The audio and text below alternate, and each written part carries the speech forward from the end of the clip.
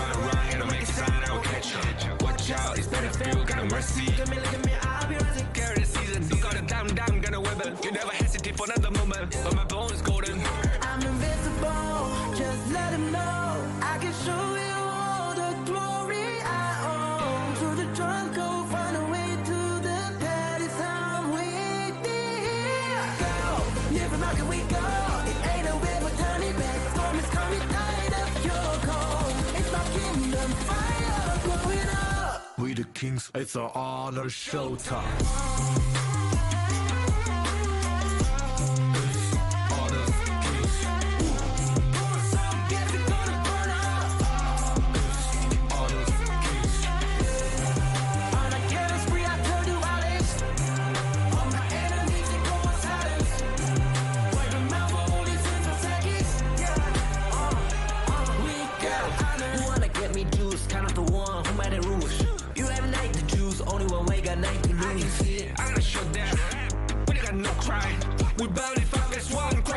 You can cheat. First blood, double trouble, then I take a pen, I kill. All you do is sweat and look at me stay with the rain. Say. I've triggered my soul down. Follow my pace. We the champions screaming, I'm invincible. Just let them know I can show you all the glory I own. Through the jungle, find a way to the palace. I'm waiting. Go, live and rock and we go. It ain't a way for turning back. Storm is coming. We the Kings, it's an honor showtime. Honor Kings.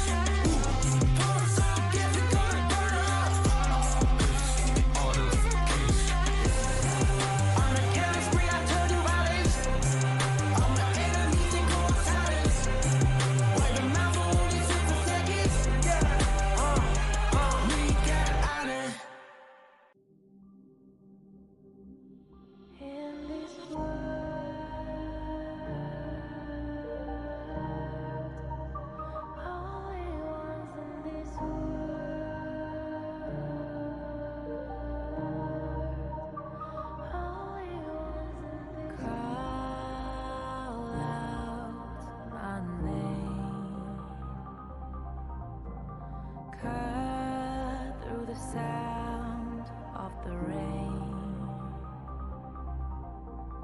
No matter how I feed the flame, you know I feel the darkness and the pain. All of the ways we tried to break free from the night, you know we made it out, we found the light. Is that really your best?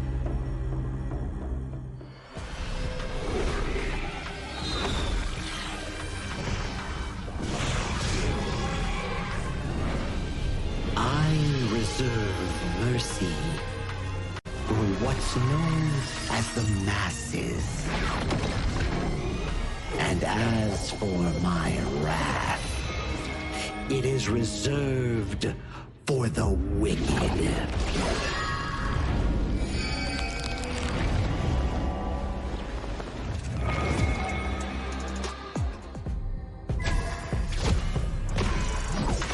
Only after enduring all 81 trials did I see how this world's hardships never end.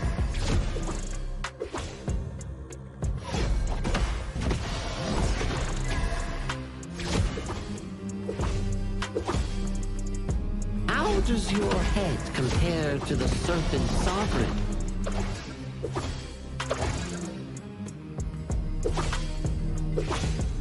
Yeah! What?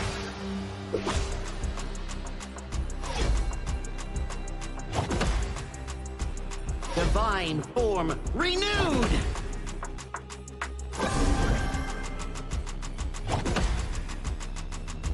Evil, be gone!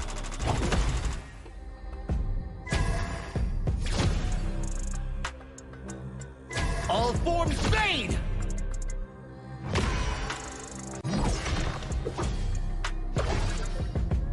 Before the Lotus Podium, all suffering ends!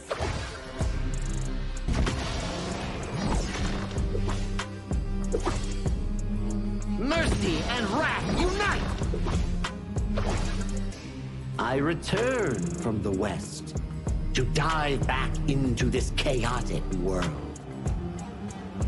Little ones of Mount Huaguo, do you still remember me? The great sage, heaven's equal? I'll be back in a flash. Don't let any demons sneak in while I'm gone.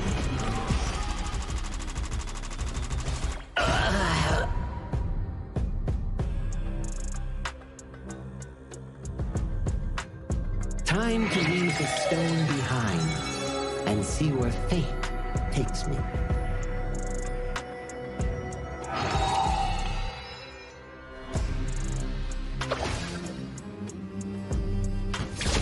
This land belongs to Mount Huaguo now.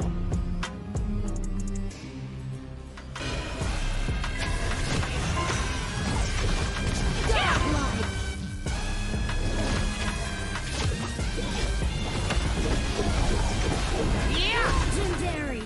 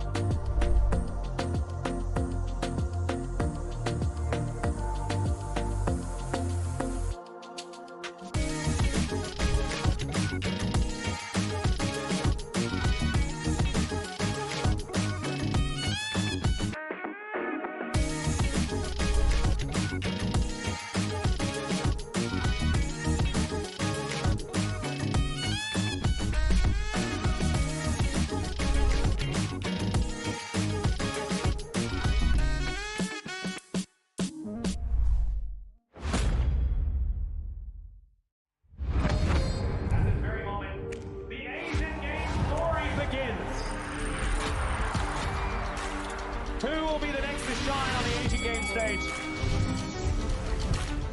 Contestants fight for the honor of their regions while we cheer them on from the stands. Double kill. Double kill. This is a challenge, but it is also an opportunity. The tide is turned.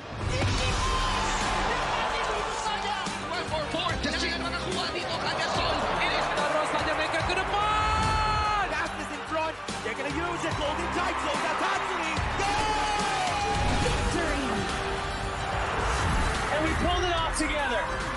We share the same voice, the same radiance. This moment of brilliance belongs to all of us. Together, we shine.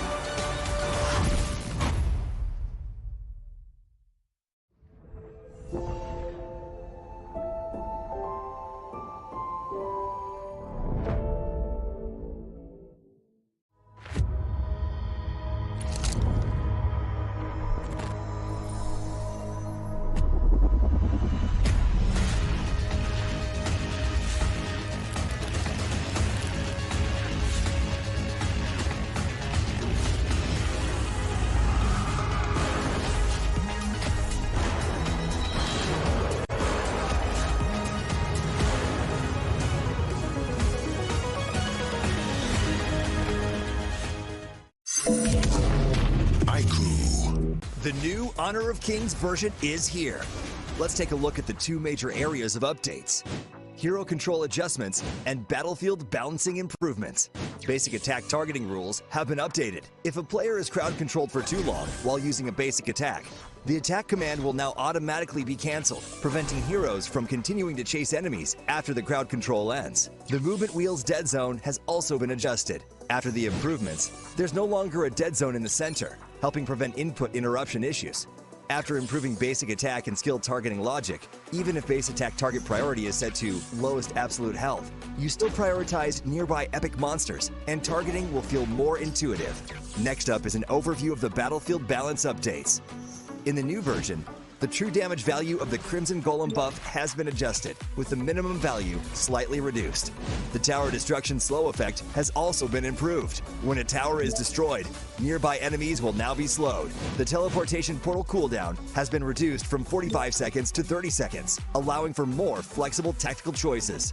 A new lizard platform return mechanic has also been added. When a lizard leaves the platform's area, it will automatically climb back onto the platform. There are even more battlefield improvements waiting for you to experience in-game. See you in the Gorge.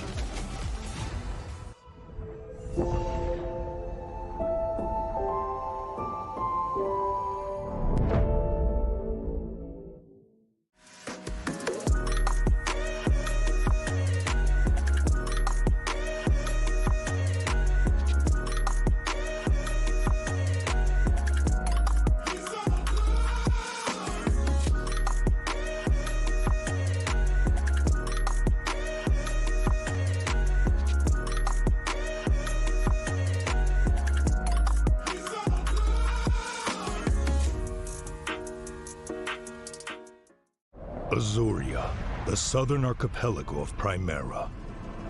Here, humans and great beasts live in symbiosis. How this came to be traces back to a never-ending catastrophe. 2,000 years ago, Azuria's mightiest great beast, Anita, merged with the power that fell from the Sky Dome. That power amplified Anita's strength, but shattered its sanity. Driven mad, Anita transformed into a massive vortex, the world devouring everything in its path. Where it passed, great beasts were torn apart and islands were destroyed. This was the disaster that would define Azuria's history, the Eternal Calamity. In its wake, Azuria stood on the brink of annihilation. This catastrophe became known as the Great Desolation. In despair, the humans and great beasts, once mortal enemies, became each other's only hope of survival. The great beast Devita and humanity's greatest champion, Devara, abandoned their conflict and chose to work together. The great beasts sheathed their fangs, and the humans let go of their hatred. All surviving life grasped at one final power, the churning. Deep beneath the sea lay Amrita, a force brimming with boundless vitality. Through the combined efforts of humans and great beasts, it was awakened, restraining the calamity at the center of Azoria and restoring life to the world. But the calamity was not destroyed, merely sealed within Azoria's center. It erupts from time to time, bringing countless disasters to the land. Devara collected his knowledge and power and passed them down through the generations, hoping that one day the calamity could be ended for good. And so, this has continued for 2,000 years. Chief Elder Devara! The calamity has erupted again! It seems trouble has returned. The secret to life is to just take every punch and keep going.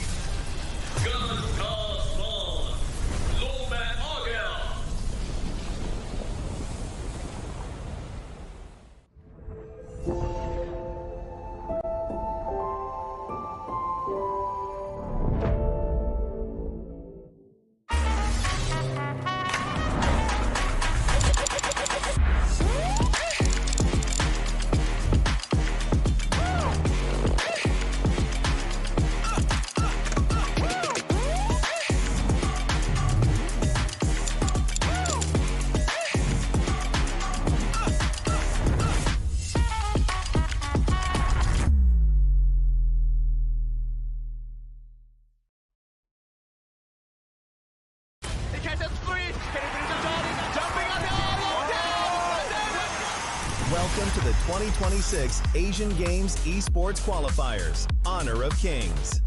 20 regions, one stage, and only the strongest 9 teams will earn the right to shine above the rest. Taking place in Malaysia, June 13th to 21st, 2026. Coming to Malaysia, this is the battleground where teams fight for the right to qualify for the Asian Games. 20 teams enter, but only 9 teams will move on. Apart from the 20 regions, there are 3 regions that have direct qualification. Here is the 2026 Asian Games Esports Qualifiers Honor of Kings format.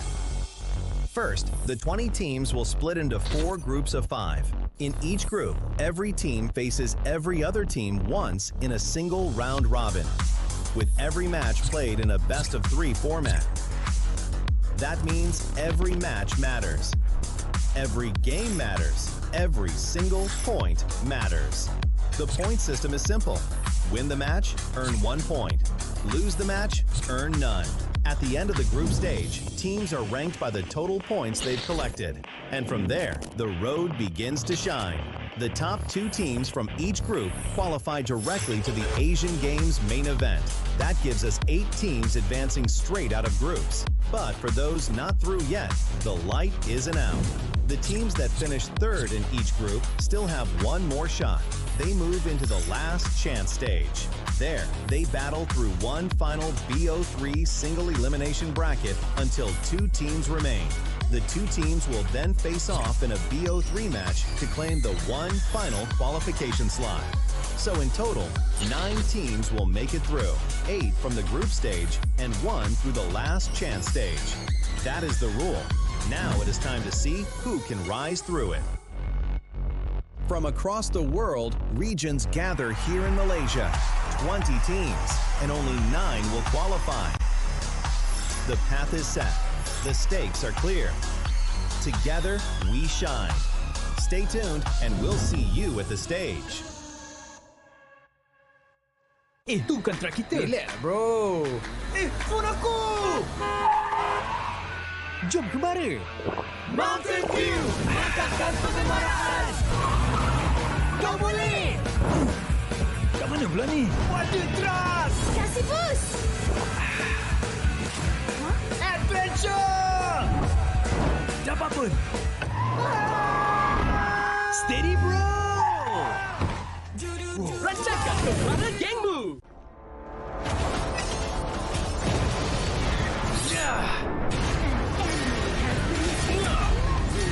Double kill. Shall I compare thee to a summer's day? Don't engage. Don't crush us like insects. Slain an enemy. Defend our base. Our playground tower is under attack. Amazing! Unbelievable! Ah, the fragrance of romance. Ally has been slain.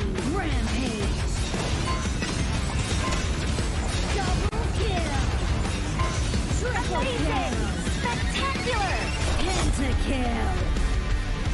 Lady Fortune is on my side.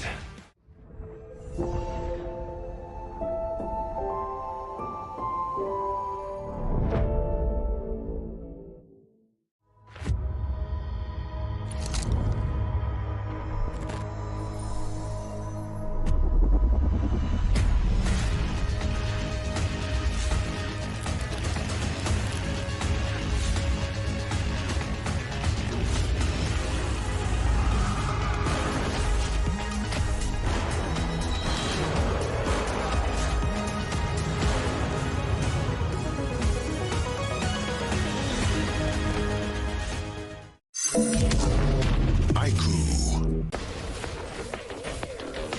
You have been slain.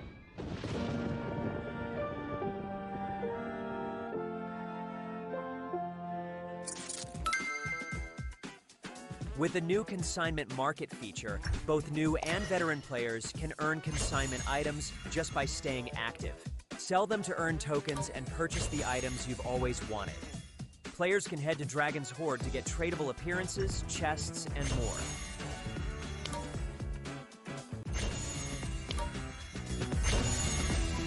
Players can list tradable items on the consignment market to earn curio tokens. During the initial launch period of this feature, all item listings will have their listing charge waived. Use your curio tokens to trade on the consignment market, or purchase skins that were available before June 17th directly from the shop. With the new consignment items, players can complete events to earn tradable chests. Choose to open them yourself or list them on the consignment market for sale.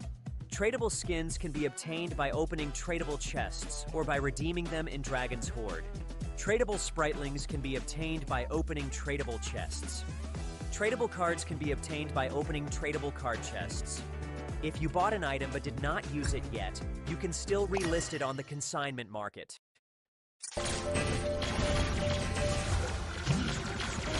Unstoppable.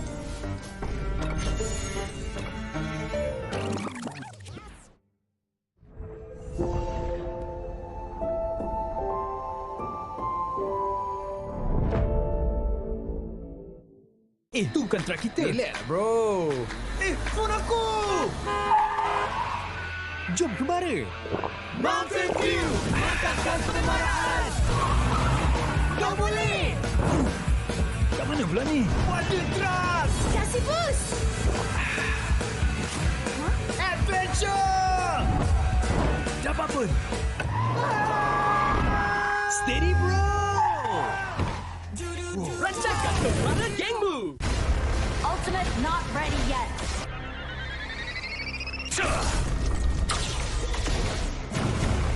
You have slain an enemy. My magic murmurs in ecstasy.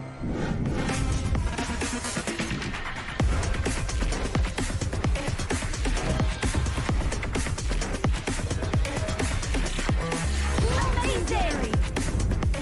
There is no escape for you.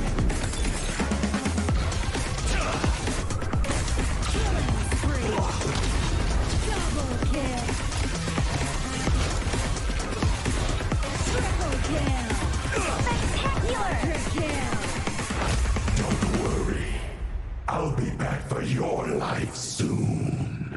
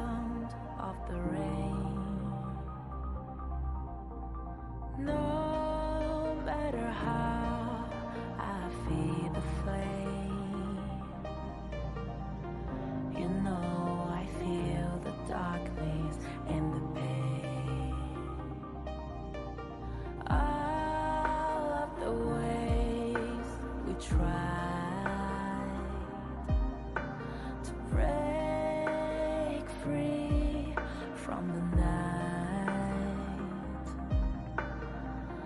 You know we made it out, we found the light.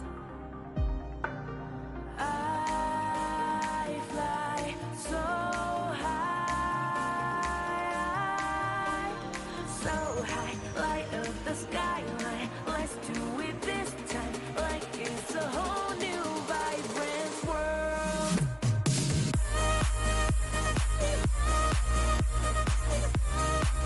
Like we're the only ones in this world. Like we're the only ones in this world. Now I see that I got everything I need. It's alright, I'm on fire, I'm alive, 'cause now I fly so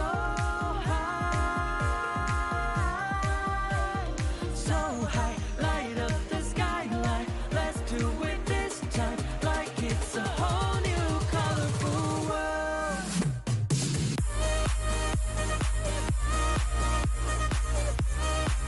Like we're the only ones in this world. Like we're the only ones in this world. Never thought we'd get this far, burning like the stars. How we get this far, like we're the only ones in this world.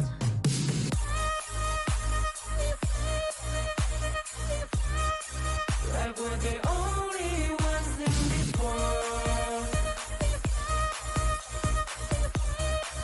Like we're the only ones in this world.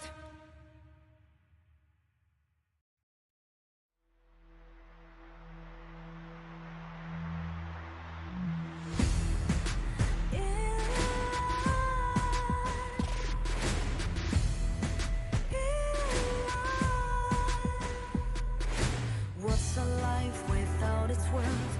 Compromising with what hurts inside. When you let fear decide your fate, you don't choose which path to take in life. I'm finally letting go of everything that still holds me. I'm against all odds, but I won't give up, 'cause it's my time to shine. Standing in the spotlight, and no one let me down. Destiny is calling high. I'm not afraid to fight for everything I love. Victory is on my side.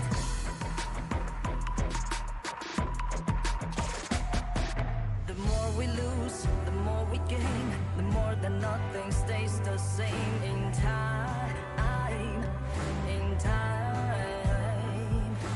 Can't love ever, can't forget. What you see is what you get sometimes.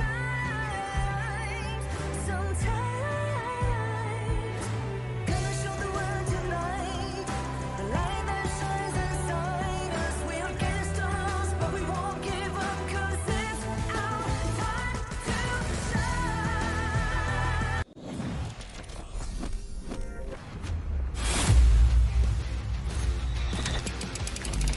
As the Honor of Kings Asian Games qualifiers entered its 5th day of competition, teams continue their push toward qualification, knowing that every victory carries increasing importance. The Philippines opened the day with a commanding performance against Uzbekistan. The result was a convincing 2-0 victory, and another strong showing from one of the tournament's most consistent teams.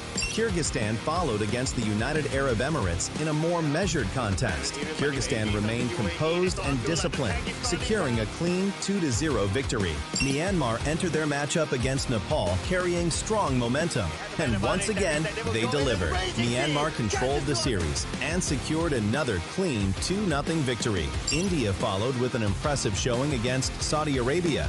Their decisive team fighting allowed them to secure a clean 2-0 sweep.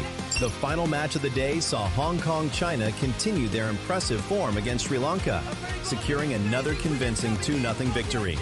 5 days into the competition, every victory carries greater significance. The road to the Asian Games continues, and the battle for qualification is far from over.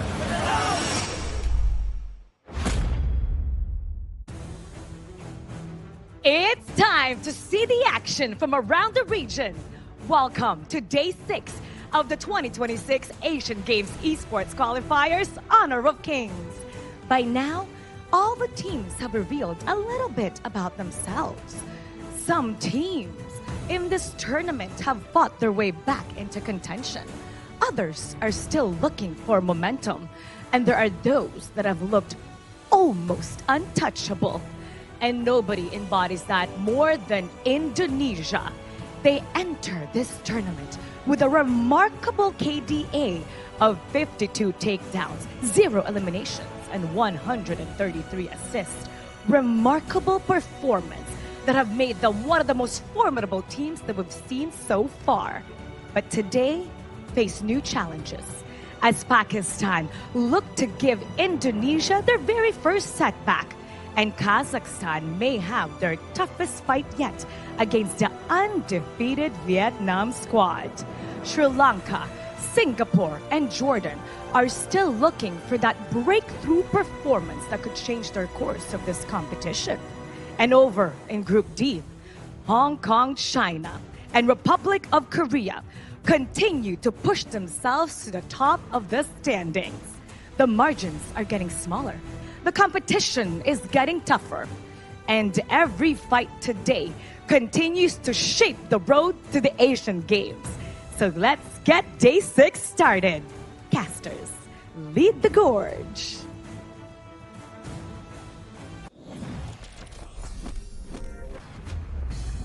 As we pace towards the tournament for the 2026 Asian Games Esports Qualifiers for Honor of Kings, we have now reached Day 6 of this qualifiers for our majority of the regions fighting for the main event. My name is Sagi, your desk host for today, and joining me on the broadcast for the English side will be Adam Spartanko and also Holler. Welcome back once again.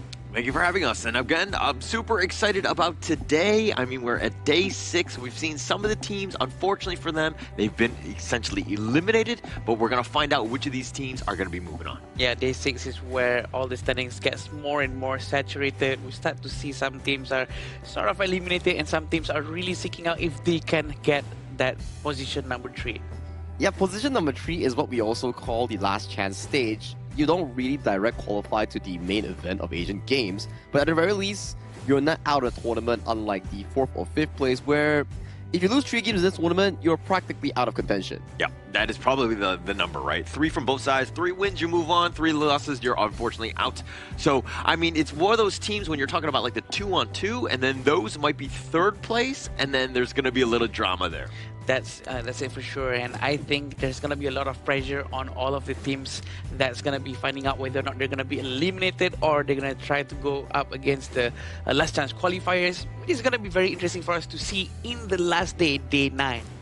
Exactly here, but let's check out the standings here before we move into today's matchup, because as we talk about being in Day 6, a lot of teams are unfortunately out of contention, like Pakistan and Mongolia coming in. For Mongolia specifically, right, they're out of Group A. For Pakistan and Uzbekistan, they are still in for tournament contention, especially for the 3rd place spot.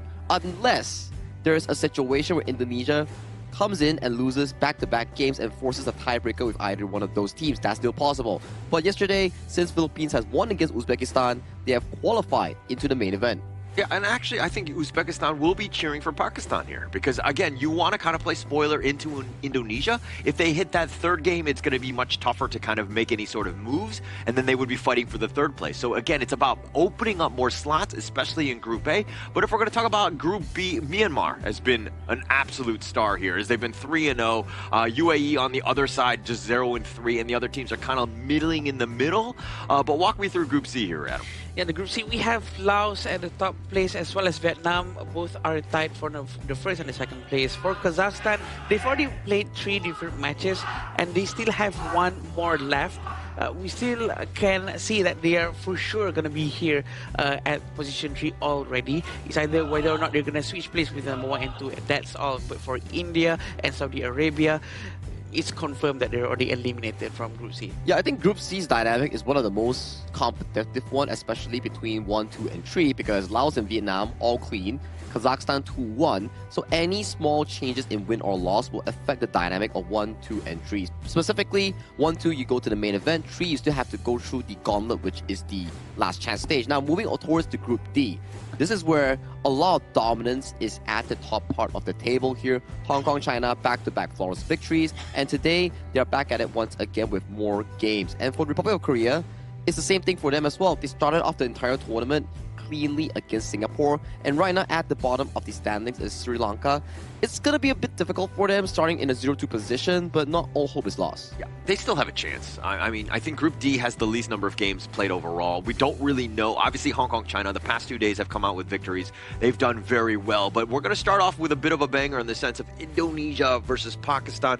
Pakistan, are they able to play spoiler here? They definitely have to, right? Because if Indonesia wins this, great for them. They immediately qualify for the main event. But if Pakistan wins this, they get to drag Indonesia down once more and then force Indonesia to have a must-win situation against their Day 8 opponent, which is Philippines, who is still yet undefeated. Yeah, and afterwards we do have Jordan going up against UAE, followed by Vietnam against Kazakhstan, which I think is quite important as well to really see where they're going to end up in the standings, because their group is quite strong against each other as well. When afterwards we do have Korea going up against Sri Lanka. Yeah, and in Korea against Sri Lanka, I mean, we haven't seen Korea since like day 1, right? So it's been a while. They've taken a little bit of a break, but as they go up against Sri Lanka, who I believe are towards the bottom of the standings here. But the last series of the day, Hong Kong, China, going up against Singapore, there were going to be some pretty crazy games because we expected competitive teams. Singapore didn't have the greatest of showings against Korea, but do they bounce back against Hong Kong, China? It's gonna be slightly difficult considering the fact that Hong Kong, China's form as of now has been impeccable. There were signs of mistakes, there are signs of breakthrough, but still, if you were to compare it to the debut performance coming from Singapore, I do think that strength discrepancy-wise is more favoring towards Hong Kong, China, but that's only on paper. But, you know, it always relies on the actual gameplay itself. I agree, and the fact that Hong Kong, China has always been showing up with a great demonstration of macro, and every team has been using them as a good example and a benchmark for how to do proper rotations throughout the entire map, is a good show to us that they are one of the strongest one in these qualifiers. So there's two things about Hong Kong, China. For the past 2 days, we've seen some games. We've definitely seen some mistakes and some gaps that other teams have kind of taken advantage of, but they've kind of gone into this point where now Singapore can do a lot of research because they've seen those games. They're very recent, right? At the same time, Hong Kong, China, they're like, okay, we're kind of in a groove. We haven't had a little bit of a break like Singapore has, so it's going to be a little bit of an interesting one in that last series today. It's a back and forth thing, right? Would you rather have a long break after a loss or consecutive games while you're winning here? Because that seems to be the Hong Kong-China train right now, where they've been winning back-to-back games cleanly. Yep. Both series 2-0, 2-0. Right now they're 2-0. But Singapore, they had more time to actually go back to the practice room and actually look at the footage, right? So which one would you prefer? Winning while not stopping, or losing and stopping a while and observing? I will never choose the losing option. Okay. Right? I will always choose winning, no matter how many days. I have to do like 3 days games in a row. I will do that. That's why you're winning every day on the broadcast. Exactly. Every day. Oh, thank you, sir. As we go on. I do think that that's the way. I mean, if you have a little bit of a break, you're thinking, okay, we can shore things up. But at the end of the day, they need reps. They want to be in there. And again, if you're in the driver's seat with winning, you're going to be in a much better spot. You know how else we can win? It is by participating in the event to get Baichi's new skin, the Playground Hunter. So you guys can actually just go and log into the game and get this big new patch update that just came in yesterday and try and enjoy the Baichi's new skin.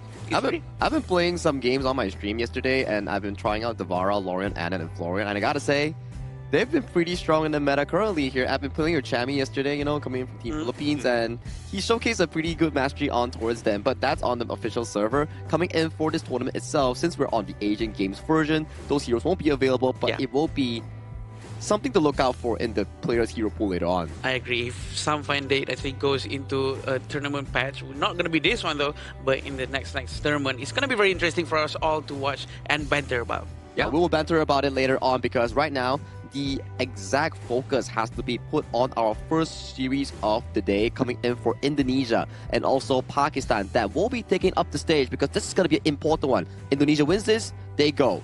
Pakistan wins this, they survive. So let's head to the video.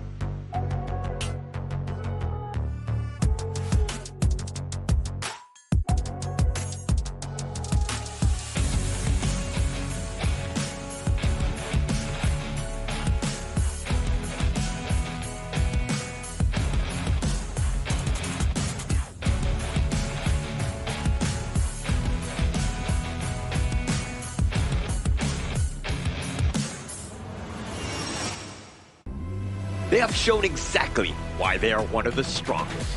Their confidence and execution have proven difficult to match.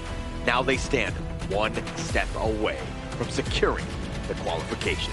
Give it up for Indonesia!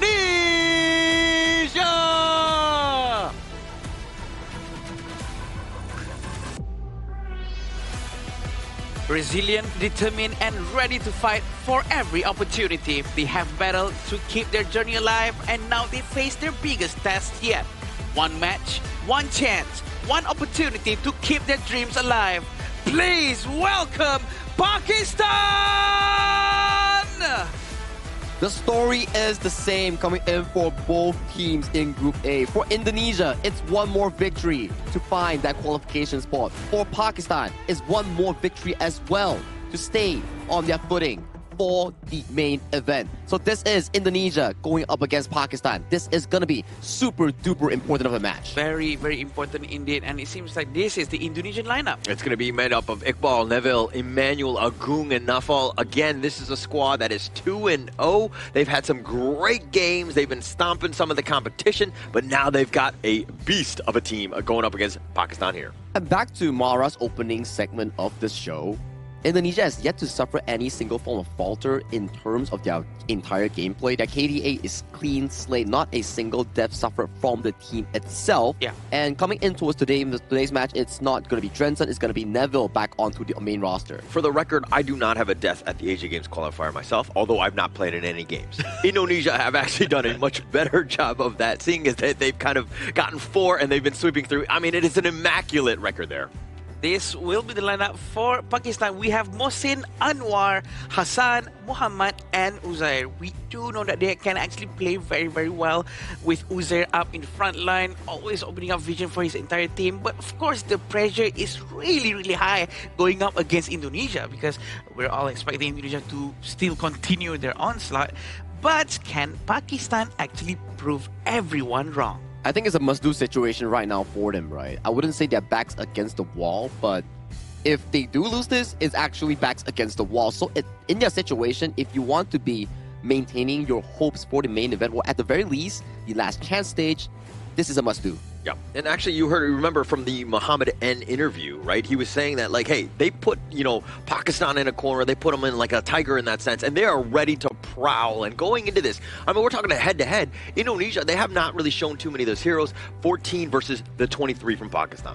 I would say it's more on towards the entirety of their gameplay, whereby they're just like so efficient on their hero picks that they don't really need to play additional games, because if you were to go through specific amounts of games that they totally played, for the side of Indonesia, it's only 4 games. For the side of Pakistan, they've played 7 games thus far. Yeah, they really do play a lot more games than Indonesia for sure. So this is probably why the hero pool is a lot. But also, they can tell us a bit about Indonesia on how consistent they are with picking more or less the same few heroes. And in a sense, that sort of make it a bit easier for Pakistan to choose what hero to ban, because they can just watch these 4 games and know, okay, maybe Indonesia just keeps on repeating the few same heroes. I think that's exactly what's the case, right? You don't always have to be very efficient on all the heroes, especially in this format where we are going on standard ban pick with no global bans. Hence, 14 heroes, 15 heroes to 20 heroes, those are sufficiently enough. It means that every single player has a strong grasp on 2 to 3 heroes. Yeah, and I'm kind of looking at this like the 52-0-1-3-3, the KDA by the team. I'm kind of looking at this as more like the 300 movie where the god never got caught. He never got hurt or whatever. And when he did, everything kind of fell apart. But going into this head-to-head, let's talk about this mid lane here, Emmanuel versus Hassan. Emmanuel has a lot of experience playing up on the stage for sure compared to Hassan, and at the same time, his average KDA is very, very high with all of his mid-lane gameplays. We do know on how he always controls the mid area of the map to make sure the jungle and roam has a lot of space to play around. And Emmanuel has been one of the tournament's highest MVP players thus far at the number count of 3. He's been showcasing a lot of effort in his gameplay, especially he is the team captain coming in from Team Indonesia. Very well done player coming in thus far, and he is leading the team to a rather success in that storyline going into the main event of the Asian Games. Yeah, everything revolves around Emmanuel. In terms of his play, his calls, everything about Indonesia right now is about him. Every single time. And he's has some of the most MVPs, and the only thing that's limiting is the number of games that he's been able to play, right? So Emmanuel, the way that, again, he's always been like a Gan and Mo, he's been, you know, with the Garuda, all of these poke and prod heroes that is actually able to really help and accelerate and kind of make that KDA much higher than it probably should against maybe like another team. And actually, I've talked to Emmanuel before and sort of engaged in a couple of games with him on Discord as well, because it shows that Emmanuel, he really sounds like a person who is a leader. He's very calm, the way he speaks, the way he thinks. He doesn't really jumps into conclusion. He doesn't really get angry easily. So you know what? He does have that leader quality, probably strengthen up people listening to him when he does his shot calls. Those are qualities you need as a leader, right? I do think that having a leader sort of personality in the team actually brings out the best of the best coming in with young players on the side of Indonesia, where we talk about it, right? They are not a team where they are from the same team like a club, whereby if we take Philippines, for example, the civil team, they all come from Blackness International. For this, it's the Indonesia All-Stars. All the young players, all the experience are coming in together to fight for their nation. So there's 2 camps, right? Do you go with that team that's been like playing well and they synergize with one another because they've been playing together for so long? Or you're looking at the other side where you're like, okay, I actually want to find the best players so that we create this all-star squad from Indonesia. I mean, we still have yet to see which is the best way when the Philippines and Indonesia go at it. Yeah. But like as we go into game number 1 here, like if you were picking a roster, which one do you do? Do you stick with the tried and true, like the best team in your case, Malaysia here? I think for Malaysia, I mean, they just recently released their entire roster, so the approach is something similar to Indonesia's approach, where we get the best performers and put them up together and then trial and test to see which is the proper 5. And I think that is a move with a certain form of risk that actually will bring you benefit if it works out. Yeah, and having Ukyo and Guan Yu banned out from Pakistan is actually a very good move, because that's the amount of respect that they have towards Bal, because Bal with Guan Yu is just so scary. But it seems like they're going to go with Emmanuel's heroes first, which is going to be Mai Charnui, and I think it's going to be providing a lot of crowd control and a lot of poking capability. There's a lot of confidence, right, going with that Mai. You're setting the tone and being like, hey, come at me. We're going to be super aggressive and we're going to start this game very strong. And you know that Emmanuel is going to be more than up to the challenge. And the Mai pick as well, right, is one of those picks where it actually gives you so much room to make plays. The proactiveness is always on your hands, unless we see some form of a 50-50 mid lane matchup like a Yuhuan or a Milady that can actually go even with Emmanuel on that Mai pick. If not, I do think that Emmanuel will have a pretty straightforward time on this pick to control map and find those early game plays that we talk about. Yeah, and we also have Atta and Zhang Fei, which is a very, very good frontline heroes, can open the map very easily as well. But the response coming in from Indonesia is by taking Lapu-Lapu and also Arlie. Arlie is one of the hardest marksman hero, I think, in my opinion, because it's very hard to use him because of the Parasola. You can actually just chase the umbrella, change your position, swap positions all the time. It takes an immense amount of mechanical skill to really master the hero. I fully agree with you, right? Arlie is one of those heroes where if you're good at it, you're super good at it. But if you are sometimes bad at it and inconsistent at it, you don't even know how you get eliminated in those team fights. You just go in and you're gone. Yeah, it's like you're like the top 1%. You're amazing with the hero, or you're just like average, right? Let's be honest. That entire pool is just so there's like a huge gap between them. And again, you just go out of position one time, you mess up with the parasol, you are completely in a bad spot. Yeah. You're probably gonna have a rough game. And sometimes the maple dance actually spawns the umbrella in a spot that we don't want it to be. But I'm not sure if there's a particular way to make sure. There's no way. It's completely random. Okay. But I've seen you play Arlie, Sagi. You're amazing with it, and you say that it's hard. You're just being humble. I know how good you are with Arlie. I don't know how you do it, but it really takes a lot of muscle memory and amount of skill for you to really get used to the hero. It's very difficult for me to understand. For sure, and especially when you put it on a competitive scene for such a series like Indonesia against Pakistan, Gong is definitely having one of the, I would say, very consistent performance thus far coming in for the Indonesian roster, and coming in with the Arlie pick, I'm definitely 100% sure that he can pilot it to the max. And coming into the second phase of this pick and bans, you can start to see more Clash laners being blocked away from the hands of Iqbal. Pakistan has banned Dharma, Guan Yu, Byron, all the picks. Does signify slightly to me that Mosin might be the one handling this Ata in the Clash lane role here. So with so many Clash lanes unavailable, likely for the side of Indonesia's Clash lane, which is Iqbal, he might be going for picks like the Charlotte. Yeah, and at the same time, Indonesia has been targeting Muhammad N, who has been the all-star on the Pakistan side. So, you know, both of the coaches have done their research. They're seeing which is the greatest threat against me and ensuring that, hey, Muhammad N might not have the best of picks available to him, especially going up against like an Arlie. You can see that Pakistan is really focusing on all of the heroes from Bal, but aside of Ukyo, of course. And I like to see what Bal's going to be playing. We know that his hero pool is actually huge, but I'm pretty sure this has done a significant amount of damage towards the Indonesian hero pool, having all of these heroes already banned out. I think there's still options of the Fatih, Charlotte here coming in for some Iqbal and going for the jungle. That's where I want to see what kind of interesting picks that Neville will be bringing up to the table here. Previously, he's only been playing the Ukyo Tachibana every chance that he actually got. And we didn't really get to see the depths of the Indonesia jungler's hero pool here coming in for this specific player. I think for myself, I mean, I like the Hanshin pick. I think they should have saved it for the last one, because then Indonesia would have picked their other ones. They would not have known that it would have been something like an assassin-style type of jungler. Like, you know the Arlie is out there. Maybe you would have picked a farm laner there and then look to do the Hanshin at the very, very end to give yourself the greatest advantage. I agree with you on that statement here, because you've already seen the fact that, hey, that's the Arlie there. There's not going to be a lot of hero available coming in for the farm lane here, so why not let's lock in the counter or a comfortable matchup for the side of Muhammad N, and then save this Hansen pick or another jungle counter in the final pick. Because if you pick a Hansen so early and you don't generate that early rotational value where your mid lane gets to push, your side lane gets to push, and protect your own jungle, then you might be in a bit of a trouble here, because your jungle as a Hansen in the early game might be invaded coming in by the Indonesian squad. Picking Nakoruru after seeing a Hanshin is actually a little bit quite risky, because we do know that Hanshin can actually just catch Nakoruru very quickly. But also having Heino up front is going to be very interesting for them to try to really poke Mime, because he's going to be... no, I'm sorry, he's not going to be...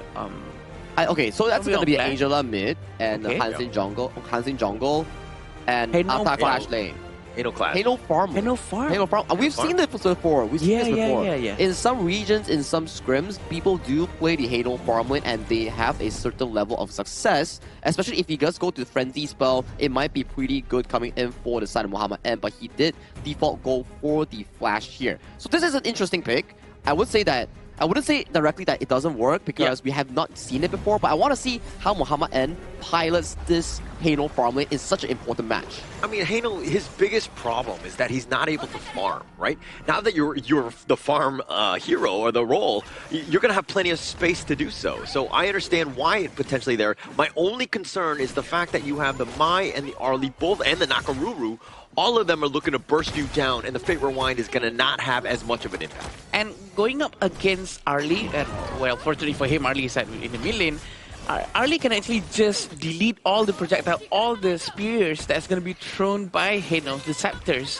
And that's going to be quite a bit of a problem, especially for Hano. But it's going to be very interesting. Maybe he does have a plan on how to try to counter Arlie's presence afterwards. Definitely going to be interesting on how they're going to do their rotations for sure. Pakistan going to be focusing down, trying to steal the jungle. It seems like they're learning a thing or two. Yeah, learning definitely a thing or two. And I love the fact that, I mean, look, this Hano pick might not work out in the end. All of the other heroes, a lot of them were targeted onto him. And this is changing things up. There's no way that Indonesia expected a Hano farm laner from Mohammedan. Yeah, I didn't expect that as well because there's no farm lane at all at this point.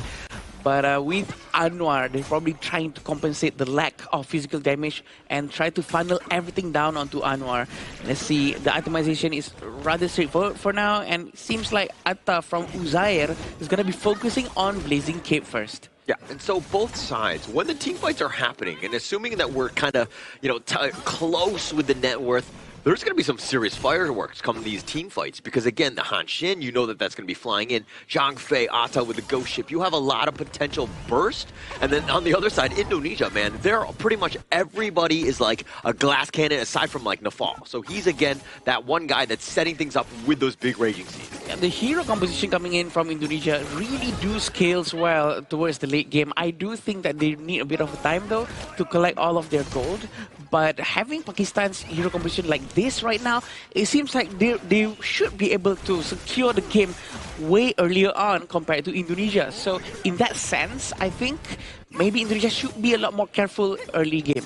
I kind of disagree with you because, I mean, Indonesia, the way, again, they've been able to extract farm on the map. It's not even 3 minutes in. They have a 1K lead. True. And the way that they're moving across the map, very efficient, right? They're gold sharing. They're like, you can see Anwar, he's all by himself, and the rest of them are just trying to make sure that this mid lane doesn't just constantly push on them. You know what? That's right. And the way they're actually compensating this by actually doing proper rotations, trying to max out their gold situation, has been working out very well for them. 1,000 gold within 3 minutes. You know what? For now, I think that Pakistan is actually not too far back, and I was actually expecting something much more worse happening than this, and it's not really happening that way, which is very good for Pakistan. Okay, well, it is still very early. Let's, not call the game for any of them, but now it looks like they're going to go for the two-man stun.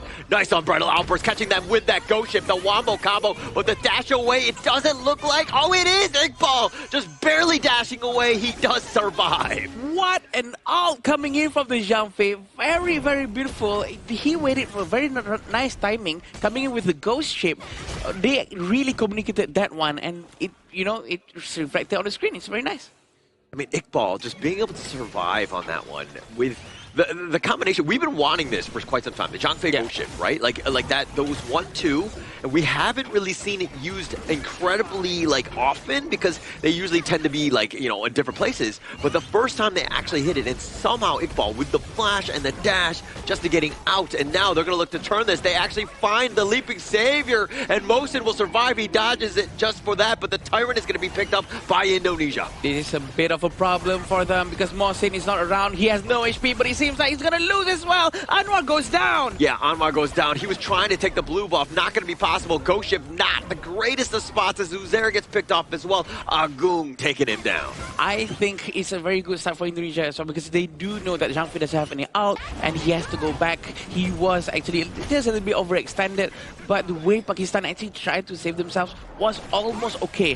Anwar was quite alone over there. He needs to be much closer to his teammate. They're trying to steal and they get the red buff given to Hassan instead of being stolen by the Nakororo. Yeah, so it went from bad to worse right now. Anwar going in on that blue, probably incredibly risky, right? It's like 1 versus 5 in that situation, and it's just all for a blue buff. I know that you need those buffs to, again, just continue your jungle efficiency, but you've got to take, what the enemy's giving you, and they're not giving you that at all. They had all 5 members again, and Anwar, now you put your team further behind. I think the most important thing is not just the buff, but also the gold, but coming in with the Maple Dance damage really piercing through Hano. Yeah, and look, the Fate Rewind actually sending him the wrong way. He's a little on the lower end, but again, the big ult on cooldown at this point.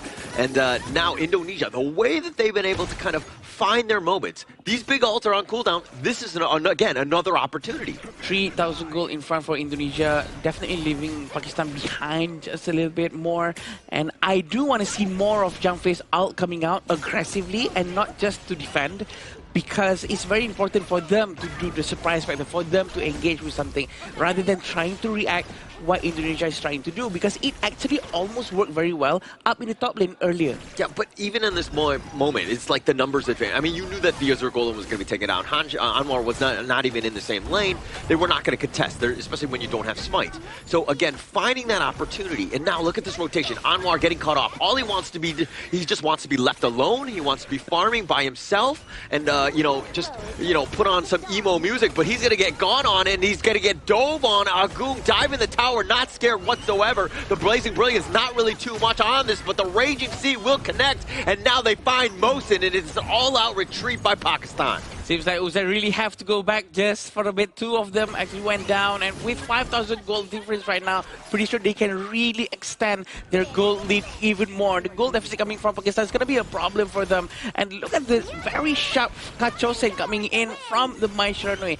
The what happened just now in the top lane was just so good that Indonesia really controls the situation. And probably Anwar was just a little bit too far ahead. He knows everyone was rotating towards him, and his friends couldn't back him up just in time. Yeah, so talking a little bit more about this Hano pick, especially in the farm lane, you're kind of questioning, is this the right way? But yeah. Muhammad N right there using Fate Rewind on the mid T1. Again, just healing up a little bit of that health. And again, all you're trying to do is slow this game down. You're trying to extend it as much as possible. That mid T1 is pretty much that lifeblood. Like that, it's just basically keeping you alive. They're trying to really control the area, managing to get the blue buff. Look at Charlotte trying to dash forward, trying to capture anyone. I think they're trying to buy time for Anwar to get his momentum, because Hanshin, he comes really online during the mid-game towards the late game, because he will have freedom when there's no vision. Yeah, but usually he just wants to be left alone. Nice two-man Raging Sea, but it's under the tower. They found Uzair. They caught another, and it looks like Mohsin's going to be taken down as well. Pakistan right now, everything being thrown at them. In Indonesia right now, they have a whole bunch of ways to just, again, the Kachusins, the tri-slashes, all these different pieces where they find you under the tower, they don't care, they'll get the picks. The poking capability coming from Indonesia is actually quite a lot with that 7,000 gold lead. For sure, they will be able to poke with a lot more damage going into Pakistan. And I do feel that Anwar needs to focus on doing his split pushing. Yeah, it looks like Hassan, just like that, they actually find Muhammad N as well. The Fate Rewind, again, it takes time. You got to charge that thing up. It takes a little bit of, time to get to that 86 miles an hour to go back to the future, if you will. And not able to do it again. And Indonesia finding those pickoffs and the way they go in, very decisive. Very decisive indeed. Having Daybreaker right now, Agog is going to be able to deal a lot more damage, a lot more piercing damage towards any tank in front of him. They're going to try to force it out in the mid lane for sure. Yeah, and they're just completely zoned away. No chance. Mid T1 down, and Indonesia finding that snowball. And now this lead has gotten a little out of control as it's almost 10k at the 9-minute mark.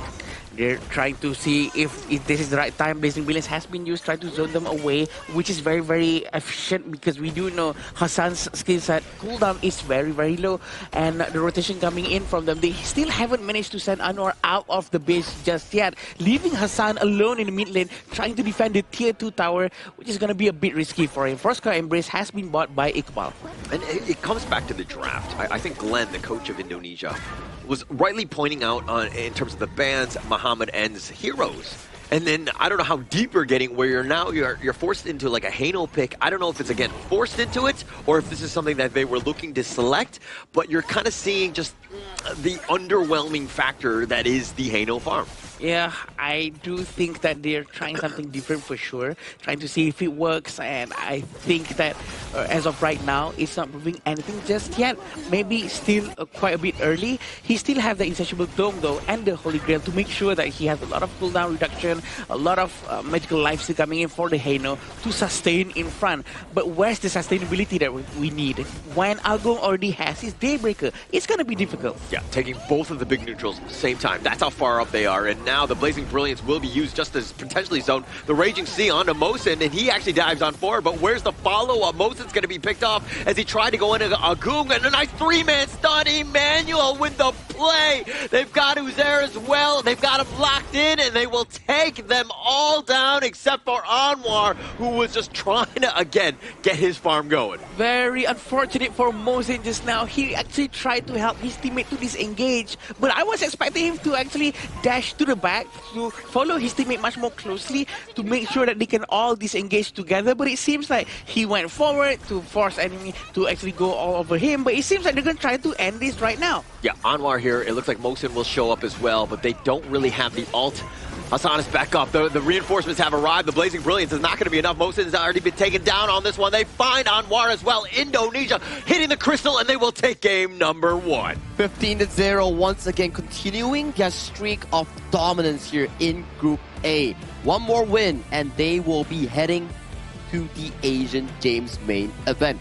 Beautifully played. Every single play, every single rotation contributed to that large of a lead coming in towards those mid-game fights that you talk about. Yes, maybe in the early game, Argon wasn't able to find much more of a threat towards the Muhammad and Hano, but as the game started pacing, as the first Azure Golem after the Tyrant buff was taken away, that's where you start to see Jungle being taken away, Argo rotating to assist the team in finding more markers on the map. Yeah, definitely, and I do feel that every move and decision made by Indonesia is full of intent. They really know what they're doing, and not a move wasted from them. And still very curious with the Hano pick, though. I wanted to see the Hanshin to really work in the game, but I think Pakistan really need more time for him to work, right? Because Hanshin really works around the vision that the enemy has, and it seems like everyone was all over him all the time, making sure that there's no space for Hanshin to roam and do any flanking maneuvers. Whenever you see a team lose a game, you're kind of thinking, okay, these are probably the 3 or 4 things that you probably need to do. And we can go back into that in terms of just like what Pakistan could do better. But I think that we got to start with the basics on this one. Okay. I think that we got to just think of like getting that first kill, right? Make Indonesia like lose a single member. They have not even been able to find that. I mean, no team has thus far, which speaks volumes about Indonesia's play. But I think we need to start with just that simple one for now. It's going to be a strong step coming in for anyone coming in from Group A if they really are able to actually break that deathless streak coming in from Indonesia's KDA. But I do think KDA is sort of a thing whereby it's inconsistent of a measurement, where you've seen on the interviews as well coming in with the Indonesian players, they're like, it's just KDA. We're here to win it all, so KDA or not, it doesn't really matter. To them, it's about playing their best game and winning it for their region and nation here. But it goes back to the same thing you talk about Pakistan. I think rather than getting that first W on that kill, it's more on playing as a team, because when you saw the first Tyrant, members of Indonesia were faster. They were much efficient in landing on the correct spots in those team fights. And for the side of Pakistan, slightly slow, it's fine on the Tyrant, but then when it comes down to the Azure Golem defense, it was taking too much time for them to react. Yeah, too much time for sure, and we do see on how Anwar got caught. I wanted to say that he actually tried to defend the buff alone, but I do feel that the rotation coming in from the rest of the Pakistan players trying to save Anwar and trying to save the blue buff takes a lot of time than usual. I agree with you, Sagi. And these are the itemization coming in from both sides of the team. There's nothing too awkward or too different from usual. Everything is quite straightforward for now. I always look at it like a Hanshin pick as you control the lanes. Yeah. You're able to kind of create space so that Hanshin can just like be left alone, right? I think that we've seen this with, you know, when Rock is playing Hanshin. Oh yeah, Rock. You know that there's other players that like to kind of, again, just want to be isolated. They're completely off the map. They're not really making an impact. They're not going for ganks, all these things. And then you see that going up against like a Mai, and that was the first pick. You know that all the lanes are going to be threatened. You're not going to have that space. So the Hanshin pick, in hindsight, is one of those things where like, I'm not going to get the time and space to get my farm to really compete in this one.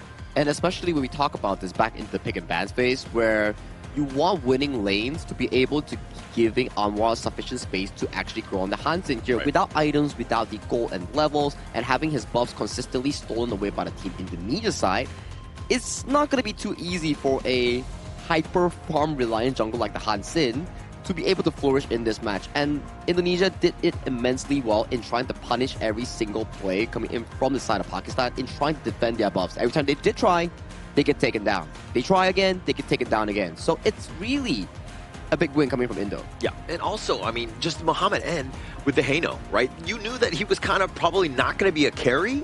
I mean, it might have worked in some of your other scrims leading up to this, but this is like the main stage going up against Indonesia. You have to have more than one opportunity. If Anwar is getting suffocated, he's not finding that space, then Muhammad N needs to be on a hero that is able to, again, carry the load when Anwar's not able to get it. Yeah, they need to get someone who can actually be the backup, or at least a second tier, a second level of hyper carry, if I can say so. Something that focuses on long-range physical attacks, something that really has a lot of critical rate and critical damage, probably to secure the mid and late game. Hero that scales well at the farm lane, that's why we call it a farm lane, right? But sometimes we do see people use like Fuzel or Dr. Bian on the farm lane, and maybe this is one of those times where they want to do something similar, but this time with a Haino. I think so, right? I think the idea coming in for the side of Team Pakistan was to play Muhammad N on the Haino farm, make sure that no one can really dive in the first 4 minutes, and then that pressure elevated allows Anwar on the Hansin to be that physical carry that you were mentioning about. It's okay in paper, but when it comes down to execution, these are the moments, right? He goes in, he gets taken down. This is still fine, losing the Azure Golem, but if Anwar falls here, the next respawn coming in on the Crimson Golem is too late for the side of Pakistan to have any sort of defense mechanism here. And in every single moment in these highlights, Anwar was just getting choked out of all these resources here. He couldn't find any farm in this game. Yeah, I mean, once the team fights were happening, Indonesia was rolling, right? They had all the network to fight. They wanted to fight. And Anwar, when you're not really prepared, you're bringing like a knife to a gunfight, so to speak. You don't really have the same level of armament to really kind of compete on this 50-50. It wasn't exactly fair. And look at how, from all different angles, Indonesia fighting as one will meet you in the mid T1 with all the corpses of our enemies. Corpses of our enemies. Yeah, this is where Zhang Fei actually went towards the front. I was expecting him to actually follow his teammates towards the back, but this 3-man knockout coming in from Emmanuel was just so good. Open up a huge amount of space for his teammates to provide a lot of damage into Pakistan. That was coming in for the side of Northbell, coming in on the Spell 2 charge on the first initial knockup, and then Emmanuel comes in with the follow-up play. And the MVP coming in for the first game between Indonesia and Pakistan will be Agong on that early here. With a 33.2% damage total output, he was playing a flawless game on this pick.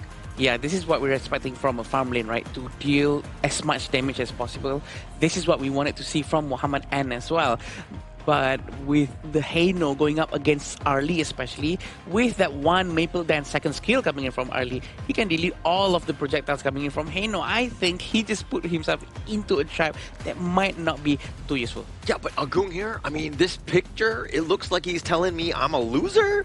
Doing the L sign? I'm a little disrespected by that, huh? I mean, it's towards you only. It's only me? It's just me, it's just me. Can't spell Hollow without an L. You're sitting in the middle right now, so you're showing towards the center, right? So okay, so yeah, apparently it is very, I mean, but he has a great game. I mean, I think that also it was really set up by the rest of the squad when you're kind of looking at like Emmanuel. That first pick, he was all over the place. Exactly. Going in like high flying, that's exactly what you want from a My player. And I don't really think that Pakistan actually did some sort of horrendous draft or something that actually caused them to lose the game from pick and bans. It's really more on how they played as a team, where Indonesia was able to move objective by objective, early game camps into the 4th minute Tyrant, and then 4th minute Tyrant into the Azure Golem invasion, picking up the quick takedowns on towards the side of Mohsin and also Anwar. And that's where it all started, right? Buffs after buffs, towers after towers. There was just no breaks coming in for the side of Pakistan to get a breathing room to come back.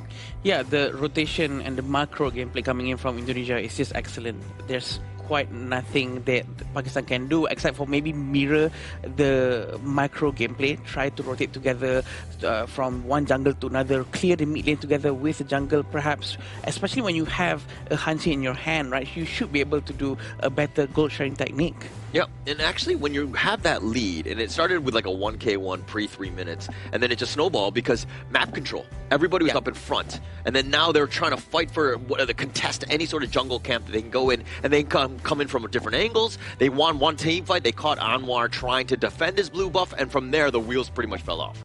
But I know where your wheels can head to. You can head towards the Petaling Jaya Marriott Hotel for a very nice day, because Petaling Marriott Jaya Hotel is our official venue sponsor and hotel partner for the 2026 Asian Games Esports Qualifiers for Honor of Kings. We sincerely bid our gratitude once again to Petaling Jaya Marriott Hotel for sponsoring this prestigious event. Yeah, I wouldn't be surprised for the next game for us to actually see Mai Shiranui to get banned. Afterwards, it's most likely going to be Guan Yu. So Mai and Guan Yu is going to go out. I think this should be one of the best picks to do first. Or else it's going to be exactly the same thing for Emmanuel to go really aggressive with that same Mai again. Well, now that's the problem, right? You ban the Mai, you ban the Guan Yu, but you leave open the Ukyo Tachibana. That's a very dangerous pick that has been showcased coming in for the side of the Indonesian jungler Neville, that they always have hyper-aggressive early game when the Ukyo Tachibana comes online. Yeah, I mean, pick your poison, right? It's like which one you want against them. This is a tough one because it doesn't have global ban pick, so you might see those heroes again. Now you're threatening, and now the Mai is in your mind. Is this something that's going to completely just dominate you, or what do you want to do? Because they have so many heroes available to this squad. Indonesia, not to say that they're unbeatable, but right now they're finding their group. I mean, they haven't died a single time. I think that speaks volumes about their play. Yeah, definitely all they can do as of now, I think, in Pakistan's place, I would try to reduce the amount of damage or the amount of impact coming in from all the heroes of Indonesia's side. Probably from what we can see from the previous game, definitely the Mai Shiranui has one of the biggest impact. Correct. I do think that Emmanuel has had a lot of presence thus far, and with the help of Norfolk on those picks like the Zhang Fei, Lapu Lapu, the hyper-aggression style, they've been putting, I would say, a lot of presence on the map, especially on those early game skirmishes. Those knockups that you see coming in from Norfolk, Lapu Lapu, those were amazing. But coming into towards this draft, Mai is still left open, but they did take the approach. Ban the Guan Yu, ban the Ukyo Tachibana, maybe consider the Mai or Chano for themselves in this first pick. I think the Chano is something that you want to be doing. You want to secure as much as possible, but it looks like they're going to go the other direction. They're going to be like, okay, your Mai was great. Check out ours. Like, we're going to go with this one. Let Hassan fly on this hero as well. Yeah, you know what? Other than banning, why not we just pick it out? So this is going to be quite interesting for us to see. Can he perform well with Mai and do great rotations? And hopefully they can. Hopefully they can pull off something nice as well. Having Lapu Lapu and Chano as the first two picks are very efficient for sure. Yeah, I love the fact that Indonesia were like, okay, you're not going to pick the channel, we will take it away from you, right? It's one of our strong picks as well. But I think that Pakistan were like, okay, they were almost daring them to pick it. And Indonesia were like, okay, we will obviously take that.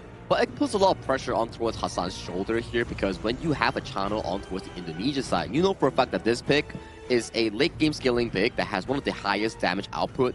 So for Hassan, his job is not only to stop the channel in the early game, but to find those moments that he can access towards the backline and make sure that Agung doesn't get the same performance that he had in game 1. And this is exactly what you said, Sagi. Going up against Chano, probably one of the best marksman hero to go up against him is Direnji. And I think having Direnji here will be able to clear up the lanes pretty quickly, even though there's Spirit Wolves around. Having Diampo as well to try to tank the damage for him is also very, very a good pick. But Garuda on the other side of Indonesia is gonna be very annoying. Although I do think that Liampo is gonna be able to tank a lot of damage from Garuda's ultimate. Yeah, I agree, right? It's definitely gonna be very annoying, especially when the fact that Emmanuel on a Garuda outranges Muhammad N's DRNG so hard that it zones him off of doing actual damage. Because if compared to range, Wings of Judgment coming in from a Garuda on the ultimate, it's so far compared to the auto attack range coming in from Muhammad N. Yeah, it's not always about size, it's about the motion of the ocean or something like that. I think I heard that term somewhere else. But if you're looking at what Mosin is looking to do, he will probably dodge out that Wings of Judgment as much as possible. Yes, DRNG will probably struggle a little in that department, but I do like the fact that Pakistan picking up first phase. Because something that they didn't do, they didn't prioritize Muhammad N's hero early enough, and then he was kind of left, you know, searching at the bottom of the barrel. Yeah, right now they're going to try to ban a fourth hero. Not surprising if they actually go with another Clash hero from Indonesia right now. And I do think that Pakistan is going to struggle a little bit trying to find a proper Clash Lane hero to take out. But it seems like the total of Clash heroes that is out right now is a total of 5, including Atta, Byron, Baichi, Dharma, and Guan Yu. Actually, Ukyo is also a Clash Lane. So, you know what? This is a lot of Clash Lanes being out. Yeah, it's going to be quite difficult for both teams on their Clash Laners end to bring out a good pick, right? At the very least, for Indonesia, there is still the likes of the Fatih and Charlotte available coming in for the side of Iqbal, and also Pakistan, if the side of their Clash Lane can actually pilot one of those, they could potentially swap around based on the specific matchup that they're looking for. I mean, let Iqbal just pick whatever he wants. I think that even on the Charlotte, he's proven time and time again, he's more than efficient on that hero. Regardless of really lane matchup, and especially since we're so deep into the Clash Lane hero pool, I think that Charlotte is actually probably looking top tier at this stage. Oh, yeah, I agree. The fact that Charlotte is the only one that's not banned out is actually quite a mystery to me. To be honest, probably to get Charlotte out compared to Baichi, but they're going with Musashi first, really keeping the Clash Lane hero as the last one for them to pick. Pakistan's going to be picking the Clash Lane first, so they wouldn't be able to counter their play or counter the pick from the Clash Lane of Indonesia. That's the beauty of red side, right? Although you don't get to lock in your pick on towards the first pick, but you get the advantage of saving your final spot to be able to favor for a good matchup here, especially for Iqbal, a wonderful Clash Lane player coming from Indonesia here, but Pakistan going all out, locking in that Lam pick here in towards the side of Anwar in the jungle here. Things are starting to get pretty spicy. I think this is our second Lam of the day. Of the tournament. Of the tournament. Yes. Yeah. Because this is the first one that I've seen, at least when I'm on the desk. Yeah. So seeing that one, plus now you got the Liu Bang. This is the delivery system, if you will. Going in, there are a lot of squishy guys on the Indonesian side. Musashi, not the squishiest. Yes, he can fight, but the Chano is looking to be very vulnerable, as well as the Garuda. This could be a potential backline assassin destroyer. It's very nice for Pakistan to actually get Liu Bang. I think Musashi is going to have a hard time using duel to death trying to find Lam, especially when Lam has the backup coming in from the battlefield command of Liu Bang. So I think that's going to be very interesting for him to really force Lam to trying to take down Lam. It all depends on how the timing of using their skill sets, the micro and macro of Pakistan. And I like the counter pick here coming in from Indonesia. It's like Liu Bang. Oh yeah, you like to be, helping your teammates with the battlefield command. Sure, you're going to be leaving your towers alone, and who bricks towers fast in this specific Asian Games version? It's going to be the Futsu coming in from Iqbal. But can Fuzi actually lock Liu Bang from flying away? Yes, you can. Liu Bang cannot fly away. You can still provide shield for your teammate, but you can't be escaping the Sage Mai Futsu ultimate using your ultimate as a Liu Bang. So it's a pretty decent counter pick coming in for the side of Indonesia as a whole. You go help, towers down. Right. All in front of me, you get locked down. Like, stay here, don't go anywhere. Stay here, don't go anywhere, but don't go anywhere because we are heading right into our second game of this first series of the day between Indonesia and Pakistan. Pakistan needs this win. If not, their fates are in the other group members' shoulder to determine whether or not they can make it to the main event. Yeah, and Sagi, it seems like he's just going to drop the Sage's Might on all of us, so we're just locking us down as he leaves the room so that he's able to get some drinks and all that. But it looks like we're going underway. Indonesia, this is a great last pick from the Foots. I mean, you were talking about the counters and all of that, but just locking it down. Plus, the fact that you know that, the Liu Bang doesn't really want to stay in the lane all the time, right? Yeah, he wants to be elsewhere, come team fights, and now that you're forced to, stick around because the split push is actually real from Iqbal. Very true. It's actually the polar opposite of each other, and Liu Bang has to go elsewhere to be useful, right? And right now we can see on how Mosin might go down first, sub 1 minute, sub 2 minutes actually, and the Spirit Wolf is still chasing, but fortunately for him, he does have the passive, and he will regenerate for a bit. And it seems like it's gonna be a very interesting one coming in from Fuzi, locking down Liu Bang's in place, knowing that Liu Bang will have to fly around every now and then. Yeah, but he had to recall, and this is going to buy a little bit of time where, again, he's not on the map, not able to provide support that the team needs, right? Pakistan on this side, now he's doing literally a walk of shame, and he's eventually going to make his way there, but he's losing valuable time. I mean, look at the XP from Nafal. He's level 3, a huge spike, way closer to that level 4 when they're, again, looking to do those big team fights. Yes, I agree. Right now, they're trying to rotate back towards the bottom lane. 3 of them from Indonesia are doing this gold sharing technique while stealing the enemy jungle. Yeah, it's all about value, right? Up about 800 gold, 2 minutes in. And just like that, time and time again, how are they extracting, these resources? Well, you're seeing it, right? Like, check out these movements. The way that they stick together, nobody's, like, wasting time. We're getting maximum value wherever we go. And this is where the macro really comes in and really helps out the team. And I wish that maybe a lot of other teams try to practice the same thing, the same movement, because everything that they're doing is full of intent. They're leaving Neville alone for now, but they're going to be rotating again with him to make sure that he has all the gold funneling happening towards him. Yeah, enough fault, just like that. Yeah, you spotted him out. Look at how far it was. Agung was completely spaced by himself, taking out that spike-tailed beast by himself.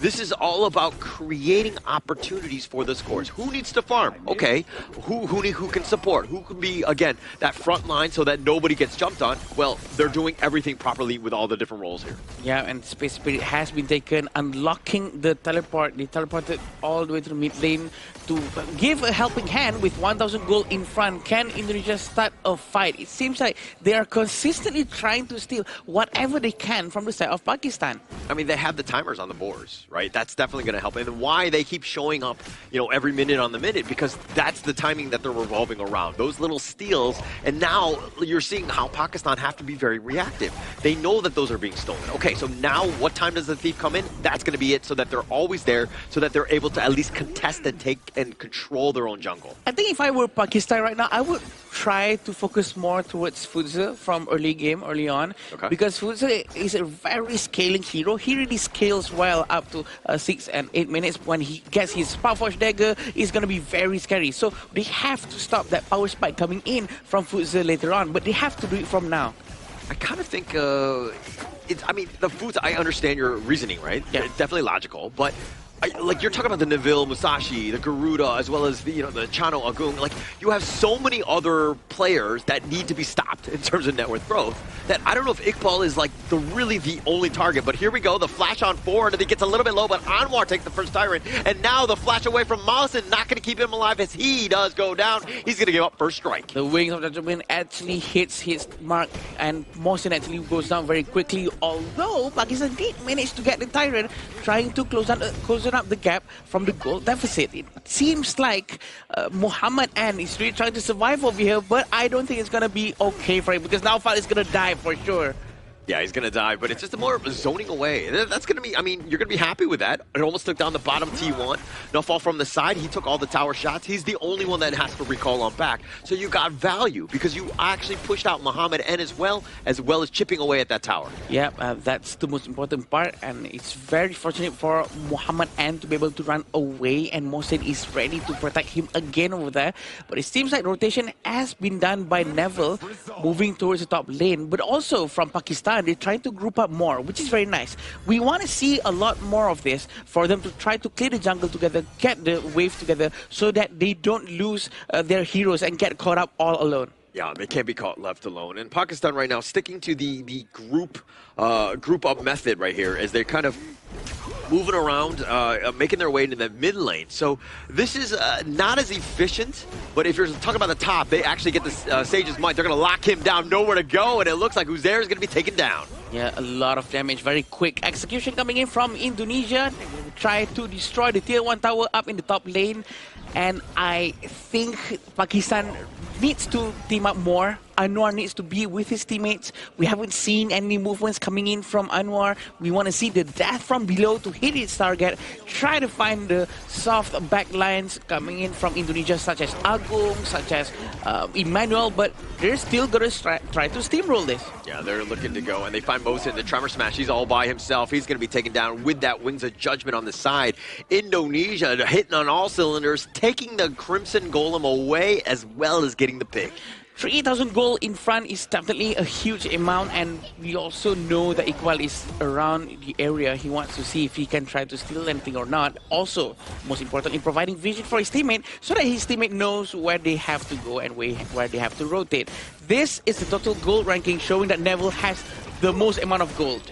Yeah, and Iqbal just fighting 1 versus 2. In Pakistan, they're just like chipping his armor, if anything, but they're not doing too much. And now Uzair has the battlefield command. It looks like he was trying to, send them the wrong way, but he does get to safety. So he does survive, but a huge ult on cooldown. Yeah, right now Agung has a lot of goal as well because he has 5k just trailing behind Neville, and they're going to be focusing down on the tier 2 tower. Behind them there's still Lianpo. We also have Hassan nearby who hasn't done any play just yet. We want to see that wombo combo coming in from him and Mosin together, trying to set the stage coming up for their damage dealers for Pakistan to actually have a good fight. Yeah, Hassan not really doing too much in terms of the laning phase, right? I think he's just looking more of like a team fight, which is kind of not really the most optimal way to play a Mai. Again, it was about that first 5-10 minutes where you're constantly putting pressure on the sides. He's just been sticking around the mid lane, but now if they find Anwar, the duel of death, the Battlefield Command is not going to be enough shields, and it looks like Neville just gets on back. He goes right back to focus on that Crimson Gold, and the Rage you see will be used. Gets a nice little knock off the Wings of Judgment on cleanup, and Uzair is going to be picked off, and they're going to continue trying to go for this when they find Mosin. The flash away by Muhammad, and he eats a soaring signal on his way out. Wings of Judgment has been used quite far away, and that deals a lot of damage with an amount of space that has been created by his teammate. Neville really went all in just now, and I think that created a lot of space for his teammates to really do a good follow-up. Probably because Neville actually did a couple of tanky items, allowing him to do more aggressive gameplays. This is very structured and a very nice systematic coming in from Indonesia. 6,000 gold in front, and I think they're gonna have no problem whatsoever to try and get Tyrant or Overlord. Yeah, I mean, they can take anything at this point. I think come 10 minutes, they could look to just take both at the same time. I mean, maybe you get a bit of a pick-off just to kind of do a reassuring one where there's a little bit of risk, less risk, so to speak. But Pakistan right now, absolutely reeling, right? You were talking about how Anwar needs to go in, he needs to be fighting all these things, but he doesn't have those items, right? Yeah. They're so far behind. If we're talking about net worth, he's like 5.6 to 7k of Neville, who's out farming him, and the entire team is just steamrolling. They've got a 6k lead. Like, it's so tough when you're playing from behind. Yeah, all of that happens, and he loses all of his gold because of the rotation coming in from Indonesia. The macro gameplay, the macro excellency coming in from Indonesia is just so good that he keeps on losing all of his resources. I think they need to be more rotating together more all the time. But going into the game right now, are they going to be able to try to end the game as soon as possible, or is Pakistan going to be able to defend and give more time for Anwar and Muhammad M to get more of their gold? Oh, Corporal Punishment is going to be used onto him. They lock him down. Mosin was trying to go, but now Anwar on the backside. Here comes the Battlefield Command, but at what cost? It looks like it's a suicide mission as he goes down, as well as Uzair, and Indonesia finding all the right picks here. 3 heroes coming in from Pakistan actually went down so quickly. Right now, they're going to try to take down Hassan and Muhammad N, having the high ground tower being the primary target. They're going to focus on them now. Yeah, bottom T3 easily taken down, and they'll continue to just push them back all the way into the fountain. The Indonesia national hero doing its work. The crystal is under siege as well. They turn this around. They go in with a duel of death, and they're going to take the crystal. And just like that, another clean game by Indonesia. 10 minutes, 10 takedowns. 2-0 in terms of the score. KDA still on a clean slate. Congratulations, Indonesia. This is your team heading into the Asian Games main event. Wait, is it still clean? Still clean? It's still clean. Wow. Crystal clear. Wow, they did mention though that that's not their goal. That's never their goal to make sure that they have 0 eliminations. I think it's not something you want to actively be aiming for, but if you are a well-trained team, it will come naturally towards you, just like this Indonesian squad. Actually, I mean, for myself, I would want that as my objective, right? Just die less. I mean, all jokes aside, if you're, because even if in your ranked games, if one big piece of feedback is just die less. Yeah. Right? Yeah. And that will really help you out. So you got to worry a little bit more about your positioning and the way that they're able to do it on the stage and to just kind of outclass. It's just been masterclass after masterclass here by this Indonesian squad. All of those just for the sake of getting that sweet triple S at the end of your game to get the 3-star instead of 1. I think this is a good comparison.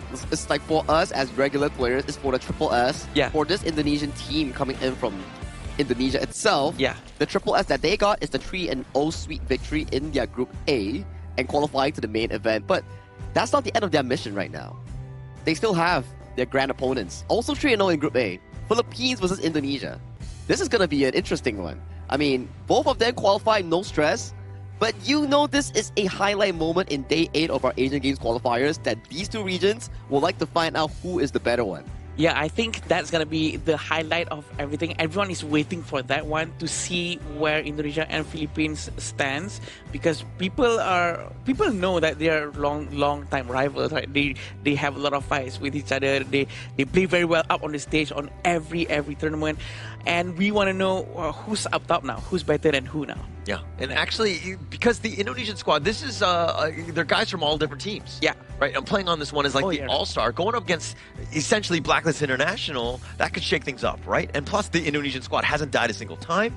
There's a lot of at stake. The reputation is at stake on this one.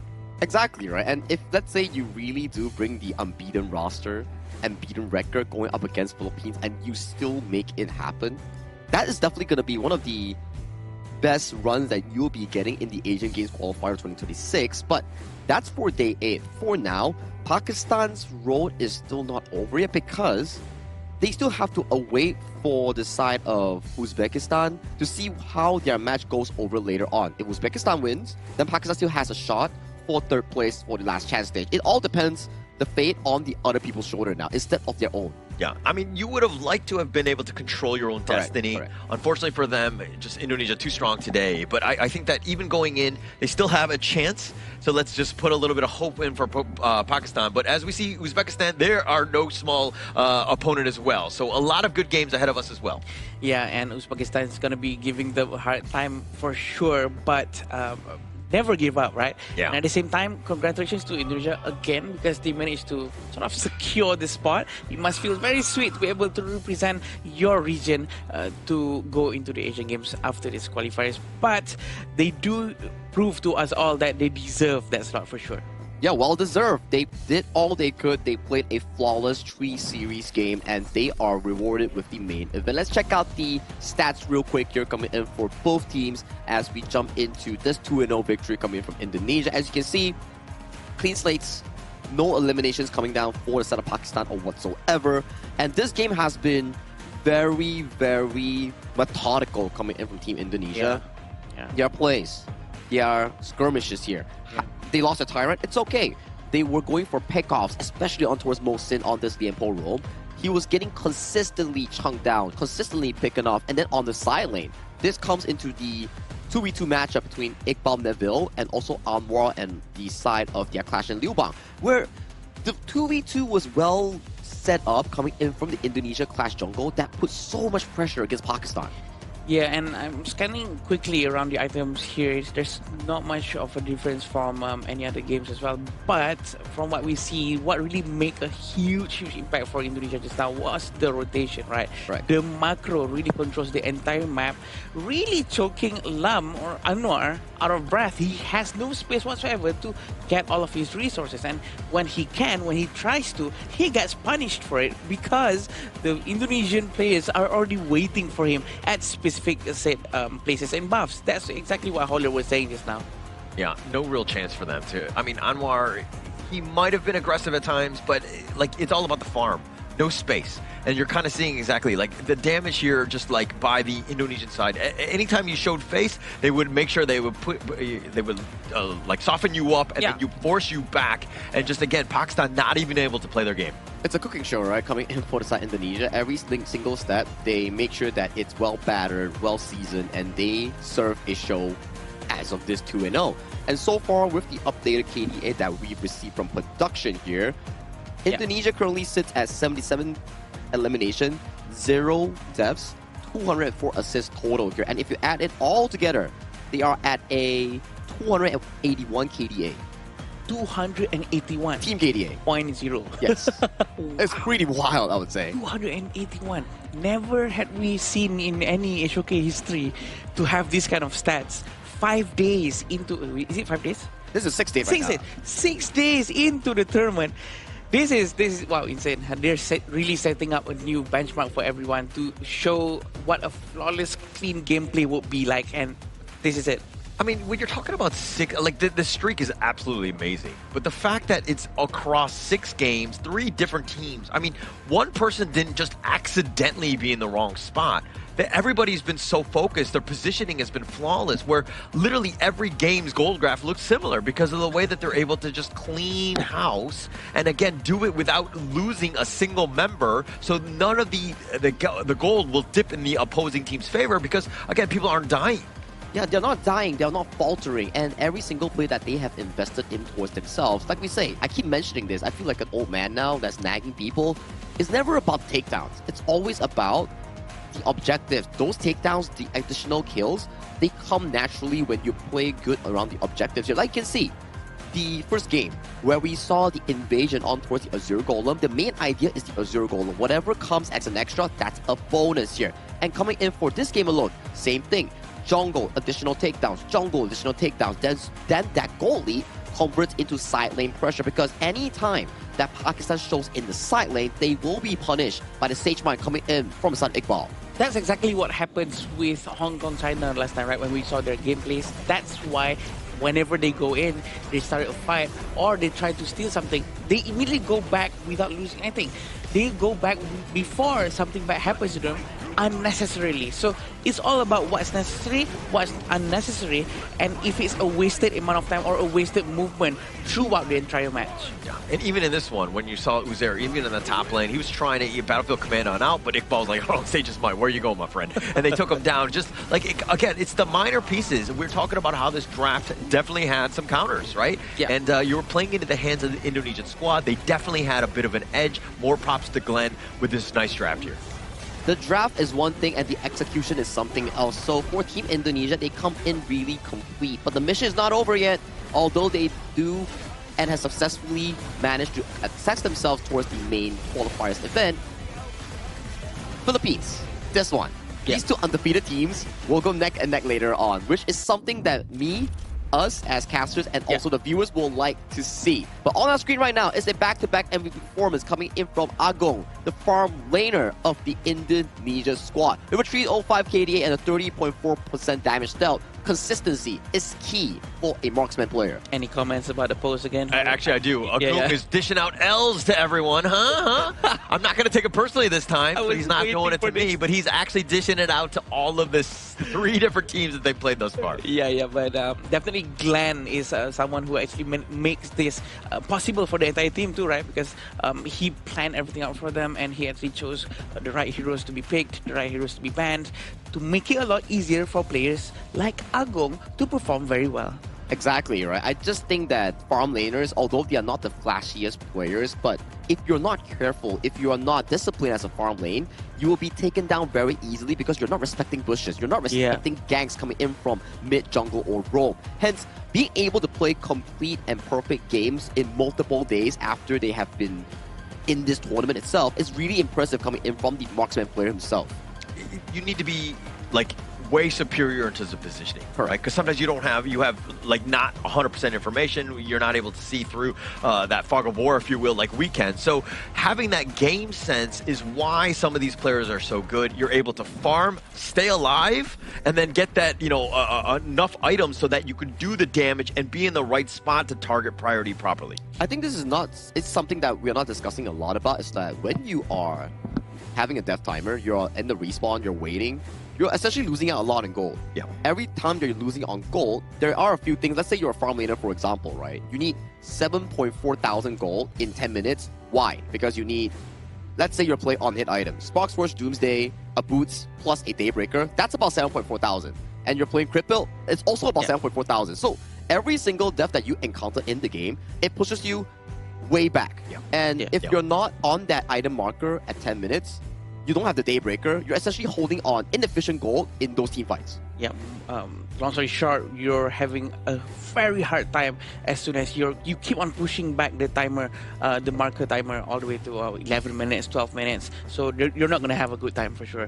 But we do have seen in the past some of the teams out there who actually managed to really defend, showing a huge amount of discipline, trying to save their game, and somehow they managed to do so by, there's a lot of things, right? There's lane manipulation, trying to make sure that the lane actually goes all the way into the crystal, and then they clear properly. The way they actually choose using jump fair properly to counter the attacks if they're trying to end with very long range heroes like Garuda, like Noah to really clear the lanes. I think those things will come next naturally after they get a lot more used to these kind of tournaments. I think if you're talking about other games, like sometimes people will be like, defense is the best offense. Yeah. I don't think it really works in Honor Kings. You have to be aggressive at times. You have to choose your moments.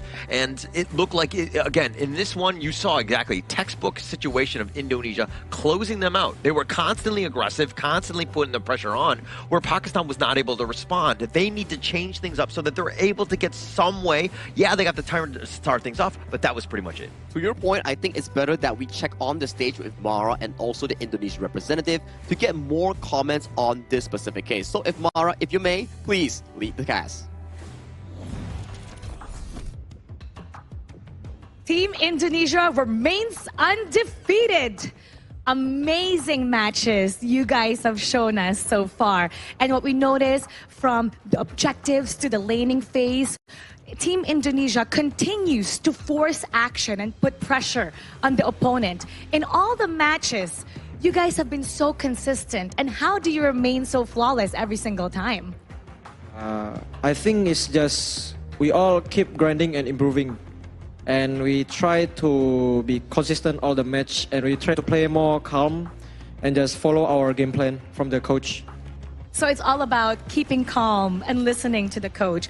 What's even more impressive is that after 6 games, 3 matches, only 1 tower was destroyed, and that was the match 2 against Uzbekistan.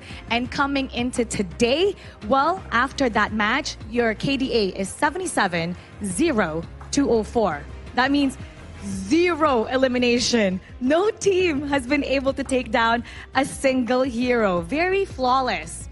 Does Team Indonesia feel untouchable? I think every country here is playing really well. It's just, I think, because we have our own league, so we have the head start and we just have more experience. But overall, I think every team that is fighting here, they play really well. You do have the experience, although up next, it's going to be a tough match against another team with lots of experience. You're going to be going up against Team Philippines. And do you think that you can maintain the 0 elimination with that one? And with the stats, should it be flawless? We don't really think about the KDA. I think the KDA stuff is just a bonus. We just like play calm like usual and maintain our game plan. Yeah. What are your thoughts about facing Philippines next? Personally, I'm really excited because I've met them a couple of times and I didn't have a really good result. So yeah, I'm really excited. So now it's your hope to make a comeback. Yes, true. And now, what would you like to say to the people watching from Indonesia? Untuk para fans dari Indonesia, teruslah mendukung kami. Sampai titik ini juga kami semua berjuang dari para pemain dan coach. Jadi ya teruslah mendukung kami. Once again, congratulations. And what did you say in English? To the Indonesian fans, thank you for keep supporting us because our players and our coaches are always trying all their best. So yeah, thank you. And it's great to see when teams try their best. And specifically, Team Indonesia has been looking very intimidating, very strong. Congratulations. And we're going to break it down once again with our casters. Lead the gorge.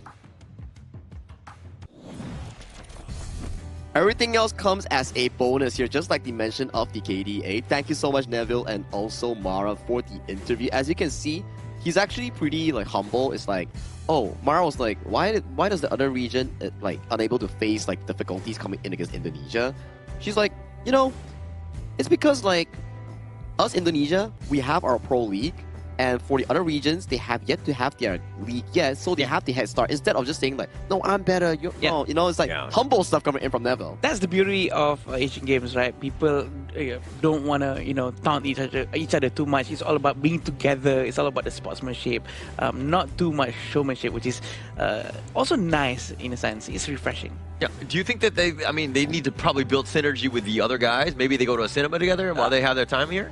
You know what? Why not? Why not? As long as it doesn't disrupt their gameplay. Yeah, okay. And there's more time with their own teammates. Okay. Even with the other teams, I think that will definitely help them out. But I mean, going into this last one, we kind of saw exactly Pakistan. They still have a chance, right? Mongolia has to beat Uzbekistan. Right, 2-0, 2-1, it doesn't matter, but that will give them a chance. So right now, Pakistan will be Team Mongolia as they go into that series later. It's going to be difficult, right? Considering the fact that Uzbekistan was the team that actually triumphed over Pakistan in our only 3-game series of the entire tournament after this like 5 to 6 days.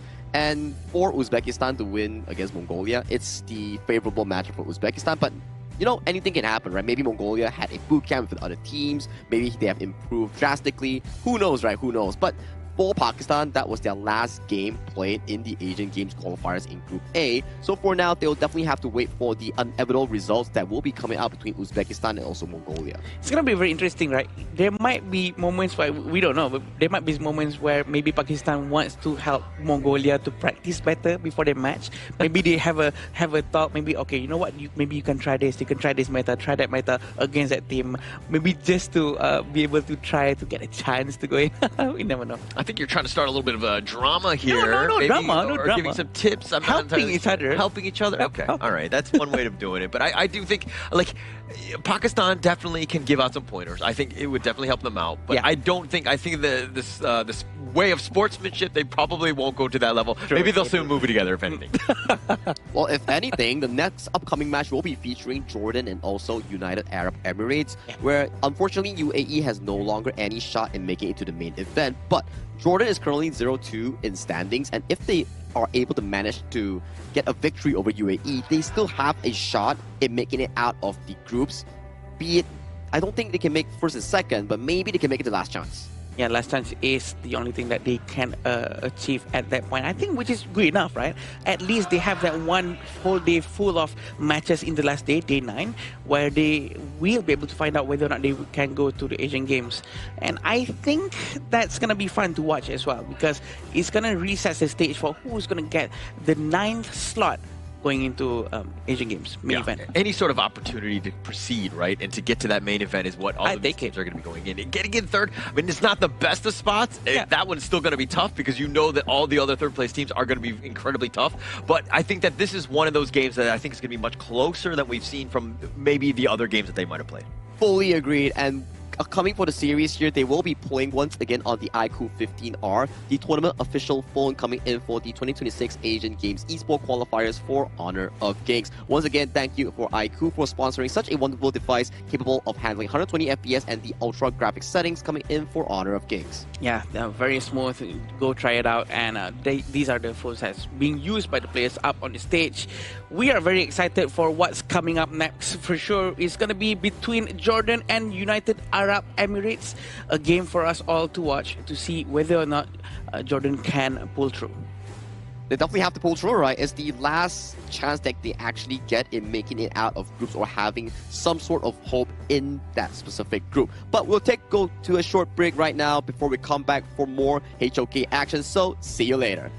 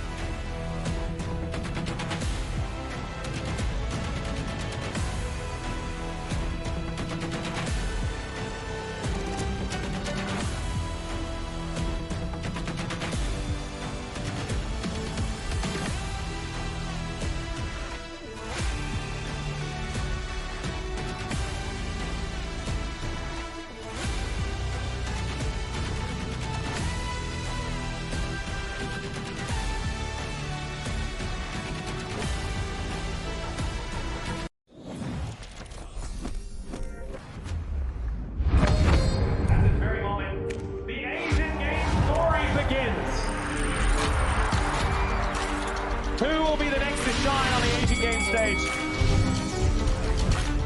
Contestants fight for the honor of their regions while we cheer them on from the stands. Double kill.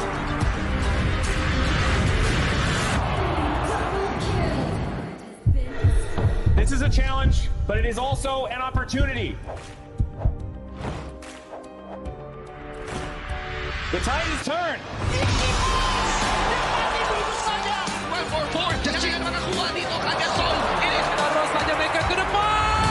Astis in front. They're going to use it. Holding tight. Close out Tatsuri. Victory! And we pulled it off together. We share the same voice, the same radiance. This moment of brilliance belongs to all of us. Together, we shine.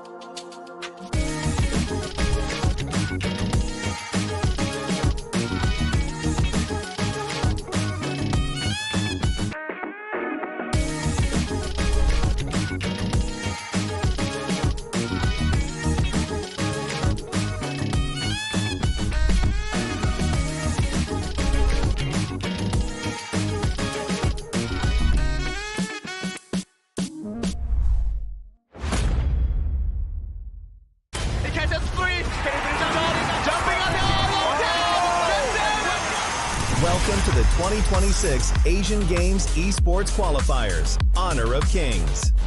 20 regions, one stage, and only the strongest 9 teams will earn the right to shine above the rest. Taking place in Malaysia, June 13th to 21st, 2026. Coming to Malaysia, this is the battleground where teams fight for the right to qualify for the Asian Games. 20 teams enter, but only 9 teams will move on. Apart from the 20 regions, there are 3 regions that have direct qualification. Here is the 2026 Asian Games eSports Qualifiers Honor of Kings format. First, the 20 teams will split into 4 groups of 5. In each group, every team faces every other team once in a single round robin, with every match played in a best-of-3 format. That means every match matters. Every game matters. Every single point matters. The point system is simple. Win the match, earn 1 point. Lose the match, earn none. At the end of the group stage, teams are ranked by the total points they've collected. And from there, the road begins to shine. The top 2 teams from each group qualify directly to the Asian Games main event. That gives us 8 teams advancing straight out of groups. But for those not through yet, the light isn't out. The teams that finish 3rd in each group still have 1 more shot. They move into the last chance stage. There, they battle through one final BO3 single elimination bracket until 2 teams remain. The 2 teams will then face off in a BO3 match to claim the one final qualification slot. So in total, 9 teams will make it through, 8 from the group stage and 1 through the last chance stage. That is the rule. Now it is time to see who can rise through it. From across the world, regions gather here in Malaysia. 20 teams, and only 9 will qualify. The path is set. The stakes are clear. Together, we shine. Stay tuned, and we'll see you at the stage.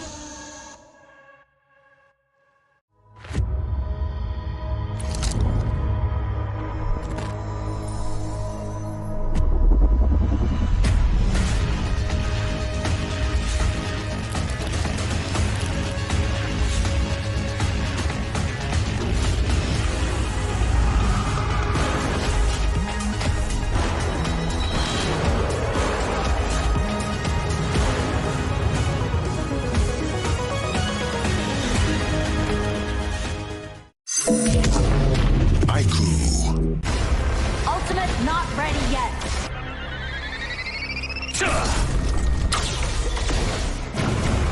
You have slain an enemy. My My magic murmurs in ecstasy.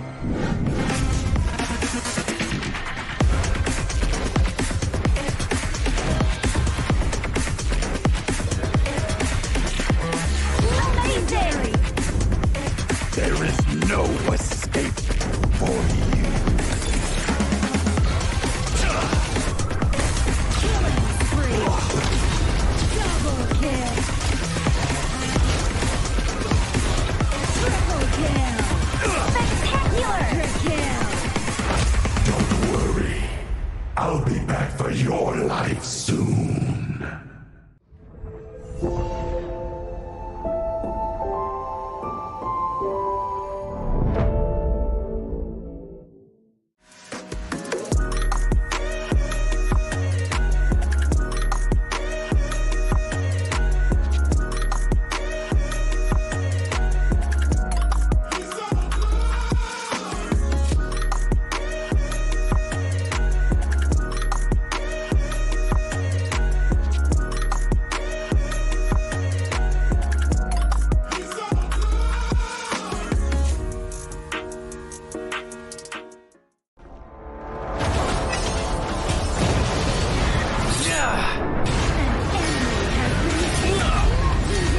Double kill! Shall I compare thee to a summer's day? Slain. Don't engage in slain. Don't crush us like insects. Slain an enemy. Defend our base. Our playground tower is under attack. Amazing! Unbelievable! Triple kill. Ah, the fragrance of romance.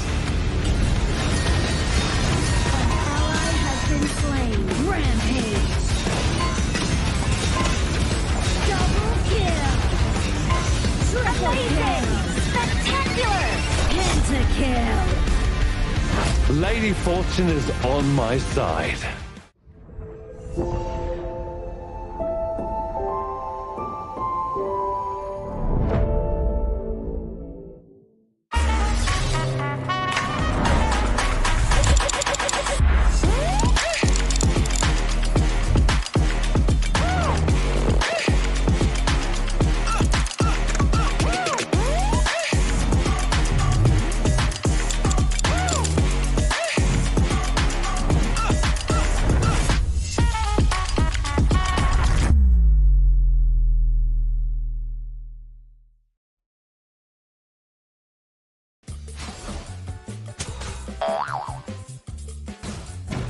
They tried.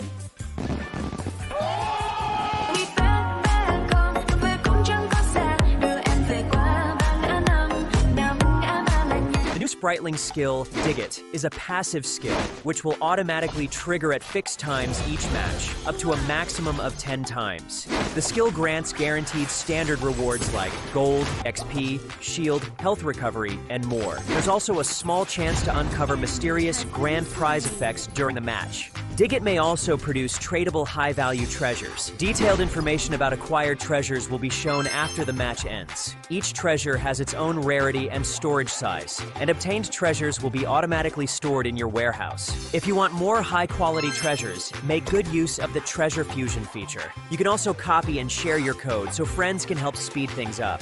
Treasures in your warehouse can be sold for event currency, which can be used to redeem skins, items, and other rewards on the event page. You'll even have a chance to win physical prizes like smartphones and cash. You can also spend event currency to bid on high-value rewards. The auction uses a hidden bidding system, where you can submit 2 bids for the same reward. The highest bidder wins, giving you even more ways to obtain rewards.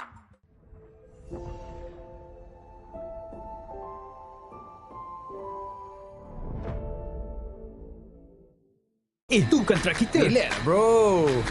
Phone aku! Jom kemana? Mountain Dew!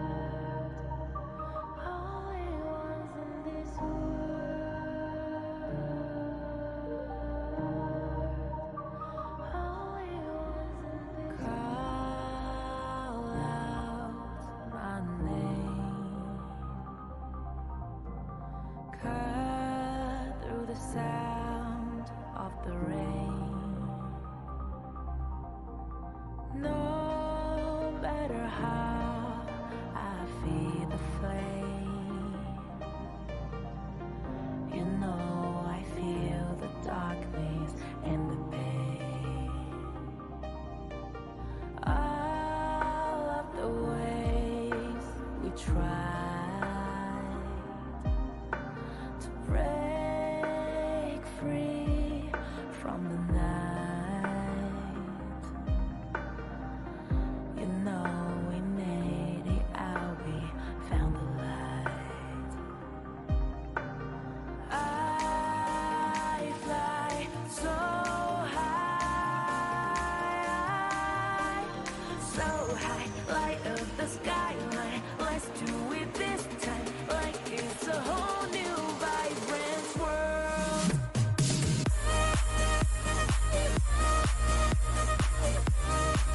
Like we're the only ones in this world.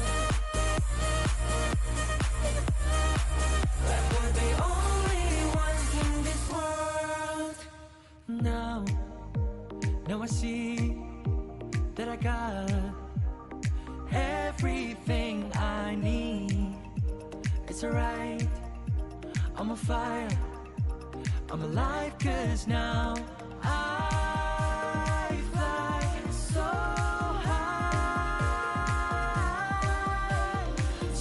high, light up the skyline. Let's do it this time, like it's a whole new colorful world.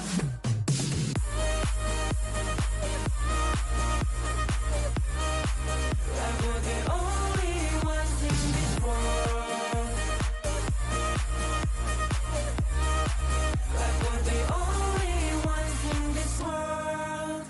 Never thought we'd get this far, burning like the stars. How we get this far, like we're the only ones in this world.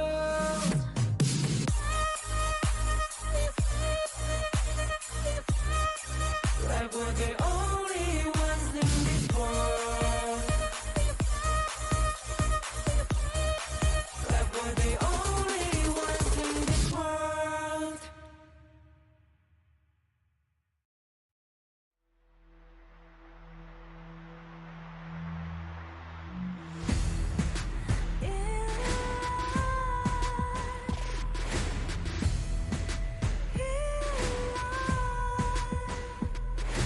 What's a life without its worth?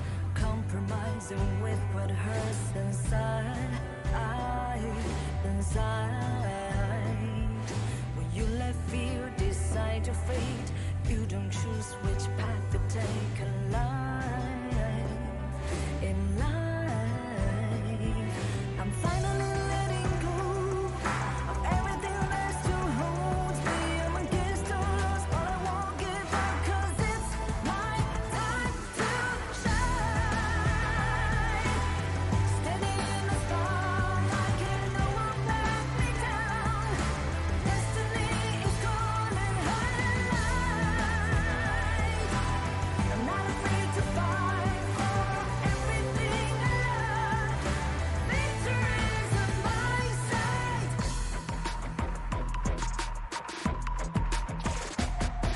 The more we lose, the more we gain. The more that nothing stays the same in time. Can't love ever, can't forget. What you see is what you get sometimes.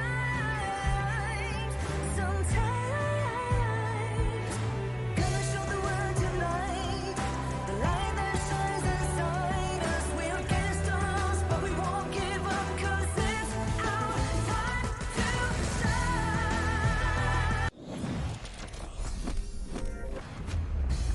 Thank you for the wait and welcome back to the 2026 Asian Games Esports Qualifiers for Honor of Kings. This is day 6 and once again my name is Sagi here, your guest host for today, and we just had an amazing series number 1 between Indonesia and Pakistan, where Indonesia firmly secured their slot into the main event with a 2-0 lead. But it's not just me, it's with the fellow casters of The Gorge, Adam Spartanko and also Honor. How are you guys feeling again? We're feeling great. I think we'll continue on with that momentum from Game 1 going into Game 2. I do think that UAE, Jordan, this is probably going to be a closer matchup here. Very much closer compared to what we've seen just now, and I think that it's going to be fun for us to watch. Jordan is going to be showing up with their best gameplay for sure, but United Arab Emirates is in the same position as India yesterday, where they can just do whatever they want without any pressure and maybe try to collect as much as experience as possible. And especially coming in for this upcoming series, right? We are featuring Jordan and also United Arab Emirates. These two teams, sadly for UAE, that we talked about before the break happened, UAE lost their shot into the main event because they are already 0-3 in standings here. But Jordan may not suffer the same fate if, and only if they can beat their opponent UAE in this series. Yeah, and also I think bragging rights. I think that that's going to be key going into this. Whenever you're up against, one of the other regions, I think that you want to never be on the bottom. I think that you're always trying to look for some sort of win and sort of victory. You're talking about experience. I want more than experience, right? I want that W, so to speak, at the end of the day. The W's, yeah. It's all about the regional pride, right? To make sure that you're not the last in the group. But then again, you know what? No one's going to be judging you at all if you are in the last of the group because I know you're in a special situation. I will be judged. That's all I'm saying. But yeah, definitely that you do want to be at the last for sure. But they can try their very best, and I do know that there's more in United Arab Emirates than what they have shown. Exactly, right? I mean, coming in from UAE, yes, you are still out of the tournament, but it's like India, right? Yesterday, they were 0-3. Wukong. They brought out Wukong, they brought out Spencer, and so then they actually had like fantastic games against their opponents here. Maybe today, coming in for the side of UAE, since there's no stress already on their shoulders, they could have fun. They could enjoy the stage. I wouldn't say it's their one last time, but at the very least for this tournament, this is going to be the final game as well. Yeah, and I think that going to both of your points, just like, go freewheeling, right? Like, what is the most comfortable hero? It might not be the meta pick that you might want from the coaches, but I do think that right now it's just about showing what you can bring to the table, right? And just having something that is comfortable and you're able to kind of hopefully overcome some of those obstacles that you previously had. And to be honest, just have much fun as possible because this is their last time they're going to be playing on the stage, their last match. I think there's nothing wrong with just, going a little bit more than just a serious game and trying to prove something to people. I think proving to people is something you have to do, but you can always prove to yourself that you are doing 100%. If you can't even prove it to yourself, who are you going to prove it to, right? But to prove it to you that Honor of Kings has improved their patch update, do check out the Grand Venture update coming in on the Honor of Kings official app. I tried it yesterday. There's a lot of optimization, lots of new heroes like Glorian, Annette, Florentino, and also Devara here. If you're interested in new stuff, do check out Honor of Kings now. Yeah, and actually, I haven't had too much time. I just went through the game just to kind of see the other heroes first. Yeah. I think that that's the biggest thing. And I don't like to play them and just ruin everybody's ranked games yet. I know I jokingly say that I do, but it's something that I'm very protective of. Yeah, I know, but I like to play the fun ones, like the flow brawls and all that. That's when I'll just kind of play those heroes when I don't know anything about them because there's really low stakes at that point. I thought you would love to try new stuff in rank. No. I'm only toxic in real life, not in game. Oh, that's the other way around.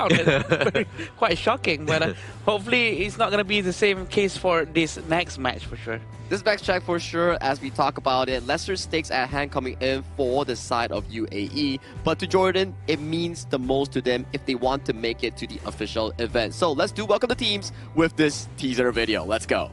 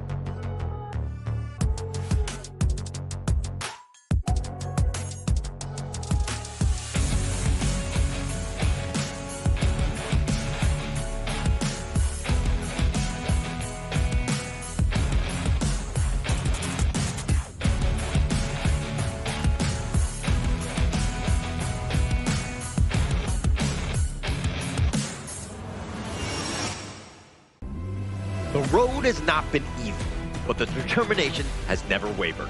Still searching for their first victory, they know exactly what is at stake today. They step into the arena ready to take the challenge. Make some noise for Jordan!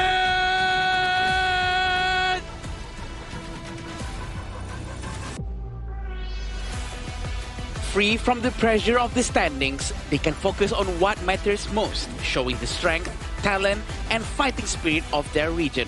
ready to make one final statement. United Arab Emirates!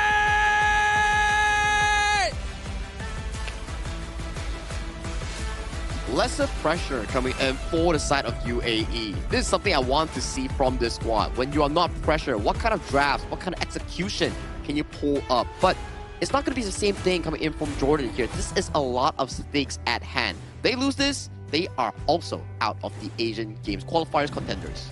So as a UAE, if you know that, I mean, let's talk about Jordan first. I mean, Mohammed A, Mohammed B, Yazan, Ahmed, and Salame, and just kind of running out Jordan here. I do think that, again, we're talking about pressure, definitely more pressure on this team. But if we're looking at the other side, UAE, you're looking to play spoiler, right? Yeah, definitely. And also that the fact that they cannot lose this game, Jordan cannot lose this game at all, means that the pressure is really, really extremely high for Jordan. And what's more scary is that they're going up against UAE without any pressure whatsoever, because UAE has nothing on their backs, no one breathing down their neck. I think United Arab Emirates is going to be able to really give probably a fun but good match against Jordan. Something coming in for the side of UAE, right, is how they're able to draft accordingly based on their own strengths. Coming in with the draft, we have Abdulaziz in towards the clash lane, Ahmed in towards the jungle here, and in the mid lane, we have Mohammed AL, and then Rashad in the farm, and finally Abdullah to round out the squad coming in from UAE. Like I said, they are a squad where they're not bound by meta, and they're really aggressive when they get their certain picks. They love the Princess Frost, they love the likes of the Elaine, for example. Here, those are heroes that they really favor in this case. Yeah, and I mean, looking into this one, Abdulaziz has kind of been the all-star, the standout, if you will. I think that when UAE are doing a much better job, it's usually off of the back of Abdulaziz. Rashid is also there, as well as Ahmed. Those are two guys that have kind of had glimpses. We want to see more, and they really need to step up to give UAE a chance here. For sure, and having Abdullah as the front line, I'm pretty sure they will be able to do much more fun things here. Knowing that we still have Koi, you know, hopefully the Koi comes out as often as the day one that we saw. But here we're going to see a bit of a head-to-head between the two regions. It's showing quite similar KDA between the two, and the hero pool amount is almost more or less the same. But of course, the first strike rate is going to be a little bit more for the Jordan team, and also the total game that has been played by the UAE is going to be 6, and both sides of the region hasn't won any matches just yet. Looking for their first win, right? That's the goal you actually want to be heading over towards here. At the very least, good news, after this series, one team will come out with a win finally, and one team will be continually going in towards that loophole that you need to find that first win. But anyhow, this series is still I would say a competitive one between both squads, because you're still looking for that goal, the first win of the tournament. Yeah, and also tiebreakers between the kills. I mean, they both have 20 apiece going into this. I mean, yes, UAE had actually played 6 games, but going again, Jordan right now, I think that there's a little bit more in terms of their favor, especially when you're looking at the first strike rate. That kind of means that they're a little bit more aggressive usually. But now we're going to be going into the draft. It looks like the blue side is going to go with UAE. Yeah, and we can expect that probably Jordan's going to go with a lot more early game-based heroes to make sure that they can try to snowball from early on and try to make good use of any advantage whatsoever for them to secure the entire match. That's how important this match is. At the very least, we did see some of the games coming in for the side of Jordan and UAE.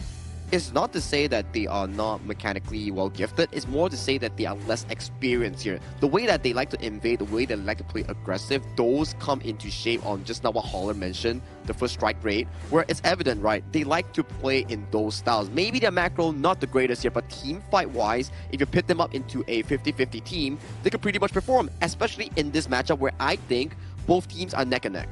Close. Yeah, I think it's going to be very competitive. I think that going into this one, we're kind of like eyeing this one, okay, definitely of equal level. It's just a matter of execution. The drafts we've seen, I mean, the heroes, even that they were the number that they selected, wasn't in the huge amounts right now. So you know roughly that both of these teams have that intel to see exactly what they like to play, and there will definitely be targeted bans here. I mean, throughout the entire day today, this is most likely going to be the closest matchup that we have right to Vietnam against Kazakhstan, Republic of Korea against Sri Lanka. This is what I think it's going to be. And I think Yu Huan Man and a Marco Polo Man from the UAE is quite interesting. The fact that Jordan also takes out Dolia, he doesn't want UAE to abuse any of those resetting skills meta coming in from Dolia and Dun, sometimes Dolia and other heroes as well, like the Shangguan that we actually managed to see a Dolia Shangguan combo, which is going to be very scary if Dolia is out. And that's why they banned it here. The Dolia, the Lian Po here, leaving away some of the key picks here, like the Chano coming in for Rashad, or potentially anyone coming in from UAE, because we know for a fact that UAE, they like to swap their roles around between players to, I would say, further utilize some picks that certain players are better on. And for Jordan, they lock in the Arlie and also the Zhang Fei as their 1-2. I like the Zhang Fei, very consistent of a roamer here. You can engage, you can disengage. Early game might not be his strongest suit, but at the very least, he's a tanky body to allow Arlie in going for those aggressive trades. Yeah, we touched on this yesterday, right? Where it seemed like UAE was willing to swap roles quite a bit. They were very fluid. I'm not a huge fan, right? I think that you just got to kind of lock in. I mean, this is just one series, and then just play within the role, because then you're not thinking of all the different things. You're thinking about what you need to do specifically for that role to ensure that you have a good laning phase, for instance. Yeah, concentrating on one mission is more important than trying to figure out maybe there's some other ways to do it. Let's talk about like what is the best way to do it right now with what we have focused on. And Heno as the third pick coming in from Jordan as the mid lane, I think it's going to be quite a good pick as long as he managed to put the scepter mark onto the Spirit Wolf so that he can really stack up on everything. So this is why Heno is actually a very good pick going up against Chano. I like that. That's a very good point. That's why, like, when you meet a Milady, you meet like a hero with a lot of spawnlings coming in, such as a Chano or Milady that you mentioned, the Heno Spears become extra aggressive and effective in those team fights here. And Jordan, they know for a fact that the UAE Clash team enjoys and loves the lane, is immediately locked away for his own comfort. And from what I understand, for every mark that he has, he actually spawns a new scepter to fly over. And if he hits the same target, like 3 different scepters flies towards the same target, it stacks up, right? It's not like it's a just one single damage, right?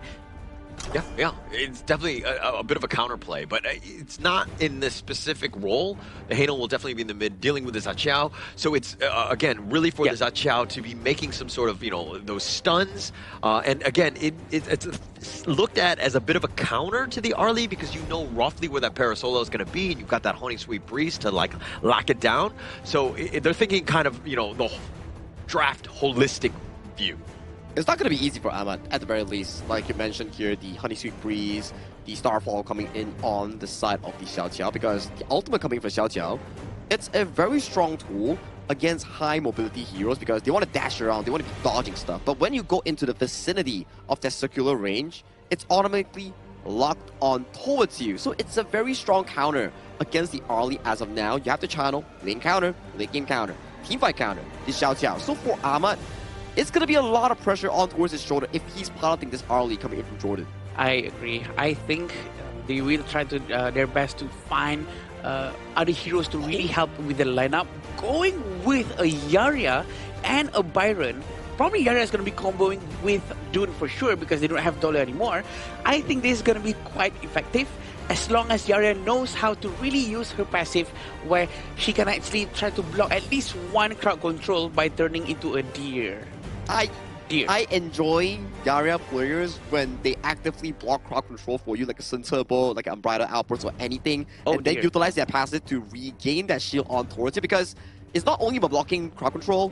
When you get taken out of the Yarya's passive and you go back to human form from deer form, all your spells, including your ultimate, refresh as well. Oh, I did not know that. Even the ultimate? Even the ultimate. That's why you can do double shielding. You shield first, take enough of damage, and before the shield breaks, you jump down as Yarya, you get 50% cooldown refunded to your ultimate there. And then you block a CC, come back from deer form, human form, another shield. That's why a good Yarya is miles ahead of a normal Yarya. Yeah, but the key is around the breaking of the shield, right? Is if you're able to kind of make sure that you don't lose that, because then you lose everything, right? So again, that's why you're going to be good. But going into this one, Sagi, who do you give the edge to in terms of draft? Oh, I gotta say, the UAE draft is looking really comfortable here. They have everything that they need. Early game, mid game, late game. But they are lacking slightly a bit on the proactive and on the engaged side. So that may be a good news coming in for Jordan here as we head on towards this first game. It's do or die situation coming in for the side of Jordan. They need to win this if they want to keep their hopes alive coming in for their respective groups. Thank you, Sagi. Going into the game right now, UAE against Jordan with a stronger, maybe more solid composition for UAE. Will they be able to take down Jordan to at least go up a little bit in the standings of their group? Seems like a very effective move coming in from Ardi and the Zhangfei of Salameh and Ahmad. Yeah. So I think that the Yaria pick just really spices up this draft by UAE, right? If Ahmed goes in, Abdelaziz, both of those guys that you know that want to be in the heart of the enemy team, and having that like hook on the shield, keeping him alive just enough to kind of withstand that and just bounce through. Because again, the Jordan side, there's quite a bit in terms of just like CCs and things that can make your life difficult. Yeah, I think it's all about the timing, right? Because with Yaria, you can actually abuse a lot of things. But look at this, they will be able to manage to get Rashid so quickly early on, and the Spirit Wolves are trying to chase Yazan. He managed to run away, and Yazan is okay. It looks like Rashid goes down just a little bit too early, but you know what? He's a roamer. It's not going to affect too much. Well, but his first strike, I think that Salameh, the way that he was able to play that, the perfect leaping savior, dividing the two and pushing back with the Forbidden Domain onto Rashid so that there was enough damage to ensure that they secured that kill. A great gank by Jordan there to start things off. Yeah, Mahmoud has been quite aggressive with his jungling gameplay.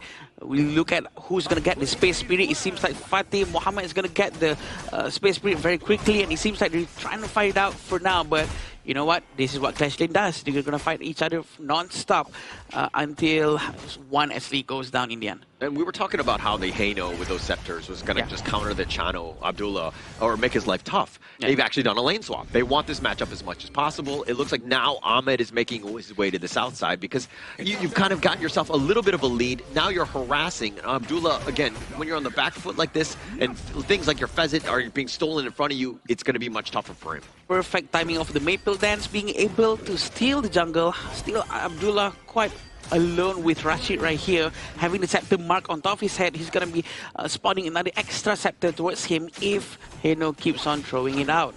Yeah, one thing I don't like is that if you're seeing exactly how Rashid...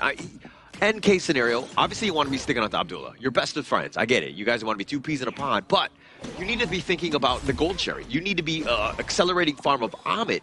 He's the one that will create you space so that Abdullah can have that free time to farm. He can be left alone because he's got his own mobility as well.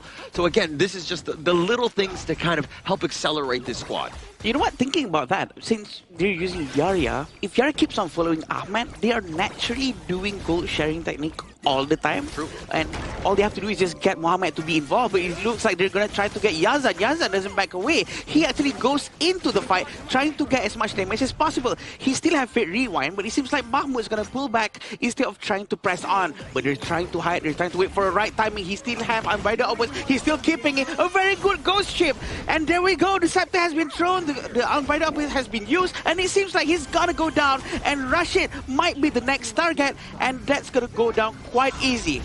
So they get the return, at least with Salameh. But the thing is that Abdullah, when he soaring signaled forward, that was like a death sentence, right? They knew they had the gunship, but Ahmed joined the fight. Ahmed gonna go in front towards Ahmad. He's gonna find his twin. Is he gonna be able to take him down? He uses his smite to slow him down. Ahmad manages to run away using the Parasola, but the unruly blade, it connects directly, and he's trying to get Yazan. His unyielding might is out. He doesn't have any passive anymore. He has to be careful. He misses his wind slash, and he's still gonna try to go in, but it seems like Yazan manages to run away while at the same time taking down Ahmed. Just a really patient play by Yazan, right? I mean, the Fate Rewind, he had it for so long, but he wanted to use it at the exact moment to bait out Ahmed, who was consistently just like, yeah, he's out-sustaining, yeah, he's the tank, But, I mean, the way that he was able to dodge the wind slash and use it at that moment so that Yazan survives and then buying enough time for Ahmed to knock him down, this is kind of like the way you want to play things. Just a really well played by Jordan in navigating that team fight. And Yazan is very disciplined with that Fate Rewind. He doesn't really simply use it anytime he wants.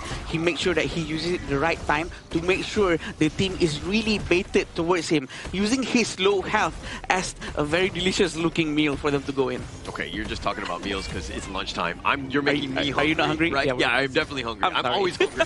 But now the Tyrant going to be picked up here by Jordan, and now they're on the chase. Seems like the scepter has been marked towards the red buff, but they're not going to commit. Very good discipline coming in from them, and they're going to pull back just a little bit, waiting for the Mahmoud to be ready for the next fight. But it seems like they're not going to force anything too much, and a lane swap has been successfully done by them, sending Muhammad using Fatih towards the bottom lane. Contesting here, Azure Golem. Yeah, they're going to try to contest the Azure Golem, but it seems like Azure Golem is not going to be taken by them. Just peeking out, putting a lot of pressure consistently from Jordan. Yeah, it's just a threat. Sometimes it's like, they knew that the cavalry were on their way, so they didn't actually want to fully commit for it, but Ahmed doing a little bit of work in here, but... Wind Slash actually goes in, and he's gonna be trapped. Ghost Ship has been stopped, but Rider Outburst actually goes in the right timing. Abdulaziz is gonna go down. Two of them actually went out. A very clean fight coming in from Jordan, and it seems like Salame is very aggressive. He never keeps his Umbrella Outburst for defensive stuff only. He only uses it for aggression. Yeah, and actually, but Mama made it easy, right? You have that perfect ghost ship. Both of them are locked in. Then you got the Umbrella Outburst, and you have that backboard that's essentially set up for you, where you're able to get the perfect one. No chance for UAE to get out of this, especially, again, when you get stun locked like that. But I'm quite a bit worried about Rashid being with Abdullah all the time. I think it would be much more effective if he actually tries to help or stick with Ahmed instead, because Ahmed will need a lot more of that shield rather than Abdullah. Abdullah can try to farm safely from far away, and you know what? I think it would be better if they switch. Yeah, and also I feel like Rashid should be kind of going into the probably with Ahmed, right? Get the gold sharing. That's or Abdulaziz. Yeah, but you want to be somebody who's wants to be fighting, right? And Abdullah right now doesn't want to be fighting. They really want to force this one out. Looks like he's really using all of his skill sets trying to get Abdullah, but Abdullah again being saved by Rashid. Maybe this is why Rashid is here. Umbrella over his miss. A very nice jump coming in from him, but look at Ahmed. Ahmed is not going to dive in. He still have his unruly blade, but they decide to pull back. That's because 5 of Jordan is so ready, and still Salameh is still in the giant form. He's waiting for him to actually switch back to human form. Yeah, Jordan, man, they sent everybody in that bottom lane. I mean, if they were able to catch somebody out, but again, yeah, it's an Umbrella Outburst that was missed, but it doesn't really matter. I mean, it was just zoned away. They took the bottom T2. That's exactly what you want. You'll just build up the madness for potentially the next fight, but Jordan being aggressive here. It's about the presence, right, of the Umbrella Outburst, but it seems like they're going to try to force it out again, even though he doesn't have his ultimate. Fatih is going crazy into this fight. He's trying to get Ahmed. Ahmed is blocked with the ghost shape. Unruly Blade hasn't been resetted just yet, but look at how they managed to tank all the damage coming in thanks to Rashid's presence. Yeah, and I like it how Mahmoud, he's been on point with those ghost ships. Ahmed has like face planted into that ghost ship multiple times in this game. Yes, he's got the Unruly Blade. He probably needs to save it for like the timing of the ghost ship, and then he can Unruly Blade through it, right? Yeah. So you just, again, you need to kind of hold your skills for the appropriate times. Ahmed didn't pay with his life this time, but last time he did.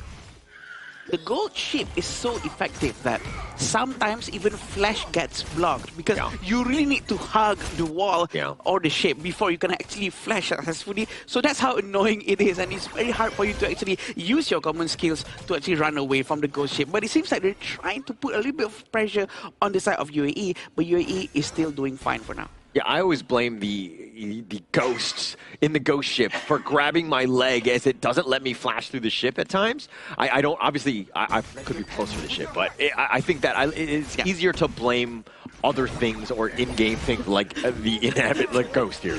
Oh, well, yeah, but it seems like sometimes my fault, but it seems like the method that has been used, Ahmad, is very aggressive using early. It's very scary when you have an early player actually using early properly, because he keeps on zipping around so quickly that you cannot catch him in time. Yeah. I think the mechanical play required to play that hero difficult, right? The skill ceiling very high, but it looks like these are golem. Let's look at how Salame is going to try to find a space. We're still waiting for the Umbrella Outburst. He's still keeping it. The trigger display is what's more scarier than an Umbrella Outburst that has been used. So they really want to make good use of this ultimate. They're waiting for the moment, still waiting. The scepter has been thrown, but it seems like Ahmed has just used Umbrella Outburst. Unruly Blade towards his enemy right there, but twice has been used as well. And it seems like the scepter is really doing its work. The poking damage coming in from Yazan is tremendous. Yeah, I'm scared, boss. I think when I see Ahmed going in with that Unruly Blade, it's like a one-way ticket, right? Yep. You don't have a return one, and if you get caught out by a ghost ship, Umbrella Outburst, you're going to get bursted. Yes, you are tanky. Hopefully you can survive, but this is like your get-out-of-jail-free card. I think that you walk in closer, let the fights happen, maybe they group up, maybe you get a wind slash, and then just slowly go. You can't be just looking to go in on Unruly Blade, because honestly, you don't even have enough damage to burst down Ahmed. Yeah, and you can't run away if you don't have that skill anymore. Exactly. That's going to be a big of a problem. But it seems like the scepter has been thrown towards Abdulaziz, who's zoning the front area very nicely. But it seems like the Umbrella Outburst has been used. Ahmed's going to try to tank the damage in front. But look at Yazan behind them. He keeps on throwing the scepters, and he gets a lot of damage into UAE. They're going to try to get Ahmed. Ahmed's trying to run away. Can he do it? Can he find his HP with the passive? He cannot, because Blazing Cape has been bought by Mahmoud, and his recovery has been halved.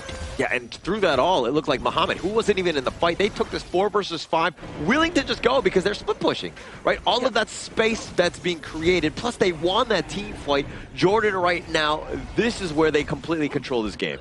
The Sacred Tree Blessing coming in from Fateh is so effective, not just against heroes, but also against towers. So that's where it comes very handy in these situations where he wants to do some split pushing. But it seems like they're going to try to force this one out for now. Yeah, you've got the Vanguard. All you have is Muhammad throwing those fans around, but they're not really doing too much. They don't have the wave clear to really compete.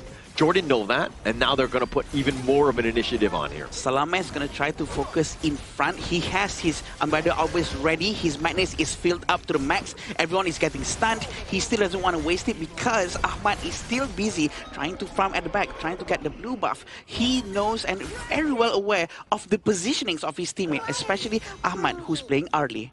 Yeah, Ahmed, though, he's 6.6k if you're going up against Mahmoud, who's 8.3k. A bit of a difference there.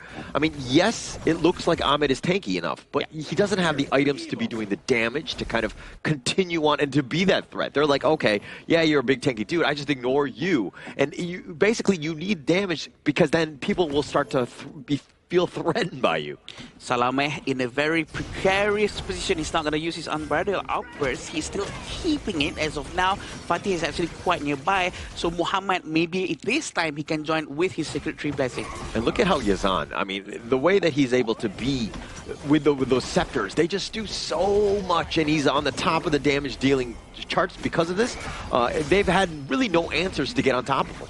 I like the formation that's being shown by the UAE, the way they move, almost sort of like a pentagon shape where Ahmed is constantly in front and trying to take care of his teammates, and Rashid is busy following Abdullah and not Ahmed. But look at this, he's trying to get some damage in. Ahmed is going quite aggressive, poking and poking. They really want that tower, and the Umbrella almost has been used. They're trying to really get Abdullah. He's running away to the back, but the scepter coming in from Yazan is just so painful. Look at that damage coming in from him. Ahmed has to run away to the back, and he just wasted his passive. There's nothing he can do to go in to try to recover as much HP as possible. Unruly Blade has gone in, almost like a suicide. I don't think it's a good idea. Muhammad is about to go down. There's 3 of them left. Can they defend as much as they can? I mean, it's all about the minions at this stage. The way that UAE just kind of tried to go in, tried to defend, not possible here. Right now, they're going to try to go in for the last time, try to get the last 3 heroes. The ghost ship is trying to block them away from the fountain, and the crystal has been destroyed. At 14 minutes to 12, Jordan comes in with the first victory of the series here, looking to cement themselves in their respective groups, looking for that one shot, one opportunity to make it to the last chance stage. I mean, Jordan just played well. I think that there was just too many moments where UAE would get caught out, and losing that lead, it's much tougher to play from behind. It just seemed like Jordan had UAE's number, at least in that game one. Yeah, definitely. And I think that Jordan really knows what they're doing. And also, the game is actually quite close. UAE definitely have an idea of what they want to do. And it seems like they almost be able to execute what they wanted to do just now. I like the pick of the Hano coming in for the side of Jordan's Yazan, where it excels super well. Number one, Channel Spirit Wolves, multiple targets, you benefit off of the multi-spears, and then the front line in the form of the Dun and also the likes of the Byron, they just have no solid engage nor crowd control in locking down the Hano here. So when they don't one-shot the Hano in one go, the Scepters stop stacking and more damage contributes in those teamfights, allowing the Arlie to just free hit all around. Yeah, and when you see a farmed Hano throwing those Scepters and just absorbing all that damage, knowing that he's got that second life, it is incredibly frustrating, right? Because you can't get through it. You don't have enough. And so that's why the net worth is really required by the rest of UAE to pick up to potentially take him down. They were never able to find him. It's frightening to see a Hano in front of you with having all these marks on top of all of your allies, and also your minions. So you do know that if he throws it out, there might be 10 Scepters going out, and the damage is a lot. So that itself is also a form of zone control, because people want to get out of that to really remove the mark as soon as they can. Yeah, they just have to wait it out, but the problem is the way that the team fights were commencing, right? Dun goes in, Byron goes in. I would say the hero design coming in for these two heroes are one-dimensional. That's why we always see the Dun Dolia. When you Unruly Blade in as a Dun using the ultimate, you sort of get stuck into a position by the ghost ship that you're like, oh, I already expended my spell that I need to refresh using my enhanced basic attacks. So how do I get out if I already used my Unruly Blade? Yeah, and Unruly Blade should be used more of like when the hero is getting away, he's got a little bit of life left, and then you get in and you make sure that you finish him down. It seemed like he was just kind of going in willy-nilly at times. I mean, he was 1-4-0, not a whole lot of kills that they could find, but you're also seeing just maybe a little bit of a misplay in terms of just how the Dune should be played overall.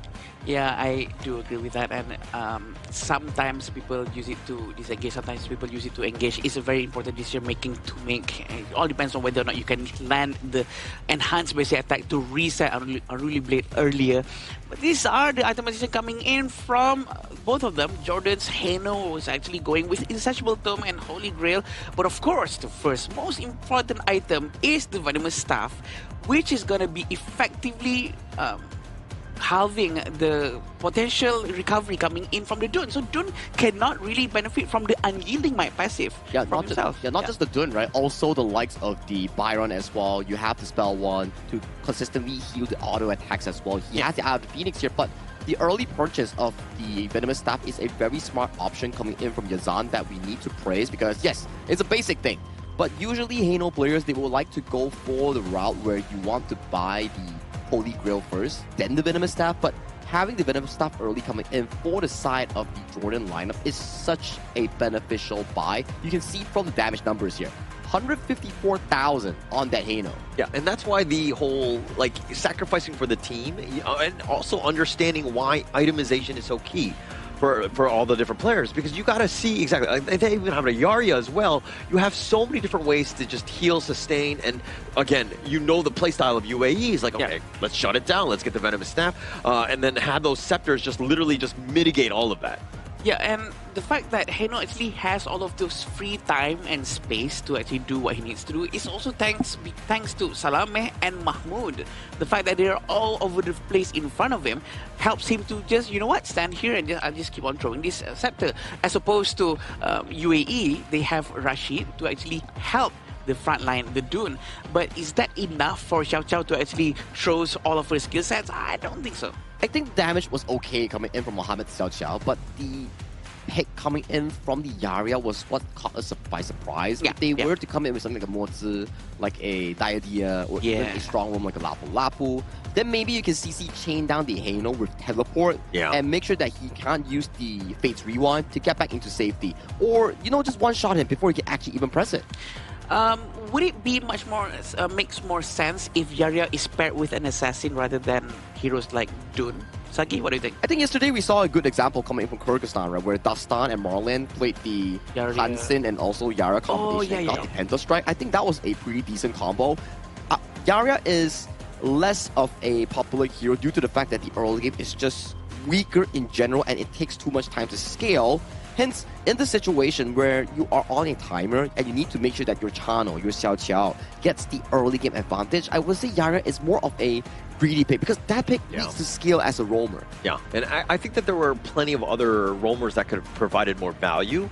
Like the big ults, like the Zhang Fei, Lapu Lapu, and we've been calling them all the time. I mean, they're always there in the games, but they add so much as a roam, right? And Yarya is a more finesse style where if the other hero gets accelerated, and like a Marco Polo, like a Fever Bar, like then you have the shield. But the Ahmed, I mean, I get what they're trying to do, which is with the sustain, but we're really lacking in the department. We talk about Yazan having a great game, but how can you burst him down when everybody else is controlled and not the damage you need? I agree. And probably they're also lacking a little bit of a crowd control capability coming from the UAE to really lock down the movements of Jordan's side. But looking at the replay, we can see the amount of damage, the amount of control coming in from Yazan is a lot. And he really is very disciplined with his ultimate.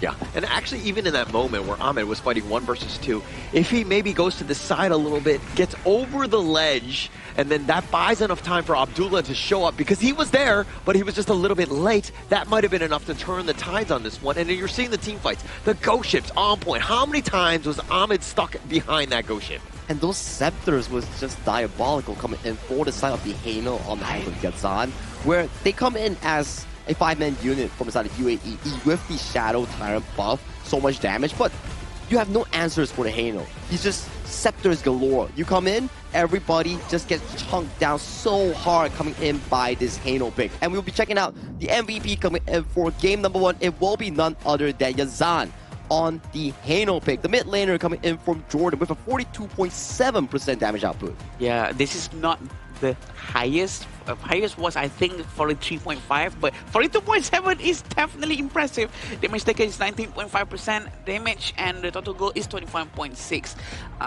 Yeah, for sure, definitely a very good gameplay coming in from Hano. We have to remember that it's not just the 5 hero that's receiving a mark from the Scepter. It's also the minions around them and the Spirit Wolves from Chano. So he really is the perfect hero coming in to really go up against UAE just now. Yeah, he succeeded because Coach Omar made a great draft, right? Understanding what the team was throwing at them. Hano was like the perfect pick. Mitigates everything, and he's able to excel because he was put in a spot where, again, he could use the skills to the maximum, and they got a lot of value out of this pick. And it also simultaneously counters the draft that we talk about, right? Whereby if you have so many frontline, no solid CC, no solid engage, or no solid burst, it's pretty difficult to handle the Hano. That's why we see picks like the Angela, the Ganeko, the Mozi, or any of the Lapu Lapu to actually CC lock and then one-shot the Hano from being able to pop that ultimate to get into safety, right? I think coming in for the second game for the side of UAE, try something different, you know? Try something out of the textbook here. Because we saw from the draft, it's like, you know, pretty textbook, pretty like Chano or anything, you know, Xiao Qiao, everything, you know? Maybe where's the usual Wang Zhaojin? Where's the usual a lane that they got banned up? Maybe put that priority in the earlier phase. Enjoy the moment. Yeah, and take more risk right on the stage, because right now the composition that they're going with is looking pretty safe compared to some of the things that we've seen so far. But maybe that's just what they wanted to try. Maybe they want to make sure that, you know what, maybe this can actually work, and, you know, let them have the satisfaction of actually trying with the Dune and Yara just now. I think going in, we were like, hey, they've got nothing to lose. Let's just go with freedom. And I was like, but that Yarya pick is not so great. Maybe we shouldn't have given them that much freedom, right? I think in terms of what they were selecting, because there was definitely some moments where you're like, okay, actually in terms of synergy and team composition, you need a little bit tighter ones, and you still need to outdraft your opponents. You got to stick with your comfort heroes. That's great. Synergy, right? But synergy. I think synergy is a good word to describe these things, because sometimes, let's say you're playing a hyper dive composition, but your hero on the farming is like a Garo, for example, which it doesn't really pair up so well. You can have like off-meta picks or like pocket picks, but you need to make sure that it is able to be having effects in your game or in practice games where you can actually translate it into proper win conditions here. That's why even Hou Yi, a hero that's not so popularized in this current patch, it's still playable because it's still a form of late game insurance with good early game control, and the most important part, those Burning Sun arrows can pair up pretty well with burst compositions with Angela or Ganemo, for example, right? Yeah, it makes total sense because we've seen Hoi has been used yesterday. Even though he's not joining physically or personally into the fights, he actually helped in terms of using Burning Sun arrow from very far away so that his friends can do a follow. I think something like that can also be done as well, and just be brave in choosing much more other heroes. Yeah, I think you just need to simplify, right? Let's take a step back. I mean, we talk about comfort heroes, but also just make, take away the mechanically different heroes and just play, again, like the Hoi is like the perfect prime position for this. I think that they need to just go back to the drawing board and kind of reset from here on out. Before we jump into the next upcoming game between Jordan and UAE, we would like to give a shout out to our hotel and venue partner here. Petaling Jaya Marriott Hotel, thank you for once again sponsoring the 2026 Asian Games Esports Qualifiers for Honor of Kings. It is with our sincere gratitude to showcase that we actually appreciate the sponsor for this event. It has been great, it has been amazing, food is great, and stay is great. Yeah, and they've simplified our stay here, right? And I think that has actually really helped out in terms of just, for these teams as well. But as we go into game 2, okay, Adam, you're the coach of UAE. Okay. What do you tell them? I would tell them to go with their guts and just have fun on the stage. Have fun.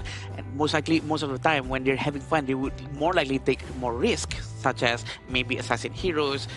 We would love to see more of those assassins coming in from the jungle side, right? So it would be very nice to see maybe there would be a Lam or a Hanshin or maybe more Kuis. Never know. I mean, those are interesting picks, right? We've seen multiple Kois in the first 3 days of our Asian Games qualifiers. It's been slow recently in those more aggressive picks. We've been seeing the Hanshin, the Wukong, Xuanche coming in from Team India, and recently more on towards the roamer side, but for niche picks like the Yarya, for example. Yeah. So I'm not a huge fan of just be like, oh, the Lam or the Hanshin will take over, because it's about creating space. So I always look at tempo as being a bigger factor, especially when you're behind. Again, I talk about simplified heroes, but you're also looking for ways to kind of create space. Some things that you can maybe jungle invade, right? Yeah, I'll change things up where maybe you get a camp or 2 ahead, and then that might give you a better shot. Or maybe, okay, let me change my answer. Maybe you would like this one better, Leslie. Let's see, I'll judge.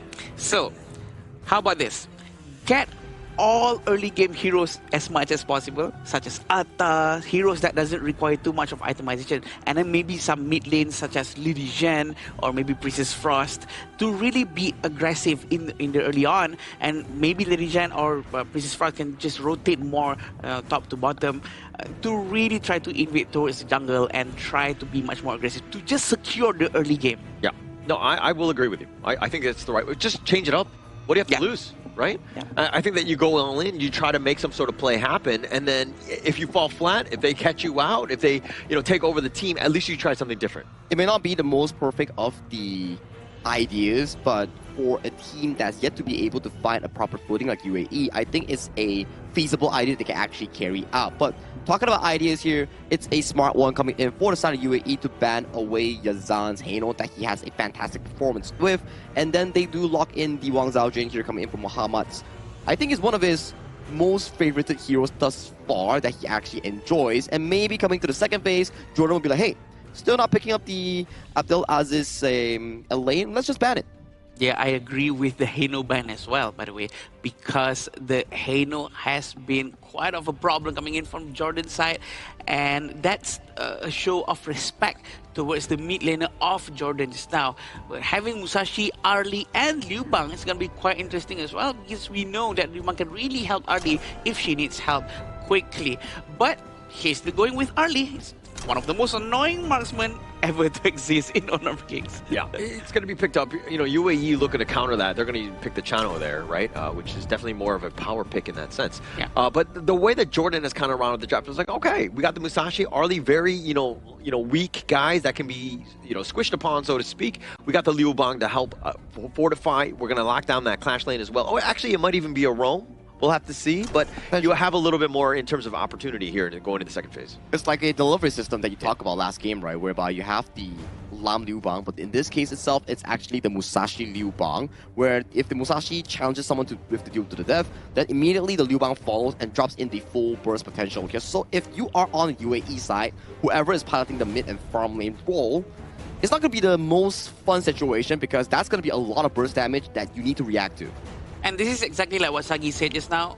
Angela is a very good burst hero to really melt down Zhang Fei, but look at this. The pick coming in from Jordan with the Sun Bin. And by the way, the one that's really need to win right now is Jordan, I might add.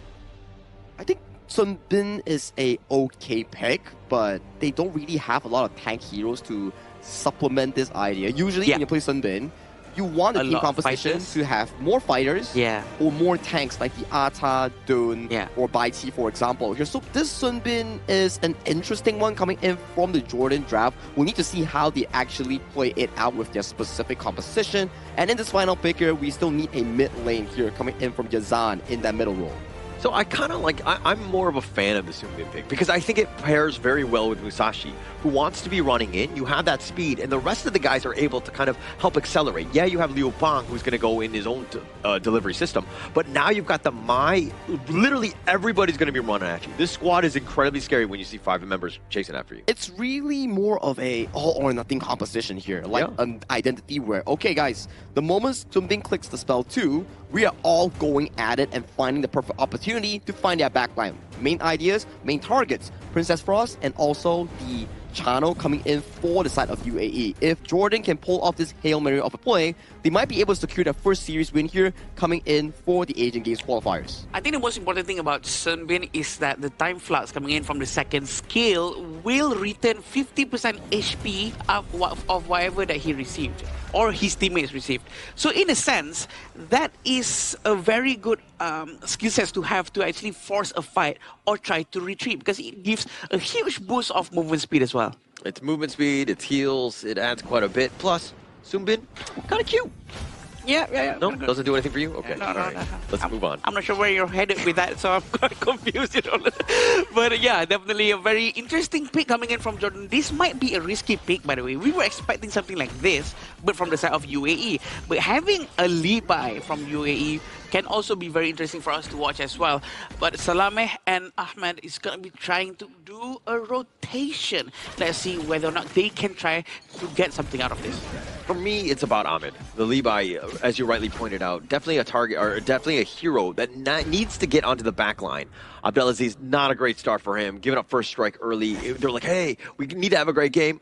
Can't be giving up first strikes at the minute mark. Yeah, I agree. And we can see that how Muhammad actually managed to get him quite quickly. Abdelaziz is not supposed to go down that quickly because he's the Fatih, and Liu Bang is not usually known with too high of a damage, but maybe that execute actually caught him off guard. It's a common skill that is actually quite annoying for us to deal with. Yeah, I mean, not only first strike, but the fact that like you're losing to Liu Bang, which is like not one of the best laners.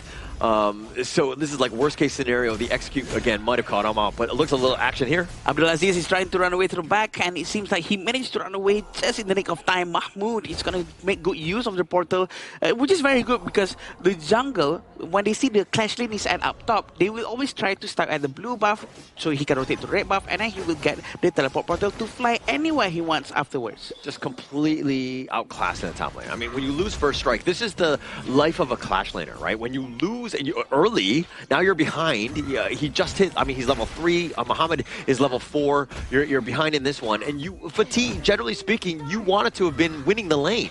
You want to force him down so that he can't leave, but now you have to play timid. Yeah, it's one of the few heroes that actually scales very, very well. Fatih, especially when he gets all of his itemizations, that really, really hurts when you finish all of them, including with the Sacred Tree Blessing. So, you know what, I understand why Jordan really wants to focus down on getting Fatih early on. Yeah, and another thing to take note of, Jordan actually doing a little bit of a lane swap to start things off. Ahmed is going to be in the mid lane. Salameh will be sticking around with him. This is all about just getting, faster wave clear, taking those pieces, and again, leaving Yazan by his lonesome in that bottom lane, dealing with Abdullah, who again, the Chano Arlie matchup has a bit of an edge. And it will be a lot easier if Yazan is actually using Haino, right? But this time he's using a Mai Shiranui, which is a single target hero. It's going to be quite hard for him to clear the waves. which makes sense because Ahmad will have the time to rotate and help to clear that and get a share of that gold. Yeah, and Yazan. But it seems like they're going to be trying to force this one out, but it seems like the time bomb has been thrown out, just trying to maybe slow them down, but they all just disengage so quickly from UAE. So one thing that is very different is that, I mean, the Haino and the Mai, very different heroes, right? So Yazan having to step up, but it looks like he's kind of rooted into the bottom lane, not making much of an impact, and that's kind of not to the advantage of this Mai. You have a huge power pick. We always talk about early game. This is an early game hero. A very quick steal coming in from Muhammad, very cheeky from him, but it works, and that's what it's all about. On the early game, they have to try to steal as much resources as they can and trying to focus on the blue buff before they move towards the Tyrant to start their potential next fight or get at least a bit of an edge. Oh, it's an ambush. They're waiting in the brushes. Look at this. Yeah. Yazan and Salome, they're looking to just go, who will show up? It looks like Abdullah is on that south side. Do they walk around? It looks like Ahmed's going to be the target. Oh, it looks like he's going to be getting Ahmed very quickly. D-Buy is extremely soft. That's the downside of using an assassin. Maybe this is the time where they need a Yarya. But Umbrella Outburst actually aims towards the back. And he's not going to be focusing down on the jungle of Jordan. And Ahmed is going to try to get that one death down, and Abdullah is going to go down as well. UAE lost 3 of their heroes. Yeah, about that. I want to be like, okay, all right, Rashid with that Umbrella Outburst, obviously not in the right direction. Yeah. As a Zhangfei player myself, I've done that. But, I mean, he completely went the wrong way. If he pushes it into the Tyrant, maybe they get some sort of steal. But, like, at this point, Ahmed had already been taken down. You're fighting this 4 versus 5. That's a losing proposition. There's no smite. Unless if the Zhangfei is actually using smite, because some Zhangfei do. I don't think it's a good idea because it's probably a waste of Umbrella which you have to keep. But Abdulaziz is trying to run away. This is probably why they swapped the lanes. And my Shiranui, Yazan comes in the nick of time and manages to take him down. Yeah, that was able to just like a high-speed chase, if you will. The Kachusin was on point, all the multiple dashes. And he didn't even use his flash just to get it, but he secures the kill. This is going to open things up. That top T1 is not long for this world. Yeah, every movement counts from them, and Ahmed is going to try to get the blue buff, but look at Salame. Salame is giving a very high value vision coming in, but it seems like he's going to be losing his blue buff just like that. It's so important for Levi to get his blue buff. He needs all of the 20% cooldown reduction as much as possible. Yeah, and losing everything. And Jordan playing the map properly, right? You have a lead, you're up about 4K. Control the map, take all the buffs. The world is your oyster at this point. Yeah, they have to rotate more together to at least try to get something out of this. But at least their mid lane tower T1 is still okay. But it seems like they're trying to get Arlie behind them. Still have Maestro Nui, but he managed to actually dash all the way to the back. And look at this damage coming in from Abdullah. Managed to take down Salame, who's probably quite alone, or maybe, you know what, overextend. I mean, Salome was running for his life, but Abdullah has the speed, mobility, and the damage to just run you down, right? I think Salome was just like, hey, Mohammed, why don't you Battlefield command me? He was just like, no, bro, you're not a high-value piece. I'm going to take this bottom T2. He wants to focus down, but is he going to make a move? Look at Yaza. Yaza is so ready to go in, but he's actually running away to the back, and Battlefield command is not being used. Actually, it's the other way around. Teleportation has been used towards him, and it seems like they're not going to continue the fight for now. Yeah, and Yazan, every time he fights, you're on like on the edge, right? Because you get caught out, you get stunned, you get blown up, and so you have to kind of dance around by being that glass cannon. And now they find at least Ahmed. Ahmed using ultimate very, very nicely, but he's gonna try to run away to the back using his first skill. Very nice use of his skill sets, but look at Yazan's movement. He's really hunting him down. He knows he's not going back yet. Kachosen hits, and he's gonna go in, but he doesn't connect. Everything else doesn't hit him, and he managed to run away. A very lucky moment for Ahmed, but they will be able to get the blue buff. But look at the bottom lane. Muhammad is being very, very cheeky with the lane clearance. I mean, the Kachusa did hit, and I think Yazan was like, haha, I got the kill. And he's like, wait, how did he survive? And he like walks away, and then the rest of the reinforcements there, Yazan's like, okay, we gotta bounce. We can't fight this one. But look at the damage coming in from Muhammad. He really wants to get Ahmed. Ahmed is so squishy. This is the problem with assassin heroes, right? This is what we would like to expect to see more of a Yarya, but we might see another fight coming in after this. But always is still being kept by him. Muhammad is still hiding inside that brush. A flash has just been used in the mid lane. I mean, Ahmed right now is about 2.1k behind Mahmoud, who's just got the better of him. I mean, on the Musashi, he's been able to outfarm him. Obviously, they've got more objectives, so it's much easier to build that lead. But based on the Yazan, we'll get you picked off there. The damage is a lot. He actually got frozen below the tower, so that's why he actually went down. A very good move coming in from the Princess Frost Muhammad. Exactly like what Sagi said, that's his trademark signature hero. He's very comfortable with that. But look at Mahmoud. He is hiding beside them. They have to be very careful. Yeah, I mean, he could bounce. I mean, he could jump in at a moment's notice. But at the same time, you don't really want Muhammad to be tanking things. You kind of want the action to happen and then Muhammad coming in. But right now, I think that Jordan feel very comfortable. They've got a 5k network lead. Let's just split push. Muhammad can be the tank. He can be a focal point because somebody has to respect him. And Ahmed is going to be over here for a while and probably going to be chased by Ahmad, who's going to go all in towards him. But he still has a lot of dashes. Ooh. Can he make it out? But look at that cheeky move. He's going to try to recall. No one knows. No one knows. He gets away. He gets away. The great Houdini, if you will. The great escape. He kind of pretended like he was going one way. He went the other way. And he does survive. But he is 2 levels behind, okay? It's one thing to stay alive, but you're 2k behind. You're 2 levels behind. Things are not looking great for Ahmed. He needs to, again, get back into this by getting some sort of farm that UAE needs to kind of filter into him. Ahmed is really showing that he knows how to play lead, but it seems like he's really trying to go in and get some damage in. But it seems like Ahmed almost has been forced at the wrong time. Winter AC has been used. They have no more skill sets already. Down, no further way to just bounce back and survive.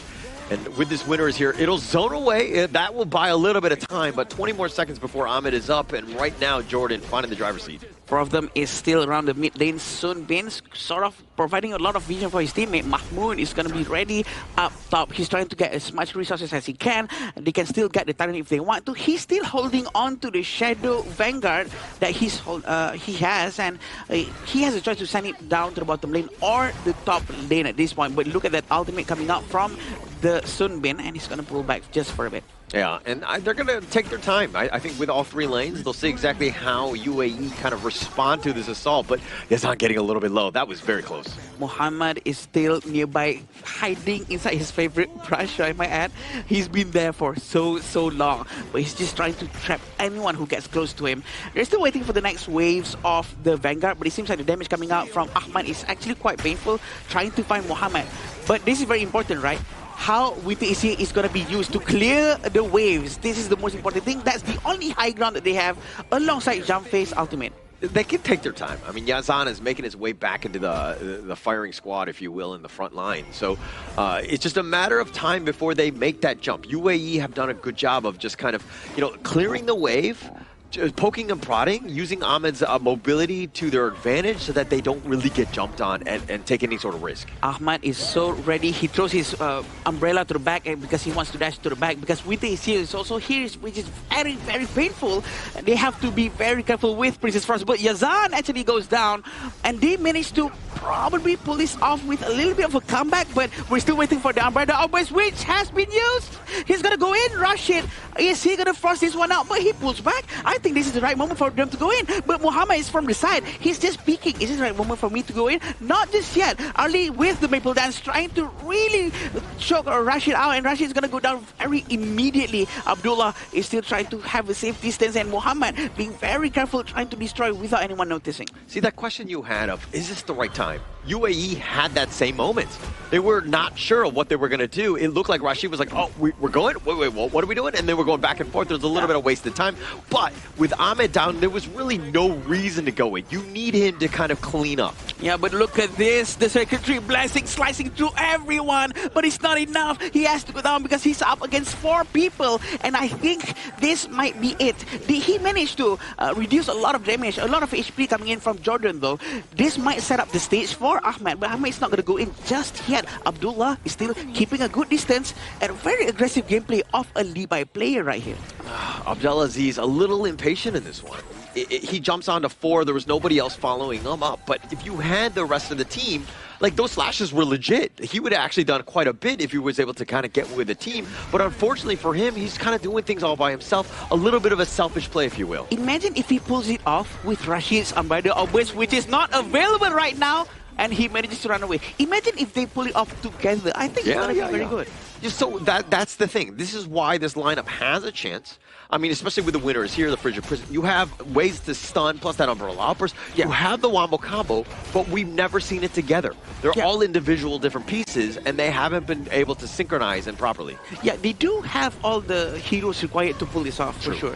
And also, having Princess Rush, which is very important in defending this base. But look at Rashid. He's losing a lot of HP for now because of the Doomsday doing its work. Maple Dam has been used trying to delete all those projectiles. With this here has been used trying to clear the wave as fast as they can. Ahmad actually goes in, trying to slash everyone at the same time. But look at him. Look at Yazan's move. Very, very quick moves coming from him. Rashid going in, trying to do a lot of knockups, and they managed to get 2 of UAE's heroes. They're going to try to get 3 more, but the meter waves are coming in. 2 of them are too low, so Jordan has to be very, very careful. He dives running, duel to the death, but he's still alive. He manages to hold on. There's a couple of minutes left at the bottom and the middle lane, but Winter is here again, but he doesn't hit the bottom lane though. The minion is still alive. Very unfortunate for UAE. And that's a 2-0 coming in for the side of Jordan here, sending UAE without a win in towards their Group B journey here. And Jordan fighting their way through, still finding a foothold in their respective group. They have one more chance to make it to the 3rd place spot. Just the way that they were able to kind of bait out some of the ults. Rashid didn't have the greatest in terms of direction and point, and like right on point with them. And the synchronization of being able to kind of go in together, having that team fight where, you know, we go in as one, right? Right now, they're going piece by piece and they're getting caught out. Jordan made them pay, and unfortunately for UAE, that's going to be their last one here.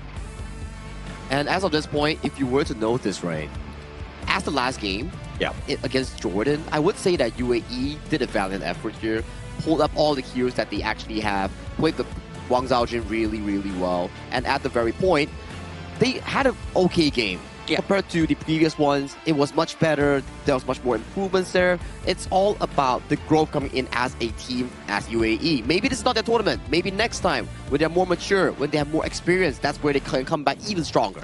I think Jordan played a very well game for now, for sure. But at the same time, UAE actually managed to demonstrate that they are able to play as a team as well.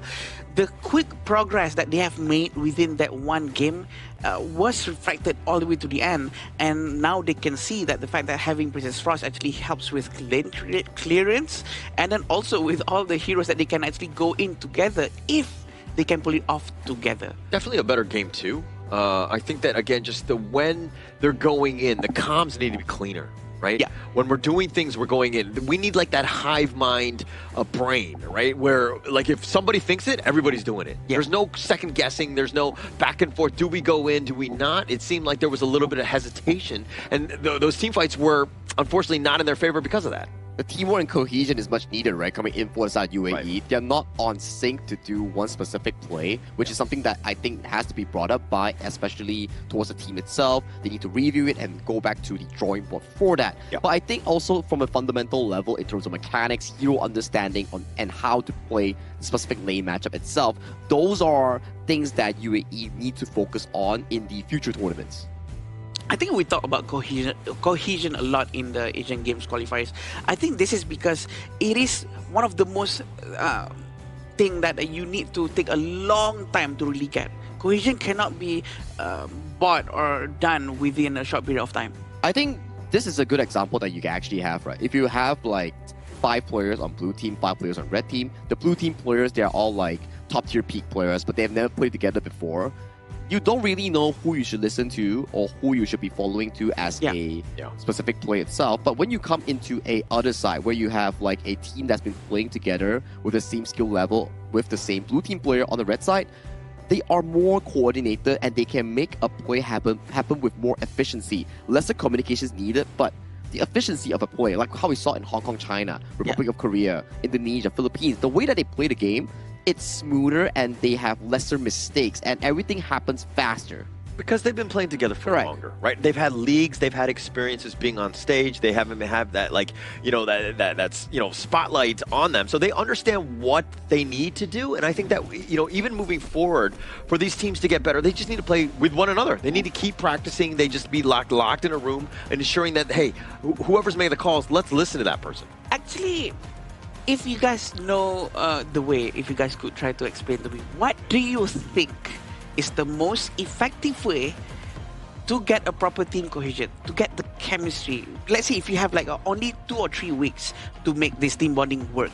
Yeah, watch a lot of movies together, right? I think that's the one thing. No, on a serious note. On a serious note. No, but it really comes back to games. I want to be like, okay, it seems like they're, to your point where you're kind of making similarities of just them playing ranked games, it seems like they're doing that, right? Where they're not really coordinating properly. They need to, like the one guy who's making a shot caller every 30 seconds, what's going on? Are we on the same page? Who's going in? When do we go in? And if I call going in, then everybody goes in. There's that trust. Yeah. I think that's where you can come in, Sagi, because I think you have an experience in this as well, because to have that chemistry built, what do you think is the fastest, most efficient way for you to have that amongst your teammates? I think it's a minimal 6-man job in this case, where you have the coaching staff and also 5 players looking at a same identity. Okay. You can't immediately improve everything in one go. You have to break it down segment by segment. Let's say, new team, your early game is not good, so you fix the laning phase first. Then you go look at the early game objective, which is the Tyrant. So these are the few things that, let's say, early game you have to be looking at. Are we playing objectives? Who has a winning lane? Who has a losing lane? Then you bring it to the mid game on jungle invasion, jungle defenses, then late game, how to end games, how to stall games per se. All right, I think it's funny, Adam, that you asked me the question and then I answered it. You're like, yeah, but let's talk to the professional here. You went right over my head, and I'm sure his answer was way more detailed and probably, I mean, as an ex-pro, he would definitely have that. But thank you, Adam. I feel much better. I want to hear from both of you. It's too late, my friend. I'm just scared. I've moved on. I'm just scared from any of you to actually go back to the movie part. But yeah, let's see. This is the stats here. We can see the damage coming in from Abdullah is a lot. So he is actually putting a lot of work in this. The contribution coming from him is there, and he had the space. It's just that the togetherness of the timing is not there.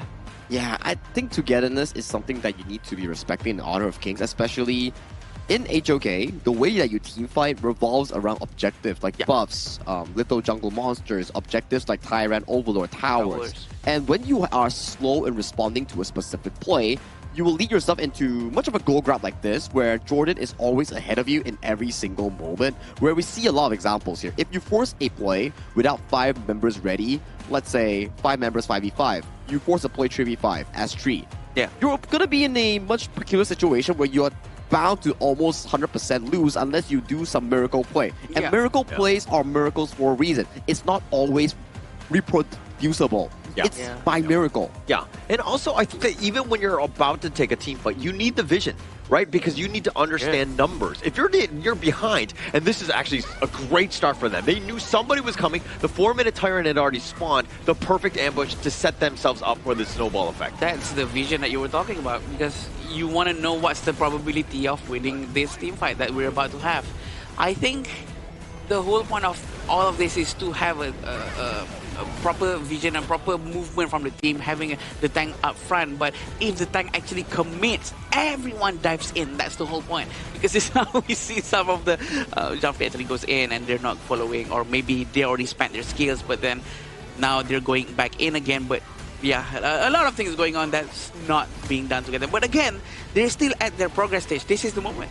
Yeah, these are the moments where you need to respect numbers disadvantage, where, okay, we are lacking one. Let's just wait and let Mohammed on the Princess Ross defend the towers with the Winter is here. But you can't be playing 4v5s, 3v5s, because if you are doing that, you're just giving free room for Ahmad on this early to consistently free hit on towards the Gorge with almost a 40% damage down on this pick. Actually crazy. Yeah, I know about it. I mean, free hitting, right? And I mean, Zero does, obviously, he was using his mobility to the maximum, but still, the way that, UAE were not able to find early. So when you're going into a team fight, you need to go in. Like, going into this game, like, okay, who needs to die? This is definitely Ahmed, #1.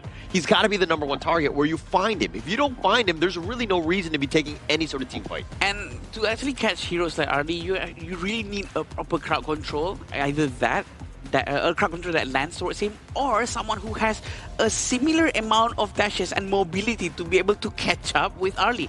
Because the positioning of the umbrella is so random, not just to the enemies, but to Arlie himself as well.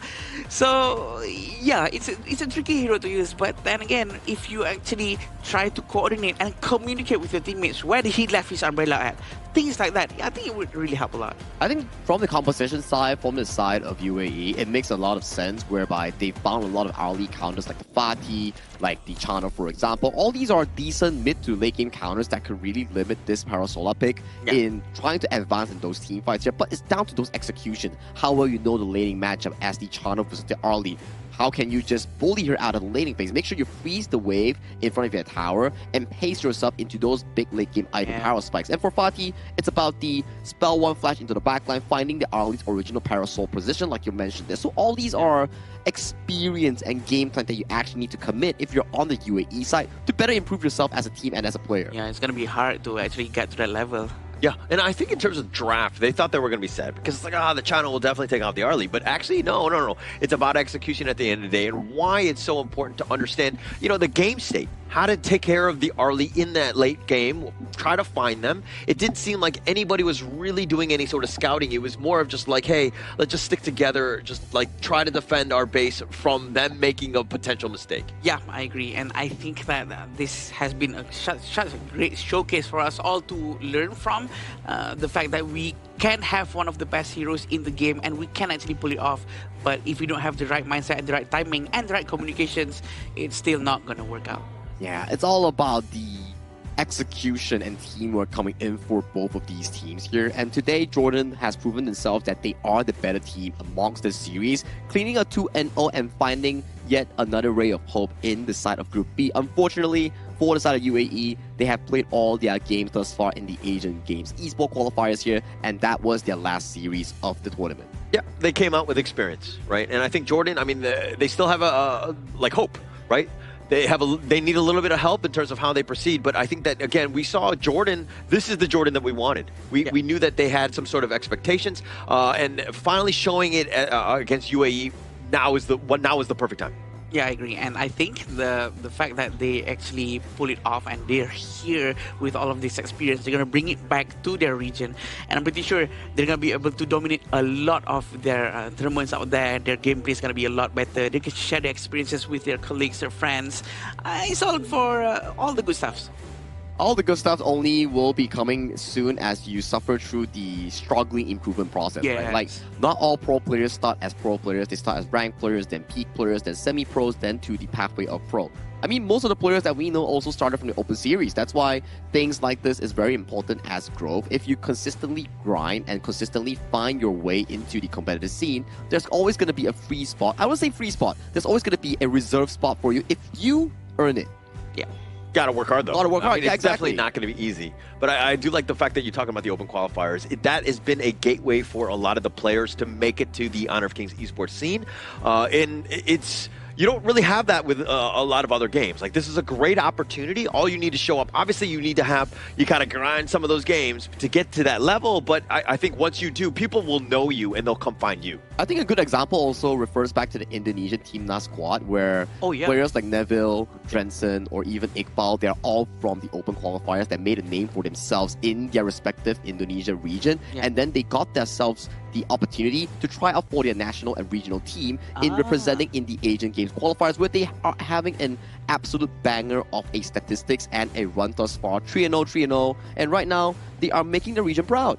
Yeah, and that's what we want to see from them for sure. But it seems like we're gonna go to the interview with Mara and our winner just now from Jordan. So please, Mara, take it away for us. Lead the gorge.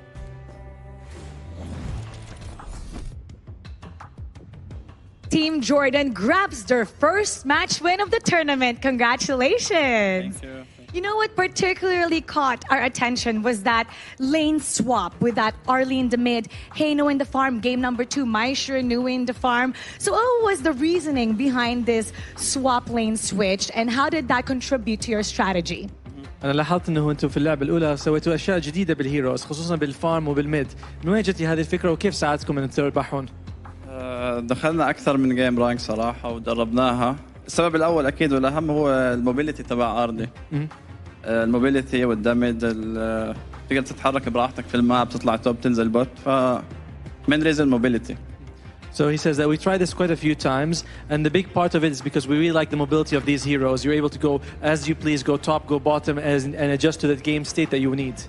And with that, I think some of the viewers might even try that in the ranked games. Now, what we also see is that Team Jordan was particular about isolating 1 or 2 heroes from the opponent before committing to a full team fight. So how important were those individual isolation picks for your strategy before committing to bigger fights? انتوا لما لعبتوا الان في اللعبة الثانية خصوصا كنتوا تعزلون 1 أو 2 تقتلوهم قبل ما تسووا كوميتمنت المعركة كبيرة. كيف تسووا هذه الطريقة وشو هذا المهمة لكم؟ يعني أكيد قبل ما يكون في عنا أي أوبجكتيف معين أو إشي لازم إنك أنت تأخذ بيك أو بيكين عشان الأدفانتج نمبرز عشان تأخذ الإشي اللي بدك إياه أنت براحتك من غير أي مقاومة من الفريق الآخر. It says before we go into any fight, we want to make sure, especially an objective, we want to get 1 or 2 of them out of the way so that we can take the fight however we want afterwards without having to worry about them and take the numerical advantage. This is the strongest match we've seen so far for Team Jordan. How has this contributed to your confidence and your mindset to move on to your last match for tomorrow?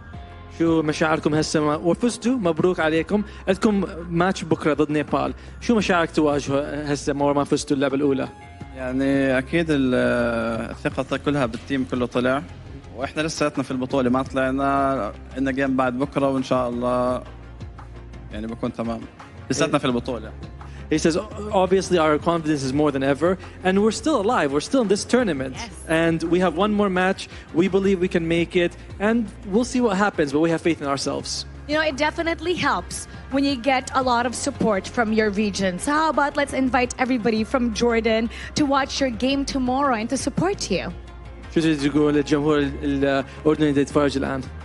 شكرا لكل اللي دعمنا واللي لسه بيدعمنا وإن شاء الله ما بنخيب آمالكم في الجيمات الجاية. Thank you everyone for your support from before and in the future support, and hopefully we will keep you proud of us in the future. Once again, Team Jordan, congratulations. And we hope that this is what you need to build the momentum forward. And now we're going to be talking about that a little bit more with our casters. Lead the Gorge. Thank you for the interview, and Ahmad, I'm definitely sure that Jordan will be proud of that amazing win coming up in such an important series here, because that series put them up back in towards the side of their respective group. 1 more shot and they make it into the last chance stage. Yeah, and they did make it. They definitely will try their best to go into the last chance qualifier stage. Why am I stuttering so much today? What's going on? Yeah, but I think that it's all about just like momentum, right? Yeah. Once that team had kind of finally hit it, you found your first win. I think that will kind of springboard you forward. Now you have a little bit of confidence. Things should be much easier. Dare I say, the sky is a little bluer, the grass is a little greener. Things are just a little bit, a little bit more positive at the end of the day. I would say it's more of the energy change coming in for the side of the Jordan squad. You can definitely see the Ahmad in the interview itself. He did mention that, you know what, we played it to our strengths, we played to our gameplay and played on the game plan, which brought us to be able to win that series against UAE. And having a first win coming in towards this Asia Games qualifiers, it actually puts you into much of a comfort. Like we always say, if you start on the wrong foot, you start to dwindle down slightly, but if you start on a win, you can find back that confidence that you're looking for into that highlight. Yeah, it's definitely going to help you out, right? I think that getting that first win, again, we're like, things just become much easier. Right? And I think that even when you move forward, what is that winning condition? How are we able to play it? And you heard that in the interview by Ahmed. It's just that the strategy of just like, hey, taking down numbers before we take any sort of team fight. Like there were specific things that they're looking to do. Again, like that checklist of things, again, and why they were able to pull this victory away. At least they have an idea of what they want to do when the plan actually works out for them. Even though it's the simplest form of trying to pick off 1 or 2 heroes. And you know what? It actually works out very well for them. And it's proven that that they have an idea. It's all about the execution. Yeah, and the execution definitely prevailed well today, coming in for the side of Jordan here. As UAE played their final game of the Asian Games qualifiers here, we will go into an interview with UAE and Mara on towards the stage. Please, let's go. We're here with Team United Arab Emirates. In this competition, it might not have been the results that you desired to achieve. Although, how do you think that these qualifiers have helped Team UAE, and how will this help the region in terms of Honor of Kings? يعني واضح انتم ما حصلتوا النتائج اللي تريدوها، بس كيف هاي الخبره ساعدتكم انت كلاعب، وكمان انه مثل الاونر اللعبه نفسها في اليو اي في الامارات؟ الصراحه بعد البطوله هاي اهلي في الامارات والشباب في الامارات والكوميونتي في الامارات صراحه كانوا يتابعونا ويشجعونا، مع ان احنا ما اعطينا احسن اداء، مع ان كنا نبي نعطي احسن واحسن، مع ان التيم كان جديد.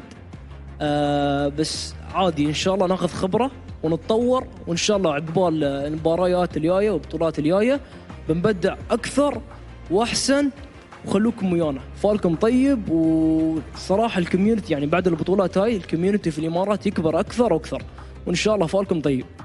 He says, during this competition, my mom and my family and my friends, they were all watching, and that gave us a lot of support. And we obviously, this was not exactly what we wanted to achieve. It wasn't as high as we wanted to go, but we do appreciate the support we got. We were able to see people following the community in the MENA region as well. So we're very glad that we could represent our country and do well for them. Hold your head high. It's a great honor to be able to represent a region. And now for everybody watching, what would you like to say to them? ايش تقول للمشاهدين شافوكم يعني كانوا يتابعوكم كمان؟ حق امي وابويا ان شاء الله فالكم طيب، حق المباريات الجايه، وحق كل اللي في البلاد يتابعونا فالكم طيب، وعفو عليكم، والجاي احسن، لا تحاطون. It says to mom and dad, I hope you're watching. I hope I made you proud, and next time I'll do even better for you and for everyone in the UAE. Team UAE, come back stronger. We'd love to see you in the next international tournament. Now we'll head back to our casters. Lead the gorge. That's a very strong spirit showcased by the side of Abdullah coming in from Team UAE. I think not only his parents will be proud, but the entire UAE as a region and country will be definitely proud of Abdullah's entire performance as a whole. Because yes, you did lose, but at least you held your chin up, heads high, and you accepted the loss wholeheartedly, and you are looking to better improve yourself as coming in from the MENA region. Yeah, there's nothing like having everyone having your back, right? You know everyone at home really rooting for you, regardless of what you're achieving. That's the unconditional love and support coming in from everyone. That's a feeling that no one can explain. And also at the same time, I mean, not to be negative about this, but I think that as a player, this needs to hit home.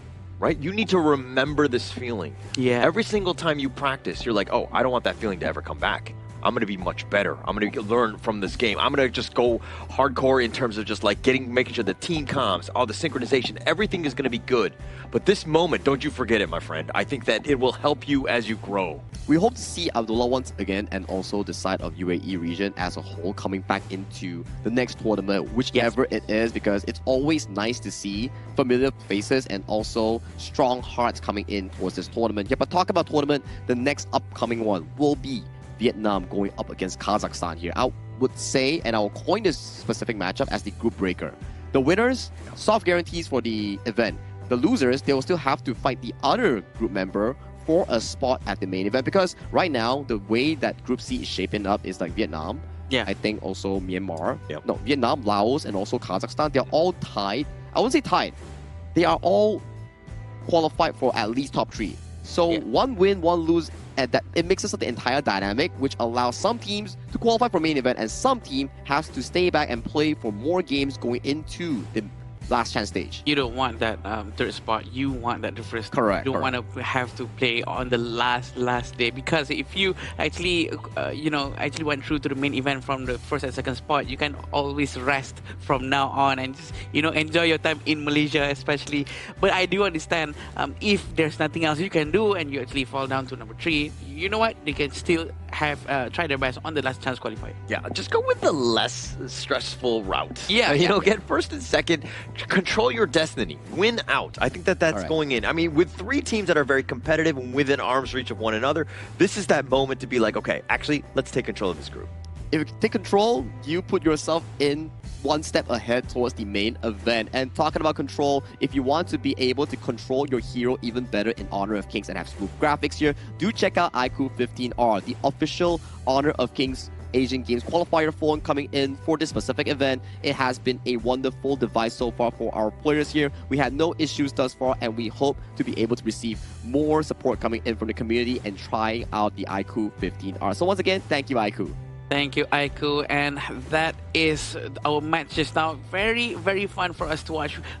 The face of the UAE player just now who was being interviewed, he is resonating so much positive energy, even though he actually just lost just now. I think it's very rare to see that, because usually people feel like very down or it's very sad. But also maybe because, well, it's already confirmed that he's not be able to get any slots. But again, the energy, that's the spirit of Asian Games. Yeah, it's just about learning from them, getting better, growing from them, and I think that we'll see them coming back much stronger in the future. And that's the end coming in for the UAE versus the side of their matchup here in the Asian Games qualifiers. After this break, we will be coming in with another banger, which features Group C, Vietnam, and Kazakhstan. See you later.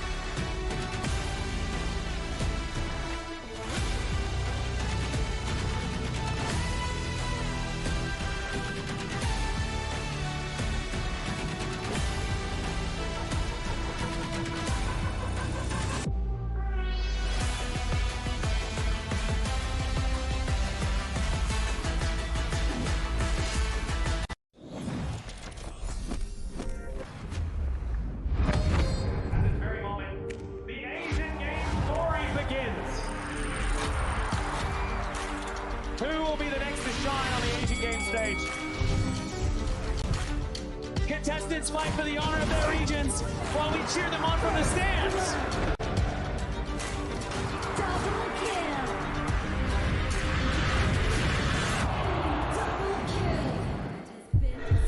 This is a challenge, but it is also an opportunity. The tide is turned.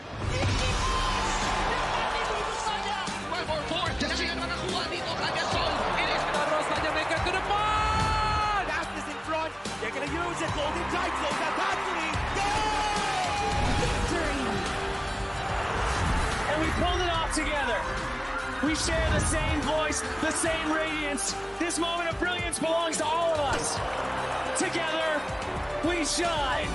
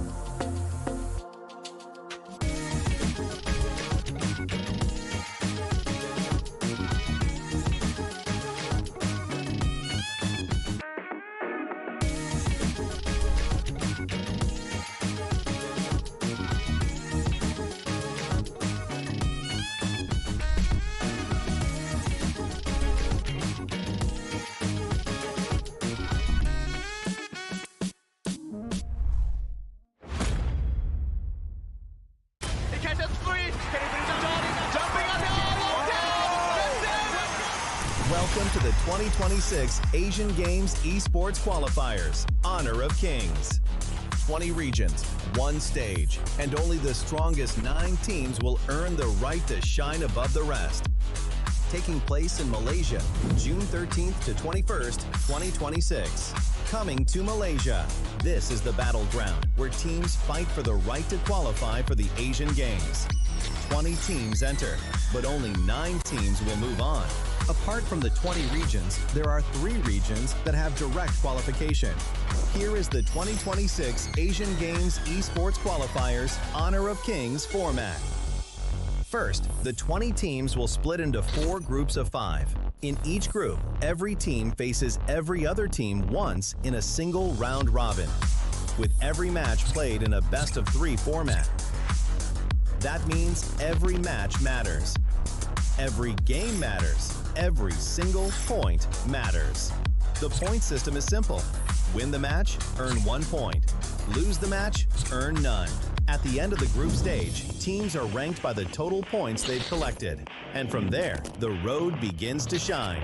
The top 2 teams from each group qualify directly to the Asian Games main event. That gives us 8 teams advancing straight out of groups. But for those not through yet, the light isn't out. The teams that finish 3rd in each group still have 1 more shot. They move into the last chance stage. There, they battle through one final BO3 single elimination bracket until 2 teams remain. The 2 teams will then face off in a BO3 match to claim the 1 final qualification slot. So in total, 9 teams will make it through, 8 from the group stage and 1 through the last chance stage. That is the rule. Now it is time to see who can rise through it. From across the world, regions gather here in Malaysia. 20 teams, and only 9 will qualify. The path is set. The stakes are clear. Together, we shine. Stay tuned, and we'll see you at the stage.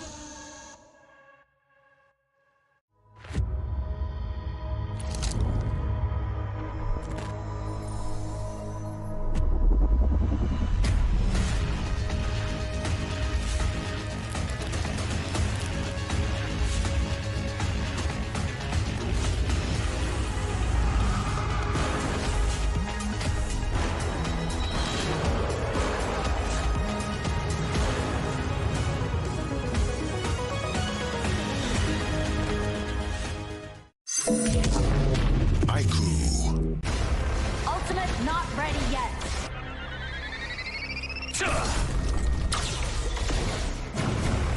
You have slain an enemy. My magic murmurs in ecstasy.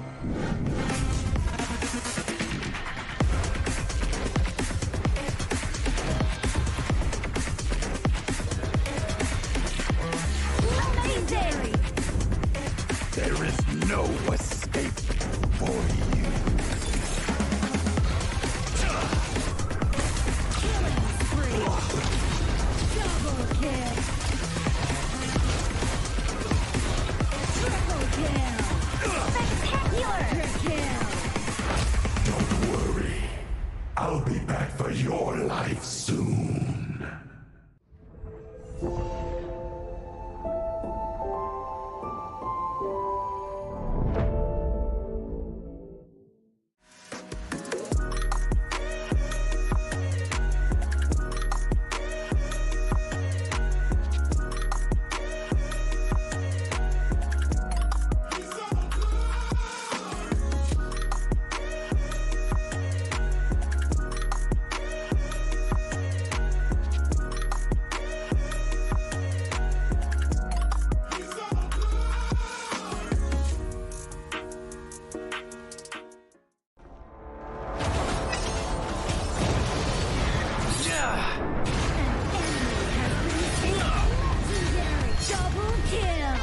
Shall I compare thee to a summer's day?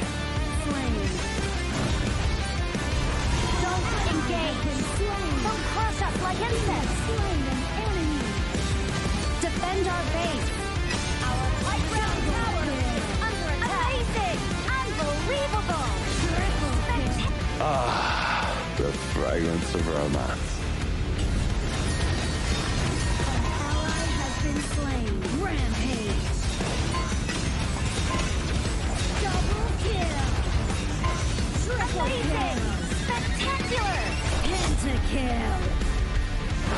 Lady Fortune is on my side.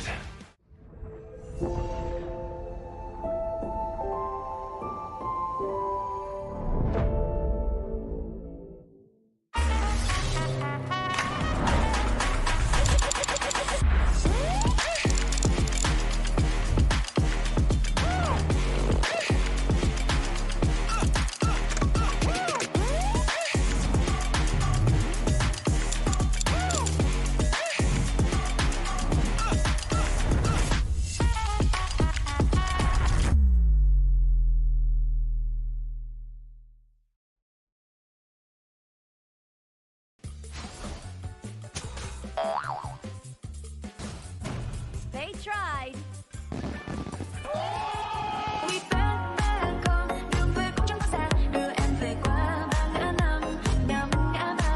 The new Spritling skill, Dig It, is a passive skill, which will automatically trigger at fixed times each match, up to a maximum of 10 times. The skill grants guaranteed standard rewards like gold, XP, shield, health recovery, and more. There's also a small chance to uncover mysterious grand prize effects during the match. Dig It may also produce tradable high-value treasures. Detailed information about acquired treasures will be shown after the match ends. Each treasure has its own rarity and storage size, and obtained treasures will be automatically stored in your warehouse. If you want more high-quality treasures, make good use of the Treasure Fusion feature. You can also copy and share your code so friends can help speed things up.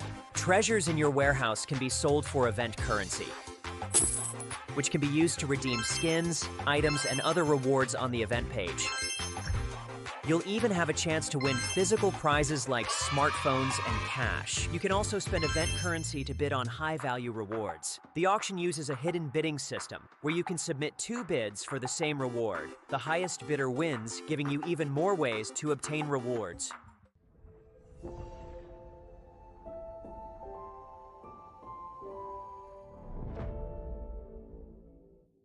Itu kontra kita. Relax, bro. Phone aku! Jom ke mana? Mountain View!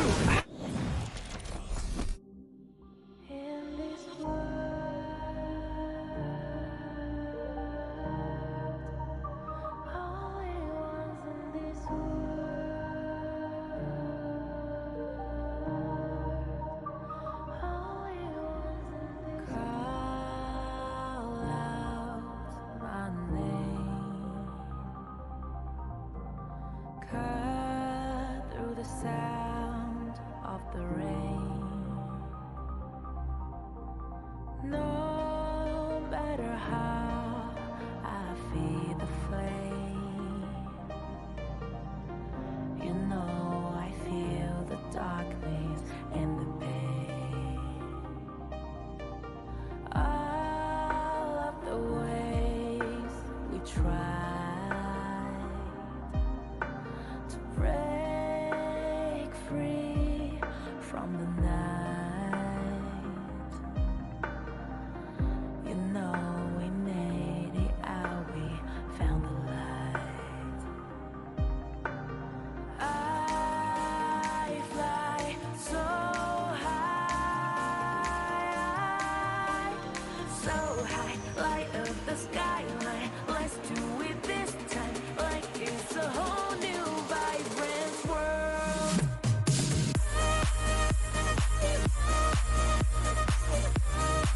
Like we're the only ones in this world. Like we're the only ones in this world. Now I see that I got everything I need. It's alright, I'm on fire, I'm alive, 'cause now I fly so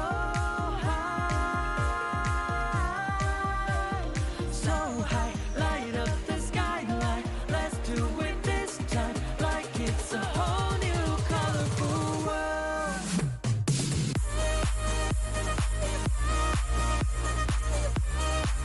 Like we're the only ones in this world. Like we're the only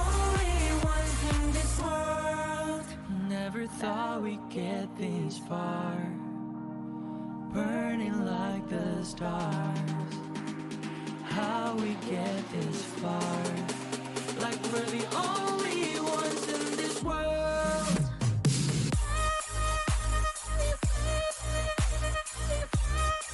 Like we're the only ones in this world.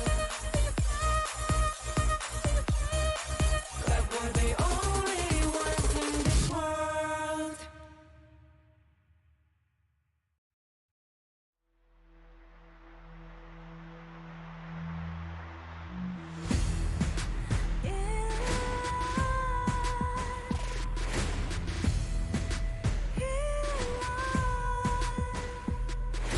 What's a life without its worth?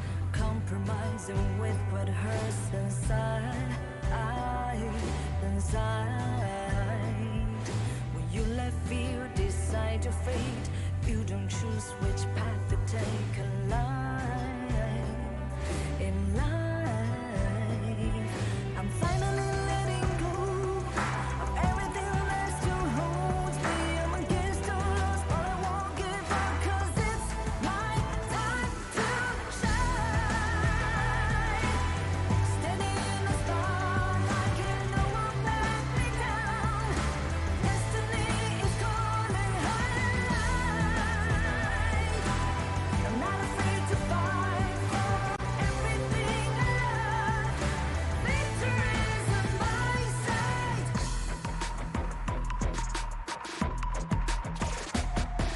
The more we lose, the more we gain. The more that nothing stays the same. In time,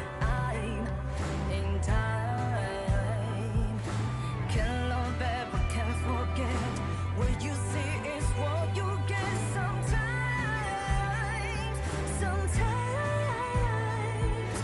gonna show the world tonight the light that shines inside us. We're against the odds, but we won't give up, 'cause it's our time to shine.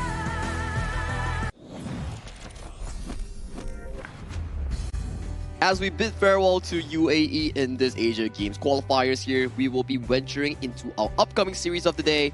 This will be between Vietnam and also Kazakhstan to decide who amongst Group C will be the first team heading over to the main event. My name is Sagi here. This is day 6 of the tournament here, and with me is our Castles of the Gorge, and we have emergency substitution here. Hollis is injured? Nah, he's not really injured. We're welcoming Sir Cloud back to the broadcast here to partner up with Spartanka here for more amazing cast. Welcome back.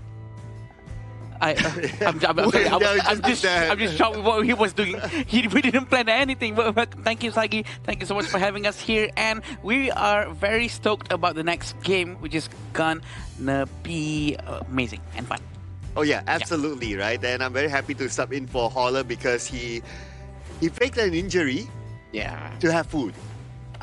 I mean, it's a pretty valid excuse here. I'm not someone who actually will judge because I'm a food lover myself. Okay. But if you're interested into some amazing event rewards here, participate in this event for a chance to win physical prizes, special items, redemption codes, and other amazing rewards. This is a 1688 token, no minimum spend reward voucher, and I think you can redeem skins in HOK, the official server, as long as you do missions. And you can do the consignment market quest, sell the new goodies that you get when your Spriteling digs up a treasure. And then you can convert that into this specific token voucher that you see on your screen. Yeah. And then you can get those legend skins for free.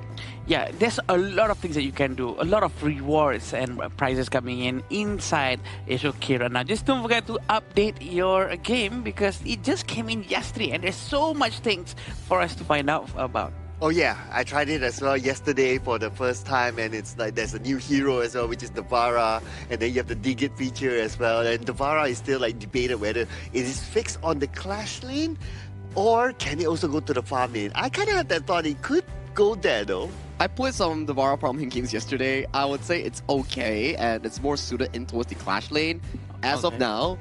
But from my experience yesterday towards the entire June 17 patch, right?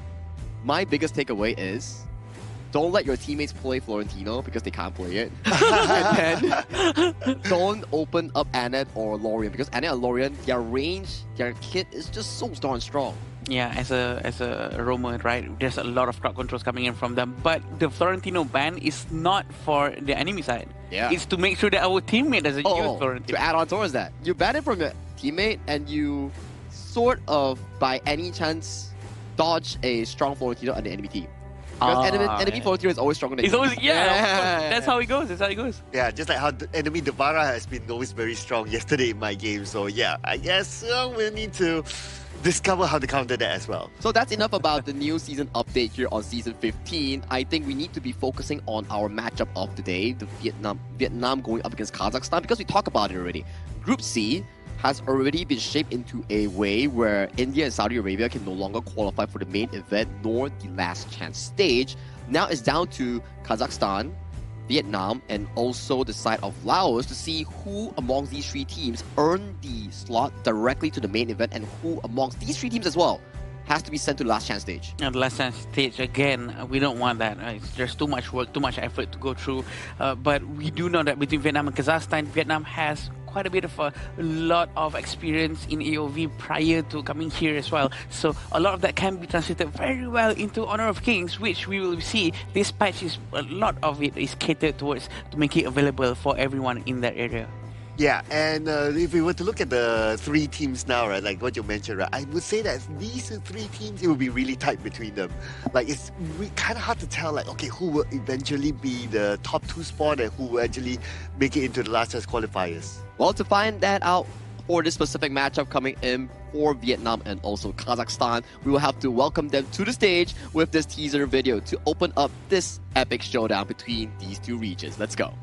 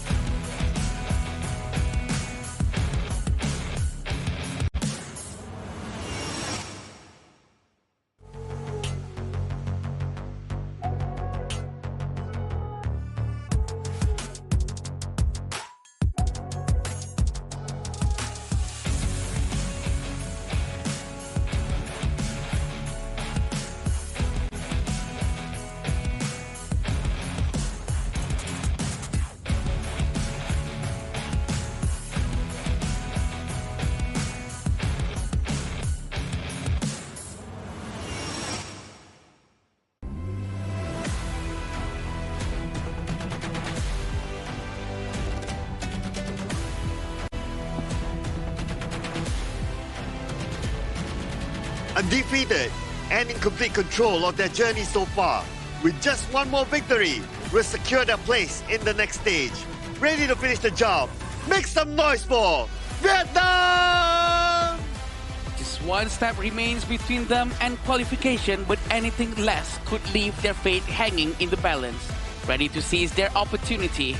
Let's hear it for Kazakhstan! The stakes on this series itself is going to be inevitable because both of these teams have yet to secure the direct slot into the main event. This upcoming game between them, this BO3, will find out who amongst these two teams will be directly qualifying it first. Yeah, and this will be Team Vietnam's lineup, which will be Hoi Duc, Bao Huang, Lin Van, Huy Tan, and Nam Phuong, which is one of the most dangerous players for us to see coming in from Vietnam. We do know that there's a lot of experience coming in under their belt. We do know that they are very, very relentless and very consistent in their gameplay inside this group. Yeah, and they are very aggressive, right, in terms of their play style. We have seen them during the day one as well when they play, right? They came up like really, really strong, really, really hard. And that's why they are one of the top favorites in this group as well, right? But then again, the journey is not over yet for them. They still need to do the business here in this game. Yeah, it's been really clean and very aggressive with their drafts and synergy here. But do walk me over towards this Kazakhstan lineup because they have been really well played as well. Yeah, coming from Kazakhstan, we have Alikhan, Marapat, Arshin, Bajol, and Sunkar. We do know that these players are crazy as well, because Sunkar's ultimate coming from Umbrella Always, if I'm not mistaken, is just so effective. Even though sometimes he keeps it a bit too long, but then when he does it, the timing is just so perfect. And the timing, the cohesion with his teammate is what we want to see. It's all about using it efficiently, right? Because the Unbridled Outburst is a very expensive skill. Yeah. The cooldown is, to a certain extent, irrelevant because it's more about collecting the Magnus stack. So you have to hit it really, really well. Now we're going to compare the head-to-head between these two regions here. And if we were to look at the hero pool, looks like Kazakhstan, they have a little bit more to offer. That's true. And if we were to look over to the KDA, it tells us a lot about the playstyle coming in from both teams. I think Kazakhstan has one of the longest game duration as a team so far. Multiple Tempest games, stalling it towards the late game, and the way that they play the game always revolves around big team fights as they like to fight their way over towards the victory. But for Vietnam, it's about strategic aggression in the early game to get them the lead and to close off the game with the mid-jungle pressure that they are really consistent with.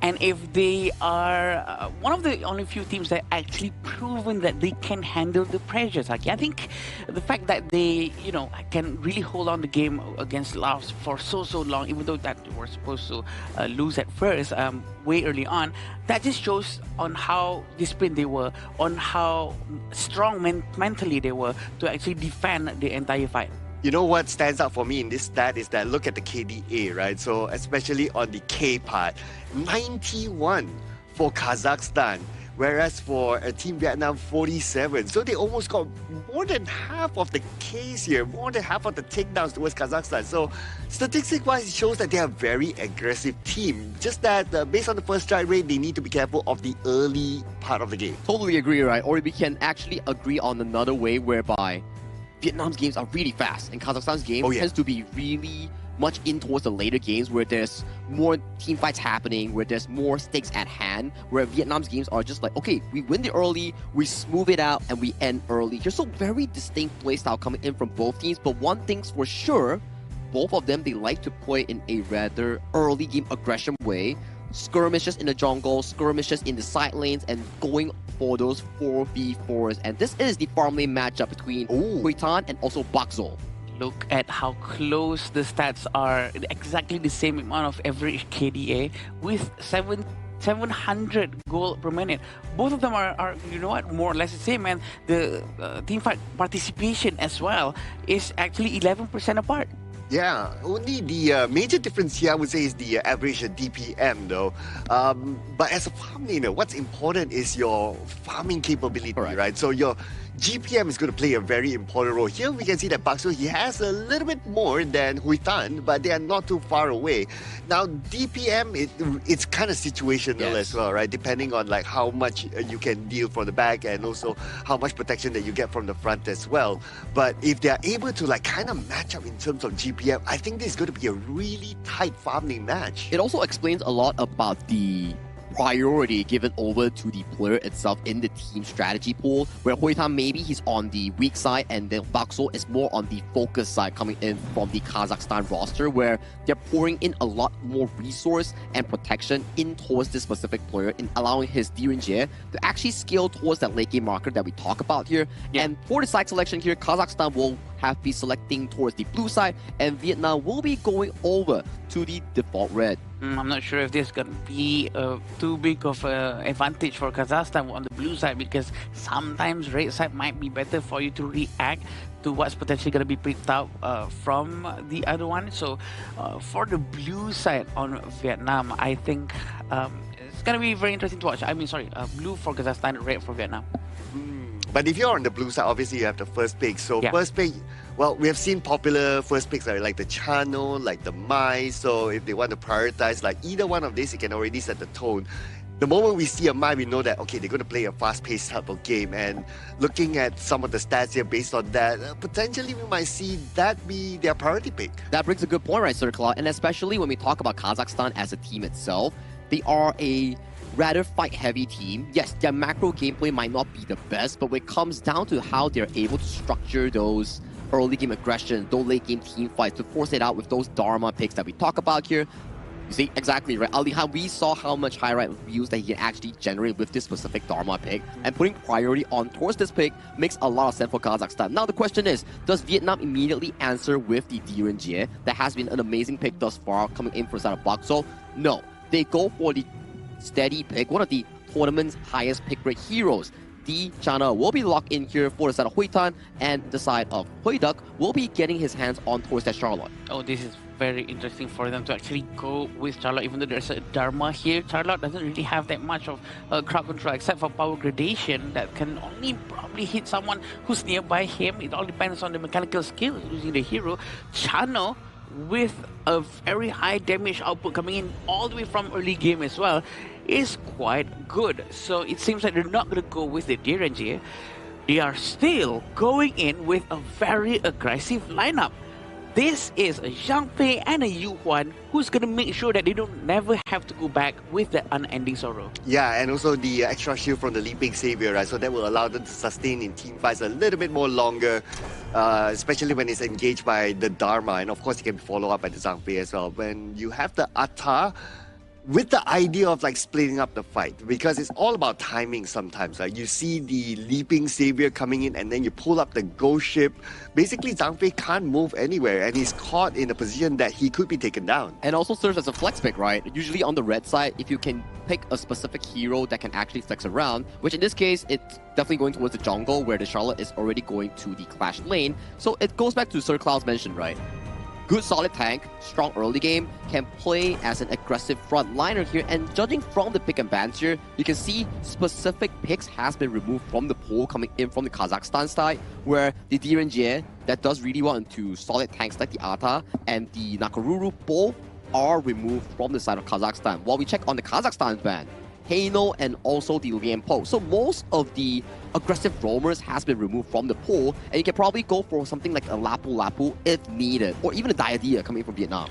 Yeah, very good ban coming in from both sides of the team. Garuda is actually a very good pick as well, because he will be able to poke the front line of Kazakhstan, and they have to buy a lot of magical defense for sure to really keep up with the damage coming in from Garuda. Knowing that Atta is here, they need heroes that will benefit from Doomsday a lot. Something like a Marco Polo, something like Arlie that could really thin down the HP that's going to be coming in a lot from Atta. I see a Marco Polo better, right? Because the Arlie can be countered at the early phase of the game by the Chano. But looks like they're going to go for the Aryan instead, and the Hanshin is going to come back in as well. So they have a lot of big engagers here.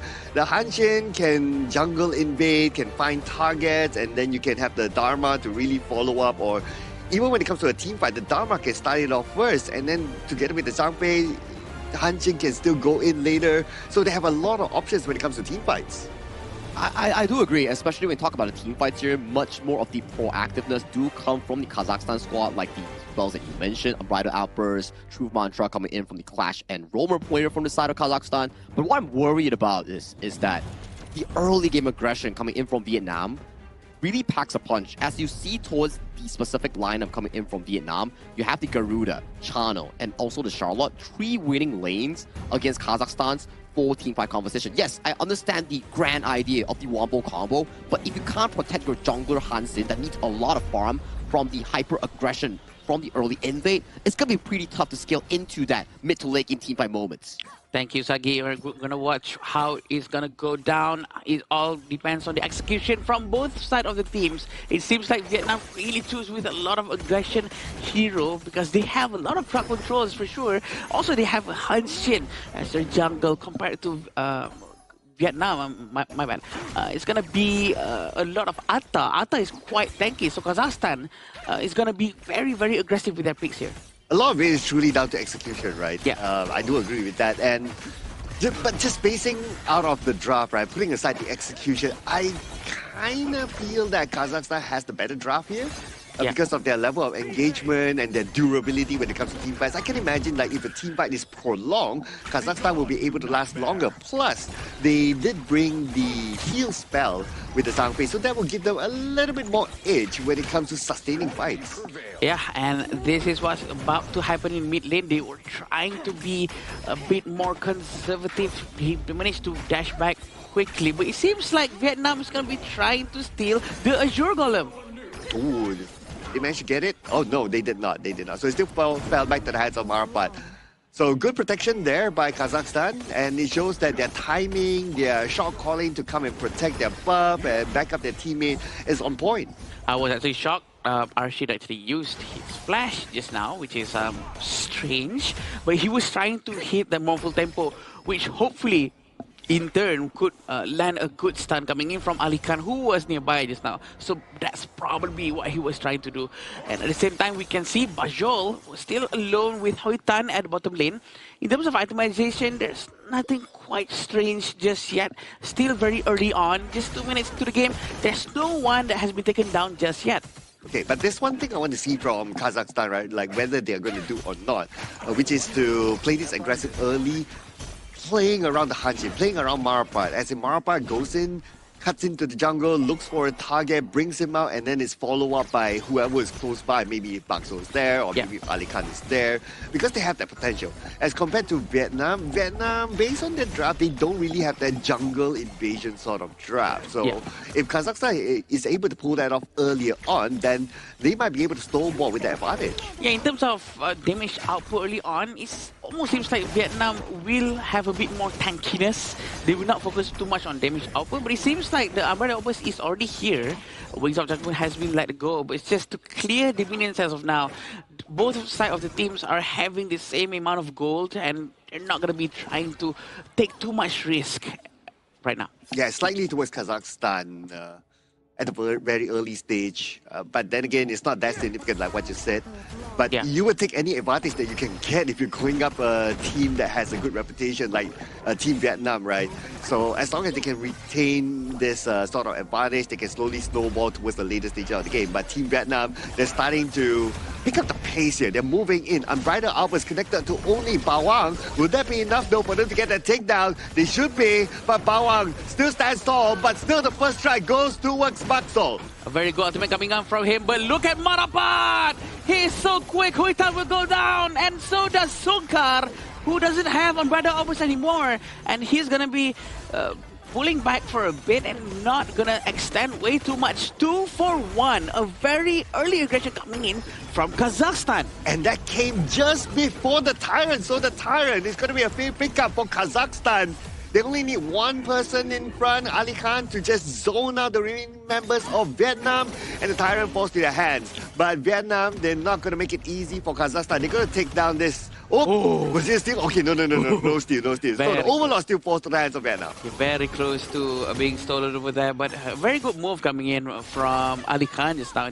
They were trying to at least give a bit of a problem, zone them out away from the Overlord. Very interesting how they are diving into the tower, and they're going to try to get Hoi Tan, and just like that, they will focus on Nam Phuong. Nam Phuong will go down, but look at this Wings of Judgment.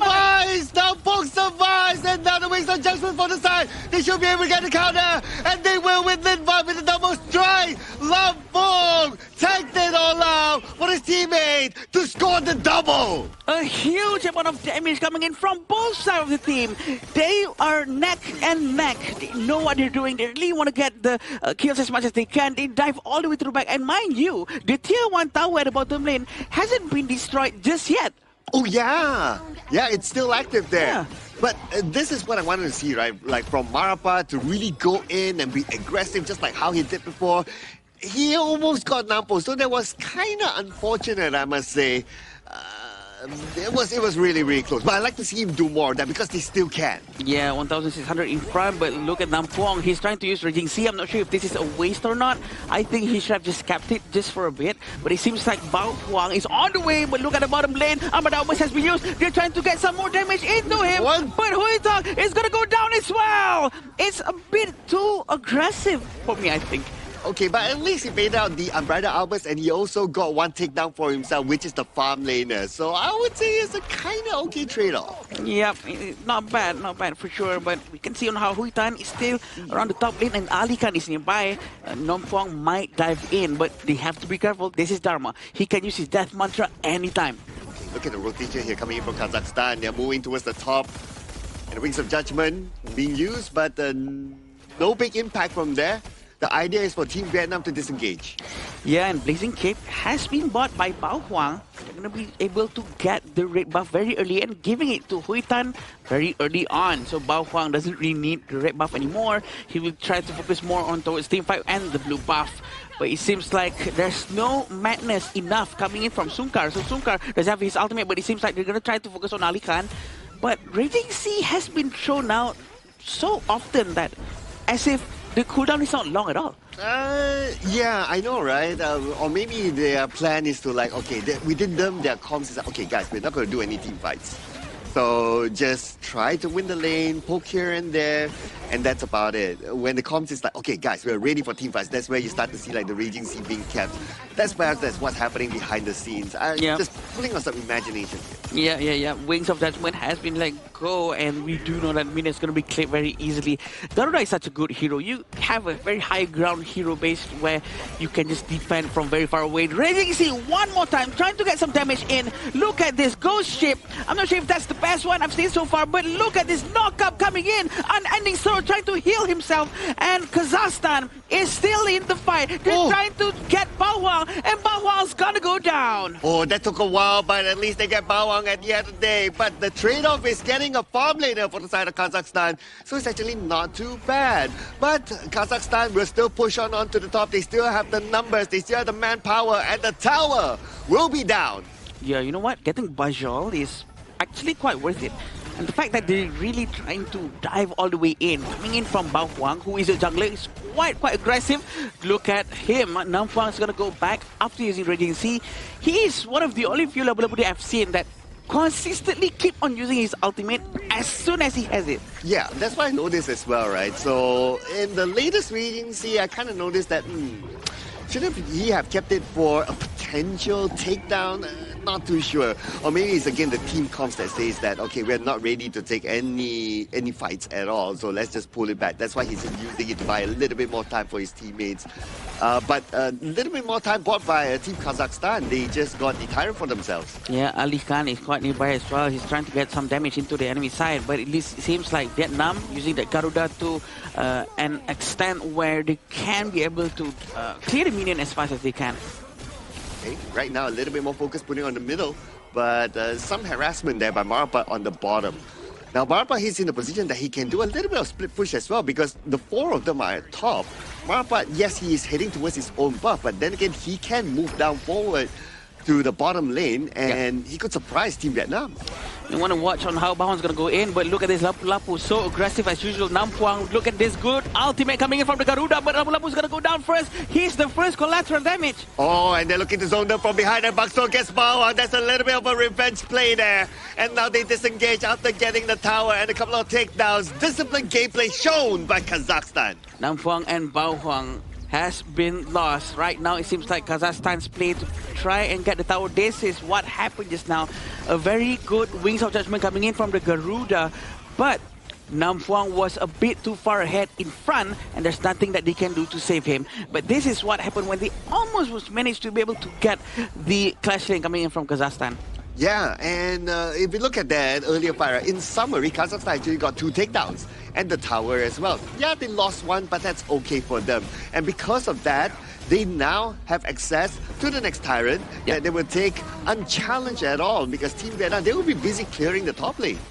Yeah, and we can see on how they have a 6,000, 5,000 gold lead coming in from Kazakhstan. The gold deficit for Vietnam is going to cost them a lot of problems.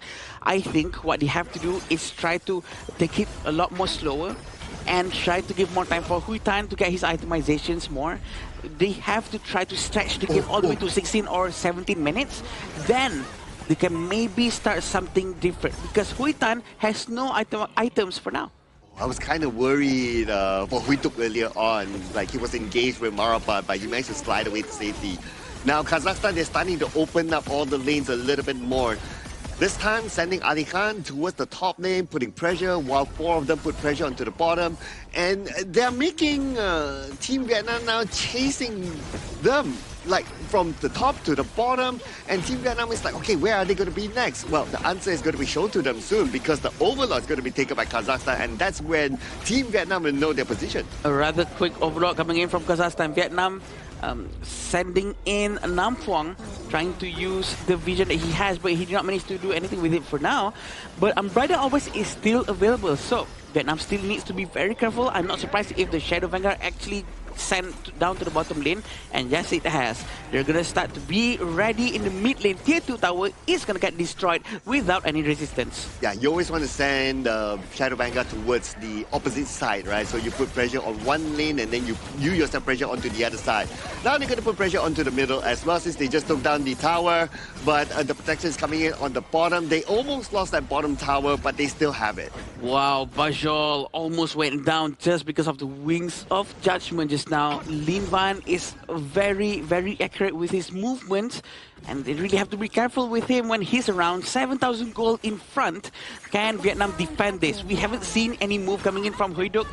We can maybe suspect some movement can be made by him after this. But look at this, a very good ultimate coming in from the Charlotte. They're trying to focus down as much as they can. Reggie C trying to get the stun, but look at the Jumpy. Jumpy goes in, trying to get the knock up, but Yu Huan trying to get the last hit. The Charlotte is also insanely crazy. Going to the front, Hoi Duk very brave, opening up a lot of space for his teammate to actually clear the dragon. Well, you asked for a fight, then Kazakhstan will serve it to you. They jump all the way behind the tower, starting the fight. Now, we'll check out this replay again. Focus onto what's happening in the middle. Okay, it starts right in front of the tower, and just see from the side, the Unbridled Outburst from Sunkar. That was the follow-up that they needed. And when they got the Unbridled Outburst, the stun by the Unbridled Outburst is very, very long. It allows them to give free hits towards whoever was still within the tower range of Vietnam and take them down one by one. And I feel like if they can just time their Charlotte and Atta movement correctly, they might be able to get a lot more efficient damage output coming in, because it seems like they were going one by one, but also that's thanks to Unbridled Outburst coming in from the Janfei. Sunkar was so effective with the Unbridled Outburst, he actually pushed everyone away and literally destroy the firm formation that was being held by Vietnam. Yes, and the position where he pushed is that he doesn't push from front to back. He pushed from the side to the other side. So it will allow his teammates to also follow up easier from there. And that's why their team fight early on was so effective.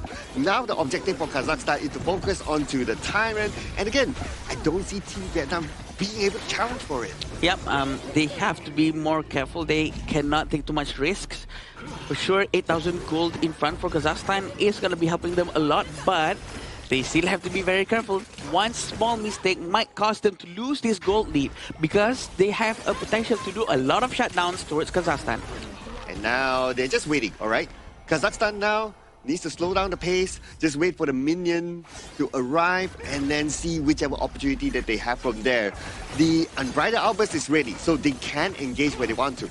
Right now, Marapa is very much ready. He's trying to dash towards the back for sure. Reggie C has been used, so does Garuda's ultimate. He's trying to get all the back line. Unbridled Outburst has been used. They push everyone towards the fountain. Will this get themselves into trouble when they touch the fountain? Too far. The fountain has a high damage, which is very, very dangerous. The double strike coming in from Bashol. Okay, and here comes Team Vietnam. They want to try to re-engage. Manapul receives a lot of damage. Manapat gets one for himself, and it's going to be the channel down. Without the channel, with only Lingma, with only Napul, will it be enough though? Wings of Judgment will be used, but not enough. It is game one to Kazakhstan. What an explosive game coming in for the side of Kazakhstan here, taking the first win of the series here. They just need one more, and they will be 3-1 in the standings. I am shocked.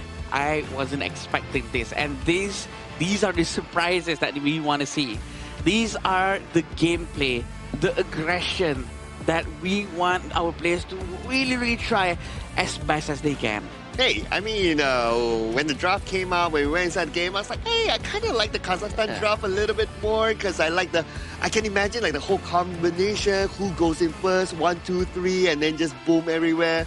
Well, whatever they did, And whatever I imagine is just Identical. equal, the same, identical, yeah. I think for Kazakhstan, they really found the ideal playstyle that they are looking for, which is the fights galore and wombo combo one. I like in the game that you guys definitely pointed out, Sungkar's on the Unbridled Outburst setting up the pace, or Alihan going in for that crystal three-man knockup in towards the wall with the truth. These are key moments which Kazakhstan can really find, but the main breaking part, the game that really broke Vietnam in this game one was the Azure Golem invasion that they got the takedown several on the side of Vietnam and then converted that lead into another objective tyrant. Then as of that point, the game was firmly in control of Marapat's jungle pacing. Yeah, and that really destroyed Marapat's rhythm, right? So he had a plan, he had a pathing for the Hanjin to actually rotate properly, but once that first jungle is gone, it's very difficult to, where do I go next? Where's the best place? Can my teammates follow me? A lot of things going through our mind. You know what? I feel like I'm watching an orchestra. I'm watching an orchestra with a conductor just going, okay, this one, this one, this one. Okay, I'm not that musical genius, right? But it goes like, okay, it's very sequential, right? It goes like, okay, we do this, and then we do this, and then we do this, and it just flows all the way.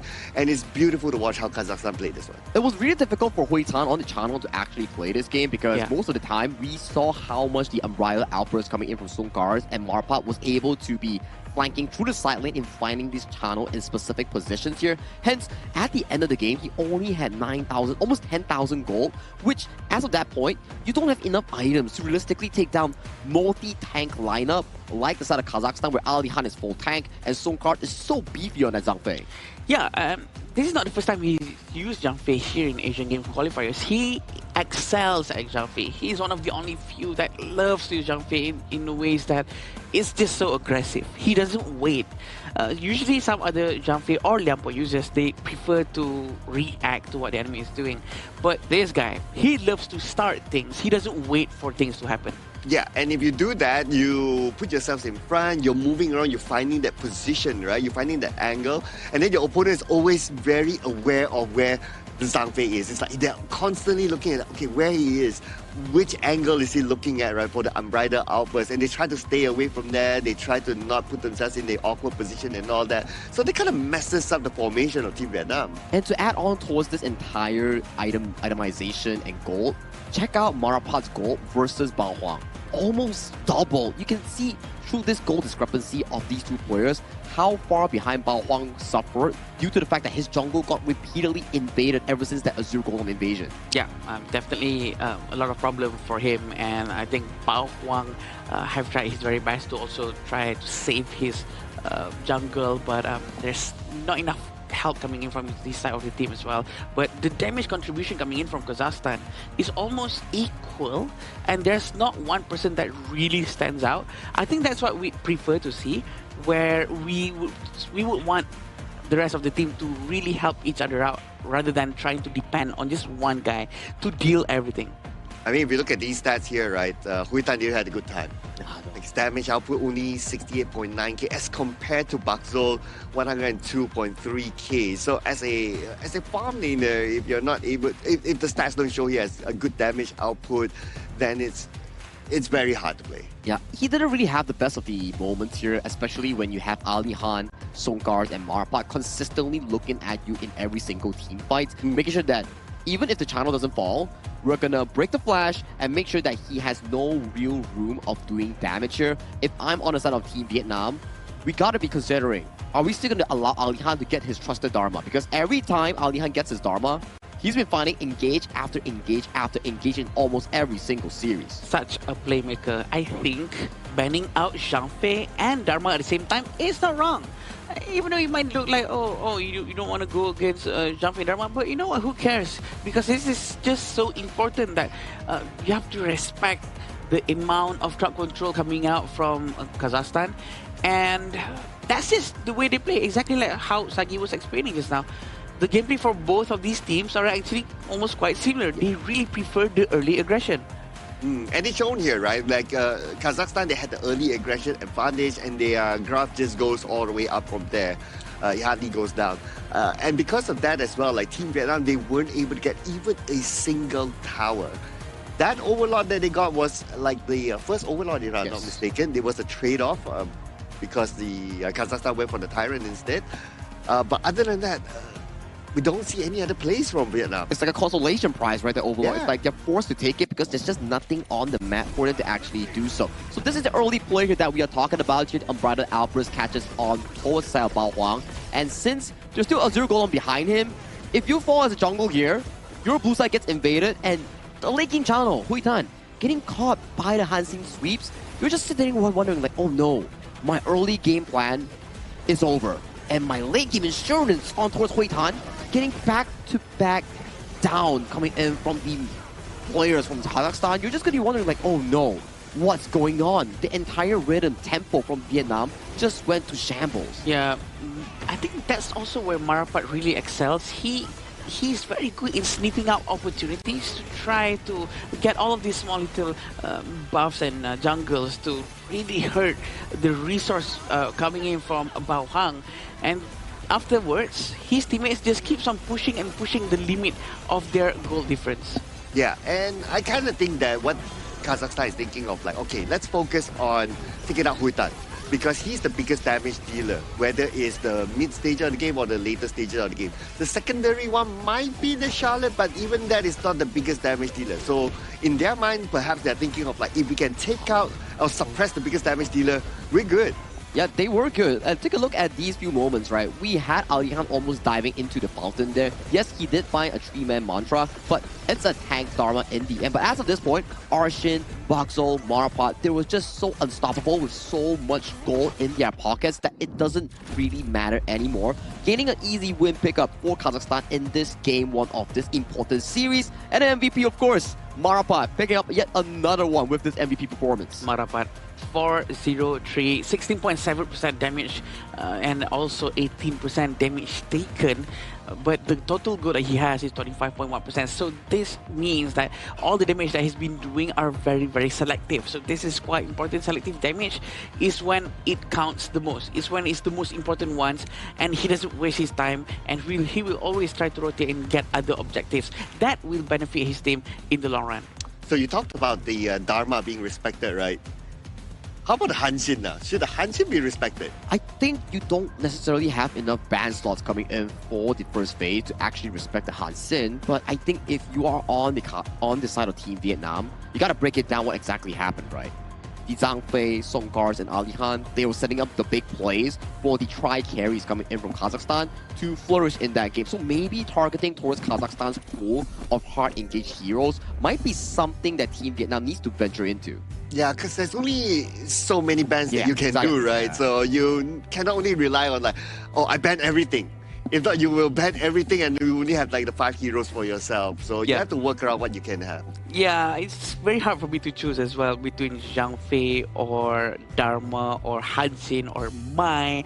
There's a lot of heroes that can be played by the Kazakhstan side. So they really have to be smart about it. As long as they can try to reduce the early game aggression coming in from Kazakhstan, I think they will do all right. Yep, and try to reduce the mistakes, right? Because so far we saw in game 1 of this series for Team Vietnam, uncharacteristic mistakes coming in for Hui Tan and also Bao Huang, where they suffered repeated, I would say, fumbles, jungle being exposed, and then your channel being repeatedly caught out in those few plays, which really slows down the growth coming in for such an important character like the channel that needs so much gold. Yeah, definitely, and I think that it is such a good choices coming in from them with their hero pieces now. From the coach as well, kudos to the coach because he knows what's best for his players for sure. But again, Vietnam really have to rethink about what they're gonna do with this. Are they gonna change their meta, their composition altogether to try to maybe handle the potential early game aggression again from Kazakhstan, or how? Yeah, I would say that they might want to consider to like, okay, let's try how to be able to win the early to mid game, because I kind of felt that the composition was more towards like, if this game drags to late game, we're good. Yeah. Right? But if it's like early to mid, if they don't win it, then it's hard. That's the problem coming in with the Ata, right? If you fail, you sort of become just like a meat shield that gets taken down easily here. But if you're wondering where this epic showdown is ongoing right now, it's actually at the Petaling Jaya Marriott Hotel, also our official venue and hotel sponsor coming in for this prestigious event of the 2026 Asian Games Esports Qualifiers for Honor of Kings. Once again, thank you so much, Petaling Jaya Marriott Hotel. Thank you, Petaling Jaya Marriott Hotel. And we are still here at the venue, still waiting for the second game coming in amongst Vietnam and Kazakhstan. And it's gonna be quite interesting for us because the players are already up on the stage. They know what went wrong, they know what went right. Are they gonna just repeat what's, not broken? Well, it's going to be slightly different this time because Team Vietnam, they've chosen the blue side. So they're going to have the first pick to set the tone. Now, we talked about the bans, right? So that's one thing on whether you want to give the respect ban onto your opponent. Because they have the first pick, they have the opportunity to have that chance to take away that one extra hero from them. So if they were to take out, maybe they can use the Dharma for themselves, which is okay. I think we'll be looking at some of the key bans like you mentioned here, specifically Dharma and one more potentially, picking up My Shoni for themselves, banning away something like the Zhang Fei Lian, Po Lapu Lapu, either one of those, So just to make sure that at the very least, they don't get such a comfortable draft that can always have so many triggers to start off team fights on their own. Because just now, if we saw on towards the Vietnam side, yes, it's a very solid draft if nothing happens for the first 8 minutes of the game, where everything's stable, 50-50. But for the side of Team Kazakhstan, there's so much engaged potential that really put Vietnam on the board that every single time they had to play so carefully here. And Vietnam, they ban out the Zhang Fei and also the DRNJ as their 1-2, and they lock in Ling Wan's perfectly performance on that Yu Huan. He's been having a phenomenal run so far on this pick here, which opens up another Dharma pickup here coming in from Kazakhstan. Yeah, I don't know what to say. It's very brave of them to actually just let go of Dharma, but sure, they actually managed to get the Zhang Fei out, and we do know on how effective Zhang Fei was just now. Yu Hua is going to be taken by Vietnam for sure, and the next two heroes are going to be picked by them right now. With Heavy Lapu Lapu and Dharma on Kazakhstan side, it's going to be hard to match the amount of crowd control coming in from them. Oh, okay, and we're going to get the classic Dun Dolia combo here, which is really nice. And obviously, the Dolia can also combo with the Yu Huan as well. So this is a really, really good pick here. They'll just need a hero that can deal a lot of damage later on, but the farm laner can be picked later, which is fine. Now, the Hanjin is going to make a return here in the next round. And, I mean, you got an MVP Hanjin, right? How can you complain about that? You can engage, you can jungle invade, and you can take down enemies really, really fast. The Lapu Lapu, I would say, is a good supplement to the Zhang Fei. The skills are, to a certain extent, quite similar. So you can also use that with the same mindset of how you play the Zhang Fei. I think it's like going back to their comfort, right? Where they like the aggression in terms of those team fights here, and Team Vietnam, how they counteract it. It's like, okay, we were given a lot of priority towards Hui Tan just now to be the late game carry here, but it was getting shut down very easily coming in from Kazakhstan's heavy engage. So we turn the script here for Team Vietnam. We go for the Yu-Huan Dolia, Dun Dolia, as our early to late game composition here. Because early game, we'll see more of the Dun Dolia going for early invades, early fights, and later on, the double unending sorrow comes in clutch for going in for deep dives or for the damage potential. That's what we love to see, right? The endless amount of combos potential coming in from Team Vietnam. And we do know that double unending sorrow is also quite painful if the unending sorrow is actually aimed towards the enemy instead of just your allies. But the respawn coming in from Kazakhstan is to go with Hanjin and Erin. But also the Arlie and Byron coming in from Vietnam is looking aggressive. Yep. Oh, and the Zia being the last pick for Kazakhstan. Now, I was looking at the Arlie pick and I was like, okay, no wonder, because the Chano was banned. So without the Chano, then it was an easy pick here to pick up the Arlie, because the Arlie is a very, very slick sort of hero. It's kind of hard to catch as well. So it will be a good one to see how he will be able to kite out skills. We'll have to definitely see the execution coming in from Hui Tan once again, coming in with this Arlie pick. There's going to be a lot of targets here coming in for the Kazakhstan side to actually take down this Arlie here. It's coming down to the fancy feet of this Vietnamese player. Sagi, before you go, which team do you think has the better hero composition? Not looking at which players are playing. I think it's Kazakhstan. The Zia at the final pick here definitely counters out the Dun and Bar really well. I see. Thank you, Sagi. As we go into the game right now, and I think I might have to go with Vietnam because Vietnam's pick looks very classic, very, you know, the old times of HOK when we had these all 5 heroes in the same team more often than not. So, I'm feeling a bit nostalgic from my side, from my end. Wow. Okay, I'm going to join you on the dark side as well. I'm going to go against Sagi, and I'm going to say that Vietnam does have the better draft for me personally. Yeah, putting aside, of course, who's playing, right? But it's really down to execution. Now, for Vietnam they only have this draft. Okay.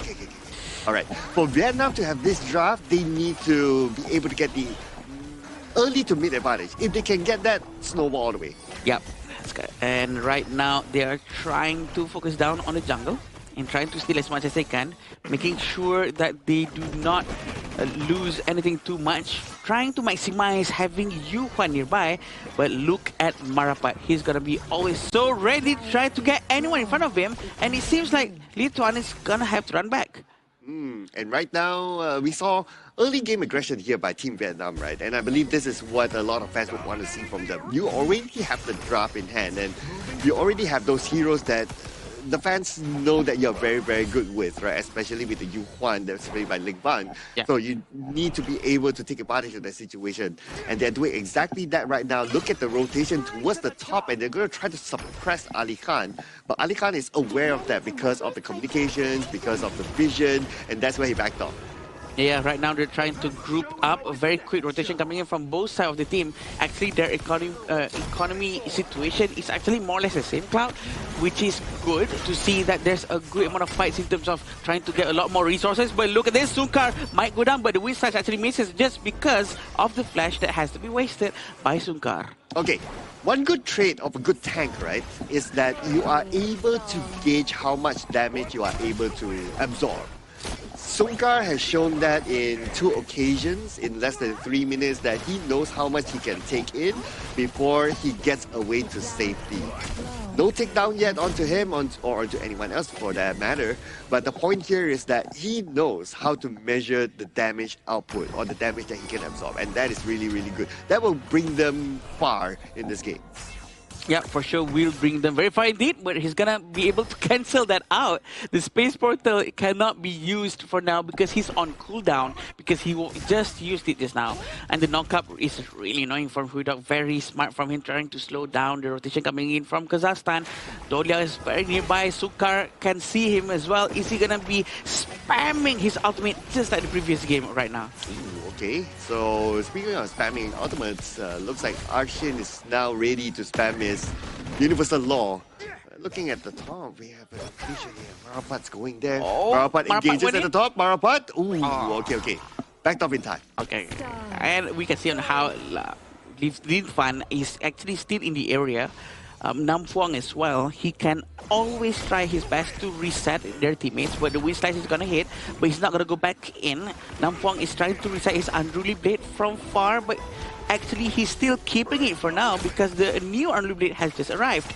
Still with Nam Phuong quite nearby with them, they're trying to get ready for the next Tyrant coming in for Vietnam. Yeah, it's time to keep it, right? Because now the Tyrant is up, and Team Vietnam, they're going to take it just like that, unchallenged at all. But is Kazakhstan going to trade with the Overlord at the top? Looks like they will.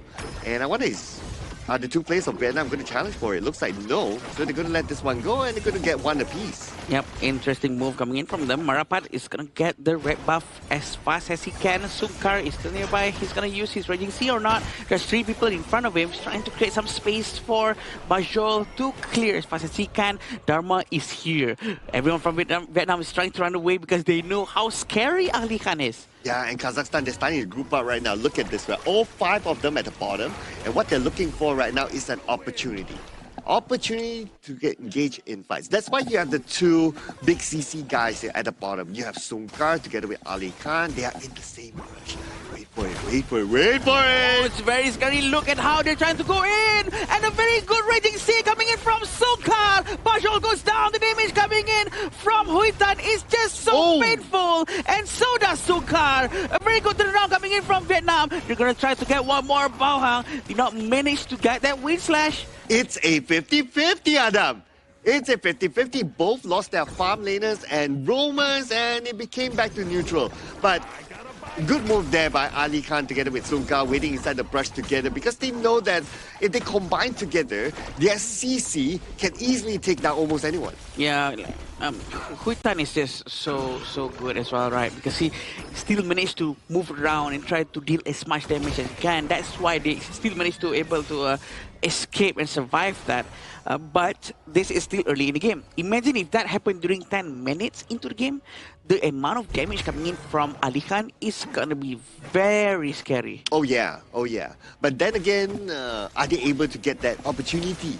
Yeah. Later, because they've already done it once, and if Team Vietnam, they read this properly, they'll be like, okay, they're probably going to do it again, so we're not going to put ourselves in an awkward position to allow them to have that opportunity. So maybe Team Vietnam will try to stay away from those kind of attacks. Marapat was just so aggressive. He's always up front trying to see if there's any opportunity for him to actually go in, but look how they're all going to be helping him to get the Azure Golem. Unruly Blade has been forcibly used. He has had the reset from Solid Selection already, but there's no time to use his ultimate to go back because the amount of crowd control was too much. Oh, and they got back the buffs there, and now Kazakhstan have both blue buffs.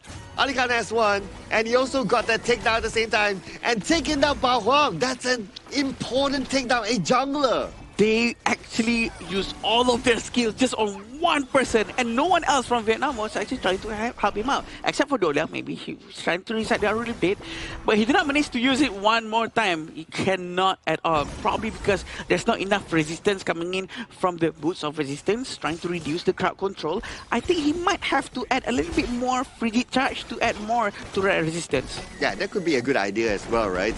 So, in order for him to do that, he has to be able to farm. But if you were to look at the level difference right now, without even looking at individual goals, you can see that they have at least a 2-level difference. Yeah, it's a huge amount of difference for sure. But the knock-up, the slow, the universal law trying to hit the targets. Azure Golem is trying to be taken by Vietnam. Are they going to jump in? Almost managed to get with the Raging Sea, but the Laurel Bloom has also been used. I love how Sunkar play, right? Sunkar is never shy to always use his ultimate. Even if it hits, even if it doesn't, as long as he tries something. Yeah, and he has a small idea of like, okay, if it hits and I get to steal away the blue buff, then he'll be like, you know what, that's a highlight there. That's a highlight. You know, he can clip it for his own social medias and all that, and the fans will be very happy. But he's waiting in the bush. He's waiting one more time. Sunkar, he's gonna pull back. His teammates is nearby. They try to help him out, but look at the top and bottom lane. That's the most crucial thing. Marapat is being very sneaky. He's actually managed to clear the top lane very quickly, and I don't think Vietnam actually realized, okay, they actually sent Byron all the way to the top, trying to save the tower. But look who's waiting on the brush at the bottom though. Yeah. Mr. Ali Khan. He's just waiting. If anybody passes by down there, he'll be like, go in, and then come back out. You know? This is not the first time he's doing this, by the way. He loves that brush. We could probably call that brush the Ali Khan brush, because he always waits there. But look at this knockup coming in from Vietnam. Oh, Sunkar Smart! He's still the law! And Marapat will be the finisher to take on Nampong!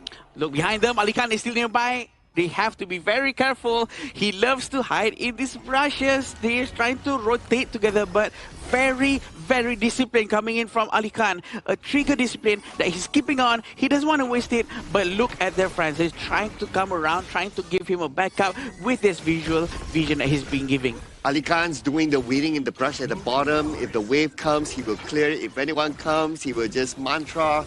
And at the same time, Marapat's doing a little bit of a split push at the top. Now he's gathering up together with his team. They are looking at the tower. The minions have arrived just in time. This tower will be down easily. Kazakhstan is still on the rush. They want to get the top tower as much as they can. Master Sword has been bought by Marapat. This is a very important item. Every time he uses his dashes, he's going to have a lot of movement speed, and his basic attack is going to deal a lot of damage. Ali Khan is going to get a bit of a wind slash. He's going to fly up high in the sky. Look at the enemy Zoro. He's going to be healing his friends for a bit. Universal Law has been hit. He managed to apply the Imperial to everyone.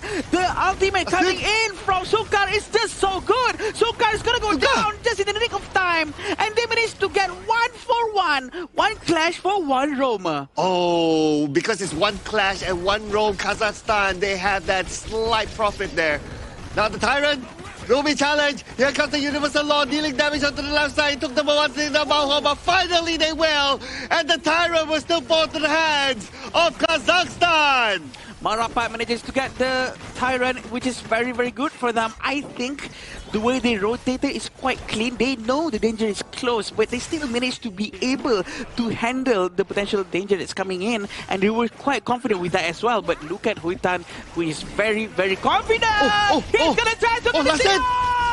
Arshin will go down, but so does he. One more. 1-for-1. No! Marshall's gonna go down. They're gonna try to get Marapat. Marapat's trying to run away, but you can never chase a Hanshin who already have Master Sword, who is so fast. Yeah, you can't chase a Hanshin, and now he has his two bodyguards together with him. Sunkar will be there as well, but Sunkar slightly caught.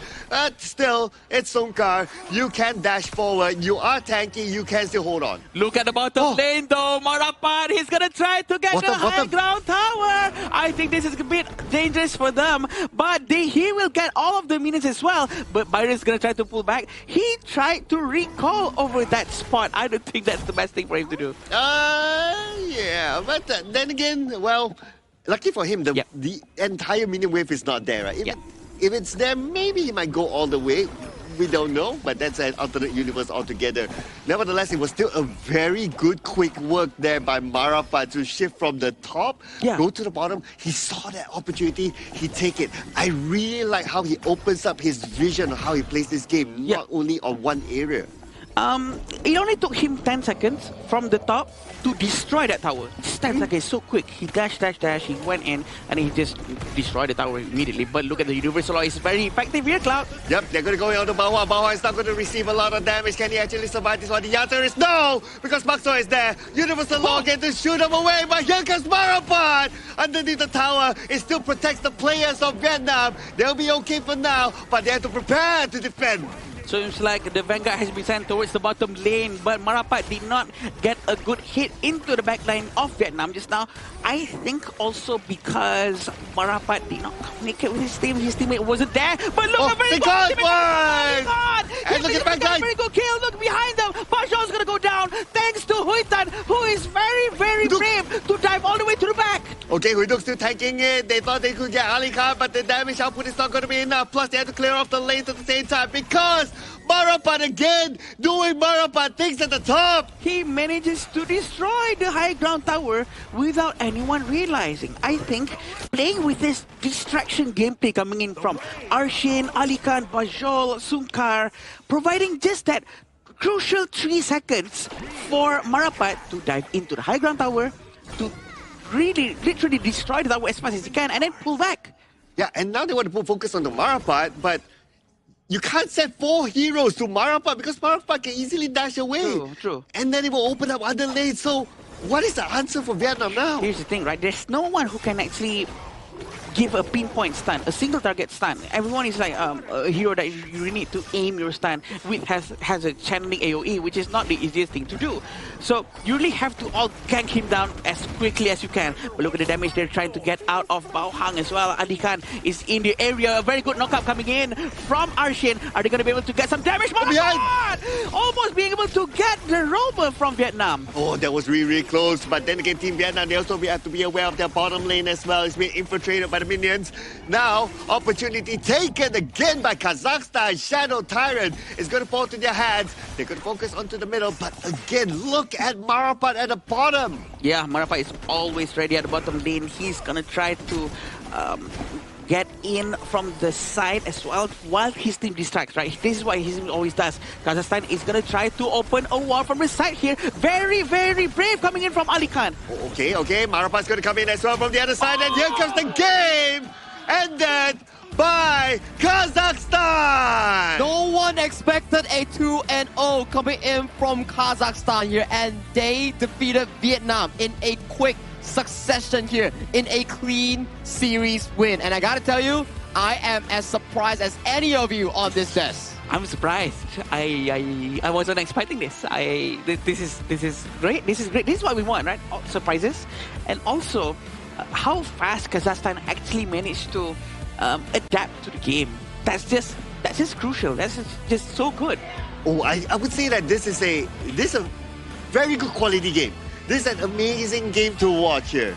Yeah, exactly right. Like Kazakhstan, the way that they drafted, the way they executed it was so damn beautiful to watch. Like in the end, I like the Zia pick because before I actually went out, is because this Zia gave no room for the Dun and Byron to actually play the game. The moment they come in, he drops the burn, and that's magic resistance and physical resistance gone. I agree. The first and second skill always punishing anyone right in front of him. And at the same time, the way Marapat has been used, he has been so useful. He rotates from to left, right side, while someone else is distracting on the other side. This is such a fresh gameplay.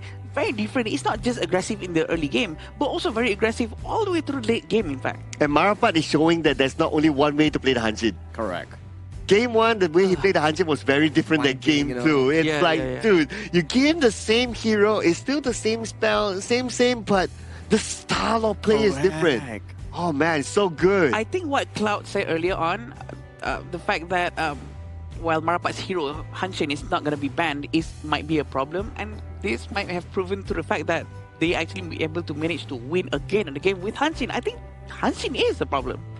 It's really down to how they execute their style of gameplay. Like you can see, like in the first game, I think we had like almost 80% of the same draft, aside from the mid lane being different. But the way that they play it is actually similar, right? The Zhang Fei is not there, the mid lane is not there, so they swap it for a Lapu Lapu and a Zia. But the way that they play the counter pick on the red side is really what I want to point out. Props to Coach Su, because he made it sure that this red side last pick has so much value. They're like, okay, Dun and also a Byron, super tanky, Aaron cannot handle. And Hansen needs to take time to actually go through it. But when the Zia came in, longer range than Yu Huan, burns down the resistance coming in from the double tank. It made it so that the entirety of the draft, they baited Vietnam into that specific position. I agree. The way they play, the way they think about it is just so damn good. There's no other way to explain it. I think the way Kazakhstan has really evolved from what they were to what they are now is something really to admire of. Yeah, and technically this is like a comeback as well, right? Because if you remember like the early game, like Team Vietnam, they turned up the pace, they played aggressively, they go towards the farm lane, they try to harass and do all that fancy stuff.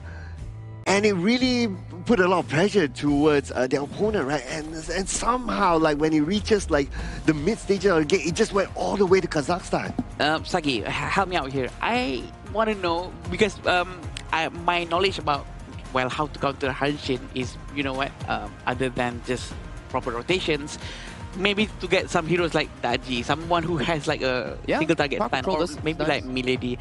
Is that the only way, or is there any other way to properly handle this Hanshin? I think they played pretty well in the early game, which showcases the early aggression coming in from the Dun Dolia, but they were on a timer that made it really difficult for them if they did not utilize the Dun Dolia strategy in cutting down the Hansen's farm timer. Because judging from Vietnam's entire draft itself, you can start to see one thing. Who's going to be the side lane that's going to be bringing up the wave in handling out Hansen? It can't be the Arlie, because the moment Arlie shows in the side lane, Hansen jumps and someone jumps on them as well. So you need to make sure that you have a side laner as a jungle, as a fighter that can actually handle the Hansen in the side lane. Just handle Hansen or just the lane? Because he's going to be pushing, right?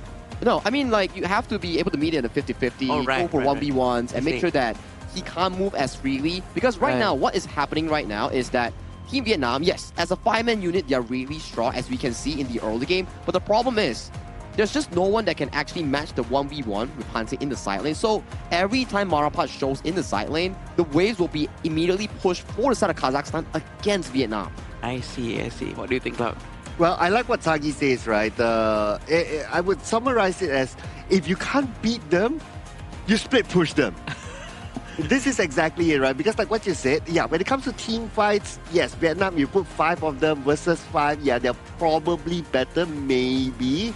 But if you put like, don't put 5 of them against the 5 of them, you split it out and you force them to like, okay, go to one side and then play chase and go to the other side and all that, then Team Vietnam's draft won't be that effective. Which means that becomes the battle of who rotates faster to help their teammates, right? Because that becomes like how fast do they read the map? How well do they start to trap from brushes to brushes? Expecting a certain different path that's going to be taken by the enemy side to try to capture them, especially when you have people like Ali Khan. Yeah, Ali Khan, Songkar is definitely the meat shield coming in for the team itself, setting up so many of these plays with the Truth Mantra, the Raging Sea, and it was really nice to watch. And you can see that last pick on the Ziya here. Look at that damage output on the side of Arshin. Oh man. Wow. Yeah, that's a lot. That's a lot. 155k, right? You know what other stat that actually caught my attention is Marapat's damage dealt. It's only 39.9k. It's below Ali Khan. So to him, it's not about like, oh, I get into team fights, I deal damage. No, it's just like, he just does his split push style. He just be annoying. He just be that if you're a cat and you're trying to catch that toy but you can't, it's like that. Yeah, insane amount of damage coming from Marapat. I envy his confidence playing Hansin. It's not easy, by the way, to play such a fast hero and to have that confidence to actually go in, to make a quick knockup and then just stab everyone quickly and then just go back.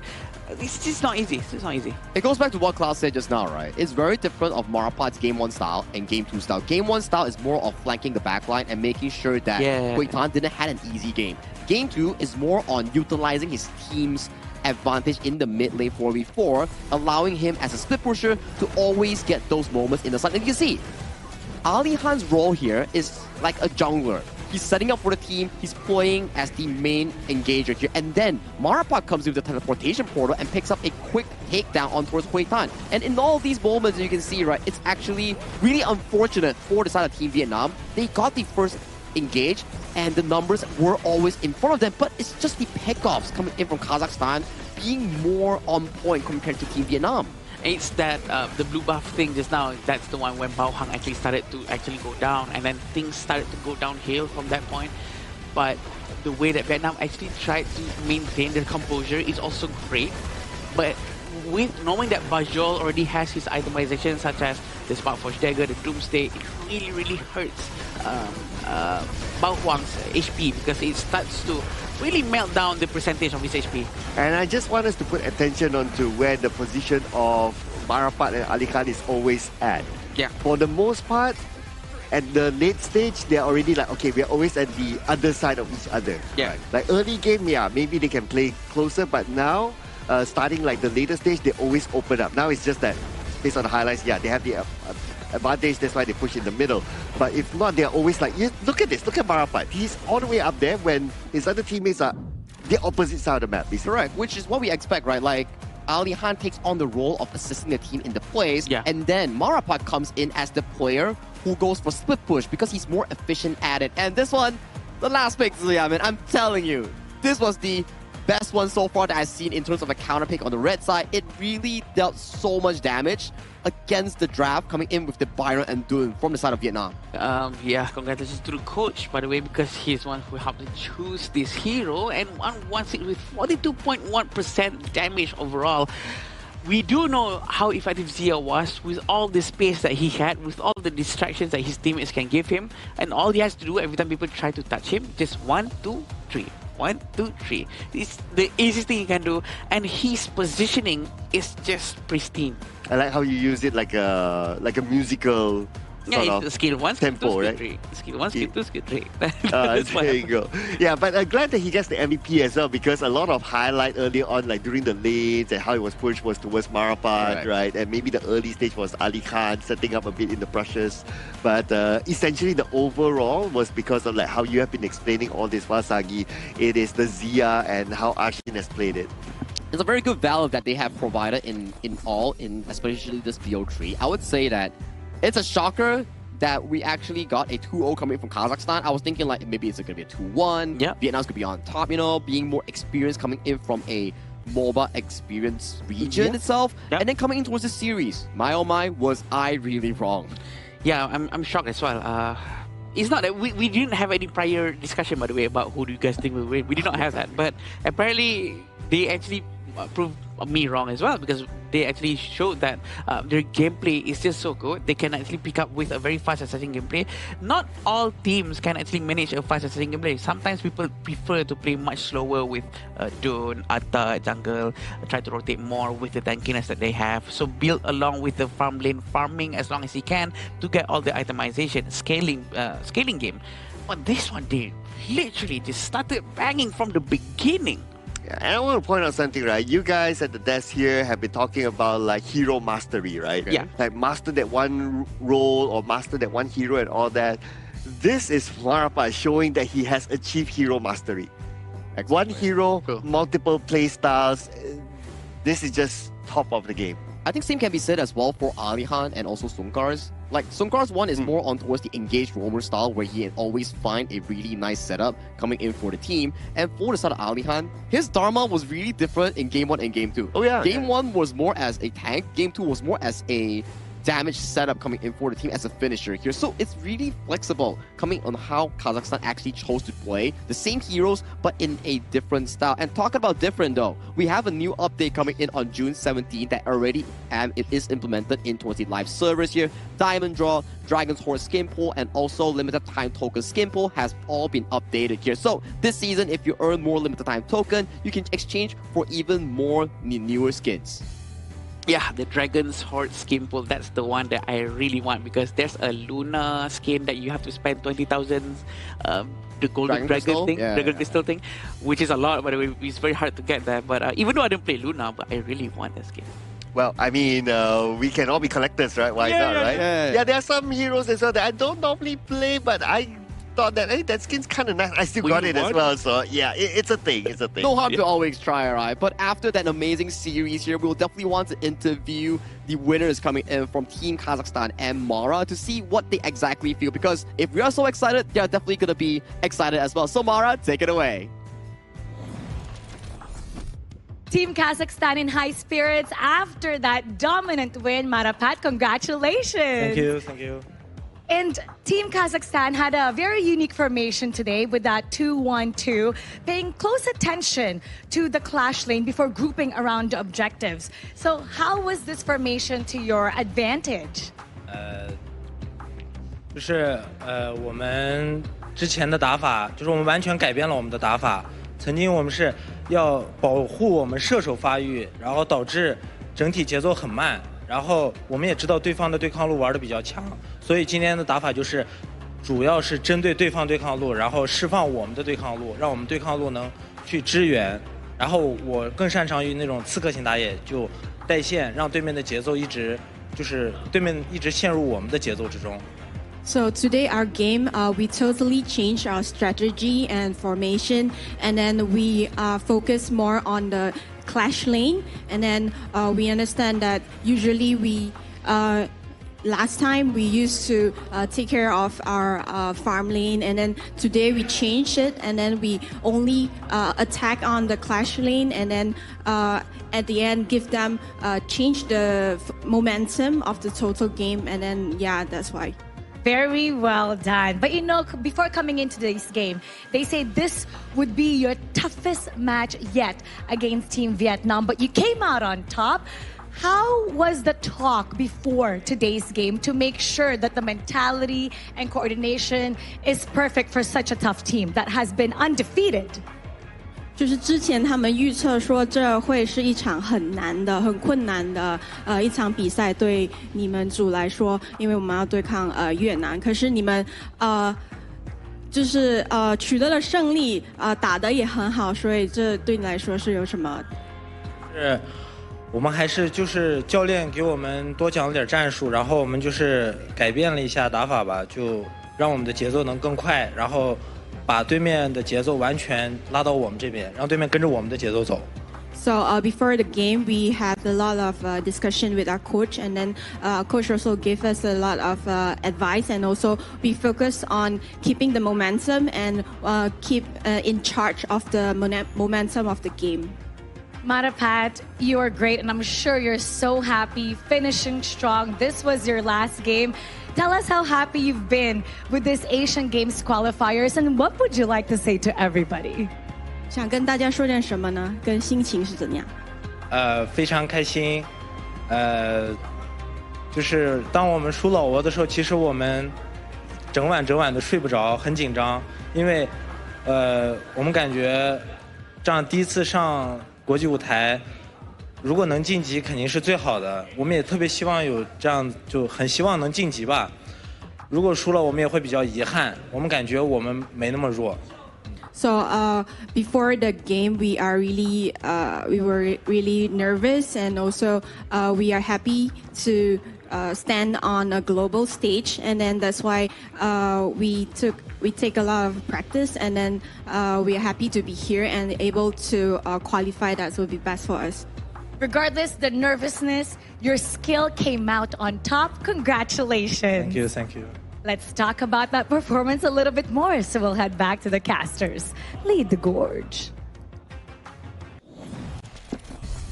Thank you, Marapat, and also Mara. Wait, I can't spell Marapat without Mara. Oh, yeah. Thank you, Marapat. Marapat. Okay, anyways, if we were to check on the content of the interview just now, that was a really interesting segment that we actually heard about. It's like, the first few questions that he asked, like, okay, what changed? How did you suddenly bounce back from the loss from Laos to a win against Vietnam? Two of the group favorites, dare I say, because he mentioned that, Marapat mentioned, it's like, okay, at first we were playing really revolving around our farm lanes, like farming strategy and everything, and it was pretty slow in actually getting a lead. So in today's game, they know for a fact that Vietnam's clash lane is actually really good, hence they changed the strategy in focusing their clash lane and then making it really difficult for their clash to perform. And then Marapat says he's more of a jungle assassin expert on carries. That's why there's more Hansen coming in today. Hence the entire strategy on how they adapt towards the last few days and today is actually really different in allowing them to actually win today. I love that. I love the fact that he's going with what he's comfortable with, and he's not trying to force to follow others who's going with Atta jungle and whatnot. They are confident with his picks, and whatever he said makes sense because he actually proved it in the grounds of Heroes Gorge. Yeah, and I like what he said in the interview as well, right? It's the collaboration between the players and the coaches as well to be able to come up with this sort of strategy, because whatever that he did is not by himself alone, right? Yeah. It's a team effort, and everybody has to understand the game plan, and then individually you execute it well, and that brought them the victory. The way they bounce back from a loss is also really amusing towards me, and it shows that they actually have the spirit of a winner, because they told the audience, like, after losing to Laos, they couldn't sleep that night, and they were thinking on how to improve their gameplay, and that improvement brought them towards here. And right now, they won against Vietnam. They are 3-1 in the standing. Yes, that's their final game. And it really comes down to how Vietnam and Laos performs later on in Group C, because yes, they are qualified for top 3, but it's still not locked yet on who actually is the top 1, top 2. So it's going to be interesting for Group C right now. Yeah, you know what else is very interesting? It's going to be iQOO, the official gaming phone for 2026 Asian Games Esports Events Honor of Kings qualifier, and that's why Kazakhstan played so well. Oh yeah, I mean, you want to pull off those Hansi moves. Just look at Hansi, how he dashes, how he moves across, right? Yeah, it's thanks to the iQOO official phone as well. Yeah, you can't be playing on 60 FPS on a Hansen, man. I can't accept it. And 120 FPS is exactly what you get on iQOO 15R. But that's all for the Vietnam versus the Kazakhstan game. A very big upset, and very well congratulations towards the side of Team Kazakhstan, because that was a really amazing game delivered by them. Now, coming up next, it will be Korea going up against Sri Lanka here. Korea has had a very good opening match in day 2, if I'm not mistaken, of our tournament here. Yeah. They beat Singapore in a 2-0 quick fashion. Now for Sri Lanka, they're currently 0-2 in the standings, and if they lose one more, I think they're out of contention. Yeah, this is what they want to avoid. They want to try to be as safe as possible, try to get that slot 3 position to at least have a last chance qualifier chance.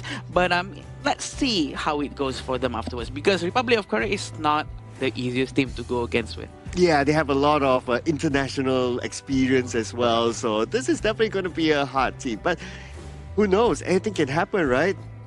I mean, after that series here, Cloud, I think anything can actually happen as long as you prove there's the improvement and growth coming in for both of these teams here. But let's take a short break before we come back for the fourth series of the day between Korea of Republic and also Sri Lanka. See you later.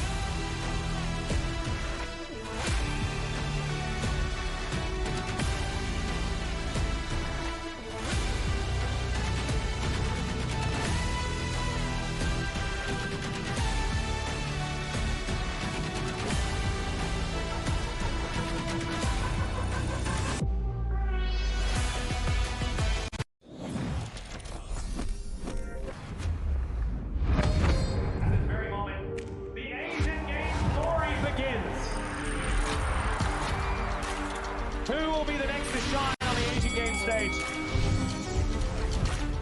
Contestants fight for the honor of their regions while we cheer them on from the stands.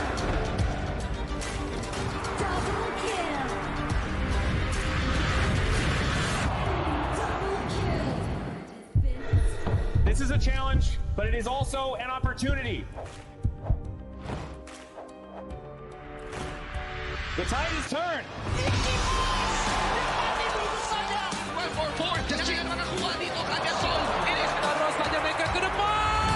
Aspas in front. They're going to use it. Holding tight. Close out Tatsumi. And we pulled it off together. We share the same voice, the same radiance. This moment of brilliance belongs to all of us. Together, we shine.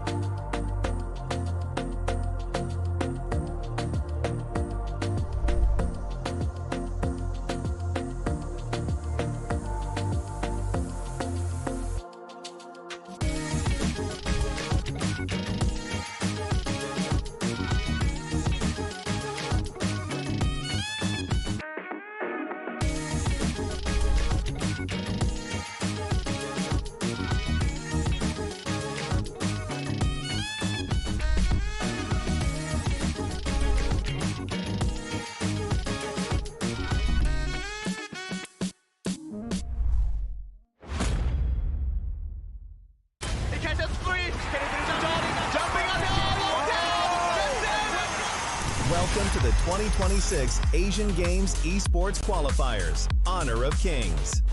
20 regions, one stage, and only the strongest 9 teams will earn the right to shine above the rest. Taking place in Malaysia, June 13th to 21st, 2026. Coming to Malaysia, this is the battleground where teams fight for the right to qualify for the Asian Games. 20 teams enter, but only 9 teams will move on. Apart from the 20 regions, there are 3 regions that have direct qualification. Here is the 2026 Asian Games eSports Qualifiers Honor of Kings format. First, the 20 teams will split into 4 groups of 5. In each group, every team faces every other team once in a single round robin, with every match played in a best-of-3 format. That means every match matters. Every game matters. Every single point matters. The point system is simple. Win the match, earn 1 point. Lose the match, earn none. At the end of the group stage, teams are ranked by the total points they've collected. And from there, the road begins to shine.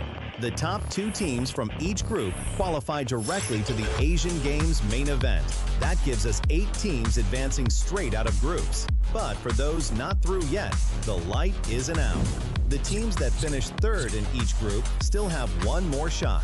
They move into the last chance stage. There, they battle through one final BO3 single elimination bracket until 2 teams remain.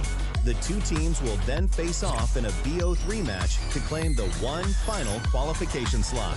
So in total, 9 teams will make it through, 8 from the group stage and 1 through the last chance stage. That is the rule. Now it is time to see who can rise through it. From across the world, regions gather here in Malaysia. 20 teams, and only 9 will qualify. The path is set. The stakes are clear. Together, we shine. Stay tuned, and we'll see you at the stage.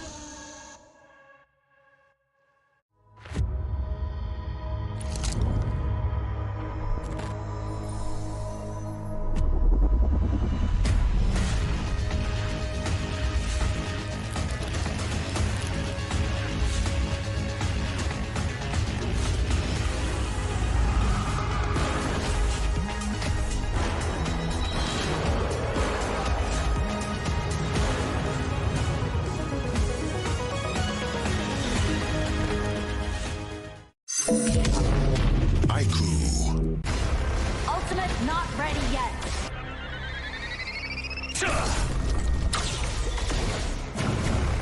You have slain an enemy. My magic murmurs in ecstasy.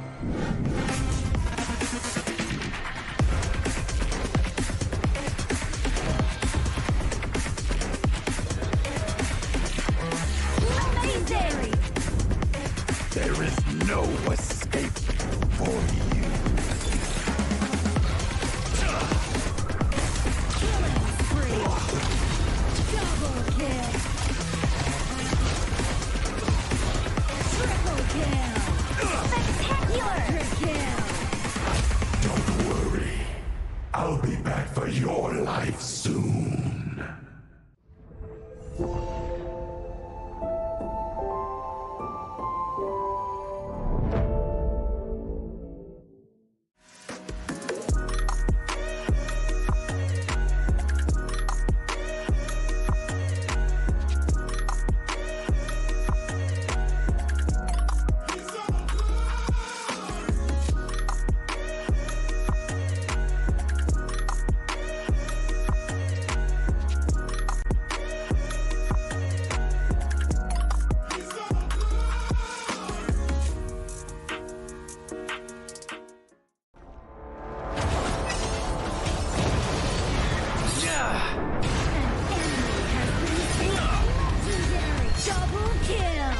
Shall I compare thee to a summer's day?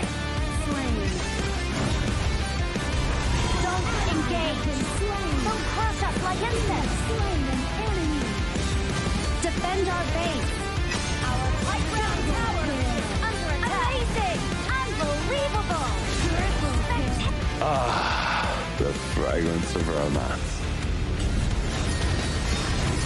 Ally has been slain. Rampage. Double kill. Triple kill. Spectacular. Pentakill. Lady Fortune is on my side.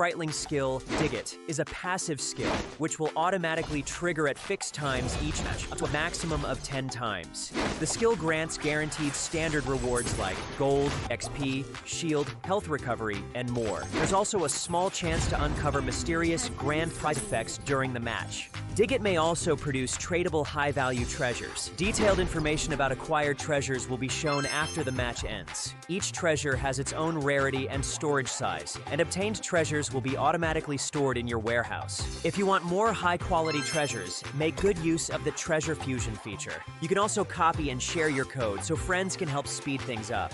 Treasures in your warehouse can be sold for event currency, which can be used to redeem skins, items, and other rewards on the event page.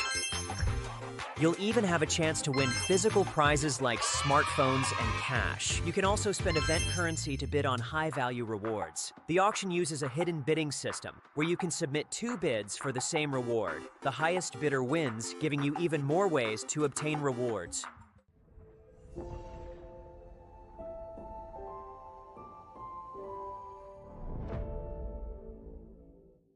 Itu kan track kita. Relax, bro. Phone aku! Jom ke mana? Mountain View!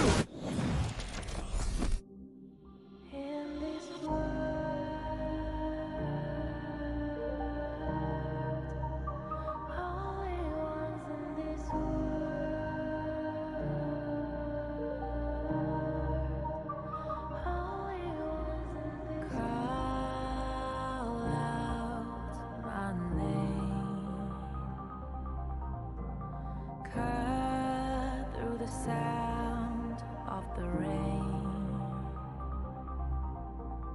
No matter how I feed the flame, you know I feel the darkness and the pain. All of the ways we try to break free from the night, you know we made it out, we found the light. I fly so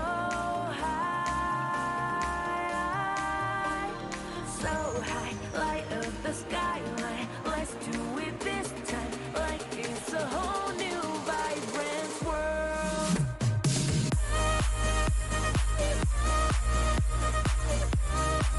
Like we're the only ones in this world. Like we're the only ones in this world. Now I see that I got everything I need. It's alright, I'm on fire, I'm alive, 'cause now I fly so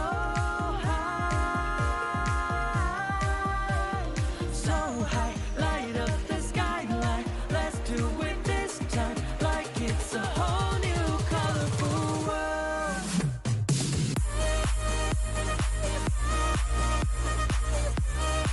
Like we're the only ones in this world. Like we're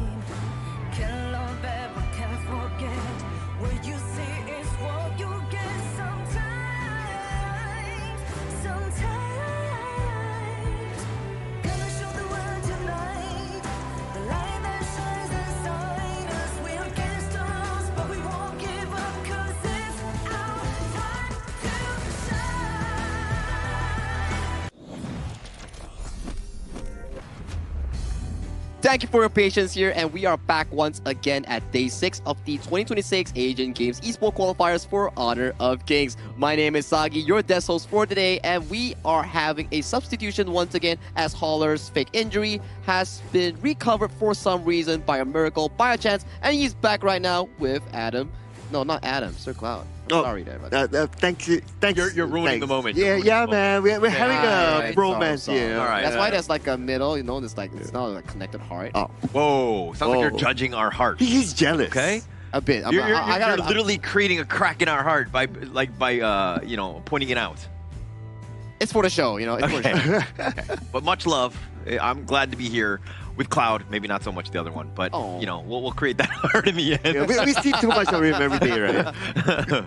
Now, just now, right? Yeah. I think you just saw the series coming in from Kazakhstan versus Vietnam in the talent room, right? That series was, I believe, one of the biggest upset that we had so far. Not to say that we didn't expect Kazakhstan to win, but the expectations of probably the netizens, some of us in the Kazakhstan, especially me, we were thinking like, okay, Vietnam's probably going to be giving a very hard game against Kazakhstan. It's going to be pretty messy, pretty 50-50, but turns out Kazakhstan was totally in control. They're legit, okay? I've been saying this from day one. This is the son. I mean, Alahan, Shisuke, he's from Virtus Pro. He was amazing. He was like the best player on that team. And to see him on here, I was just like, okay, this team is legit no matter what. Because you know he's bringing that same level to the stage. And not to take anything away from Vietnam, but man, they were ready to go. Kazakhstan really play that one. But it's also the storyline of how their group has shaped up, yeah, right? That's one. And also how that particular game, especially game 2, shaped up. It's like, okay, at first it kind of looked like it's going towards Vietnam, and then all of a sudden it shot back up to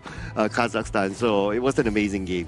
And to your point as well, right? The grouping story of that Group C itself, now that Vietnam lost to Kazakhstan, they need another win to potentially force a tiebreaker to determine whether they can actually be in the direct event or they have to play through the last chance stage with Laos. So everything is looking so competitive in that Group C. We were talking like, what's going to be the closest group coming in for our entire event? We were talking about, maybe Group D, maybe Group A. But who thought Group C would be so competitive? Yeah, a little under the radar. Yeah. I think that it's kind of catching us all off guard. And the fact that you might have a 3-way tie going in to see exactly who's going to be the top 2 to make it to the main event, I don't think anyone really saw that. Because again, when you're looking at the teams, you're kind of looking at things like, okay, maybe India would have a chance. Maybe, like, you know what I mean? Like some of the other teams. But the other, like Vietnam, Kazakhstan, they really showed up here. Yeah, but we're going to put focus after this into the group that has arguably played the least amount of games so far, which is Group D. So there's still a lot of room for it to be shaped up, right? Correct. The upcoming game we are talking about is going to be Group D, Sri Lanka going up against Republic of Korea, which it's not going to be an easy route coming in for South Sri Lanka because yesterday they went up against Hong Kong, China, and we all know how that went out because those were not easy games at all coming in for Sri Lanka. And today they are going up against yet another difficult team there, I would say, in Group D. Yeah, and I think that even going into this one, Sri Lanka, Korea on this one, we haven't seen at Korea for quite some time. They've had a little bit of a delay, so they've been having a little bit of an advantage of being able to watch the games. At the same time, I'm kind of worried of just like, is it too long of a break? You know, have they been are they able to kind of just get in and just jump right in and just to take down Sri Lanka? I mean, we're going to have to find out. But you know what else starts with a D, gentlemen? It is the new hero, Devara. Okay. Yeah, and it has been added right now into the game. And also some of the classic AOV heroes that are available for you to try out for a limited amount of time. So this is an opportunity to really see whether Devara can be used only in the clash lane. Can it be used in the farm lane? Can it be used as a jungler? Well, I personally, after trying out yesterday for the first day, I kind of felt that, this could be flexed into a farm lane. I see these 2 lanes. I don't know about you guys. Do you think that it can be used in another lane? I mean, it definitely has that option. I don't want to discount that, but I want to go back to what you were saying in the sense that, like, it seemed like we were going to play a game of like, any sort of word that started with the letter D, and then you went into the very Davara-style hero, and I was like, okay, well, I know some other words that start with the letter D, but I wasn't gonna just brag there. But I did want to play a game with you, and unfortunately, it's just gonna be with the name calling on this one. I think what he meant is D as in Dig It event coming in from Honor of Kings. Oh, yeah. Actually, no, but okay.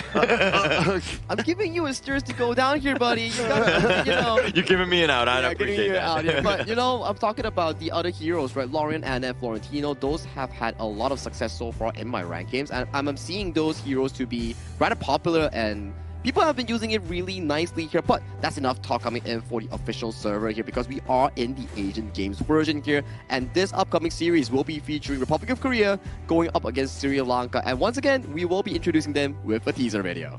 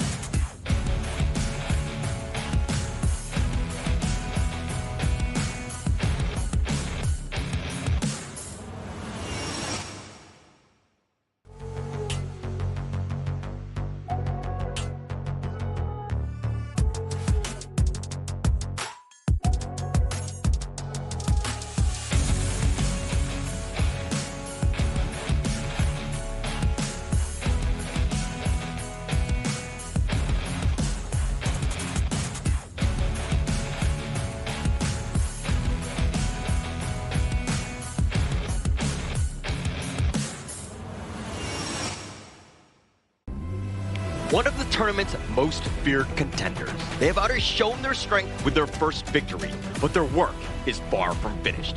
Hungry for more and determined to be at the top. Please welcome Republic of Korea!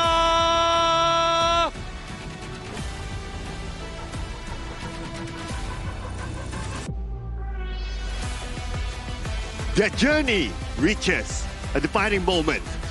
A match that will determine whether their hopes continue or come to an end. Ready for one final push. Entering the arena, Sri Lanka!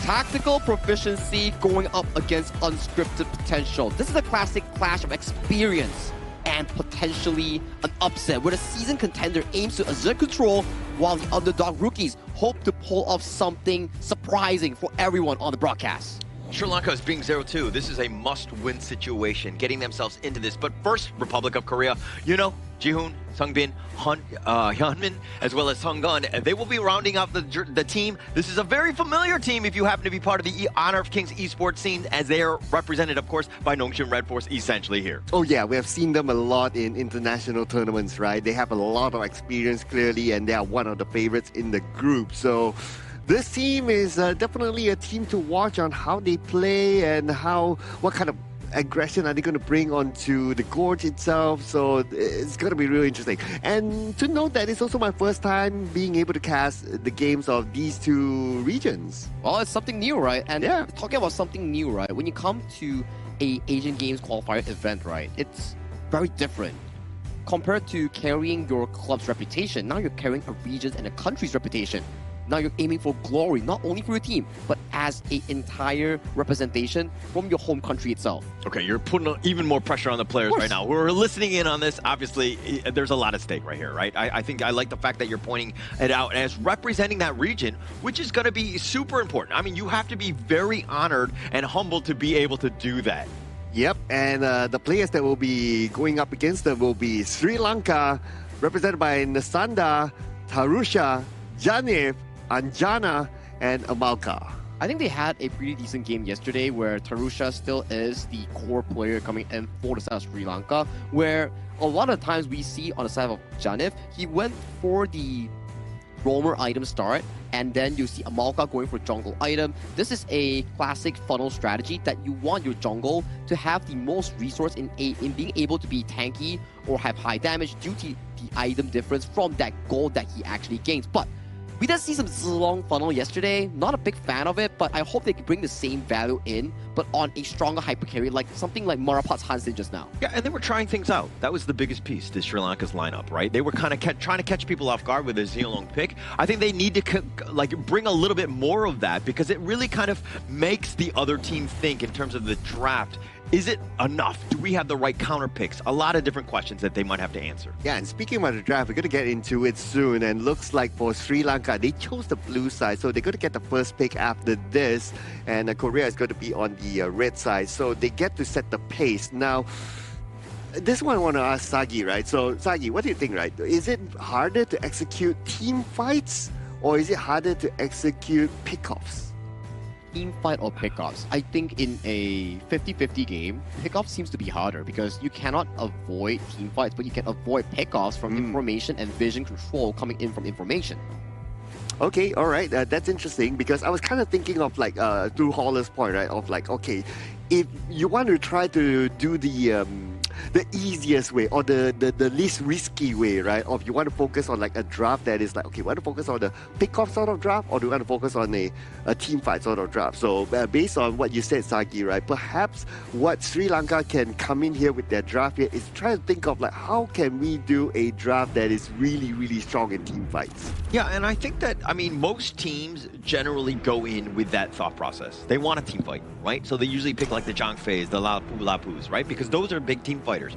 But I think that if you're really looking to kind of maybe dissect a team and take them out, and if your execution is a very high level, you're probably going to be able to play more of the ambushing style with the assassins. This could be definitely a possibility, I think, more from the Korea end because they are a little bit more known to do these type of things. It's about experience and also the mechanical mastery coming in for some of the heroes, so you can actually pull off the combination that you mentioned just now. But coming in towards this draft itself, Maestro Nui and also Guan Yu banned on the side of Sri Lanka, and Korea has chosen to remove double roamers from their pool. First pick will be the Charlotte for the side of the blue team, and then an aggressive one, Byron and the Ukyo Tachibana. One of the strongest early game jungle clash duos has been locked by Korea.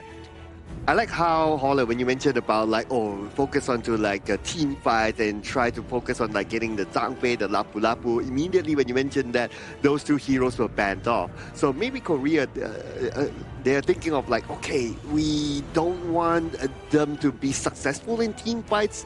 We are better in pickoffs just because we have a little bit more experience. So we are going to block all that from them picking them up, and we will pick up those kind of heroes that can do pickoffs, just like what the Ukyo Tachibana is for. So right now, I mean, it's very balanced. I mean, they're giving up the Lianpo, the Musashi will be kind of going for that back line. But who are you going to go against? These two targets are going to be prime targets. Okay, I mean, Arlie here, speaking of a prime target, this is the one that he's going to want to get onto, but you know Hyunmin is going to be more than up to the task here. It's one of his signature picks, right, coming in from his own respective region in this pro league, and being able to get his hands on that on the red third pick side, it means that when you go into the second phase, you can start banning out things like the Chano, like the Direnjie, to reduce the counters available for Arlie in that laning phase. Oh, okay, so you have the Arlie.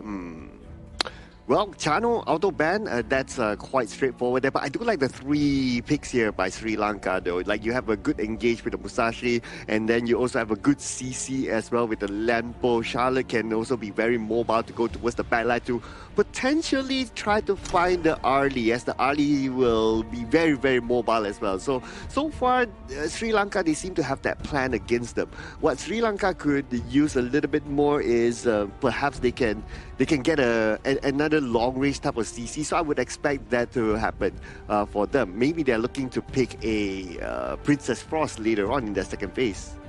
Could be a potential, right? Like, we are still looking at some of these potential mid-lane pickups here for South Sri Lanka and also the side of Korea. But roamer pool is quite low now for both sides here. We do see a Xiao Xiao being locked in on the side of Korea. Likely will be a Mozi roam here for their last pick, or a Liang if they do want to venture into that route. Coming from Sri Lanka here, they do have a few options. I do think there's something like Garuda Frost, Lady Zen could be an answer that you're looking for specifically for their final few picks. And going into this one, Korea right now just shoring up all of the team fight, right? You have that Jia Qiao, you have the Byron, all both different ways to kind of set things up so that, again, you're letting Hyunmin really excel on the Arlie. You are also letting Ji-hoon on the Yukio really just, take one of his own damage-dealing type of heroes. You have a lot of ways to kind of burst. And again, this is why Coach YK is good, is because most of the drafts are, again, putting yourself in a prime position with no weaknesses.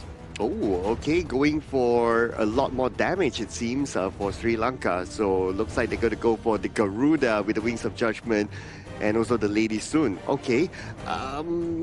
Now this is where I'm looking at Sri Lanka. They need to have a plan to try to protect the Lady Sun as much as possible, right? So the Lampo will play a very big role here.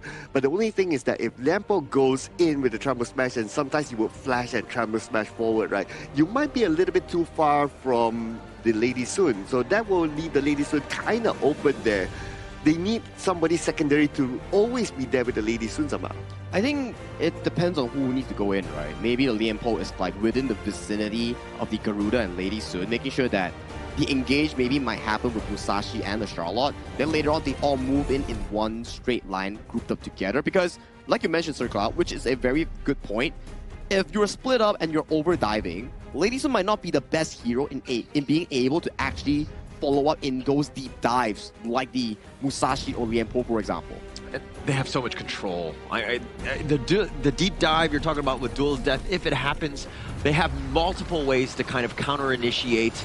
I do like this draft because, again, it's more about what we've seen and we know from Hyunmin. This is Siri. He's very good on an Arlie, and I expect him to bring that to the Asian Games qualifier stage here. Well, let's see if we can still bring it here today. It is a brand new day, brand new game, and anything can happen. And we're going to start off with a stock standard of 3 heroes gathered up in the middle because they want to try to win the mid lane as quickly as possible. At the same time, get a couple of balls at the side. And because of that, Republic of Korea, they managed to get a little bit more advantage. But okay, that's a very early first strike there. Looks like a small invasion happened. I mean, Yunho just completely let him go. I mean, he flashed forward. He got him so low that Songbin was there to help clean up. And Korea doing a great job. This is exactly how they like to play because, Songbin, aka Illusion, he's another guy that really gets going. Once he gets that farm, you're going to see a whole nother level of his team. Oh, yeah. I mean, those are kind of heroes as well that can scale really fast, right?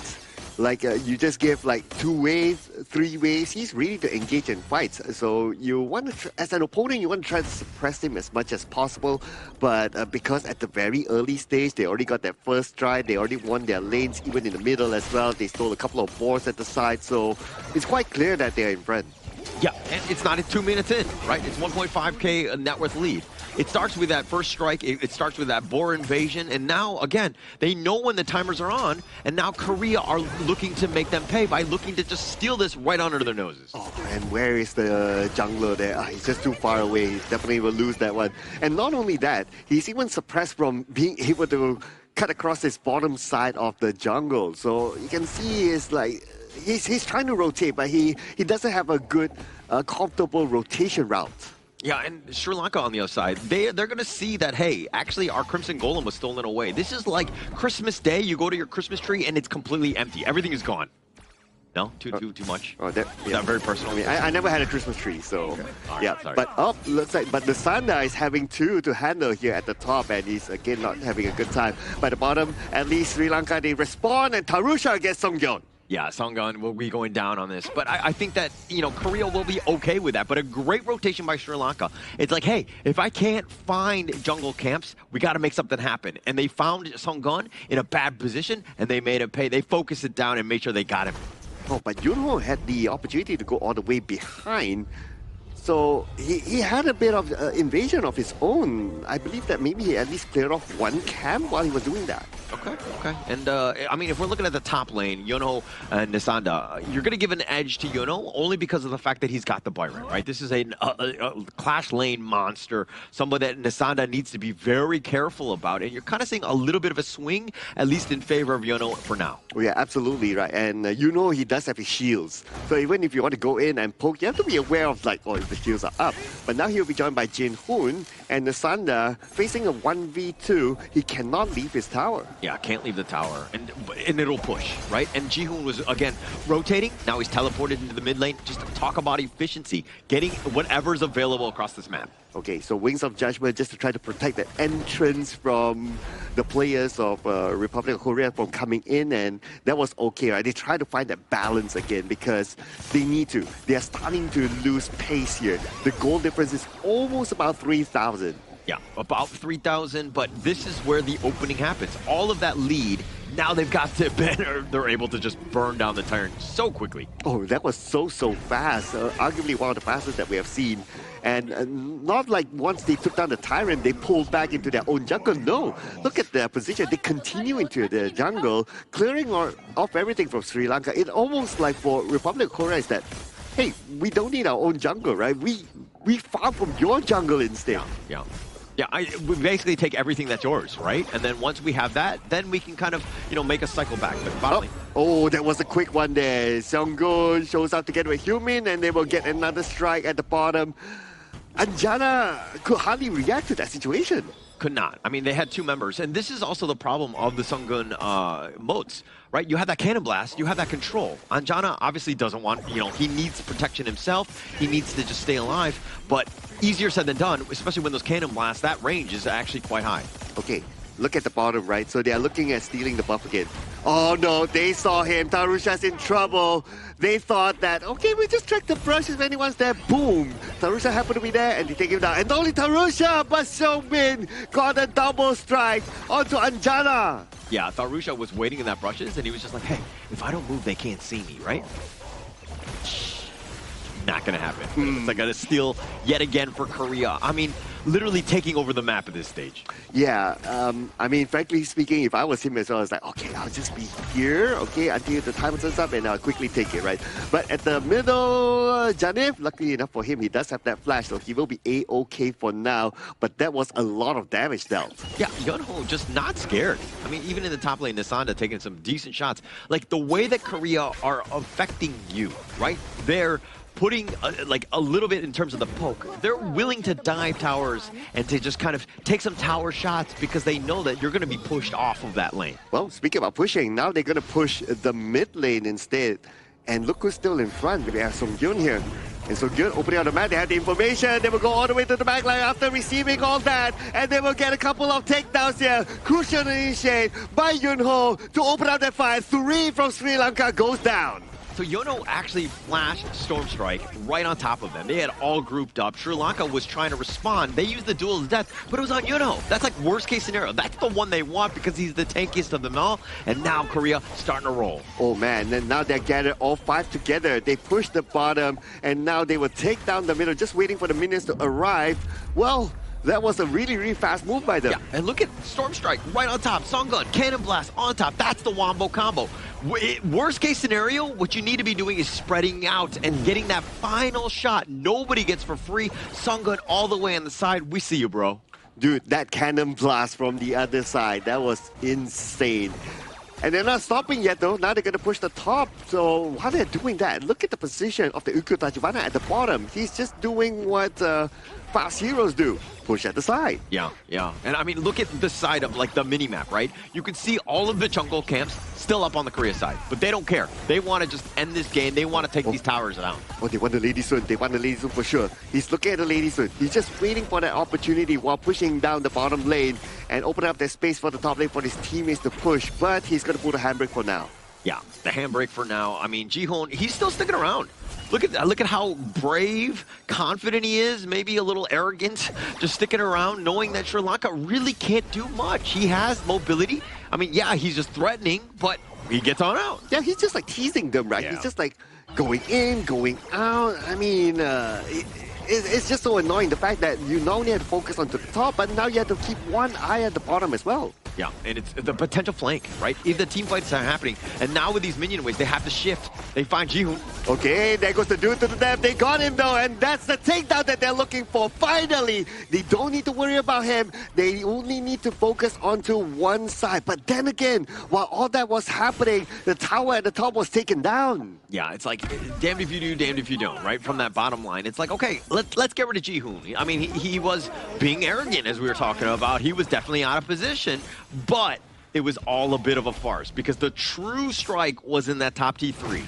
Well, in his mind, that probably was all part of the plan. Yeah. Like, I want you to come towards me, and then we finally get that opening at the top. If not, it would have been a stalemate. Yeah, yeah. And they'll stick around. I mean, they're up about, 10K, not even 9 minutes into this game, and they're going to wait for Jihoon to make his way, his appearance back to the stage on this side of the river, if you will. But the Tyrants, that's probably going to be something that they're maybe looking into, but after this fight. Okay, they're going to put focus onto the middle where Yunho is at, but here comes the rest of them.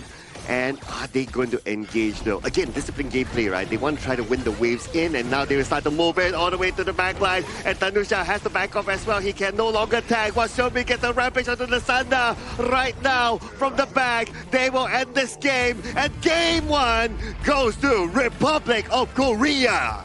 In a sub 10-minute game, Republic of Korea takes it clean after a few days of not playing. Their form is still really, really sharp, and they are bringing in yet another storm for Sri Lanka to actually be solvent. Yeah, and the way that Korea were doing this, they were on the Sri Lankan side almost this entire game, right? And I don't know the actual game time, but I think it was less than 10 minutes. But in the very end, even with that flash forward, where the Honey Sweet Breeze would just set them up because they were like grouped up together. And this is the problem. When you're hiding in your base, there's only so much space, and you want to scatter out as much as possible against this lineup. But when you're kind of, again, huddling in your base, you're going to stick together, and that clump was there, and that was game ending. I kind of understand as well why the clump happened, because it's sometimes you feel comfortable with your friends around you, right? Like you want to like, I'm together with you. If you spread out like you're one here, one there, you feel less confident. I totally get the psychological effect of that, right? But objectively, they also have to remember, like what you said, right? If you clump it together, it's easy to get group CC. I think there's also another reason for that, right? When you look at the screen on the phone like this, and then you're like, oh, I don't see my teammates on my screen. It doesn't feel that safe. So when they're in your screen, it feels much more safer. Oh, it's a psychological thing, like Carl mentioned, yeah. Yeah. I mean, you definitely want to be grouping up to a certain degree, right? When you're in your base, there's only so many spots that you can go. But it's still like, hey, maybe we need social distancing, right? I think that's the biggest thing. Going up against this lineup where you know that those ults will hit you, or even the spells, like the way Korea was built, it was about the team fight. So it's all about spacing. It's got to be something that they look into in game 2. And the early game coming in for the side of the jungle, the Ukyotachibana. Yeah. Straight up, level 1, invade, picks up the Azure Golem, takes the takedown on towards the side of Tarusha, and it all went pretty bad ever since that. So coming in for the side of Sri Lanka, maybe don't give away heroes that are too overly strong in the early game, especially things like the Ukyotachibana, the Ata, for example, because it's pretty suffocating when you're losing since minute 1. Yeah, and you don't have anything else to farm in your own jungle, right? Like at some point I saw that the entire jungle was dark. Whereas on the side of Republic of Korea's jungle, it's like, oh, they still have dots there. So it almost feels like Republic of Korea didn't really want to farm on their own jungle. They farm on the enemy side jungle instead. And the moment they want, the Musashi wanted to farm, it's like, there's nothing left. Yeah, nothing left at all. I mean, Jihoon, only one, he died twice. Sunggun only died a single time, but the rest of them were pretty much flawless. But great initiations by Yano, setting things up. Songbin with a great game ender in that last initiation. Hyunmin, again, the tried and true carry of being able to close it out. That's what you want from a team here. And Songbin was really active on towards the map, right? Yeah. I remember pulling on Xiao Qiao, and then he's just like running around the map, picking up takedowns left and right. The mid-roam synergy coming from Seonggon and Seongbin has been pretty consistent. Like, the moment they go towards the side lane, the main person that has been absorbing all this pressure from this mid-roam duo is Anjana. Every time I see the Xiao Qiao and Motu huddle towards the bottom side, snowballing the lane for the side of Hyunmin, it's pretty difficult for Anjana to actually sustain that lane coming in from so many of these pokes from Public Korea. Yeah, it was just too bad as well for Amaka. I believe the entire game he did not find an opening to use the Tremor Smash, like a really good one, like go in and then everybody can follow up from there. Probably the best like go in and engage was the duel to the death, but that was like towards pretty much the end when they just wanted to finish off the Ukur Tajimana. Yeah, and duel to death is so great when you're initiating. Everything was reactive. So Tharusha would have to, amidst all of the chaos, find the right target. Sungbin and, of course, Hyunmin were your targets. He was not able to do so because the rest of them, Yeonho, Jihoon, Sunggun, from afar, were just taking them down and controlling them and making life incredibly difficult for the Sri Lankan squad. Exactly, right? And you checked out this entire lineup coming in for the side of the Republic of Korea draft. It's more so on a few things. They don't really have much on the late game because their priority wants to be able to be looking into those early pickoffs coming in from the mid and roam and the jungle pressure generated by the Clash and jungle synergy, which in our way is like, okay, if we can win the early to mid game and snowball to a fruition, why bother have the late game in the first place? I also want to point out the fact that the stats earlier showed that Republic of Korea, everybody has almost similar amount of damage dealt. So that means that everybody contributed in their own way in terms of poking and stuff like that, right? Now, looking at this graph, yeah, it was quite clear from the beginning for all of us is that the moment the jungle invasion happens, it's almost like Sri Lanka had no answer to it. It's not like, okay, you invade our jungle at the bottom, for example, and then we invade your jungle at the top. Then you counter invade. Yeah, it makes sense, right? But when we come towards the draft itself, right, they just don't have the winning lanes in allowing Tharusha to go for those counter invades. When he gets caught in his own jungle, you notice for a fact that the mid roam and Clash lane has immediately rotated over to the side of Jihoon's aid to make sure that they can never react towards this. Look at this. The movement coming in for the side of Seongbin and also Yunho, they're already here, and where was the other side of the Sri Lanka squad? Yeah, and they weren't there in time. I mean, the way that, again, the coordination, it's like, hey, I'll set it up so my buddy Sungbin can get the kill because I've lowered them. I've been able to just go in. Look at how they're always taking a numbers advantage when they go in. The setup, the damage, he gets on out. He's not even punished. And this is my favorite play of the game. Yeonho, Flash Storm Strike, setting it up. Yeah, he eats a duel of death, but the rest of the squad are there. They've got the camaraderie and finding that last pickoff as well as taking the mid lane. This was a fully dominant Korea squad. Yeah, and this moment, Jihoon was just like, okay, come get me, guys. I dare you, come get me. And that's what he wanted, right? He wants to pull the attention towards him so that all four of his teammates can push at the top and subsequently open up more space inside the base, and the rest was history. Seongbin's Xiao Xiao has been magnificent coming in towards this game. Those flash follow-ups, those flash engages on the Honey Sweet Breeze, he was finding them markers really, really well with 506 KDA, 27% damage dealt, and only taking less than 10% damage in this game alone when playing so actively in the front line on this middle range mage. Yeah, Sungbin, Illusion, one of the best mid laners, I would say, at the Asia Games qualifier. The way he's able to set things up and full control and not dying, right? I mean, taking like less than 10% of the team's damage means that he was never really focused. He was always from afar, throwing out those Honey Sweet Breezes and setting up the rest of the team and also getting a decent number of kills himself. Yeah, and it's because of his setup, right? His other teammates are able to follow up from there. So sometimes when you set up, it's not only about you setting it up, but you need to be aware of like, are your teammates in the right position to go? Are their skills still on cooldown and all that? Taking all that formula into calculation, the moment he sets up, everybody goes in. This guy is the playmaker for the team. Now it comes to the question here, how does Sri Lanka come back from this? Because I understand that there's a very large strength discrepancy between the two teams, and they have tried their best in finding those early pickoffs, especially on towards Seongbin. But the question comes, how do they find different moments? Like, how do they force the lead to be lesser coming in with this side of Korea? Because so far we've seen, yes, you can get some pickoffs left and right, but how do you equalize the lead? Because jungle control, map control has been pretty devastating for the side of Sri Lanka. I think it starts from the beginning, right? In the first minute, when you saw that jungle invade, even to the boars, just taking those away, that kind of snowballed a little out of control. And then the Azorka, they get vision of where the buffs have been taken, where the jungler is, right? And then they know that Tharusha is not there. And then later on, they go to the top side, they take that away. So they have that advantage because they're understanding where those junglers are. So for them, they need to repel that initial, any sort of scouting. right? Protect your jungle as much as possible, especially early, so that again you're able to take things down, within the team itself with that gold sharing. I'm thinking along the lines of fight fire with fire, right? Okay. If they take your boards, you take their boards. Because the other side, the boards were still open, right? So they have the opportunity to like, okay, we'll let go of ours to you, fine. We'll go take yours, and you still equalize from there. So maybe something to consider.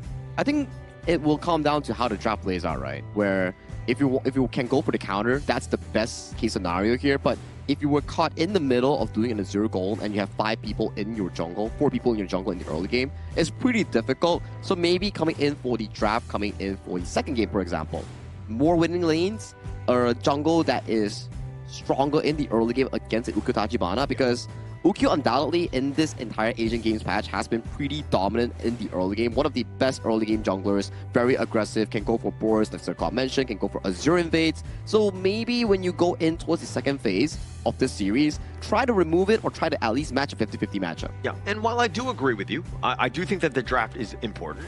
But I think that if you think about this, even from that boar invasion, it could have been any 3 heroes, right? Any 3 heroes going in. And I think that you're talking more lane matchup for maybe the next level, the deeper discussion in terms of how they can do a better job laning. But I don't think that it's something that they can do right away, right? The draft is definitely an edge, but I think, again, execution. Protect that jungle as much as possible, especially early. You know what other deeper discussion we need to have? What is it? Is how awesome this place is, right? Yeah, this is the Petaling Jaya Marriott Hotel, ladies and gentlemen, the official venue and hotel partner for the 2026 Asian Games Esports Qualifiers, Honor of Kings, where you see the stage being built, the players get to stay here, the lounge is here, the food is here, everything has been amazing. Deep, man, deep. Deep in so. And now, coming in towards this deep of a series, we need to find out how Sri Lanka is able to convert that loss into a better gameplay here. Like what Honor mentioned, right? Yes, pick and bans is one thing, but how you execute that early game draft, like react faster, be more proactive in getting the vision for your jungle here. It's like how Republic of Korea plays. They push out the mid wave, they get the vision immediately. It's like, okay, jungler, the enemy starts here. Do you want to invade or do you want to start normally? So these information should be acquired faster and in a much more efficient way so that Tarusha, the jungler coming from Sri Lanka, gets to react and think faster on his next move. Yeah, and also when your jungle is being invaded, you spot this out. You spot more than one. Do we have the right numbers? We probably need more numbers so that we can truly punish them. I mean, if it's a 3-on-3, maybe you come out a little lucky on this 50-50, but maybe you look to just rotate to the other side. If your red is getting buffed or getting stolen, you should look to take theirs, right? So it's like the counter movements, I feel like they need to kind of, yin and yang, so to speak, in terms of where they are across the map. It's like playground, right? Like if you see like the big kids playing in one part of the playground and you're this small kid, go find some other small kids and play on the other side of the playground, right? So it's like, okay, if they come and invade your jungle, you go onto the other side, you play onto the other side, because technically, yes, if you draw the map, yeah, we always say that, blue side, red side and all that, but you can also rotate the map and think of it from like, the blue and red side can be a little bit different. So you can also play on the other side if, your own side of the jungle is invaded. It's like the parallel jungling, right? Like make sure that you are swapping something, have a stop loss for the situation. Don't just give it away for free, essentially, which I am liking it from Sri Lanka, right? Locking in the Byron as their first pick, making sure that it's sufficiently strong in the early game to at least take care of Tarusha if he wants to go for those jungle invasions. And coming from South Korea, they go for these exact same route, banning with the Zhang Fei and Lian Po to start off the match. Yeah, and they're also going to go with the Angela, something that they really like to go with, especially with Sungbin in the mid, actually, I believe. But anyways, they're going to go with that Angela, really set things up. I mean, this is about that control, the damage, and he loves to ambush people from brushes. Yeah, we got to see the Yuhuan being picked up together with the Lady Zen as well. Oh, okay. So, looking at the current draft, they still need another hero to really be more durable in front here. So I'm looking at if they might want to consider picking up the Dune for themselves and then another marksman. That could be the case, right? Coming in for the South Sri Lanka, if they do need a jungle tank per se. And Korea once again locking up the Tachibana. Since they didn't fail on it at all, they are revisiting that pick and making sure that the early game goes in towards their advantage here. So it's coming back to the same thing. Can Sri Lanka react towards the early jungle aggression coming in from Korea? And as they go in, I mean, you've got the Yukio. Like, this is just like the tried and true. If it ain't broke, why fix it? Plus, you have the Charlotte. You know that you're going to get a lot of impact from that top lane from Yono. So, a lot of just going at you, right? This is a type where I think that they feel confident enough. They don't really need a whole lot of the team fight, and they can just be more glass cannon style and to just jump onto this back line. I'm now thinking about, like, what if Sri Lanka goes for a Nerza, right?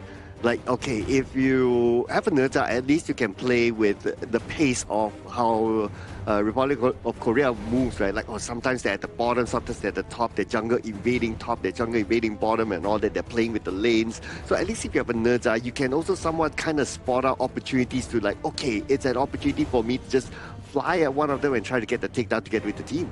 I think it could work out. As long as Sri Lanka gets a smooth jungle early game, unbothered, uncontested, and the Nerza pick that you suggested gets to scale towards that level 4, then it may work out coming from Sri Lanka if they do have the hero pool per se. And right now, they are looking at a jungle and farm lane left coming in for their remaining roster here to be finished coming in for the blue side here. Potentially the Dirinjit, the Aaron, something like that could be a equalized matchup going in towards the channel. We know for a fact the channel has been the tournament's favorite farm lane so far. Decent early game, strong late game. But the only thing that it loses to is a form of hard engage or some flank angle that Sri Lanka can actually consider in their draft. Yeah, Luara is looking to be picked up here with the Ata. This is going to be an interesting wrinkle. We haven't seen Luara, I believe. This is the first time. Yeah, first time, right? So this is, I think, more for the lane-up matchups. It does, actually, on paper, it does okay against the Wolves. That is Jano. So I see the logic behind this pick. Yeah, but Luara doesn't scale very well into the late game, so that's a little bit scary here, right? So if this game goes late, right? So if we look at the draft of Sri Lanka, who can they depend on to deal the damage? I don't think anyone can realistically scale to the late game from Sri Lanka aside from the Luara if she does go for the critical build. And a trivia as well, Hyunmin on his original team itself for his club, which is North Red Force, he is the only few players that would actually bring out the Luara in competitive games. So this is more of a challenge for him to actually dissect how to play this specific matchup. Yeah, you're playing into somebody who actually likes the hero exactly, himself, right? So, to be honest, the channel will always have a bit of an edge, but the logic is there. It's all about execution on this. And you were talking about the fact that they don't have a late game, but hey, this is that time, right? If you want to go and take the fight to them, you got to go early because you got to set yourself up so that you have a good mid game, and then maybe that late game is something that we even get to here. All right, let's see where will we get to here in this game. Will it be an early, mid, or late game, ladies and gentlemen? It's going to be game number 2 between Republic of Korea and Sri Lanka. So based on this draft, I don't know, man. I feel like during the early game, Luara is going to be harassed a lot because Luara is going to be the only key damage dealer for Sri Lanka. Okay, you got to be a believer, okay? I think that's the biggest thing. The other ones, if we're talking about like the picks that they had, the Byron, very strong in the Clash lane, right? Should be fine against the Charlotte, at least early.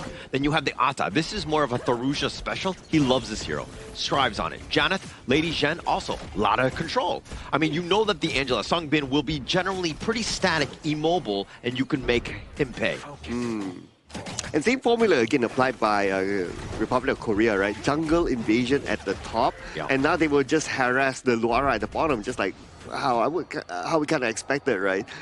And now Anjana is forced to turn back. So by forcing him to turn back, he will lose this wave. Yeah, loses. I don't think he's. I mean, he's going to lose parts of it. He was kind of zoned out as is. Songbin has been a pain as well, especially with those cannon blasts. If you ever want to see how to play a moat's support, this is the way to do it, where you completely zone them out, push them away, and now Omako has to look to just freeze the lane so that it buys time, at least for those 2 minions, to be picked up by Anjana here. Okay, so looks like Republic of Korea, as compared to the game before this, they are taking this slightly slower. Or maybe they're just waiting for the buff countdown to happen, right? And then they will jungle invade again. But they're going to take the boss at the side. So again, some similar formulas here and there. Whereas for Sri Lanka, they are not doing that. Okay, you invade us, we invade you back. But the Blazing Brilliance from Sungbin will give him that first strike just like that, thanks to the multiple stuns. Yeah, multiple stuns. Songbin, that Blazing Brilliance, that's going to set it up, right? It's Cannon Blast, the Chaos Center. This is a nice 1-2 combination. Angela, Moats. These guys, when they are able to hit their stuns, one will help the other one, and then Blazing Brilliance, it's GG for that unit. Wait, they're looking for another one now. Now Ji-hoon goes in, and they will let that one go for now because they will focus on to getting the buff. Yeah, not only that, but they also took some of those beasts as well. Korea right now, this is the way you want to play. You want to be aggressive in looking to invade the jungle. This is textbook of just kind of taking over everything. Look at your side of the jungle. All of it, the top side, hasn't even been touched or it's respawning because you've taken everything from Sri Lanka. Yeah, everything is dark right now for Sri Lanka's side. Whereas, again, same formula, right? Oh, again, Blazing Brilliance! That's a brilliant one! With the thick side of box, managed to hold them down! And Republic of Korea, just like that, gets two! That was the perfect play by Sunggon. Complete setup. Cannon Blast, 3-man stun, flash, Fig inside the box, lock it down for Sungbin to just clean house with that Blazing Brilliance. That's the 1-2 combination. You're going to see these guys moving all the way around. Plus, they're going to look to take away this Crimson Golem. They're taking away everything right now. Dude, they have to be careful. One Cannon Blast, and then the Blazing Brilliance comes in, and it will be really, really quick. And that's why they are playing this very, very close to each other, just like what's going to happen right now. But lucky enough, this time Malka is able to get away to safety. Arjana has to back off as well. He's receiving damage, and he will be okay. But still, Republic of Korea, man, they are still pushing the gas. Yeah. First things first, I'm not your dude, bro. As we go in, it looks like Yunho, a little on the lower side, is going to be looking to just run off here. I got you, anyway, Tyrant's up, and with this kind of advantage, right? I mean, we're talking about like what, almost a 3-4K advantage. Oh, we're not done yet at the bottom. Malka's really not having a good time at the bottom. They don't get Arjuna, it's fine. They get Amalka, that's okay. Without support, the Luara cannot farm at the lane. Can't farm, can't even show face. That's the biggest issue. In Amalka, I mean, the Unending Sorrow had been used, so they knew it was on cooldown. And they're like, okay, let's just continue to wrap around. And Korea, again, just finding angles where, you know, Amalka should probably not even be hiding under the tower. That's how far back they need to be. Bro, this long-range stunts. I got it. These long-range stunts are just so annoying. But, oh, okay, another takedown in the middle. Janif went down. Now, Republic of Korea, they're going to focus onto the middle, and they're going to continue to push. Yeah. I'm not your bro, friend, as we get into this one. Now, it looks like the high ground on this part, where it looks like Korea, again, just complete control in this. Oh, man, look at the damage onto Arjana. He has to back off immediately. Who's going to protect him? Right now, he has to rely on Tarusha to protect him, but there's so many skills that can cut through. Again, the Cannon Blast from afar will stop them in their tracks, and how are they going to move forward? Oh, but they catch one in the middle. It's going to be the Nasada, and Nasada flashes away, but can he survive this one? Nasada still being chased down though. A little bit of an old extension there, and Junho will pay for it. Yeah, he's going to pay for it. He went all in on this, and the rest of the Sri Lankan team are just waiting in arms. But they lose the mid T1. That's a bit of an issue here as Korea, again, using that map control. Look at how the cores, Ji-hoon, Hyunmin, just running right back. They're going to just take over their jungle and then go back in when they need to. Yeah, and Yunho was like, okay, yeah, he sacrificed himself, that's okay. But because he went chasing, the rest of Sri Lanka has to chase together as well. And because of that, the tower was left exposed for Republic of Korea to take down. Yeah, and right now, Sri Lanka, they don't feel safe, right? Even in their own jungle. Look at how just like, even on the side, like Songbin is just like, okay, like, come at me. Like, even though he's largely by himself, but Sri Lanka is just more afraid of the other guys that might be there. I mean, yes, Songbin is definitely within the vicinity, but they don't know that. Another Cannon Blast there, signaling to the Sanda that, hey, somebody's in our jungle. So don't go out, guys. But if you don't go out, where are you going to farm? Yeah, no space. Top T2 just, I mean, taken down here. They're completely zoned away. They've completely controlled this map. I mean, they're looking even to just cut the wave in the mid lane. Like, that's how, you know, brave and confident they are with this net worth lead. Right. Are they going to open up the bottom lane? That could be a question for Republic of Korea. But anyway, the Blazing Brilliance comes in and Janice receives a lot of damage. Again, he has to back up to heal. Obviously, he cannot tank at all. Cannot tank at all. I mean, completely zoned, back in their base, if you will. All 5 members somehow have to hold on. But it's a wave clear, right? Just deal with that. I think that Laura is decent at the wave clear part, but she's kind of not really farming enough, as she's about 1.7k behind Hyunmin. Yeah, and if you want to wave clear, Laura's range isn't... It's okay far, right? It's medium range, right? So if you go there and then you put yourself in an awkward position, again, Cannon Blast will come in, Blazing Brilliance will come in, and you're immediately deleted. Yeah. Actually, that's the piece, right? Like, they have that range, like CC, right? So you can get completely controlled. You're gonna just have a really tough time even getting into the team fight. Okay, mid tower now, slightly exposed, but waiting for the minions to come in. Top tower will be taken down by Republic of Korea, and this is their time to go in. No tower means hello, come in right now, and they will go in, and they will take down one by one. Hyunmin goes down, but it's okay. They still got 2 from Sri Lanka. Yeah, but they also took the top T3, and they might even get more here. Oh, okay, here comes the response here, but the Blazing Brilliance! Brilliantly done, and that's where they will get a hot streak for themselves. This is the time for Republic of Korea to claim the absolute 2-0 win. Absolutely dominating performance here coming in from the Republic of Korea here. They make it look flawless, seamless. Every single play converted into a larger victory. And I like it. The combination coming in from Mo-zi and Angela. 1 Cannon Blast, 1 Chaos Cinder. Poof, someone is gone. And the early game, that was the story here.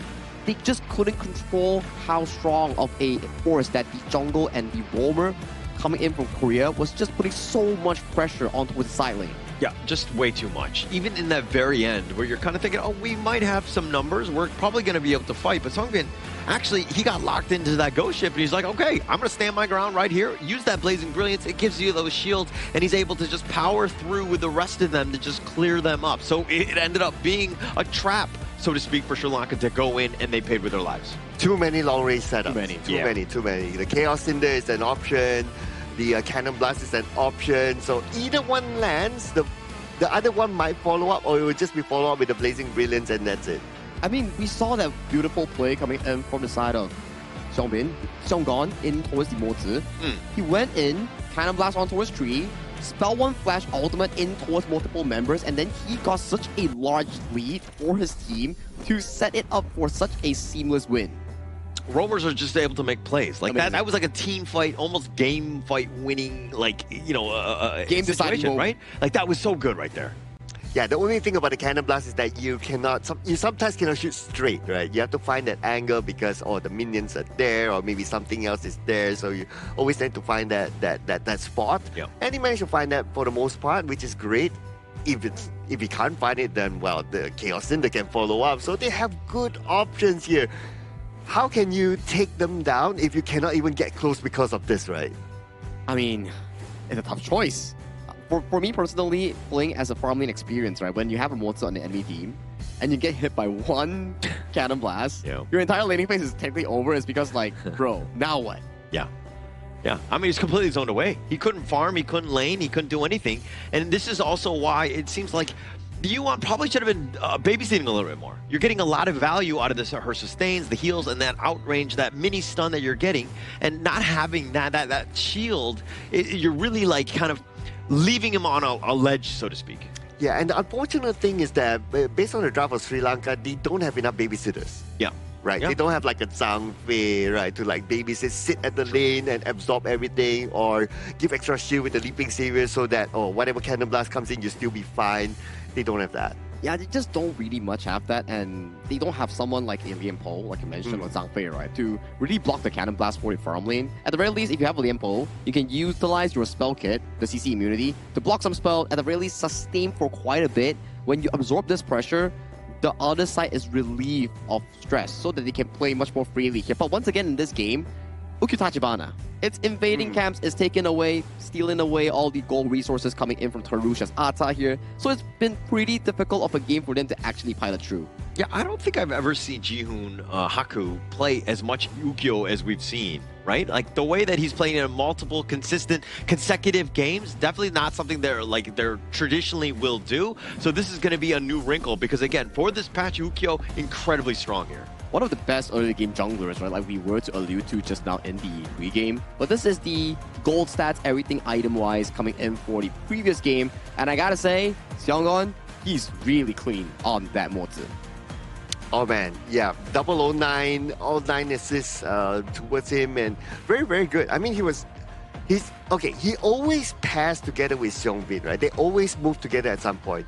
Even at the early stage, okay, he joins in the middle, but pretty much stock standard, trying to win the lane early on, and then they start to rotate. And from then onwards, it almost feels like they're in a relationship. It's like they always want to hold hands together and go anywhere.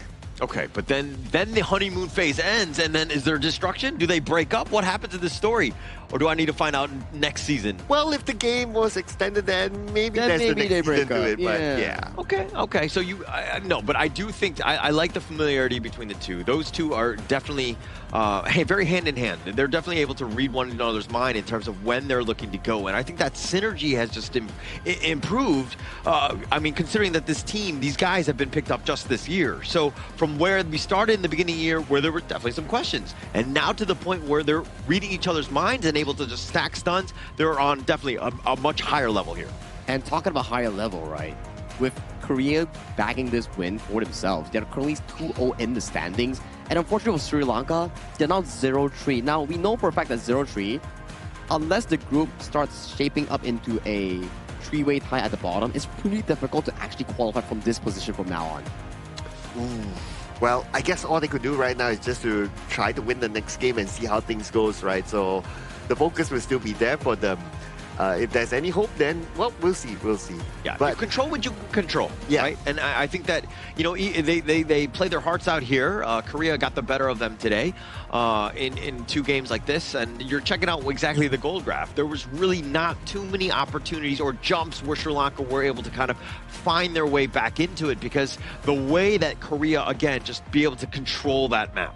It's very difficult, right? When you're losing the early game so hard on towards the map, on towards jungle resource. Because we talk about jungle resource, right?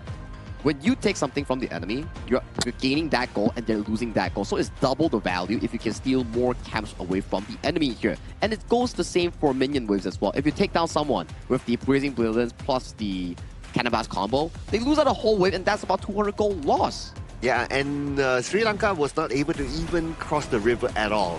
Like, the best is that, okay, we play along the river, that's it. But, and that's shown through these highlights, right? Like, when was that time? Oh, but this is a beautiful, it was a 4-man. 3-man. Oh, 3-man cannon man into a 3-man thing inside the box. That was beautifully done. Oh, that was absolutely beautiful. That was the play of the game for me, right? Because once you open that up, the bottom T1, mid T1, everything just opens up because you have space. And then this is the play where Nisanda baits it out. Looking to go in. He's like, I got him. And he's like, oh, crap, there are 4 of them. Oh, no. So fast. But, yeah, towards the end, it was just like synchronizing. Just rinse and repeat of what they did, right? Like, you get a cannon blast on the 2, the follow-up happens immediately. It was almost like seamless for them. And this Blazing Brilliance, right? The shield value was just so critical. You know for the fact that there was no escape anymore, no more flash, backs against a wall of the ghost ship, and then he's just like, okay, let me do it. Let me just drop all the damage there, and there we go. This was an MVP performance coming in from Seonggon. Definitely one of the key highlights of this game. I remember he brought out his signature Koi as well on his debut game for the side of Korea against Singapore. And now coming in towards the series, yet another skill shot reliant hero. He played it super duper well. He's just able to predict the enemy movement and getting so much value. I mean, you were talking about the Quay already. He had a monster game in that one with all the hooks that he had. And then this one with the Cannon Blast, just so much control. I mean, he was like the perfect, final piece to this lineup to just really set it up and make everything so much easier for the squad. And literally, he was the last pick. Yeah. Yeah, the Moza was the last pick. So, yeah, it's shown that they already had it in the plan. They already, kind of imagine, okay, how a team fight is going to play out, how every move is going to play out, and it's just so beautiful to watch. The storyline coming in from Group D is really similar to Group A, where you have 2 group leaders.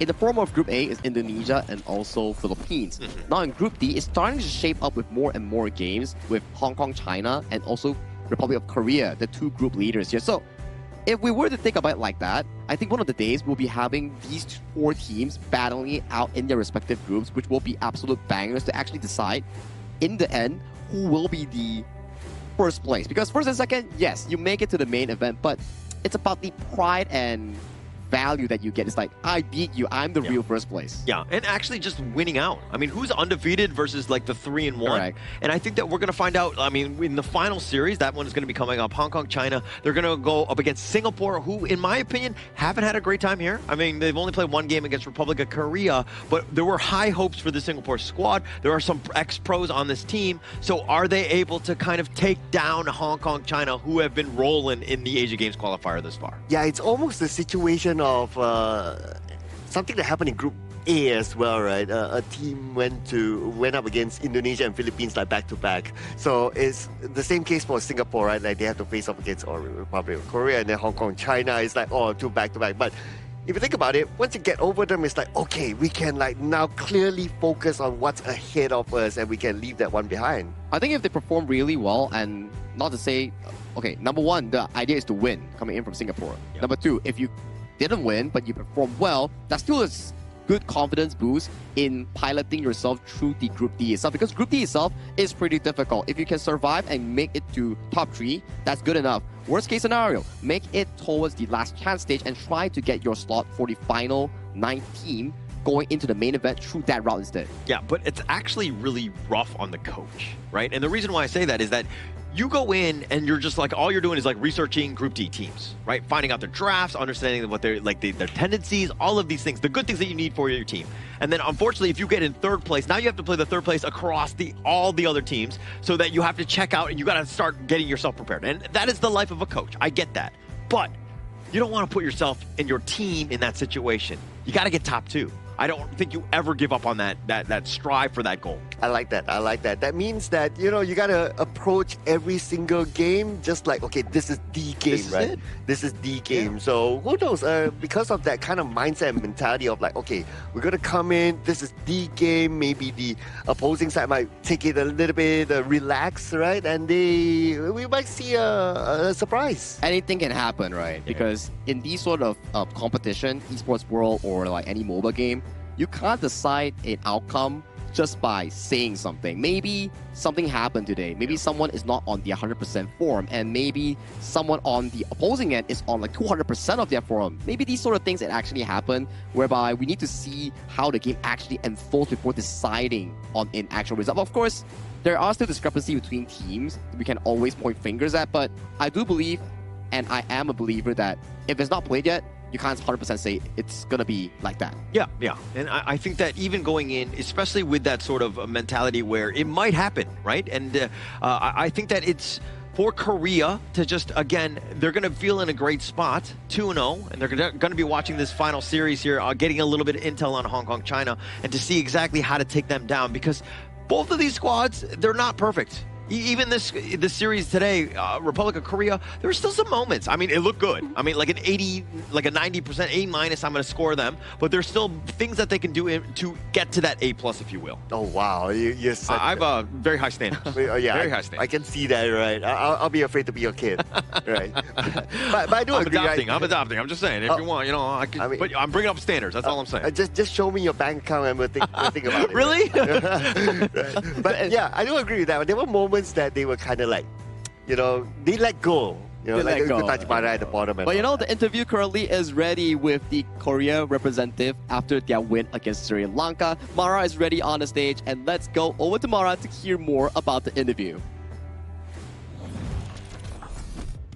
Very convincing and dominant win from Team Korea. Sungbin, congratulations. You know, for other teams, when they have an early lead, they keep forcing non-stop fights. But we noticed that with Team Korea, instead of forcing every fight, you controlled the map really well. With the vision, you were invading, stealing the jungle camps, you were denying the farm, and slowly increased the gold lead. So when does Korea decide when to make a fight and when to make the map smaller for their opponents?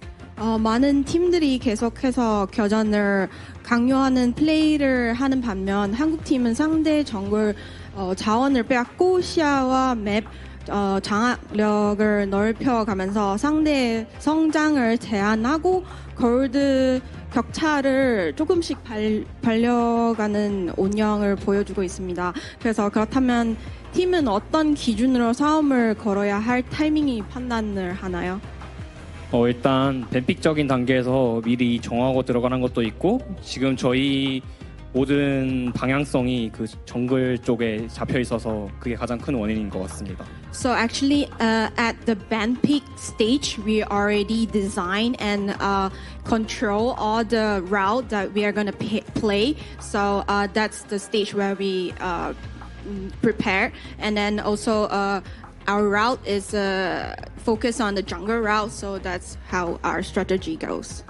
We can see the experience of Team Korea. Now, looking at your group, because you seem to be dominating the first two matches so far, which team and region do you think would be the biggest challenge for Team Korea, and how do you plan to go up against them? So 압도적인 그 게임을 보여주셨는데요. 그래서 팀 중에 가장 큰 경쟁자가 어떤 팀인지. 아무래도 이제 저희 마지막 경기인 홍콩이 가장 힘들 거라고 예상되고 그 이유는 사실 홍콩이 가장 이 게임을 오래 했을 것 같아서 그게 이유인 것 같습니다. So our last game with Hong Kong is our strongest opponent, and then the reason is because they played this game for a very long time. So yeah, that's the reason. And we're really excited to see that. But tomorrow, you're going to be going up against Team Syria. So let's invite the people from the Republic of Korea to support you and also send a message to all your supporters. 우리 한국 지금 응원하고 있는 팬분들께 말씀 한마디. 오늘처럼 그냥 빨리 끝낼 거니까 그냥 가볍게 오셔서 구경만 하다 가시면 좋을 것 같습니다. So we will finish the game tomorrow very fast and quick. So please also come to support us and watch the game.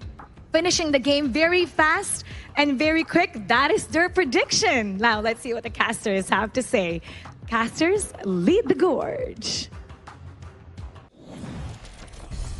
Thank you, Seongbin and Mara, for the interview there. You can definitely know that their final goal is also to meet up against Hong Kong, China in their fateful battle. They know for a fact Hong Kong, China has so much experience as a team together, just like how Republic of Korea. Their team is really similar in playstyle and also in terms of experience-wise. So their battle is going to be legendary. Yeah, and battle for the top, if you will. And I mean, things are looking like both of them are going to be towards that 3-0, and that's going to be the final showdown, if you will. And you're kind of thinking, does it really matter? Of course it matters, right? I think in terms of reputation, respect, and all of that, being the top dog is where you want to be, and you always want to take it to them, no matter who you're playing against. Of course, the flex matters. Yeah, of course. The flex matters. And obviously, if you are number one, number two, objectively it doesn't matter because you both qualify onto the main event, but it's a matter of who qualifies to the main event with a red carpet, right? It's like there's a saying, right? If you're a 100-mark student and a 99-mark student, the 99-mark students had an error, but the 100-mark student, it's because the max mark is only 100 marks. That's not his limit there.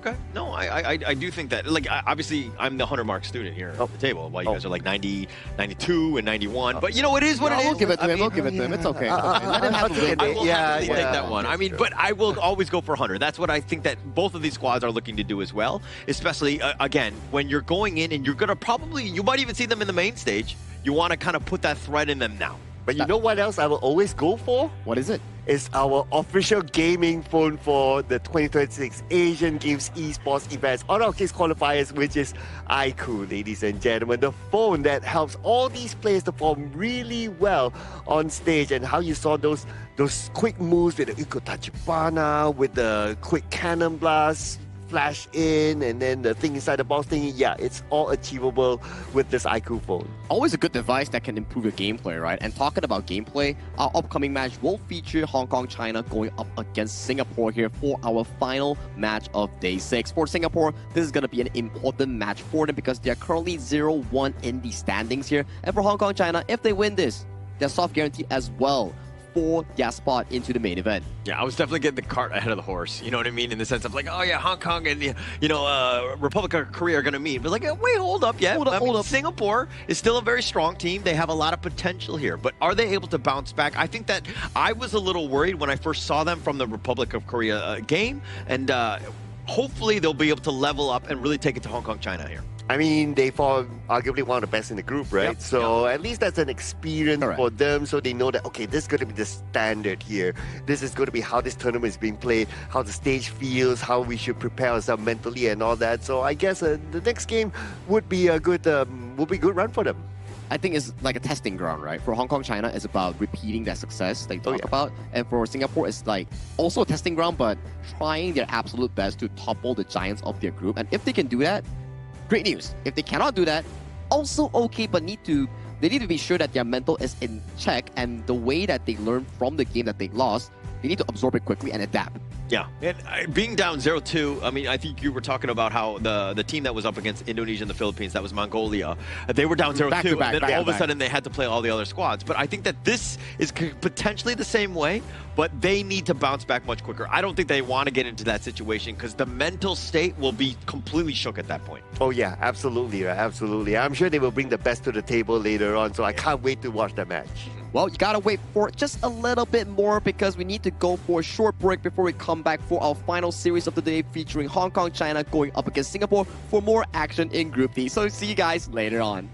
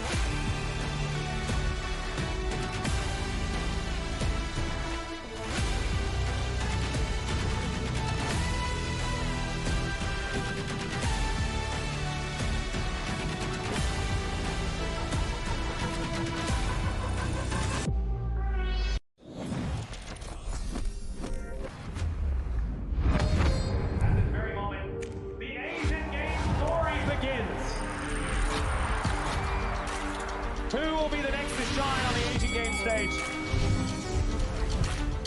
Contestants fight for the honor of their regions while we cheer them on from the stands.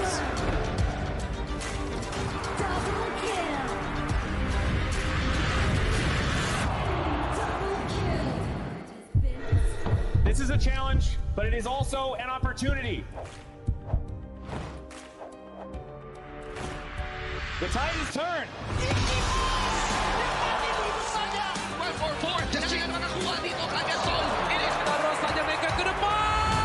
Fastest in front. They're going to use it. Golden tight close out constantly. Victory! And we pulled it off together. We share the same voice, the same radiance. This moment of brilliance belongs to all of us. Together, we shine.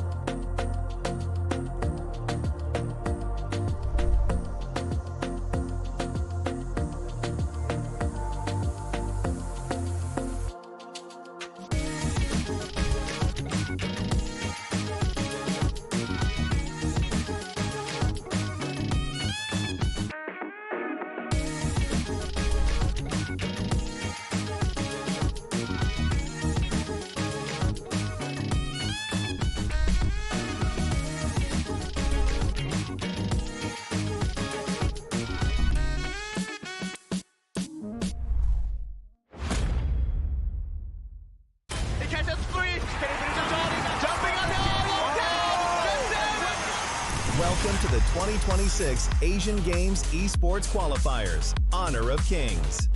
20 regions, one stage, and only the strongest 9 teams will earn the right to shine above the rest. Taking place in Malaysia, June 13th to 21st, 2026. Coming to Malaysia, this is the battleground where teams fight for the right to qualify for the Asian Games. 20 teams enter, but only 9 teams will move on. Apart from the 20 regions, there are 3 regions that have direct qualification.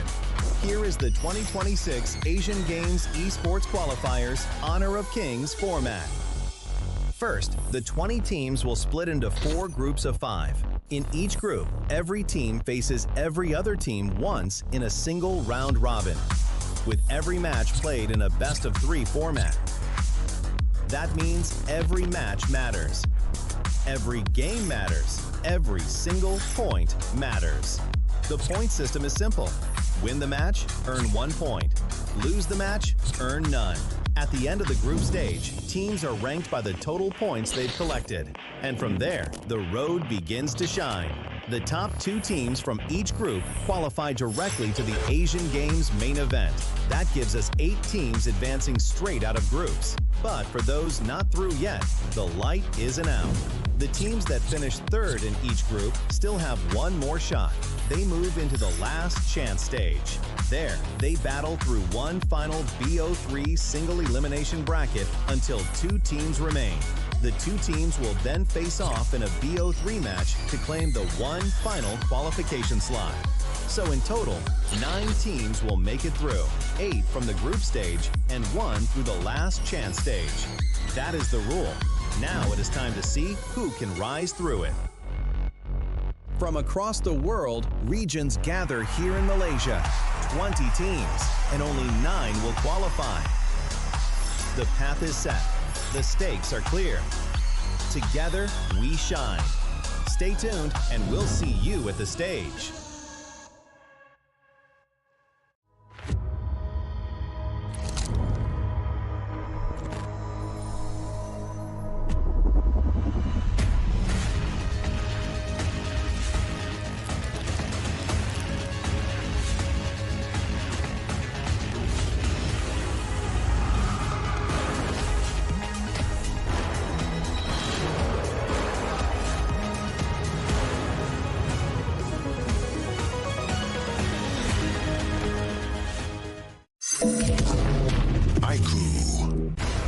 Ultimate not ready yet.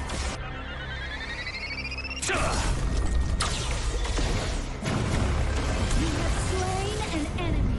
My magic murmurs in ecstasy.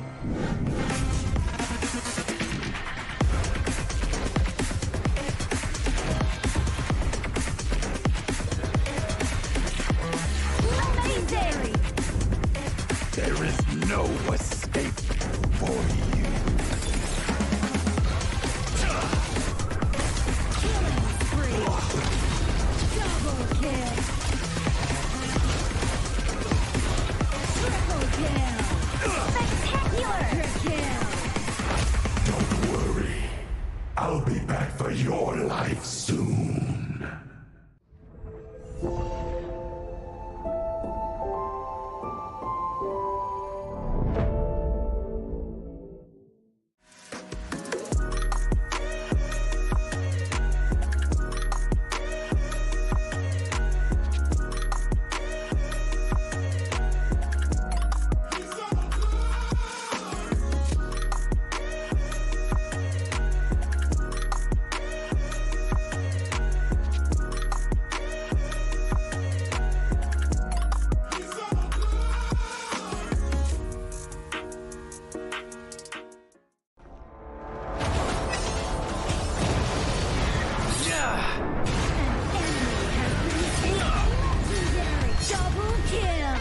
Shall I compare thee to a summer's day?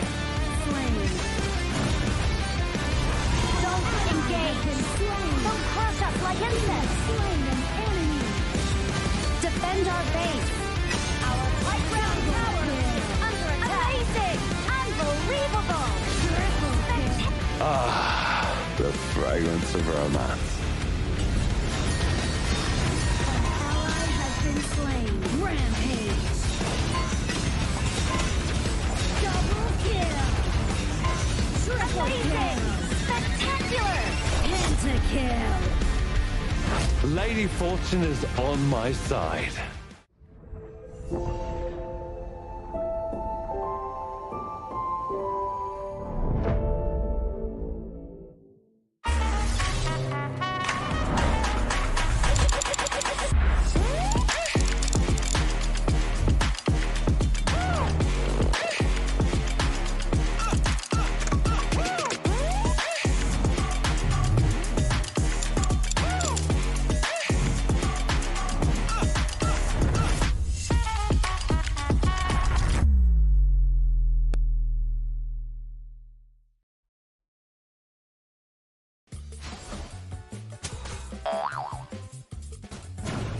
They tried.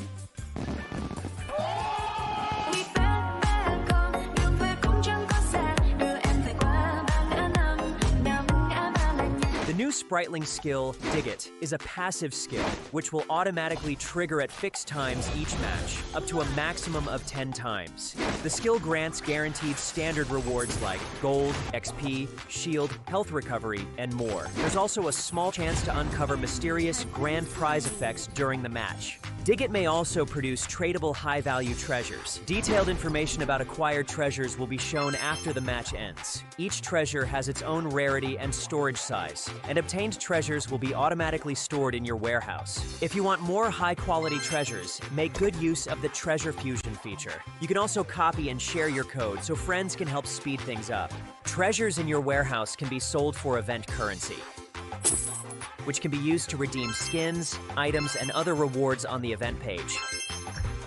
You'll even have a chance to win physical prizes like smartphones and cash. You can also spend event currency to bid on high-value rewards. The auction uses a hidden bidding system, where you can submit 2 bids for the same reward. The highest bidder wins, giving you even more ways to obtain rewards.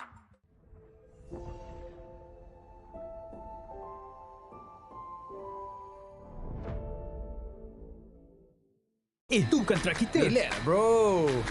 Phone aku! Jom kemana? Mountain View!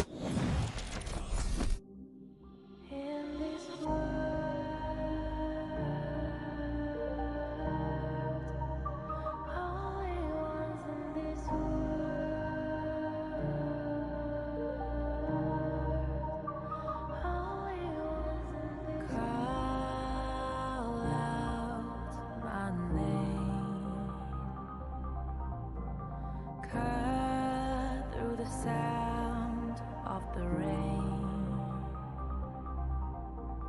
No matter how I feed the flame, you know I feel the darkness and the pain. All of the ways we tried to break free from the night. You know we made it out, we found the light. I fly so high, light up the skyline. Let's do it this time, like it's a whole new vibrant world.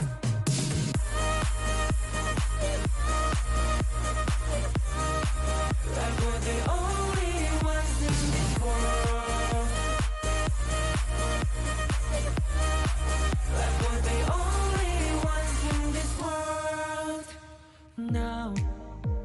Now I see that I got everything I need. It's alright, I'm on fire, I'm alive, 'cause now I fly so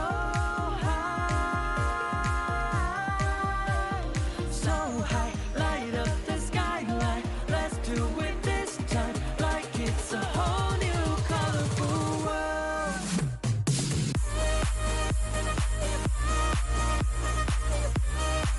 Like we're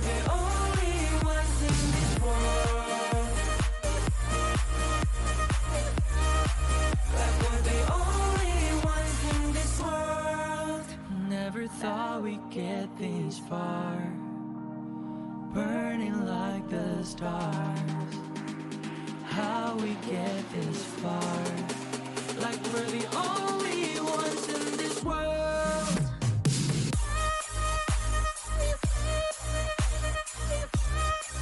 Like we're the only ones in this world. Like we're the only ones in this world.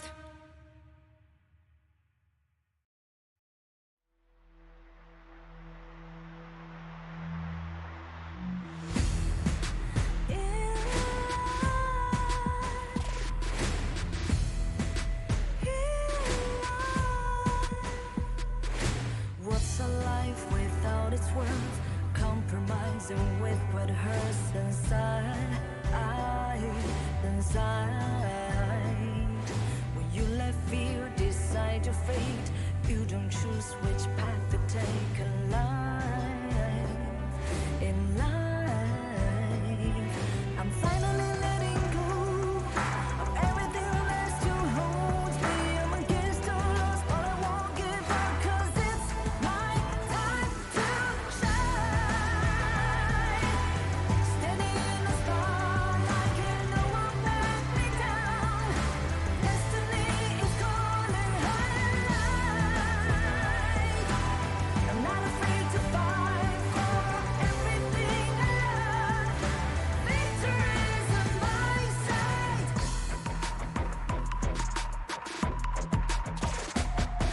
The more we lose, the more we gain. The more that nothing stays the same in time. Can't love ever, can't forget. What you see is what you get sometimes.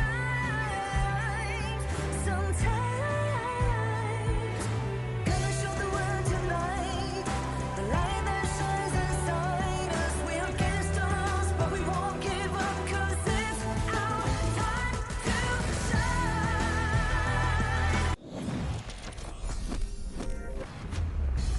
We are back once again for the 2026 Asian Games Esports Qualifiers for Honor of Kings. This is day 6 and we are on track for our final series of the day, featuring Singapore going up against Group D giants Hong Kong, China. My name is Sagi here, coming in for this live broadcast. We have once again Holler and Sir Cloud back on the English broadcast. Yeah, and I'm actually just fired up for this last series, right? I think Hong Kong, China, and Singapore, they were going in as a bit of one of the favorites, or one of the teams to look into, definitely in Group D.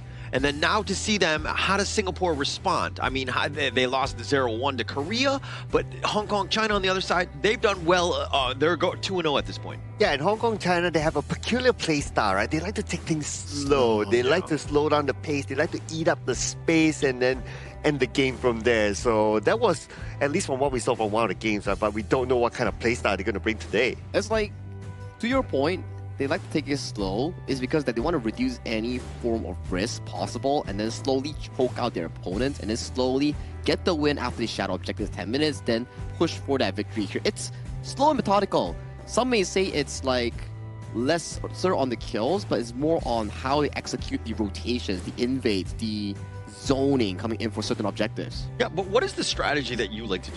Are you slow and steady, or the approach, are you like really fast and aggressive? Like, what style are you, Cloud? Oh, I like to just do it fast, right? I like to end the game fast because I don't want to drag it to the late game. Okay. All right? I don't want to have any risk because you know that, yeah, we all have these kind of games where we're like, okay, we're dominating our ranked game, we're going in, okay, we can close out the game, boom, last minute comeback. I think there's a very good representation of this in the visual way that I can give you. You like to watch the double Marco Polo ultimate defending the base coming in from Team Laos, but you don't want to be the one defending the base from Team Laos. One is that you're actually looking at the game, it's like, wow, that looks pretty fun. When your experience is like, no, please just end this game. Like, get me to the next game, you know? Yeah, nobody wants to experience that. Exactly, like on right, the wrong side of that, when things are at like 1%, you're able to do it. But I think that, you know, Hong Kong, China, the strategy works, right? If it ain't broke, why fix it? Because they've had a good early start. If it's not as good, then they need to change it up. That's when you need to see the pivot and then being a little bit more aggressive like you want. Yeah. So be objective. If you can end the game as quickly as possible, why not, right? Because the longer you drag the game, your opponent is also kind of farming and catching up to the levels and all that, and they can potentially fight back. And I know a game mode that actually doesn't go that far into the late game. You can try out the new Super Flow Brawl mode coming in with new talents and random events, more ways to play, and it's all awaiting for you to discover it. So if you are a bit tired in rank, you're experiencing a lose streak, try to vent out some of your frustration in Super Flow Brawl. Yeah, I'm actually just, everything I want to do, every time I'm like I feel toxic or I feel bad, that's kind of where I go, because that's like my comfort place, right?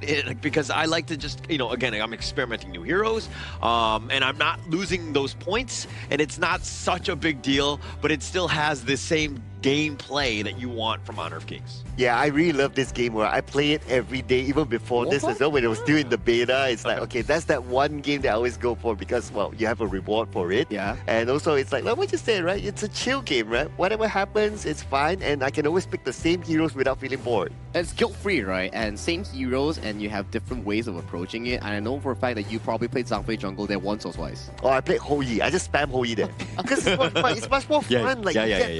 You get those talents, right? It's a lot more fun. Yeah, that's definitely going to be really fun that we can check out after this broadcast itself. But for this current matchup here coming in against Hong Kong, China, against their opponents, Singapore, we will definitely need to invite them into the arena to meet head-to-head for this Group D showdown. So let's invite them to the stage.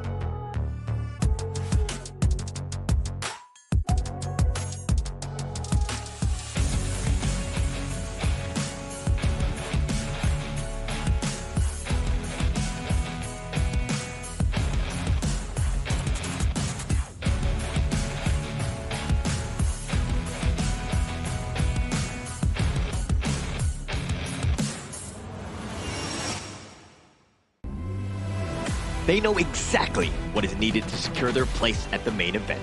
With everything to play for, they step into the arena, ready to show the world who they truly are. Here comes Hong Kong, China!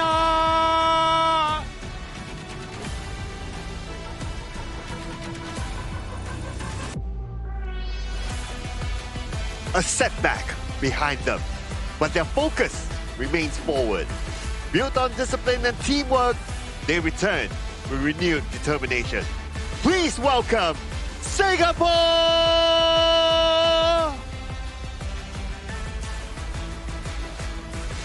Hong Kong, China currently undefeated in Group D, but on the opposing end, Singapore desperately looking for their first win to stand tall in their respective group. And now, this is the moment for them to find their footing. Will it be Hong Kong, China qualifying directly to the main event, or will Singapore retaliate and find that footing? They control their destiny, right? I think that Hong Kong, China, and you're going to see them right here, Zikin, Kahing, Kawa, Sumki, and Kahing. And it's going to be a team that, again, that has a lot of history on the pro scene. I mean, Fearless Esports is one of the team's former Pause gaming players, as well as AG throughout. 4 out of the 5 players have been on those pro teams. So, again, a lot to look into as they try to secure that 3rd win today. They're really, a big experienced bunch coming in for this tournament alone, where their experience is converted into slow, methodical gameplays. Rather than saying it's slow, it's more, I would say, calculated. You can't really find mistakes from them because they're not allowing any single inch for you to capitalize on that. Yeah, it's like what we discussed the other day, right? It's like, it's not only a textbook gameplay, but it's also a dictionary gameplay. Whatever that they've done is all perfect. But their opponents here, representing Singapore, going to be Yanzi, Yu Ming, Yi Hui, Kai Yang, and Weekend. So this team, this lineup, they have their own respective competitive experience. They also had one. I mean, they previously were at KIC 2024, and they were playing as Revenant Exports at the time, or Team 1, 2, 3, depending on what level you were going at. But they have a little bit of experience on the pro stage. They didn't have the greatest of times, but through that tournament, that performance, you saw the rise of Kayang, aka Raven. He got picked up by Visaka Esports. He had his own legacy on that one, but now he's back on the Singapore side. He's back with his old bros, if you will, and to see if they're able to take down Hong Kong, China, this one is going to be a great one. It's a statement match, right? If they can do it, great. If they can't, they still have to venture in towards Group D to scavenge for that first win that they are looking about here. But everything starts somewhere, and this could be a possible good start coming in from Singapore as they are selecting the blue side here. So the last time that we saw Singapore go up against Republic of Korea, Korea's tactic against them is to ban away the meta farm lanes like the Arlie and Chano, removing any sort of late game carry potential for the specific player. Yeah, that became very difficult for you to kind of choose what's going to come up next time because those are the hot meta picks, right? But the good news this time for Team Singapore is that they are on the blue side. So they will have the chance of getting that first pick unless, well, again, the first two picks are being banned out. They are the meta picks. Yeah, and going into, it looks like there's a little bit of a discussion as the teams are going in there. Coach Sean is kind of having a discussion with the stewards on this one because it's just ensuring that everything is fine and in the appropriate states. But for Singapore, if they could play spoiler, Hong Kong, China has built a lot of momentum. Getting that 2-0 hasn't been the easiest. And getting to this spot where, again, if Singapore were able to get the upset, we might have a little bit of a challenge towards the top of Group D. Yeah, if they can mess with the dynamic coming in from Group D and send any of the teams down towards that route in third place, that's definitely going to be the dream story coming in for either of these players here. But we're still getting ready before we jump in towards the pick and bans here, and below here you can check out the highest average GPM of top 3 of the players here in this current tournament. Wow, and there are two players representing Hong Kong, China here in the top 3 average GPM, which is Sum Ki on the farm lane and also Kahin on the jungle. But in between them, Justin from the Philippines also there as well. Now, if we were to look at like the differences, right? So obviously they're playing different roles, but as a farm laner, GPM is going to be really, really important. But to have an average GPM of 913 as a farm laner, this is insane. If I were to paint to you like the actual number at 10 minutes, that's 9,000 plus, which is about 4.5 items completed prior to the high rank fight, which is pretty insane coming in for the side of Sum Ki. It means that he's given a lot of room to scale and farm and a lot of resources coming in from the side of Hong Kong, China to play accordingly in this game. Sum Ki, man. I mean, we know him back from when he was Zai Zai, right? Playing for formerly AG 2024.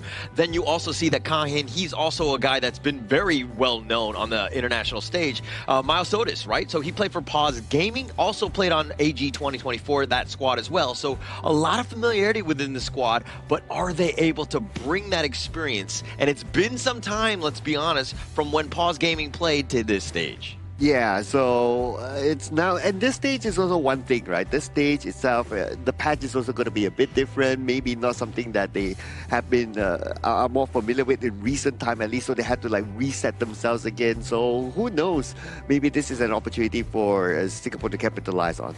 Yeah, they will first have to capitalize on how they want to structure the draft first, right? Since you did mention limited heroes with 85 of them here, and you're not bound by the global ban pick rule. Everything is standard ban pick. So if you can find that rhythm, that perfect pick and ban that really works out for your team, you can repeat the same process like what we saw from Team Kazakhstan, right? It's a bit of the same few heroes left and right, but it's the same formula that brought them through to triumph over Vietnam in Group C. Yeah, and going into this one, the biggest piece for me is that Singapore, they need to come out firing, right?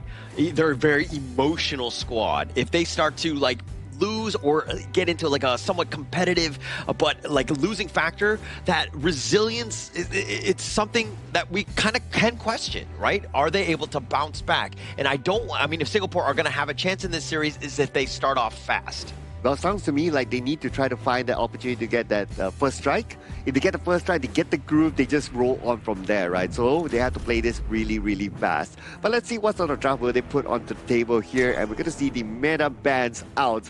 So there we go. Put it go. Sagi, Chano Ali. Yeah, that's the way you actually counter the Singapore lineup here that really focuses around their player, which is Kaya on that farm lane role.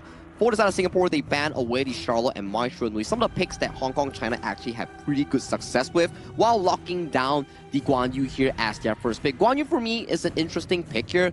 It is really strong when enemy has immobile backlines, but in this case, Hong Kong China can still whip out the Ata in that first pick to really counteract against this Guan Yu. Definitely open, definitely a meta pick, and boom, there you go. Just like you called it, Sagi. I mean, the Ata there, plus you're going to use the Fatih, which is a pretty decent laner in and of itself. So not only it's, you know, this is why the red side can be super key. You've shown your meta pick, now we've got ours. Yeah, and the party can clear off lanes really fast as well. So this will give that option to, in case they need to do any form of split push. Now the Direnje and Lapu Lapu, I would say it's pretty much stock standard here in this tournament, right? So even if you don't have if you don't go for the Zhangfei, you go for the Lapu Lapu. If you don't have the meta farm laners, you go for the Direnje, especially with the fact that Direnje is anti-CC. Yeah, anti-CC, good in dealing against tanks like the Ata if you land your ultimate, which reduces 50% of your defensive stats, right? So coming in for Direnje, I would say that it's one of the lane bullies as well that could go toe-to-toe with Sumkey on that errand here. As we jump in towards the second phase of the pick and bans, more priority will be given over to the jungle side where Ukyo Tachibana has been removed from the pool, and potentially some form of a bruiser jungle or something like a Dun might be a good consideration here coming from Hong Kong China. Yeah, and actually the way that they were able to secure, you got the counter pick that you want, you got Aaron going up against the Direnje, and something that, again, when we were looking at the stats, I mean, Singapore know that Sumkey's the guy. Right? So they're going to try to target it as much as possible. You wanted to pick that before you go into the second phase of this draft. Ooh, and now with the Angela being picked up, so what Singapore will be looking at is that a hero that can follow up on the CC of the Lapu Lapu, right? So mid hero still missing for them. Maybe the Princess Frost can be considered as a follow-up after Lapu Lapu engaged. That could be something. Yeah, something like a Princess Frost, Garuda, or even a Gun and Mo that could actually outrange Hoa. All these are decent pickups here that Singapore can actually benefit from in that mid pool. And going for the jungle side is where the pool is starting to shrink. Maybe potentially visit the Nurza that has a pretty decent win chance against the Ata in this case. So it has that potential. I mean, the Ghost Ship can completely lock it down, but it looks like they're going to go with the Xia and the Neza, as you rightly called out. It seems like they just want to go fast and furious, get on top of that Angela and Aaron as much as possible. Yeah, and they should, right? Like what we discussed earlier on is that, okay, they have to play this game aggressively fast, try to get the first try. They get the first try, they get the momentum, and they ride on that towards the later stages of the game. Because from what we have learned from Hong Kong China's playstyle is that they like to take this slow and they follow textbook gameplay. So that could be something to exploit.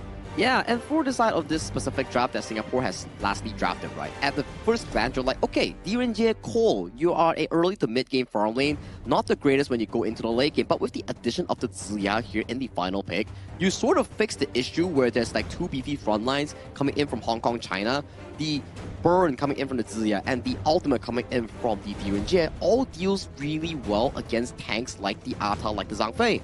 Yeah, and it looks like they're going to round it out. I mean, they got team fight galore from the Hong Kong China side. The other ones, is this Neza going to be enough to really get to the backline to make that sort of impact? Because you know, once you jump in, the rest of Hong Kong China are going to be jumping on top of you as well. So that Skyfall needs to be immaculate in terms of its own backup as well.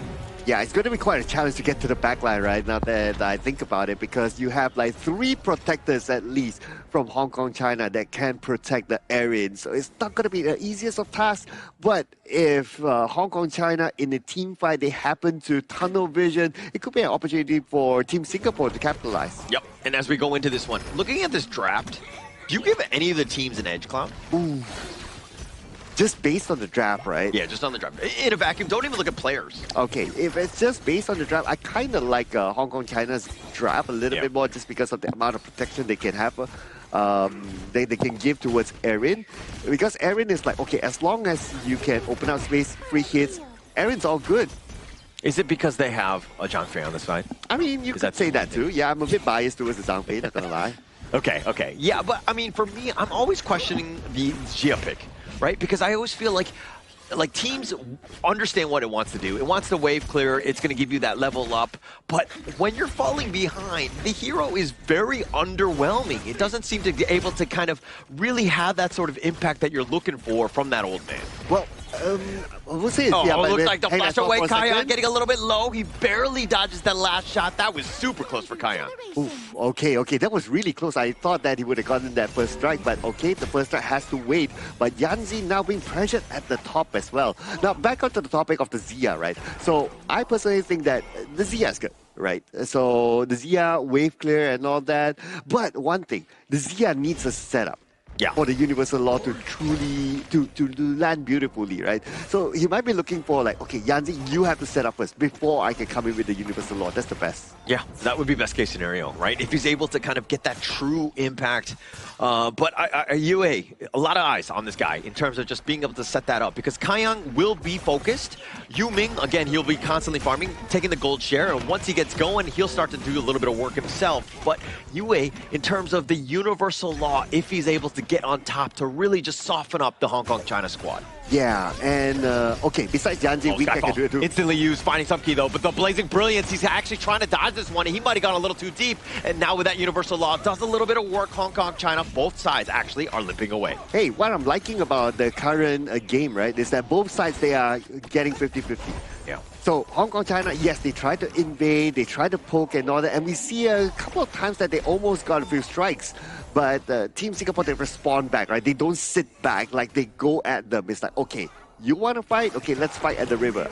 We come together, I send the universal law, and they push back the Hong Kong, China players. Yeah, but Hong Kong, China still have a bit of an edge, right? It's about 200, 300 gold. It's actually gotten a little bit smaller. Singapore using that gold sharing to their advantage. But Yuming, I like the fact that you put the Skyfall on early. Right? This is like, hey, you got to respect me. I'm flying in. I might be there at a moment's notice. You got to consider where I'm at any time in this game. Okay, so we're going to go to the quote-unquote tiebreakers soon. The moment the Tyrant arrives. And both sides, I believe, is going to contest it. And it will be interesting to see who wins this because both teams still quite neck and neck in terms of goal. Not too far different, and in terms of level, pretty similar as well. Yeah, very similar here, but a little bit of a stun on Kaiyan. He dashes away, gets to safety, but that was really smart by Hong Kong China. They teleported to the mid lane, they took the mid lane, and they took those boars, right? It's all about the little things, and now the Skyfall, they find Sumki. Does he have enough to get away? He gets under the tower, and they have a bit of a stun, and Sumki's so low, and Yuming gets first strike. And this is what we were talking about. Team Singapore, they need to get the first strike, and they can ride on that momentum forward, and they were fortunate to get some key. Yeah, and actually they find him. The ghost ship is going to be landed as well. This is the perfect opportunity for Singapore to take this Tyrant. It looks like Yanzi was potentially going for that flank, and Hong Kong, China have to respect it because they don't have the numbers as well. And Team Singapore, they get the Tyrant for themselves. So this is the momentum that we talked about, right? Okay, you get some key, get the first strike, and then you get the next objective, which is the Tyrant. And when they got Sumki earlier on, Sumki did not have his splash. So it was an easy takedown for them, which is great, right? They saw that opportunity, they took it. Yeah, and taking that one. And I think that Singapore, look, when they're going in, you always want a priority list. Who needs to die first? Hao was probably high on that list, but Sumki is at the top. You got to focus him down. And Yuming, you know he's going to be skyfalling. Anytime he sees him, he's going to go right for that back line. Oh, what the Okay, they spoil out, but then again, he's just going to be that spotlight there, right? Just to gather information. And now he will join his team at the top, but he's still opening up the map. And because of his position here, Team Singapore, they're forced to like, okay, do they want to put attention to Kaiyan? Do they want to go to the lane? It kind of messes up Team Singapore's sort of decision-making. Yeah, a little bit of decision-making, but they traded towers, you know, the top T1 for the bottom T1. I think in the end, it's like you'll take what the enemy's giving you, and they're happy to trade at this stage because understanding that, hey, we're still kind of close. It's still very early, and now Singapore, you know, I think that they'll be continuing to just push these mid-waves across. Okay, and the Umbrella Alpha is ready, though, so they can start it out. On to 2 with that Chaos Cinder, does a little bit of work. The Umbrella Alpha pushing them outside, and they dodge the ghost ship. The Wombo combo was looking to be good, but they didn't get it hit right. Okay. Team Hong Kong China, they got it right? Like the ghost ship comes up, and then the Umbrella Alpha to follow up, but Team Singapore, they were ready for it. They know, okay, it's time for us to jump over the ghost ship, and then we're all safe. We jump over that, and then they wasted the Unbridled Outburst from Kaiyan. Wow. Team Singapore, today they are on their game. Yeah, their reflexes are definitely hitting, right? We have never said that Singapore was not good. They are. They have the mechanical skill. It's just that ability to kind of play. And we've only saw one game when they played up against Republic of Korea, which are a juggernaut in and of itself. So for Singapore to get into this one, this is still a great team, assuming, again, they stick to their guns and what they want to play.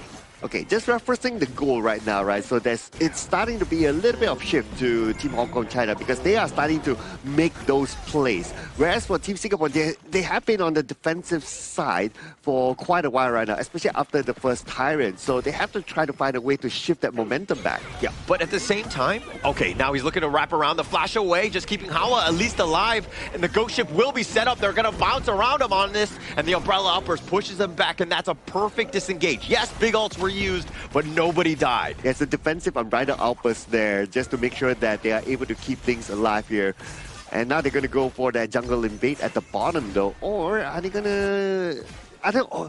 It almost feels like Team Hong Kong China, they're just stalling time for that split push because we haven't talked about Zikin for quite a while. Yeah, and that was the play, right? The mid-fight was like everybody stay alive, but actually we want towers. It's space created. Everybody's so tunnel visioned on the mid lane that Zikin was literally just walking it down. He's going to potentially take the bottom T2 as well. Yeah, just keep your eyes on the minimap, man. Look at this. All eyes at the top, but nobody's putting attention onto the bottom. Okay, yes, Team Singapore, they trade off by one tower at the top, but look at the second tower at the bottom. It's almost gone. Yeah, it took a lot of damage, and that's structural. And Zikin is just happy with glee because he's just going to walk away and be like, okay, now you're going to look to defend. It's already less than half, and anytime you go up to the top side again, I'm just going to take that one down. But one thing that Singapore are doing well is that they're securing their jungle, right? How many series have we seen today where the losing team just like completely gives up on their own jungle? Yeah, absolutely right. Absolutely right on that. And also, they respond quickly to whatever that's happening at the bottom too. They still retain their tower, although it's only half health, but they still retain it. That's most important. Now, let's see how will they respond to this. Yeah, it doesn't look like they're going to get that one. The smite was used. So Kahin, again, this is what you want. I mean, if you think that there's going to be a 50-50 with Yuming, like take the challenge because you're contesting if you aren't able to get it out. But Yuming using the smite now for the Tyrants, probably going to be the last one before we get those shadow variants. Oh, I'm liking this from Team Singapore, right? What they're doing is that, well, we did talk about like trying to shift the momentum to the other side, and Team Singapore is doing exactly that. Now they are playing for Team Hong Kong China to play with their rhythm. Oh, Kaiyang, he actually gets hit by the very tip of that one, but it looks like he's gonna be fine. He just dashes away. Kahin is a little bit on the low side, but Weekend getting low himself. Oh. He's tanky, but at what cost? Kahin gets the revenge, does get the kill, but Yanji's gonna be picked off as well. Sumki all the way on the side, just playing on the outskirts. 3 members down from Singapore, and just like that, Hong Kong China with a huge advantage, and they got a 3-for-1. Ooh, that's a big one. That's a big one. That could break the momentum here, but then again, not all hope is lost. Yes, we still have the Universal Law to clear off the minion wave. Hence, the middle tower will still stand. It seems like they're fighting on different fronts, right? They're not playing the same game of like all 5 guys on one guy. It's like 2-on-1, 1-on-1. Like they're all over the place. But DJ Cloud, I mean, break this one down. Oh, DJ. Okay, so chicken, boom. Look at this, right? Look at this. Look at this. Look at them trying to go to the back, and I totally understand, right? Because they want to focus on the Hoa. You don't want to let Hoa getting those free moments to just throw those skills, send the Blazing Brilliance down the middle, so that's why they want to go from there. But to be fair to Team Singapore, they were split out. They were split out by the fact that Team Hong Kong China also sent somebody to zone out the backliners there. Yeah, and if we're looking at target priority, Hawa and Sumki are, again, I've pointed this out many a times, 1 and 2. Those are the guys that need to die. If you're not hitting those guys in a team fight, you're doing things wrong. And Hong Kong China took advantage. Sumki was all the way on the side. He was largely untouched, just on the outskirts because they were not focusing on him. And then this mid T1 looking to go down here. Yeah, it was a really tough call, right? In the kind of team fight, it is like a split-second decision on like who do you want to focus on, what do you exactly want to do. Do you want to play protecting your own people, or do you want to try to split them up and then you try to take the squishies behind and then you think about like the tanky ones in front. So I understand it was a split-second decision, but Team Hong Kong China, they did it in a more balanced fashion, I must say. They protected their backline, at the same time they split out the front. Yeah, but in the mid lane, a little bit of a fight here. Ghost Ship on the side, and it looks like Yuming just navigating around. He's just going to be backing up, but the flank potentially just going on in this one. They're not giving up. Kaming goes in for right WeCat. He wants to bait out the Raging Sea. WeCat holding it to his vest. He's getting focused. 3 members down the flash away, and now he's going to pop it. It doesn't look like he does. He doesn't get it off, and now Kahing looking for the revenge. The Razor Cavalry only one. Kayang, he's in a bad spot. He's flashing the wrong way, but he's fighting on the outskirts. He gets focused down. He takes down Siskin on his way on out, and now it looks like Yuming on the chase, trying to find the backline as well, but he gets focused down. Just too much damage, and Yanch is running for his life. Kahing, he's like, I'm a support, I want this kill, and he's not fast enough. Well, it doesn't matter. They still got 4 of them from Team Singapore. That will be enough for them to take over the jungle, but at the same time, they have to be aware of their top lane as well. They have to clear that one, but they only need to send an air in there, and it will be A-OK. For the others, well, they can clear off the jungle. By the time Team Singapore comes up, there's nothing else for them to farm, but that was a really good team fight. Again, the same theory applies from before.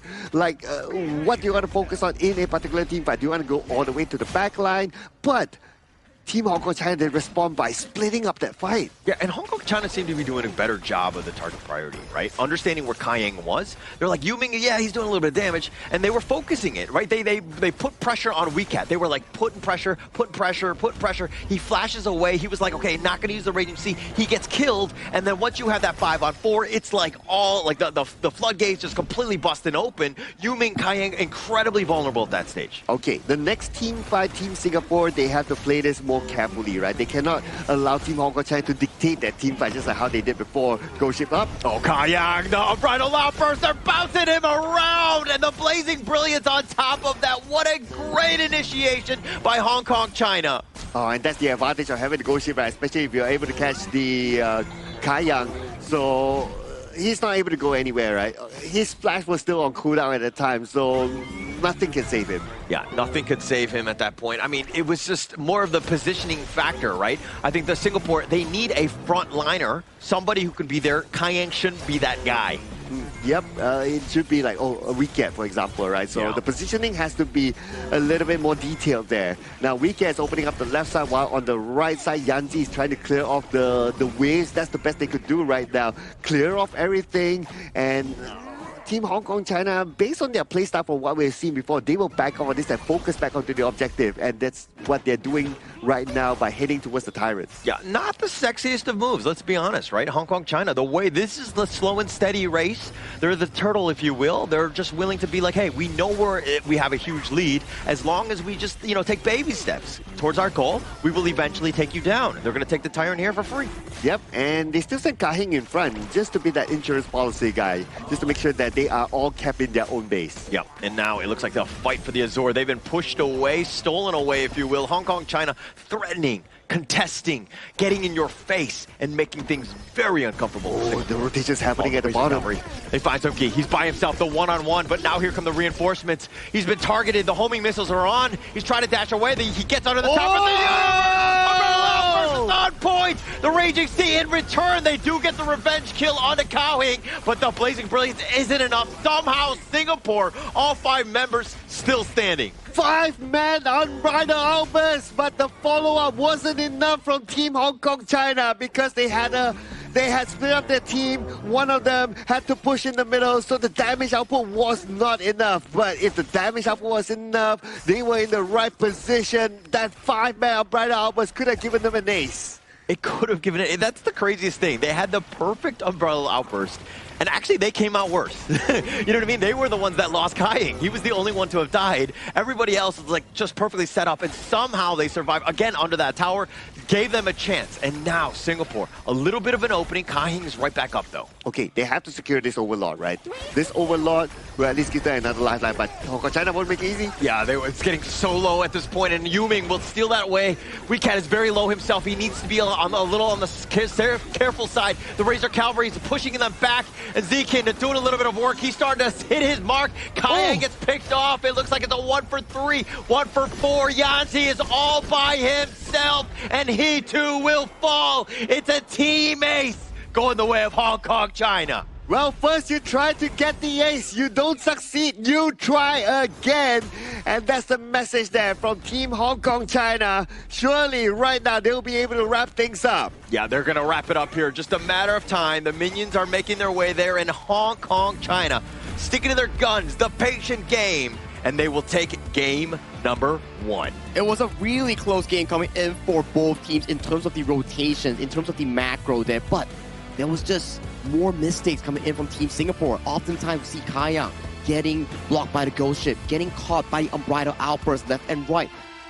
They're leading to more of a disadvantage towards their own team in terms of the goal advantage here. But their 5 unbridled outburst turning it into almost a team ace, just a short bit here. But the main thing that we need to discuss between these two teams, it was a nice game to watch. But overall, team fighting, I gotta give it over to Hong Kong China. Of course.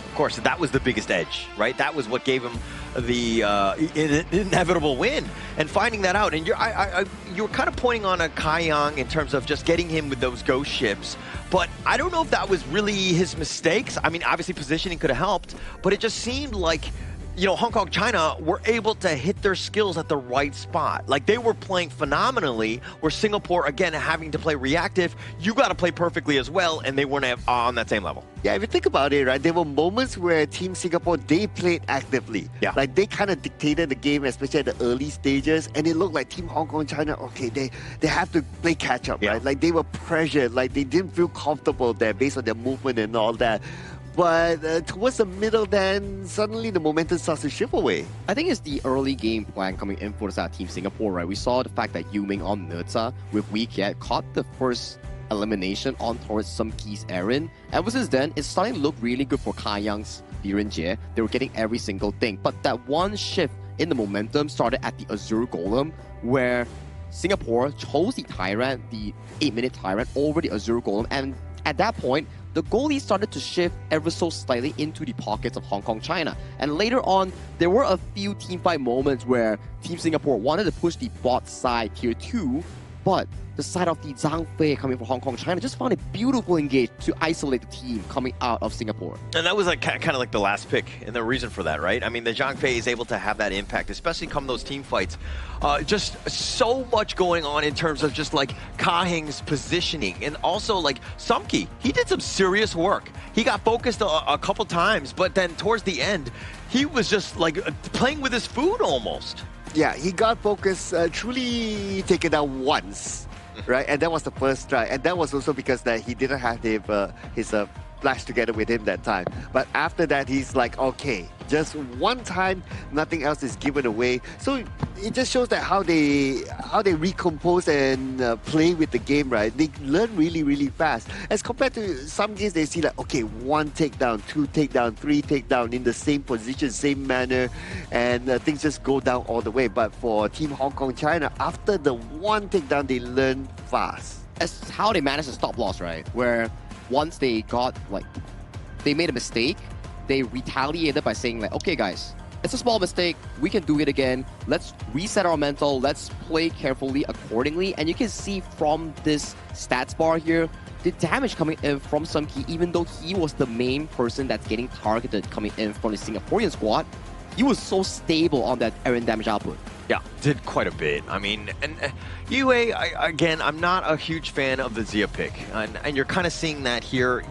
The universal law is just like, it's spread throughout, right? It does a ton of damage, and it looks great on the score sheet, but in terms of actually getting some of those heroes low, when those fights are happening, it didn't seem like there was too much of an impact there. A Garden Wall would have been better? I think so, because there's an Angela, right? Yeah. Blazing Brilliance comes out, boom, standstills, boom. Yeah, no, I like that, yeah. I think that's a good idea too, right? Considering the fact that Sum Ki and also Hoa are not the biggest targets in actually dodging the skill shot coming in from the Guardian Bow. But I also understand where they are also learning this specific Zia pick from. It's like referencing the Kazakhstan game where they want to use the Zia to reduce the front line's resistance in allowing Kayang's Liren Jie to further take them down easily. But that's the problem. The damage is just not sufficient coming in from the full squad. So if Kayang falls on towards the hands of the Fatih coming in from the side of Hong Kong China, things just go south immediately. Yeah, actually, the Fatih was just able to overcome. There were so many moments where he got on top of Kayang and was able to just take him down, even in that, like, the Overlord pit, right? Found him just isolated.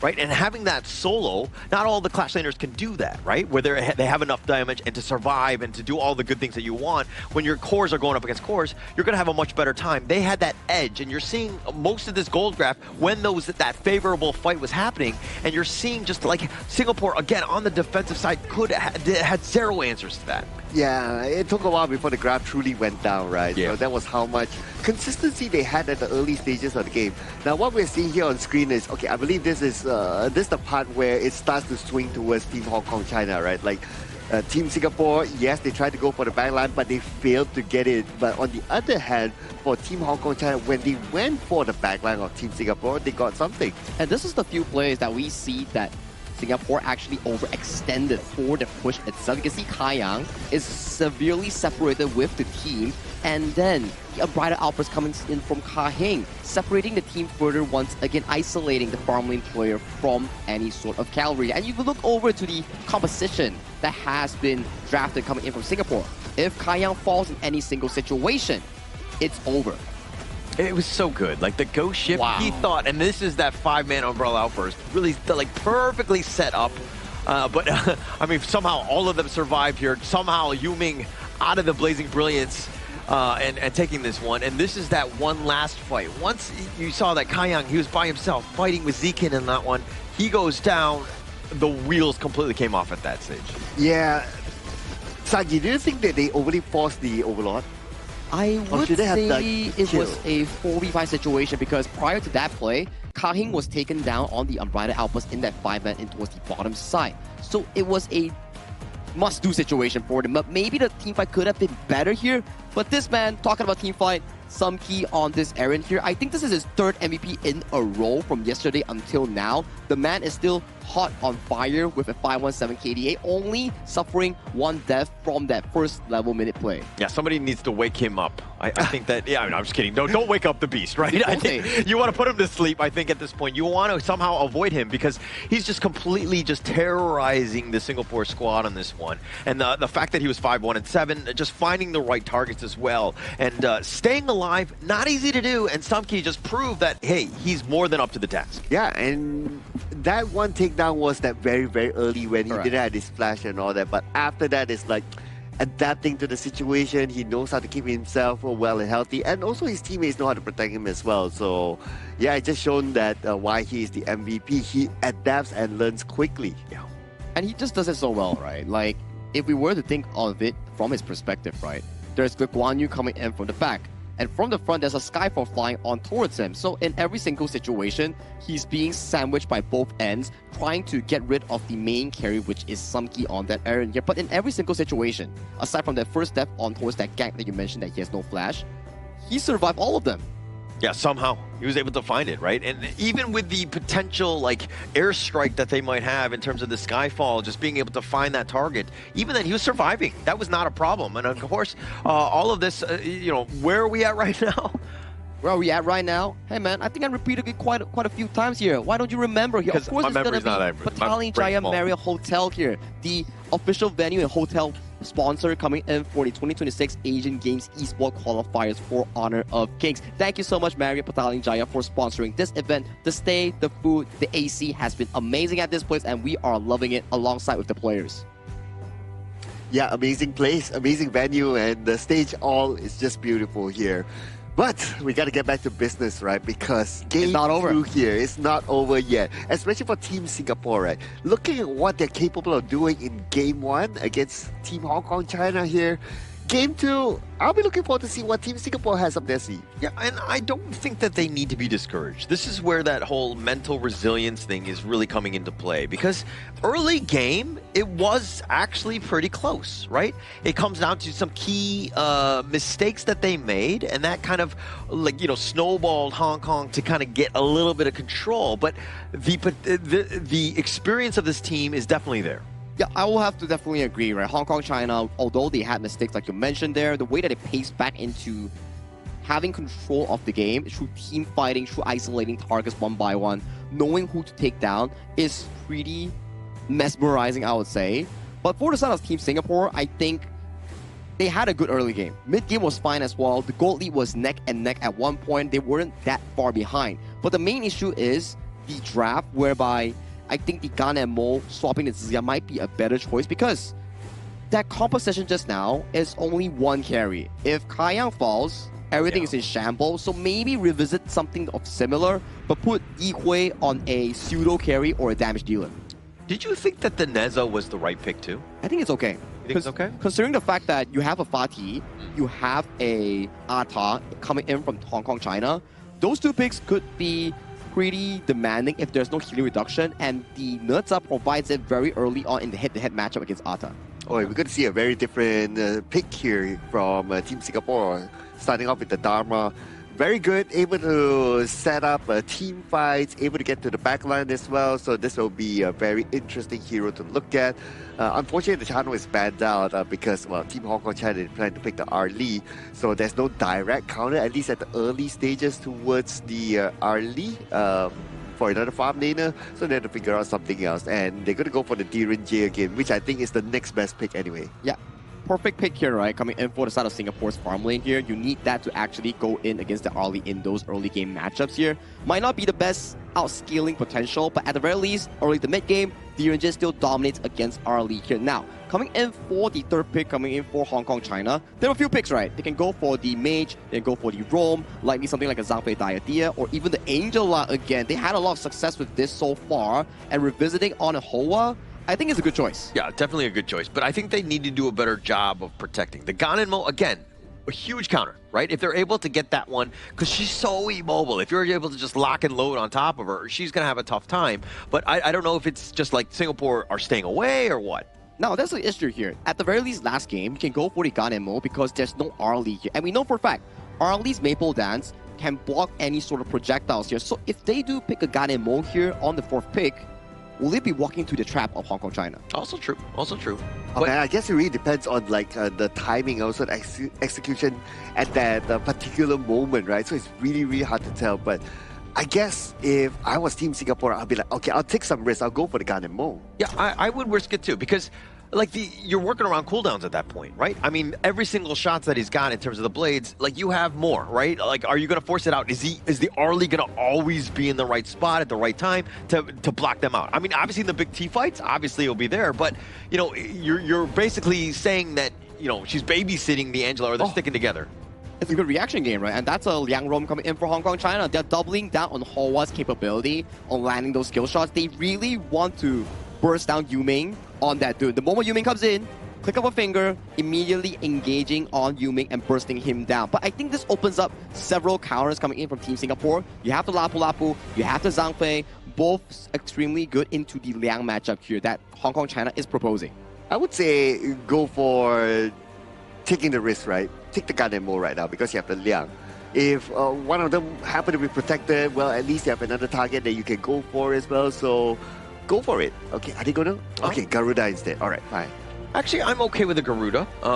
It kind of largely mitigates some of the Arlie that you were talking about, right, in terms of a counter. But now you've got the Lian Po. Set it up, right? Every time dude with glasses tries to lock somebody down, you punch him in the face. Oh, wow. No? A little coming on a little strong?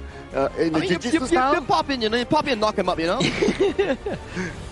Okay, I'll be afraid now. Maybe I should change seat with Sagi. You are wearing glasses, though. Exactly. Thanks for reminding me. Yeah. Liang wears glasses. He didn't specify if it was a Liang or certain cloud, you know? So you might want to be careful later on in the cast. Oh, just like how Team Singapore will need to be careful of the Bai Chi now. Oh. Wow, you have the Bai Chi, you have the Fatih. So Bai Chi will be a very strong frontliner. Obviously, he can absorb damage, and he can also track down the Dharma if the Dharma tries something funny. Oh yeah, and I'm interested to see whether this Bai Chi is going jungle or clash lane, because yesterday Kahin was pulling it in towards the jungle, which we saw yesterday, and today he is going once again towards, give it a while, we're still waiting for it to load. Once again going towards the jungle on towards Kahin. Yeah, interesting. Because also it kind of counters the Dune tank as well. Like you want to be like, okay, you want to be that frontliner? Let's go. Wind slash? Okay. I'm tanky enough to go there. Plus I've got my own talk. I can lay waste, if you will, get to that back line where, again, you're trying to get the squishy heroes as we go into, of course, the final series of the day. Game number 2, Cloud. Who are you giving the edge to here? Oof. If there was a Ganenmo pick, I know it sounds like a risky pick. We talked about it. I'll probably put it onto, okay, because you have a Garemo, I'm going to give it to you, right? But without the Garemo right now, I'll be like, Garuda, yeah, long range, Wings of Judgment. It's not because of damage, right? Especially if you want to like just burst that damage down and try to take out one as quickly as possible. So to me, Hong Kong China is the better draft. I'm not so... Okay, I do agree to a certain degree with the Ganemo, but I think that the Garuda is fine, right? I think in terms of like a mid laner, it still has... It outranges. It has... as long as your positioning is flawless, and he needs to be a little bit careful as he dodges some of these barriers here. But, you know, again, it's trying to outclass Hao on the Angela, who has proven time and time again that the Angela is a great mid-pick here at the Asian Games. Yeah, and you can combo with the Liang, like, obviously. So Liang holds down with a power word control and then comes in the Blazing Brilliance. Yeah, it's a very, very strong control. It's just that they'll be putting themselves in a very, very vulnerable position.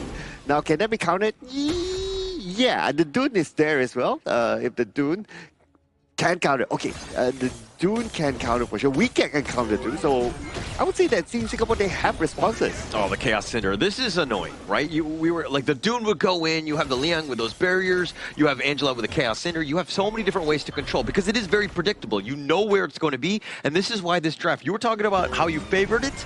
I mean, there are definitely counters to it. And they do quite a bit on this Yuming. He's going to struggle. So this will also depend on like execution of Weekend, right? Like when will he go in with the Tremor Smash? Will he go in as an engage or as a counter engage? Yeah, if he goes in as an engage, well, that means that the rest of Team Singapore, they have to win the fight quickly. If they stall that fight, the Team Hong Kong China, they have a lot of utilities to counter back. Yeah, Kahing though, he's not level 4. He's going to set up the barrier with the Chaos Cinder. That might be enough to flash away. And all of this just for a Pheasant. Man, you just want a single piece of the pie in terms of the jungle camps. And Hong Kong China are like, nope, here comes everything. Okay, and they have to be careful as well because Kahing is not at level 4 when that happened.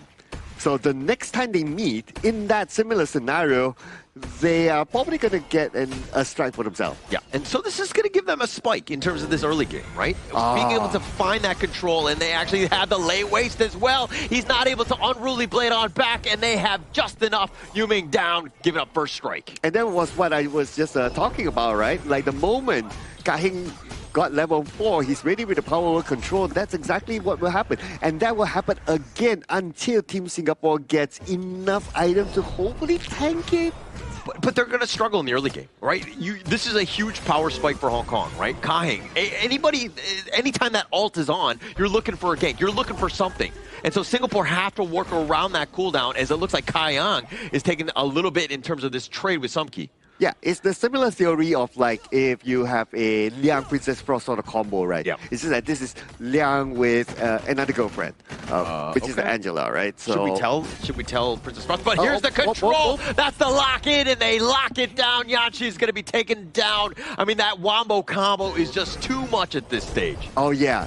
This is again same theory with Liang and Princess Frost. It just repeats and repeats and repeats. But Singapore, they respond with aggression. Yeah, you want to take this down. But look, here come the assault. This is a perfect flank. The Winston jump in, looking to go for that flank. And now Yuming, he's going to just take out most of this. But they've got 4 members down here. And they find UA as well as Yuming. A great rotation by Hong Kong China. Oh, and so happened that the Tyrant is up. So this will be a free Tyrant for Team Hong Kong China. But inside... Oh, here we go. And now it looks like he's locking it up. The Tremor Smash only onto 1, and he's going to be going down just way too deep. Hong Kong China gave up the turn because they thought there was going to team fight, and they took him down. Yes, and the moment he went down, maybe next is going to be the Tyrant. No, interestingly, Team Hong Kong China not interested in the Tyrant. Okay, this is not the usual playstyle that they're deploying.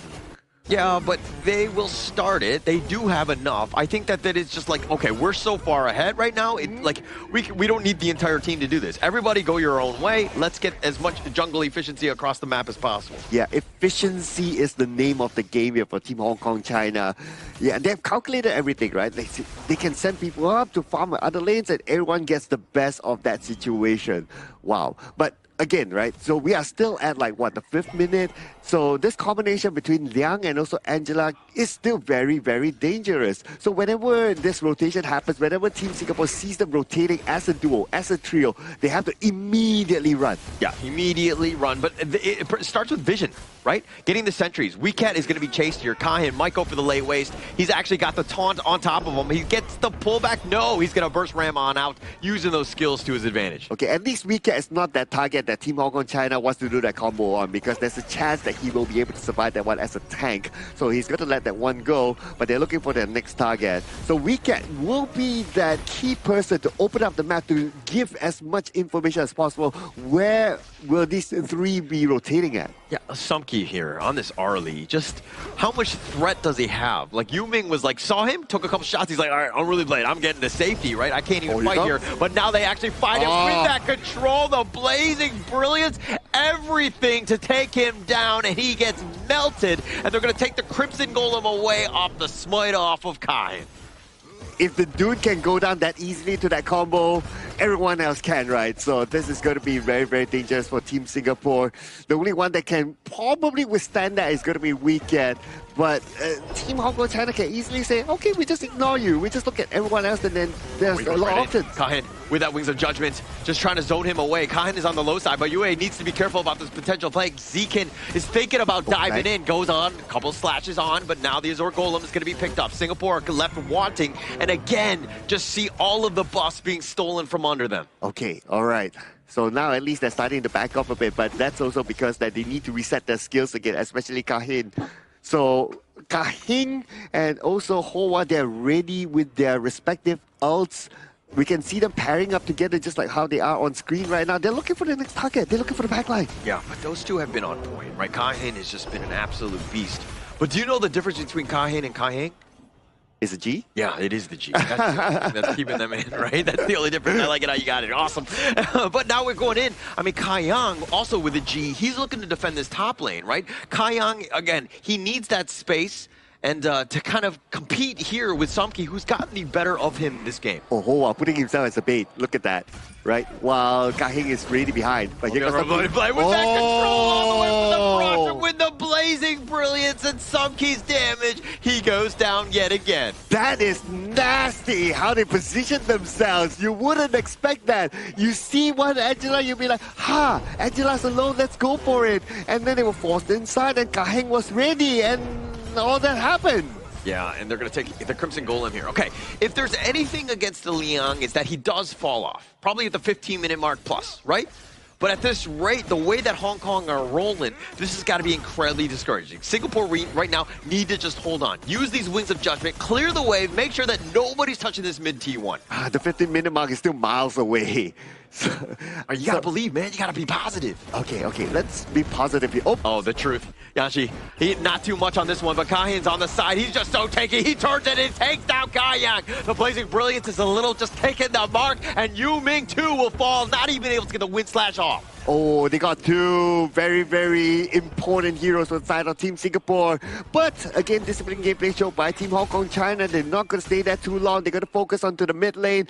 After taking down the mid lane, the Tyrant is going to be up. It's about time for them to refocus back onto the bottom by then. Yeah, and taking this one down, I mean, the mid T1, that was with... I told them that, hey, they had one job, and that was to keep the mid T1 up, and they didn't do it. Oh, okay. All right. Yeah. Yep. Too bad. You have to answer the call after this. Yeah. All right. But now, okay, Hong Kong, China have been playing a flawless game. Haven't died a single time. 8K net worth lead. Everything going in their favor. Finding things out in terms of just like the movements, the way that they're ganking. They're playing together as a team.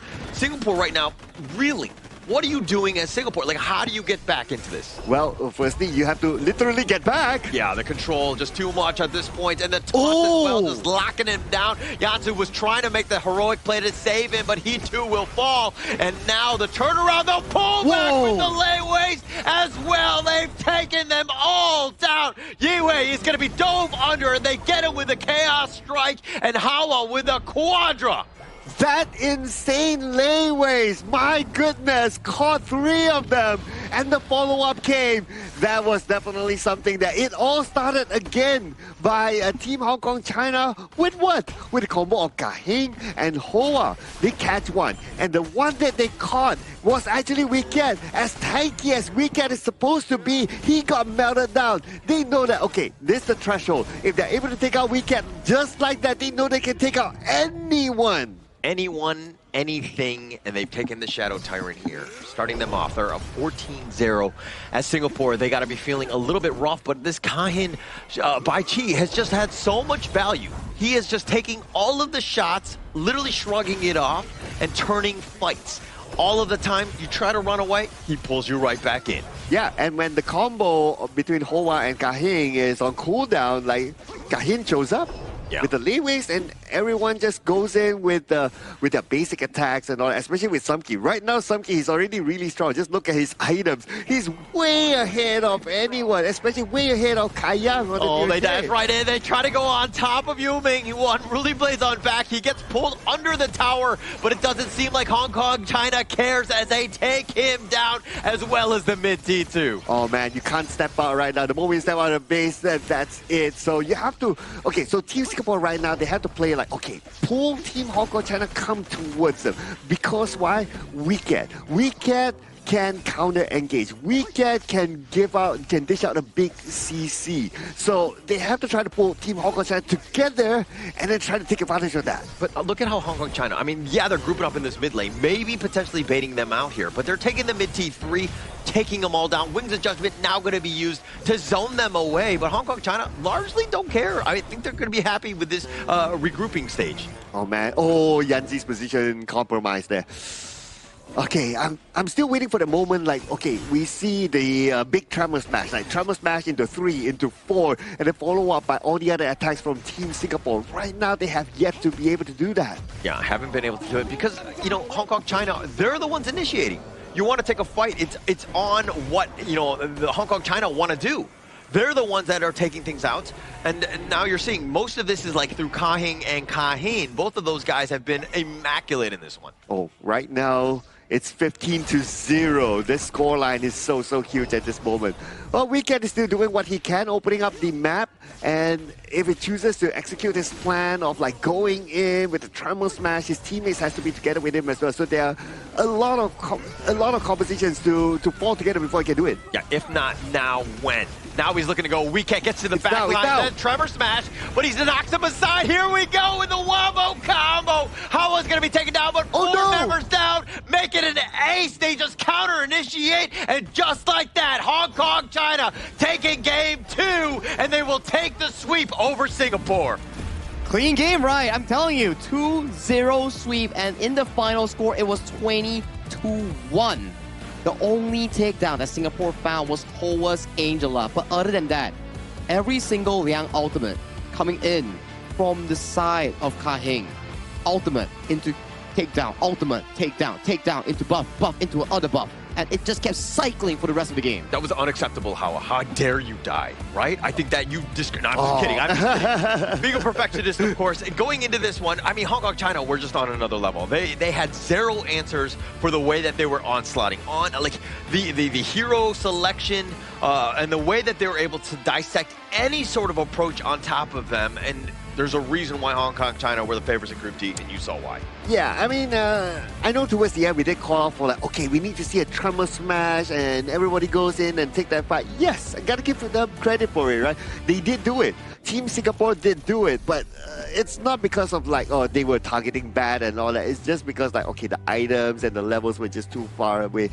But if you don't do it, then you're going to lose anyway because you keep falling back. So you have to take some level of risk. So I applaud them for that. Yeah, they did try, right? But in the sense when how the game actually unfolded into that situation, it's more towards this specific pacing, right? The moment Kahing was level 4, we start seeing Kahin and Kahing and Hoa, the trio, to just jump into someone, pop him, and then go for the jungle objective. Next time it comes up, Yuming again, gets popped, jungle objective again. Then it keeps rinse and repeat and cycling to a point where they are snowballing so ahead that whatever damage coming in from Kaiyang, Yihui, was just not sufficient to take down the main tank, which is Kahin on that Baichi. You can see Yuming, 0-8-1.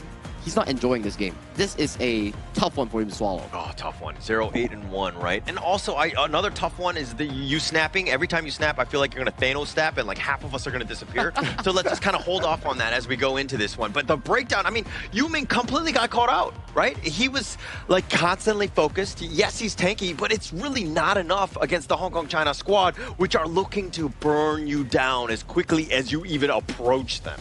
Yeah, and throughout the entire game, like Hoa had an amazing game. Of course, it was set up as well by Ka Hing with the power word control, right? But towards the end, yeah, that one kind of tarnished it a little bit. But yeah, that's okay.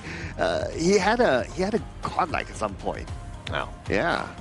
He was like straight down. Yeah. 9-1-7, man, and yeah. Ka Hing was Ka Hin and Ka Hin. Look, this jungle roam duo. They are just everywhere on the map. Every single play, it's either started by the power control coming in from the Liang, then subsequently follow up by Hoa's full burst on the Angela, or Kahin finding a really, really beautiful layways on towards the backline, and then the claw pulls back all the members of Team Singapore into the warm approach coming in from Hong Kong China members here. Like if Sumki was the main damage dealer, the consistent part in game 1, this game, it was the jungle mid-roam trio. Yeah, just too much impact, right? And it makes everything else easier when you have Zekin, and Sumki to just clean house, right? You don't have to make the pressure of going for the initiations when they're setting things up for you, right? They're getting the initial pickoffs, and then it's a 5-on-4. It's such an easy team fight from there on out. Yeah, so this game, I would say it didn't really drag out as long as the game before, because I would say Team Hong Kong China, they had a little bit more control from the start to the end because of this. And there was something that we kind of expected when we saw this combination of like, oh, the Liang was the last pick. What are they going to do? Or they're going to combo with the Angela. Just like how it will be comboed with the Princess Frost. And because of that, it is shown by this growth graph as well. From the early stage, I believe this was like the first or second minute, it goes all the way down because they started that control when the Liang got the level 4. It was really stressful coming in for the side of Team Singapore. The moment Liang got the level 4, we keep talking about it. Like Liang is a hero that requires snowball and momentum. And if you find the first engage on the correct target at the perfect timing, which was very well calculated coming in for the side of Team Hong Kong China, where Yu-Ming got taken down on the Dune, which is on this one. And you can see on your left side of the screen, timer for Azure Golem, 5 seconds on towards the respawn here. First strike, great and all, but when you get another Azure Golem on towards that, that's like a 300 to 400 gold shift coming in for both teams. Yeah, it's a highlight reel of just Kaiying just setting things up. I mean, almost all of them have been with just control, right? It just lock it down. Boom. Okay, nice tremor smash. All right, but now we're going to lock you down. You want to go in? Let's go. I mean, every single one. The CC is unreal. The control, and then it's so easy to, when you have that guy locked down, to target priority man and just blow him up. Yeah, the moment they start locking down the more tankier heroes, right, like the Dune, they know that, okay, this is what we can go for. Right? Basically, if we can take down the Dune as quickly as what we saw in the highlights, they can take down anyone quick, just like this one. Liampo. Again, wow. Even the Liampo.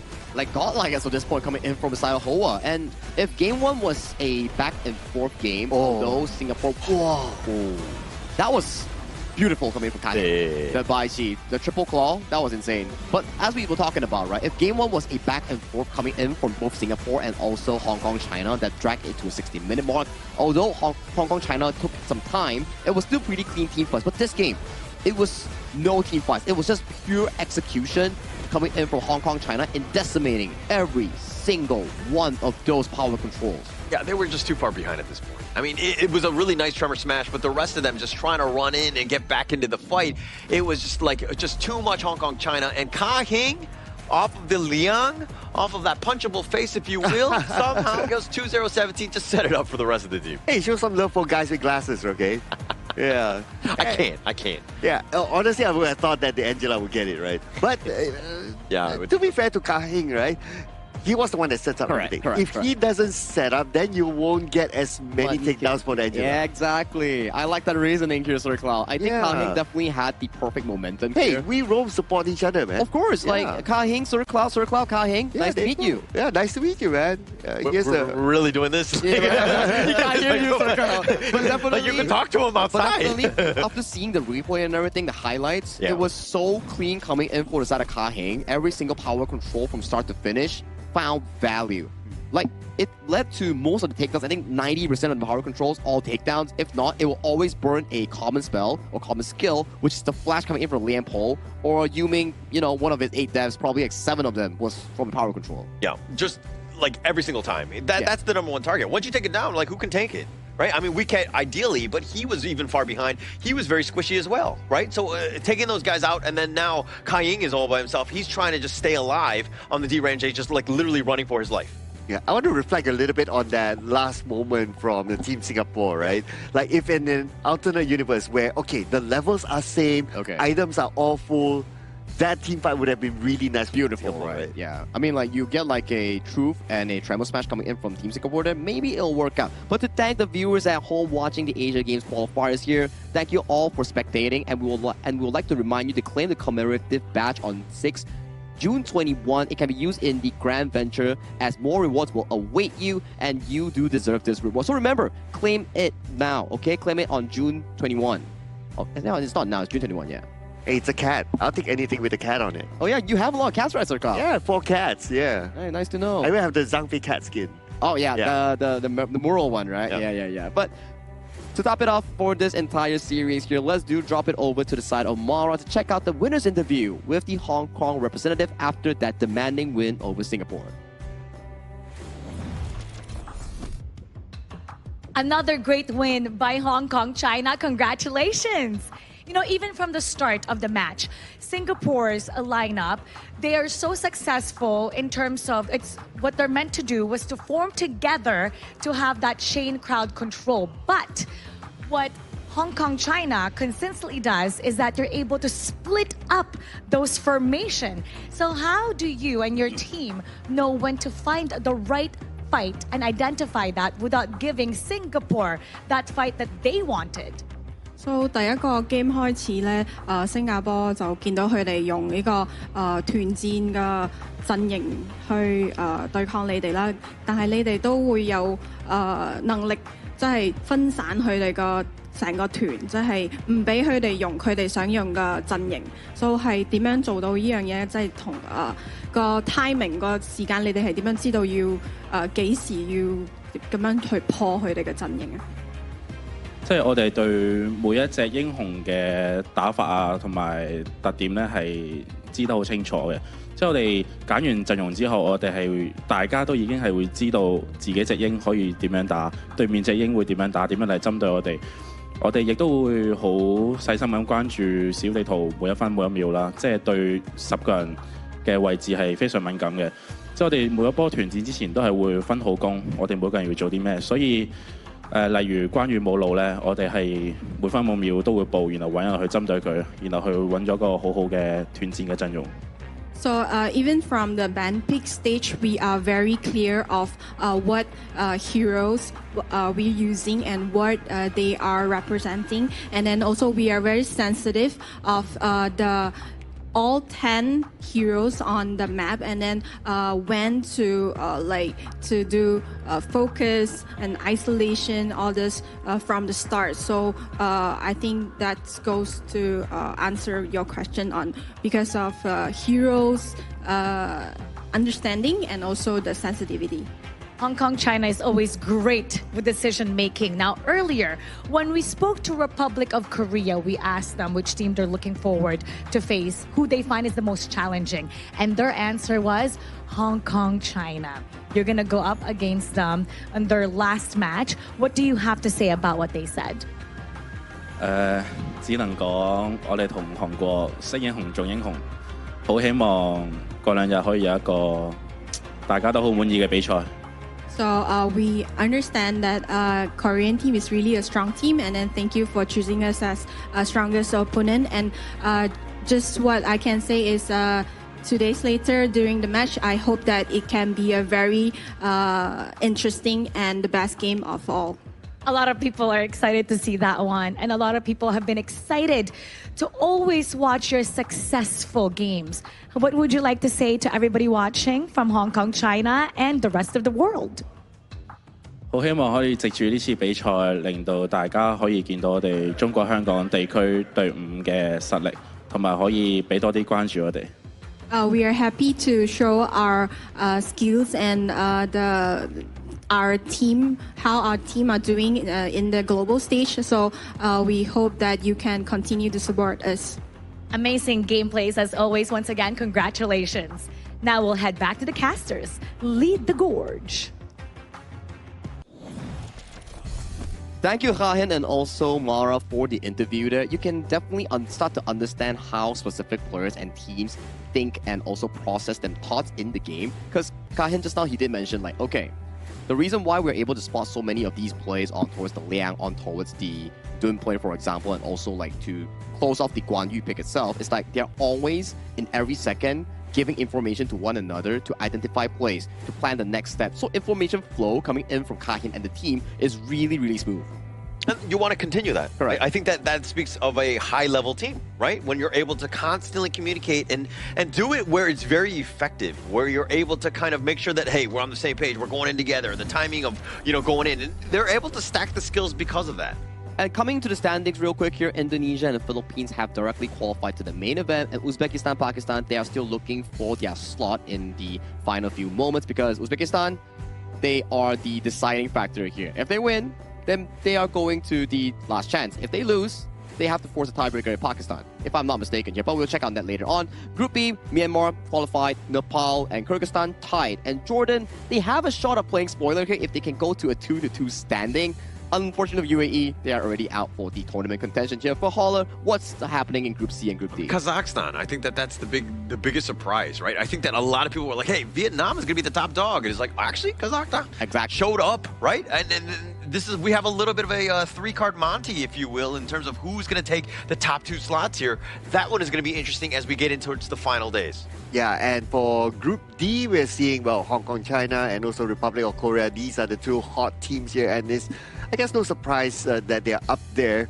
But the third spot is still heavily contested, right? We might still see Syria, it might still be Singapore, so there's still chances for them. I think Singapore definitely has a chance, and so far, these are the confirmed qualified teams coming in for this specific tournament here. It's not based on the rankings like first, second, or third. It's by random, and currently it's Indonesia and Philippines, both from Group A, finalizing their confirmed slot into the main event. Yes, they haven't played each other yet, but based on the standings, they are guaranteed. Yeah, and being 1-2, right, in Group A, that definitely helps them out. And even when they play, there's going to be playing for national pride. So that series is going to be a bit of a banger. I just want to know if Indonesia actually drops a single death in this entire, Asia Games qualifier here. Well, tomorrow we'll see more amazing matches. Not yet that match, though. Not yet, guys. We'll hold on to that one because tomorrow we're going to start out with Group A. It's going to be Uzbekistan versus Mongolia. Group B coming in match number 2, Kyrgyzstan versus Myanmar. And Group C in match 3, Team Vietnam versus Laos. Group D will be Syria versus Korea. And we have Group D again with Sri Lanka versus Team Singapore. I would say that Group C, that 4 p.m. timer with the Vietnamese team versus going into the Laos team, that seems like the highlight for me. But if you look over to the whole day, there has been more storyline coming in compared to day 1 and day 2, because as you pace into the final day of group stage, you start to see matches being more important as teams have to fight for survival and for the last chance stage. Yeah, we find out exactly which of the teams want it, right? Who's going to go on? Who's going to get to the top 2 or 3 slots, right? And even that third slot, there's a little bit of a rat race. Not all the teams are eliminated, if you will, but it's still going to be close, and it's going to probably go to the last day to find out where the true standings are going to be. Yeah, and if you're in a position that, the number 1, number 2 is no longer reachable for you as a team, right? Well, getting a third spot is not too bad. You still play LCQ, so let's see how that one turns out later. Last chance stage is definitely something that the teams want to be aiming for if you are aiming for that third spot here. But finally, you can also create a cheer text coming in for your respective region in your native language. Just submit it to your country and then show your support. After the qualifiers, the top 1 voted voice from the community will be recorded and turned into an in-game voice pack here. So remember, join the Asian Game Cheer Voice event for that creation slot. Yeah, and of course you can do it on the IQ official gaming phone for 2026 Asia Games eSports qualifiers for Honor of Kings.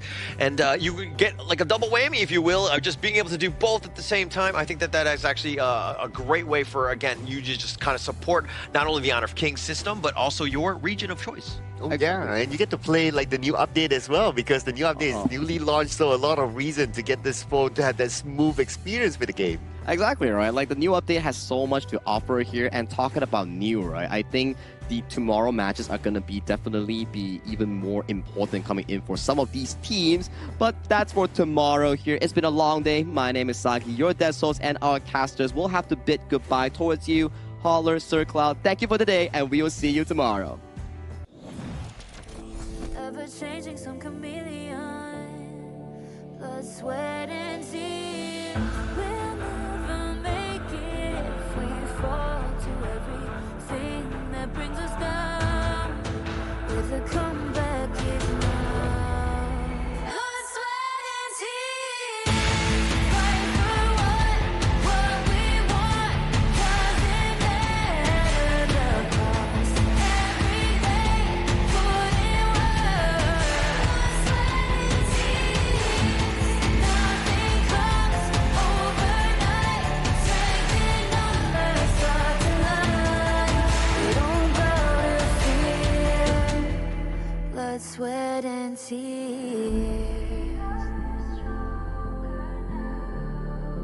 Blood, sweat, and tears. Blood, sweat, and tears.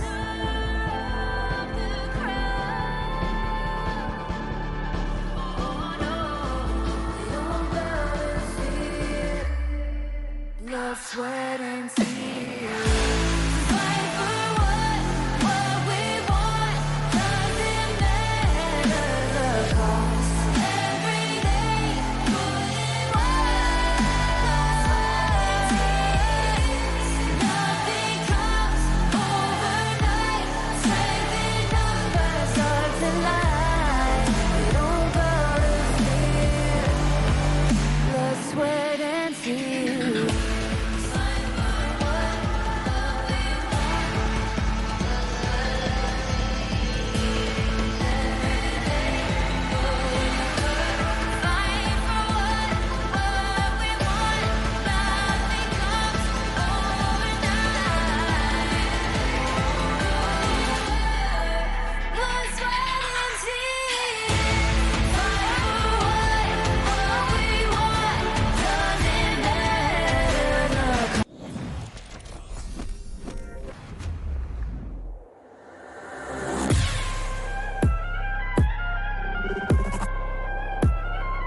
Turn it back.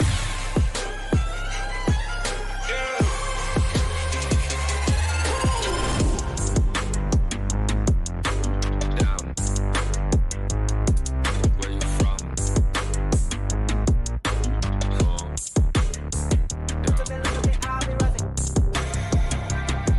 Catch up. Season. You heard?